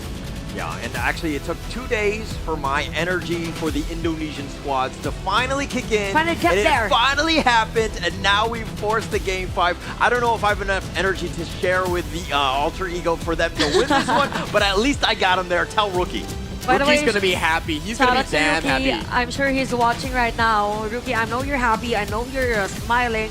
But the next game is gonna be the decider one. But yep, again, for Alter Ego, they just know the weaknesses also of the hero composition of Wetrnd. The Ganin Mo had a hard time placing all those kills, landing all those damages, and just look at Icy Tail being at the back, doing those flanks, and Wetrnd, they weren't prepared for that. Yeah, this was the final one. This one, so beautiful. masterful chef's kiss. Masterful chef kiss, ending the game for the side of Alter Ego Esports, pushing it to a full best of 5. This is the first full best of 5 that we've casted together in the Kings Nation Clash. Yeah, I'm just excited to see what heroes will Wetrnd and even Alter Ego use for the next game. We've been mentioning a lot about probably their hero pool could be an issue for both, or probably in terms of the junglers. So we might see a shift in terms of dynamics. Probably we go back to the assassin heroes, or we go to another utility. There are a lot of heroes open, and what's good is that if you pick a certain hero, other heroes will change as well, because you need to have that synergy as much as possible. Yeah, and I mean, the momentums have like really shifted on this one, right? Wetrnd was like, we got this too. Well, let's just coast. We're gonna, take this one down. But it's never easy, especially at the KNC. Just everybody just top tier and really being able to step up when they needed to. Alter Ego, that was such a great game. They're carrying the IKL's nation's pride, the league's pride, coming into this best of 5. They are not going down without a fight, because this is what a series looks like. We are going to a Game 5. And the biggest discovery that we had for Alter Ego and Wetrnd, or specifically for teams,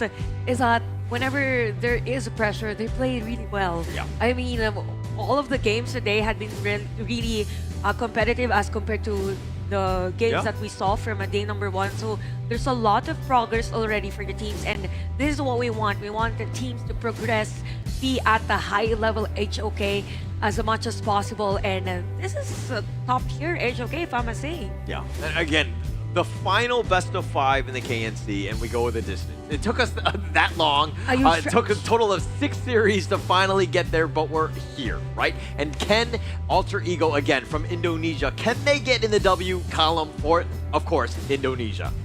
It will just be down to this final game. We are down to 4 games of the global ban picks, whereby you have 20 bans on these players, plus that 4 bans, that's 24 default bans. Oh, wow. Whereby we have like, what, almost 6 per roll? Just doing the math, it's already a headache for me, So for Wetrnd and Alter Ego, they should now use those heroes that they're really comfortable with, or probably have the composition that has synergy, wherein it has early game, has the mid game, and transitioning to the late game. So this is where fatigue will go, I could say, and it could be pointed out to Wetrnd. I mean, they played the first match today, stayed at Kill City Mall watching the game of Blacklist International, so that could be a factor coming to this game number 5. This is at the moment where you're in that 5th game and you have, like all of those heroes, the 20 heroes that you played, you cannot play them again, right? And going in, to be honest, if I were in this situation, I don't have a 5th hero. I don't have one. Same, right? I only play 3. Well, yeah, same here, right? So top 3, that's what I have. So right now, I'm in uncharted territory. I am just lying to my teammates. I'm going to be like, hey, we're cool. Just pick whatever, man. Good thing Sagi's a pro player, ex-pro player. Calm down, calm down. These bunch of players coming on the stage, they are pro players here, so they definitely have the sufficient hero pool to really pummel through a best of 5 or even a best of 7 here. But without further ado, ladies and gentlemen of the Cool City Mall, and also the online viewers here, we are going to game number 5 between Alter Ego Esports versus Wetrnd Esports. First game number 5 at KNC 2025. Alter Ego again at the blue side, and Wetrnd would probably want to secure power picks. I'm just not sure if we still have available power picks at this moment. Probably leaning towards the synergy. So we have Luna Ban and even a U1 on the side of Wetrnd.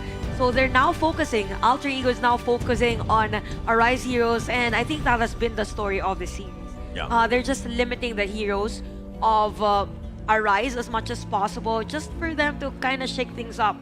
against Wetrnd. And you're kind of seeing the effects of that. I mean, even when he got his Ogren, which is one of kind of his signature heroes, it didn't seem like once he got kind of outplayed in terms of the execution of their draft, and now you're consistently banning him. This is like mental warfare, right? It is mental warfare. Yeah, and as a Rise, you're gotta be feeling it. You're like, oh, these guys are, it's gotta be so frustrating because they constantly just target me. And one more thing to really look out for in a best of 5 settings. Wetrnd Esports started the series strong 2-0. Right now, it is a 2-2 with Alter Ego Esports back-to-back convincing victories. So for the mental pressure side, it is coming down for the side of Wetrnd because it is not gonna feel good. Good point. And also, again, they played the first match today, so probably fatigue will kick in for Wetrnd. So at this point, they have to be mindful on when and where to exert their efforts. Speaking of power picks, these are power picks for Wetrnd. They still have Mayin and already up their sleeves. But for AE, same goes. For them, they have a Pei, Lianpo, and Byron. Yeah, just trading blows on towards the pick and ban department here. For the Pei, Byron, Lianpo, it is a very darn aggressive early to making composition here. For the side of Wetrnd, you know they are looking for a big team fight. Double knockups coming in for the side of Maestro Nui on the hands of Aaron and also on the hands of Mayin for Syndicate.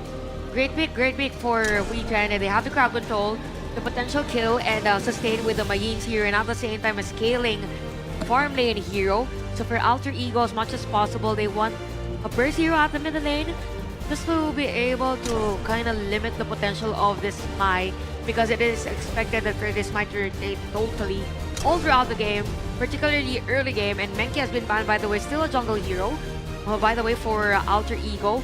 And yeah, Bijing ban for Wetrnd. So we have the Xiao Xiao, we have lots of heroes still open, Z is still open. I won't be surprised if we see a Princess Frost on this one for Alter Ego. Yeah, a lot of options still. A lot I of mean, options. this is actually kind of crazy. I mean, these are definitely meta heroes into It's going as if into it's not game game number 5. five. Yeah, and it's kind of opening things up and getting a pay in game 5. That's crazy. Like Alter Ego, like Zen Xiao, this is scary, right? They need some sort of answers, and this is kind of okay.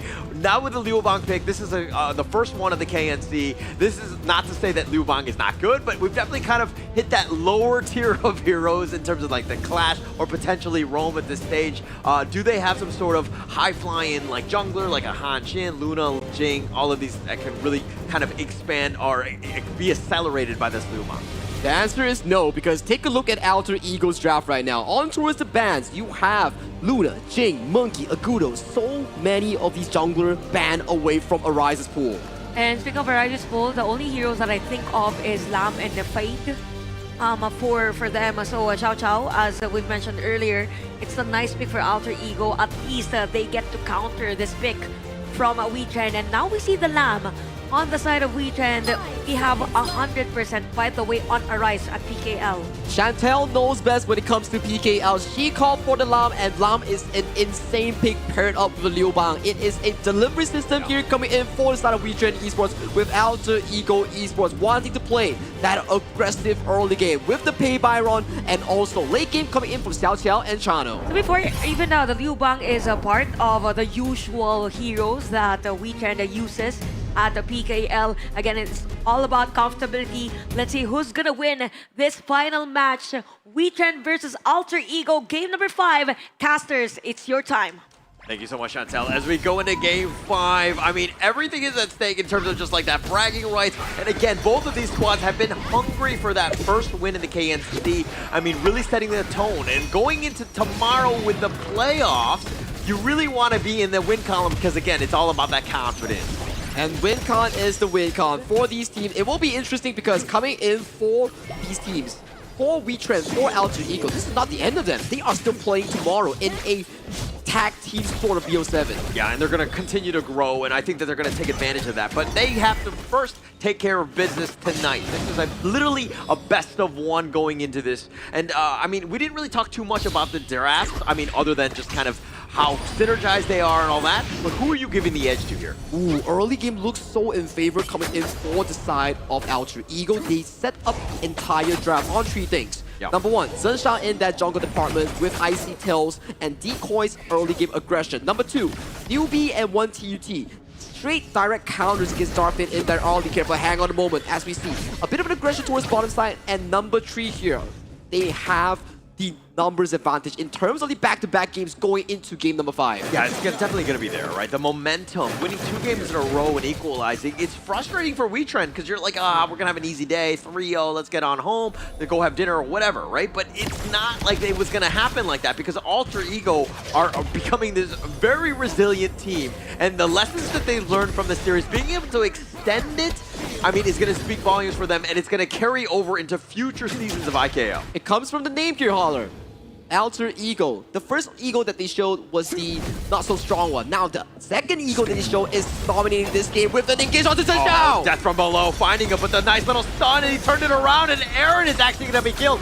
Zen Xiao is going to actually just run away. He's going to be fine, and they've gotten a rise. A huge win for Alter Ego. Newbie with a masterclass disengage that allows the side of Alter Ego to find 2 return kills plus this Azure Golem away from the hands of Arise. Alter Ego is so up and available in that goal lead. Oh man, what a great start for Alter Ego. And Wetrnd thought they had a great jump. I mean, the potential for that, but Zen Xiao was there. I mean, even with Newbie, it was just didn't really like pay out in the end. Aaron, again, you have to be aggressive on the mic, so I don't fault him for that.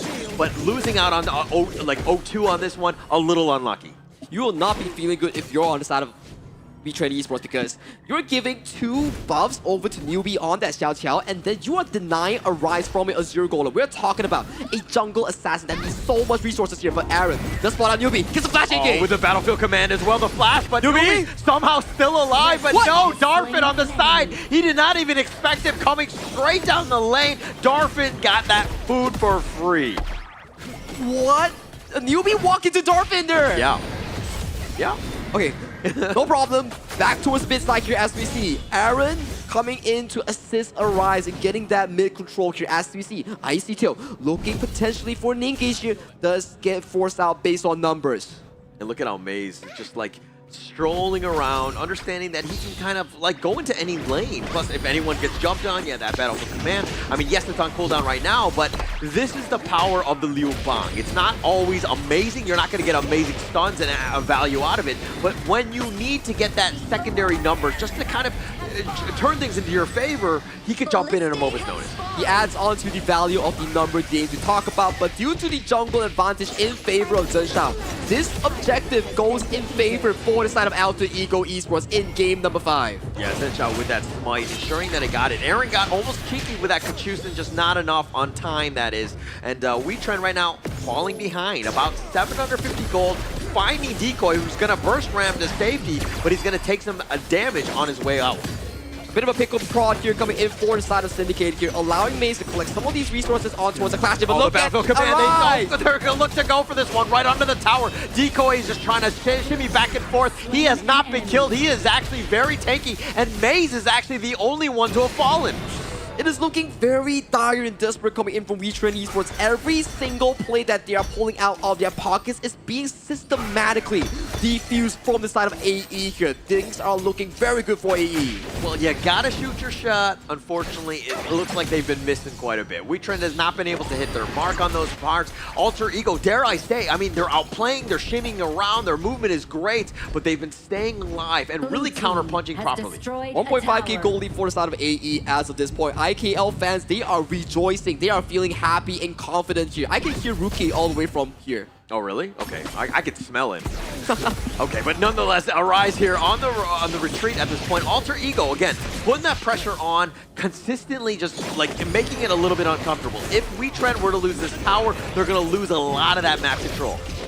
Map control currently, if we were to talk about Alter Ego, they do get that turret on towards the Clash lane here, with an exchange coming from Wetrnd. Powers traded, but gold lead getting wider and wider for the side of Alter Ego. We're looking at 2,000 comfortable.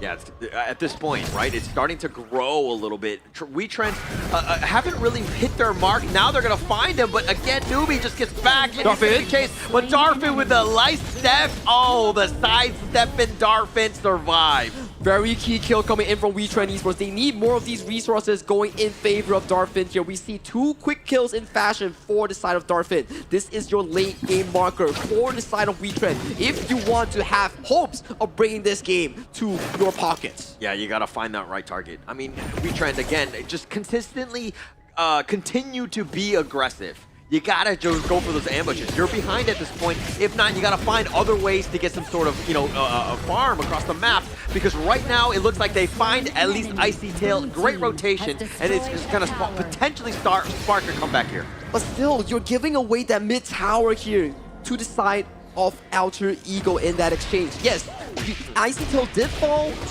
It's okay, but mid tower going over to your opponent, that could just open your jungle for the taking. Yeah, I don't like that trade all in all. But I mean, they just take the top T1, so not the worst thing in the world. Plus, Icy Tail was down. But it's more of Icy Tail staying alive and getting in when that fight happens. You need that bruiser, that storm strike to really turn the tides. I totally agree with you, and you check out the gold lead here coming in from Zhenxiao. He's absorbing so much gold coming in for his team. I think the sacrificial land comes in by Icy Tail, whereby he's only sitting at a 4,000 comfort. Oh, but Zhenxiao getting pulled on back. He gets the death from below, and they make him pay. Zhenxiao is down for the count, and just like that, I feel like you put a target on his back, my friend Sagi. I probably caster cursed him, but you can't really prove it there. Okay, well, we can check the tape, because I'm pretty sure you just said that and you pointed him out. But okay, we're fine here. And now the flash forward, Icy Tail trying to make the action happen, but it's a 1 versus 2, potentially 1 versus 3, and they've got the numbers, but they don't have any sort of catch. Icy Tail was trying to force the issue a little bit. But Decoy here getting kicked on by Syndicate on that Marine here. Syndicate has to... Oh, they're now death from below, finding the target. Arizo is getting a little bit low. He's going to be picked up 1 TUT with that damage, and they get Aaron as well. Alter Ego, the counter punch is real. The counterpunch is still ongoing with Zhenxiao getting another kill on towards Syndicate. 8 minutes on the clock. 3 more kills go in towards the pockets of AE. AE once again back towards the driving seat. I mean, the first time was lucky. The second time, okay, a little unlucky as well. But the third and the fourth time, the way Alter Ego have been able to navigate every single ambush attempt by Wetrnd has just been immaculate, and they've survived throughout. And it also comes into one point. Wetrnd are being so impatient on their cooldowns. There was no ultimate coming in from Mei, so there was no assistance immediately for any of these assassins. Yeah, and actually Arise right now, a level behind, definitely net worth behind in terms of Zhenxiao, who's just been this, you know, very, very difficult hero to deal with because he has so much early game aggression, a lot of damage. Look at how these towers are just melting.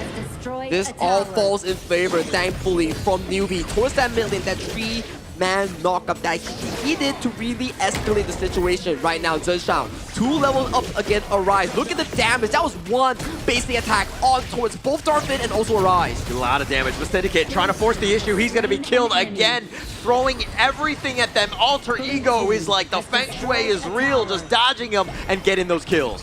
Kills, towers, everything right now. Arise goes in. Command with the death from below, but Arise has already been picked off. The pushback on this one. Aaron trying to do some work. Finds Decoy, but he's going to trade his life away. They're throwing everything in the kitchen sink. Nothing is really sticking. They've taken down Decoy, if anything. But still, only Decoy falls for the side of Alter Ego. You're losing your mid lane, you're losing your jungle, you're losing yet another high ground before the 10-minute mark. All right, I think it's safe to say they're losing the game at this point, right? With all the things that they're losing, right? I mean, at this point. But the Shadow Tyrant now looks like it's going to be taken by Alter Ego. This is going to be another free one. Wetrnd have 0 answers at this stage. We might just be looking at one of the potential reverse sweep of the Kings Nation Clash by none other than Alter Ego Esports here, ladies and gentlemen. Yeah, and I mean, Alter Ego are doing it in style. It seems like it took them like to go down in a hole 0-2 to finally wake up and be like, actually, I kind of want to be here. I want to win. I want to win. I want to put that first W for the side of the IKO representatives as Mace might be caught on this side lane here. Has the battlefield command to dodge out towards safety here. More map control for Alter Ego, forcing out yet another key ultimate from the hands of Wetrnd. Yeah, Maze is going to just get back to safety, but again, that's a huge ult. Now, if Arise were to want to go in again, I mean, you don't really have that. I don't think they can, considering they've tried that, it has not worked.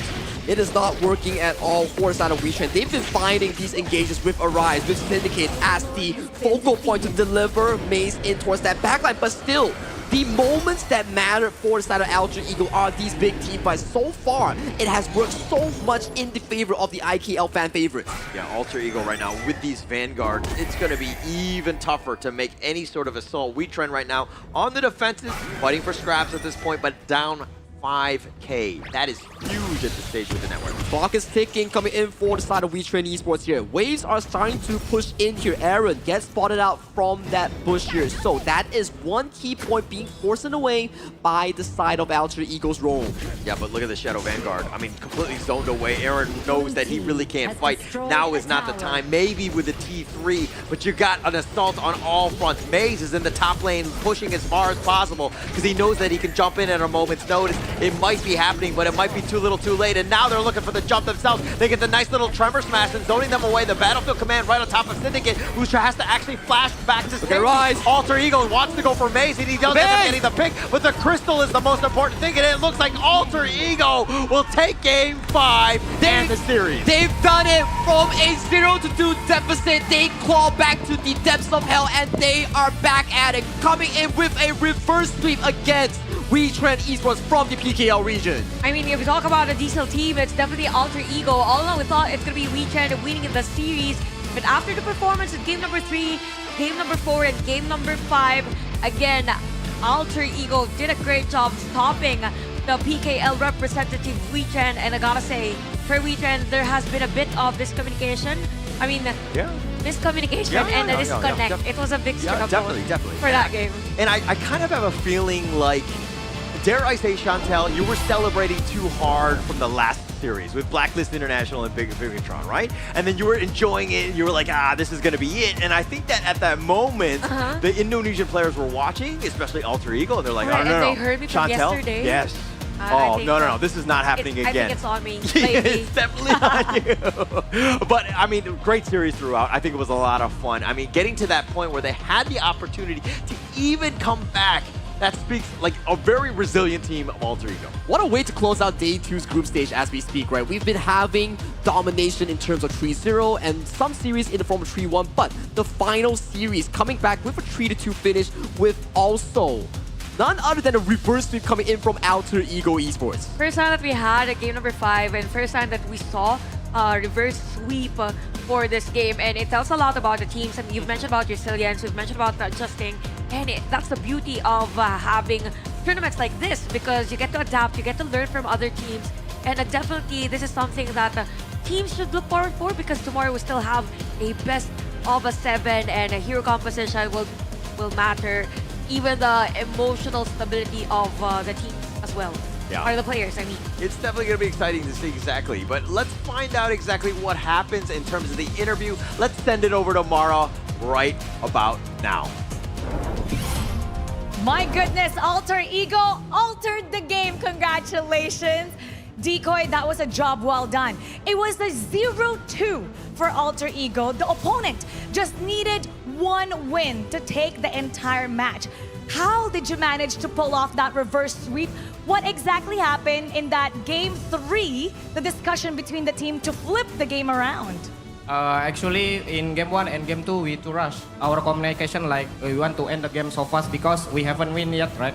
And then we very need to win. And then after we lose 2-0, we talk in behind, and then we say, okay, whatever happen, we just play. Either we win or we lose, we try our best. And then after we win the game 3, we have so many confidence, and then we can reverse the game. So that was a great thing to do, taking off that pressure, just saying, let's just play. Let's just have some fun, and it worked completely. Now this is the first win for Indonesia and your team Alter Ego. How much confidence does this give your team and the entire nation for the next match? Actually, this win so many giving boost our confidence lah. Because after this we will go to playoff against Philippines also, and then we hope after this match we can reset again and then focus on the playoff also with Bigetron. With everything that you've shown in this match, you truly deserve to win. And everybody that's watching online from Indonesia is yelling out Alter Ego. Definitely, they're so proud of you. What would you like to say to everybody watching you online right now? Can I say in Indo? Of course. Okay. Buat semua Alter Champs, makasih yang selalu dukung kita. Buat kalian semua yang juga ngeraguin kita semua di sini, kami bakal buktiin kalau misalnya kami layak ada di sini. And what did you say? I say to all Alter Ego fans and Indonesian fans, thank you for always supporting us. And then for those who didn't trust for us, I say we will prove. You know what? After seeing that, there definitely must be trust with Alter Ego. And everybody is so proud of you once again. Congratulations. Thank you. And now we're gonna break it down even more. So we're gonna head back to our casters. Lead the gorge. Thanks, Mara. Definitely making a statement is Alter Ego after the performance in a reverse sweep against the Filipino team, Wetrnd. We saw lots of differences in terms of the dynamics of the heroes, but I really like how Alter Ego played on this game number 5. I mean, it all started, I think, it was Newbie's hero, the Xiao Xiao, with a crucial crowd control against 3 players of Wetrnd. I think we will see that later on in the highlights. I think it really started off whereby Alter Ego going into the Game 4 victory, it brought in so much momentum for them going into this Game 5, which really made Wetrnd start to panic, and some of their plays wasn't as clean as compared to Game 1 and Game 2. And for most cases, I mean, for most parts of the game, for Wetrnd, they were pushed to like somehow disengage in some of the team fights because of positioning also from Decoy and the rest.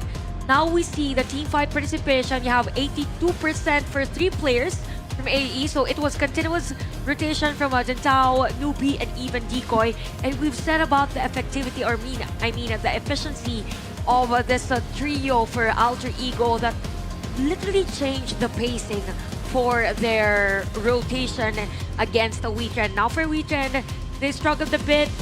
You've mentioned about the Liu Bang for a maze, and it came to a point wherein there was a huge gap already, and it was really hard for them to take a grasp of whatever's happening around the map. I mean, for me, it comes back to this draft. It's like, I know that they were prioritizing the pay as a ban against Alter Ego multiple times, but it just seems like it slipped through the cracks. How do you allow Zhen Xiao to get the pay in a Game 5? Because it dictates so much of the pace.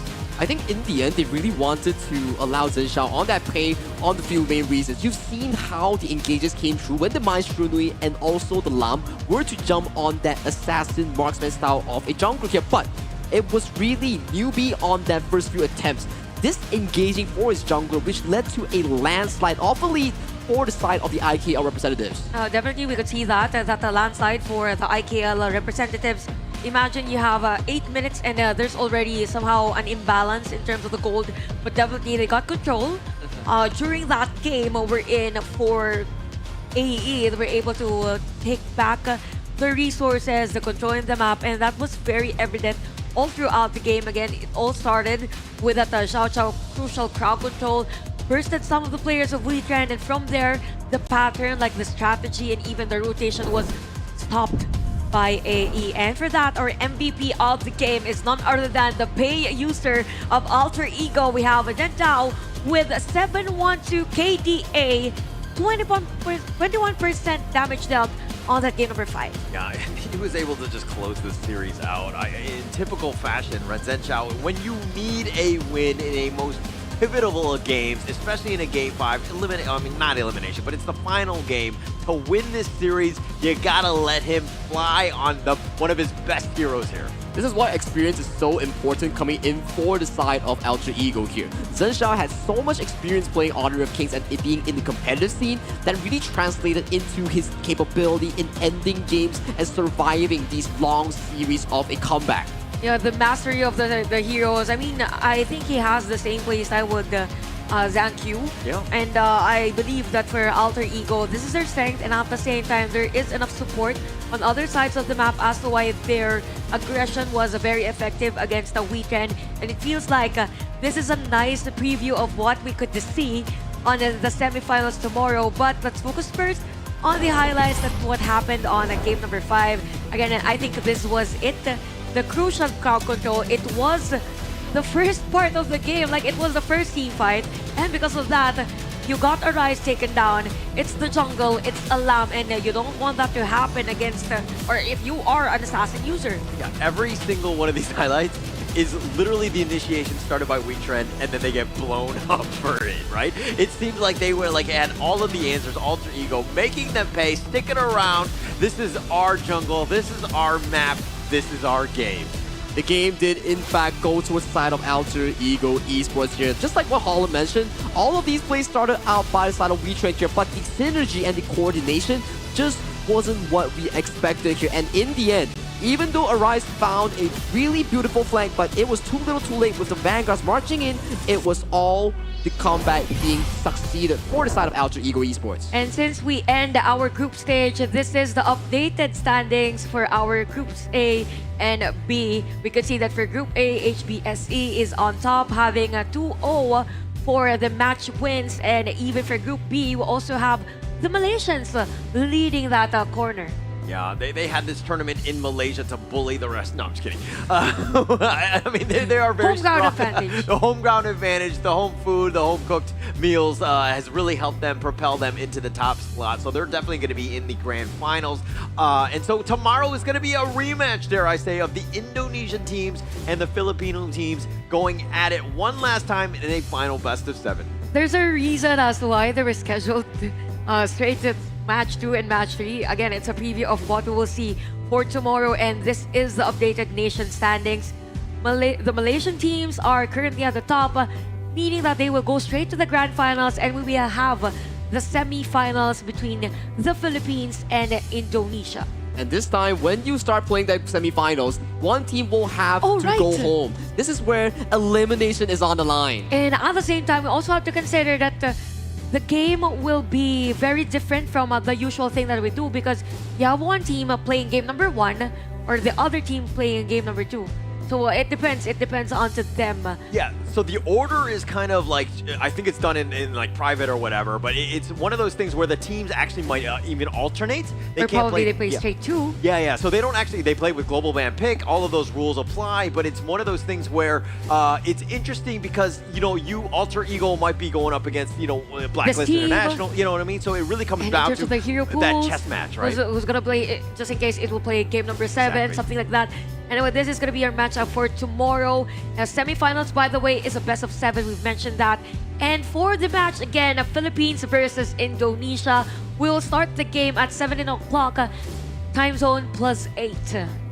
Yep, definitely we will be featuring PKL against IKL at 5 p.m. Malaysian time or the Southeast Asian time. So for this exact moment here, do remember to clock in your time and come by Quill City Mall if you're in KL or Selangor, or, you know, drop by to HOK Esports or any of the languages to tune in for this epic showdown. Big shoutouts, by the way, to the other broadcasts covering KNC from the Filipino broadcast and the rest. Big shoutouts to Rookie Cast because we will have him tomorrow at the desk. Yeah. Rookie, hi Rookie. Yeah, Holla, that's Rookie. me. I'm just going to be transitioning on out. This is going to be actually my final day of casting at the KNC. I had a blast with both of you. Thank you so much for your energy and your strength and everything. I think we had a great time. We kind of brought it. Definitely the energy was there throughout. We had an epic 6 series throughout the past 2 days. A lot of action. I loved every minute. Yeah, I loved every single experience that I had. I mean, this is my first time covering this, and we will see you tomorrow at the semifinals. Do not forget, it's 5 p.m. Come join us live. Again, this has been KNC 2025.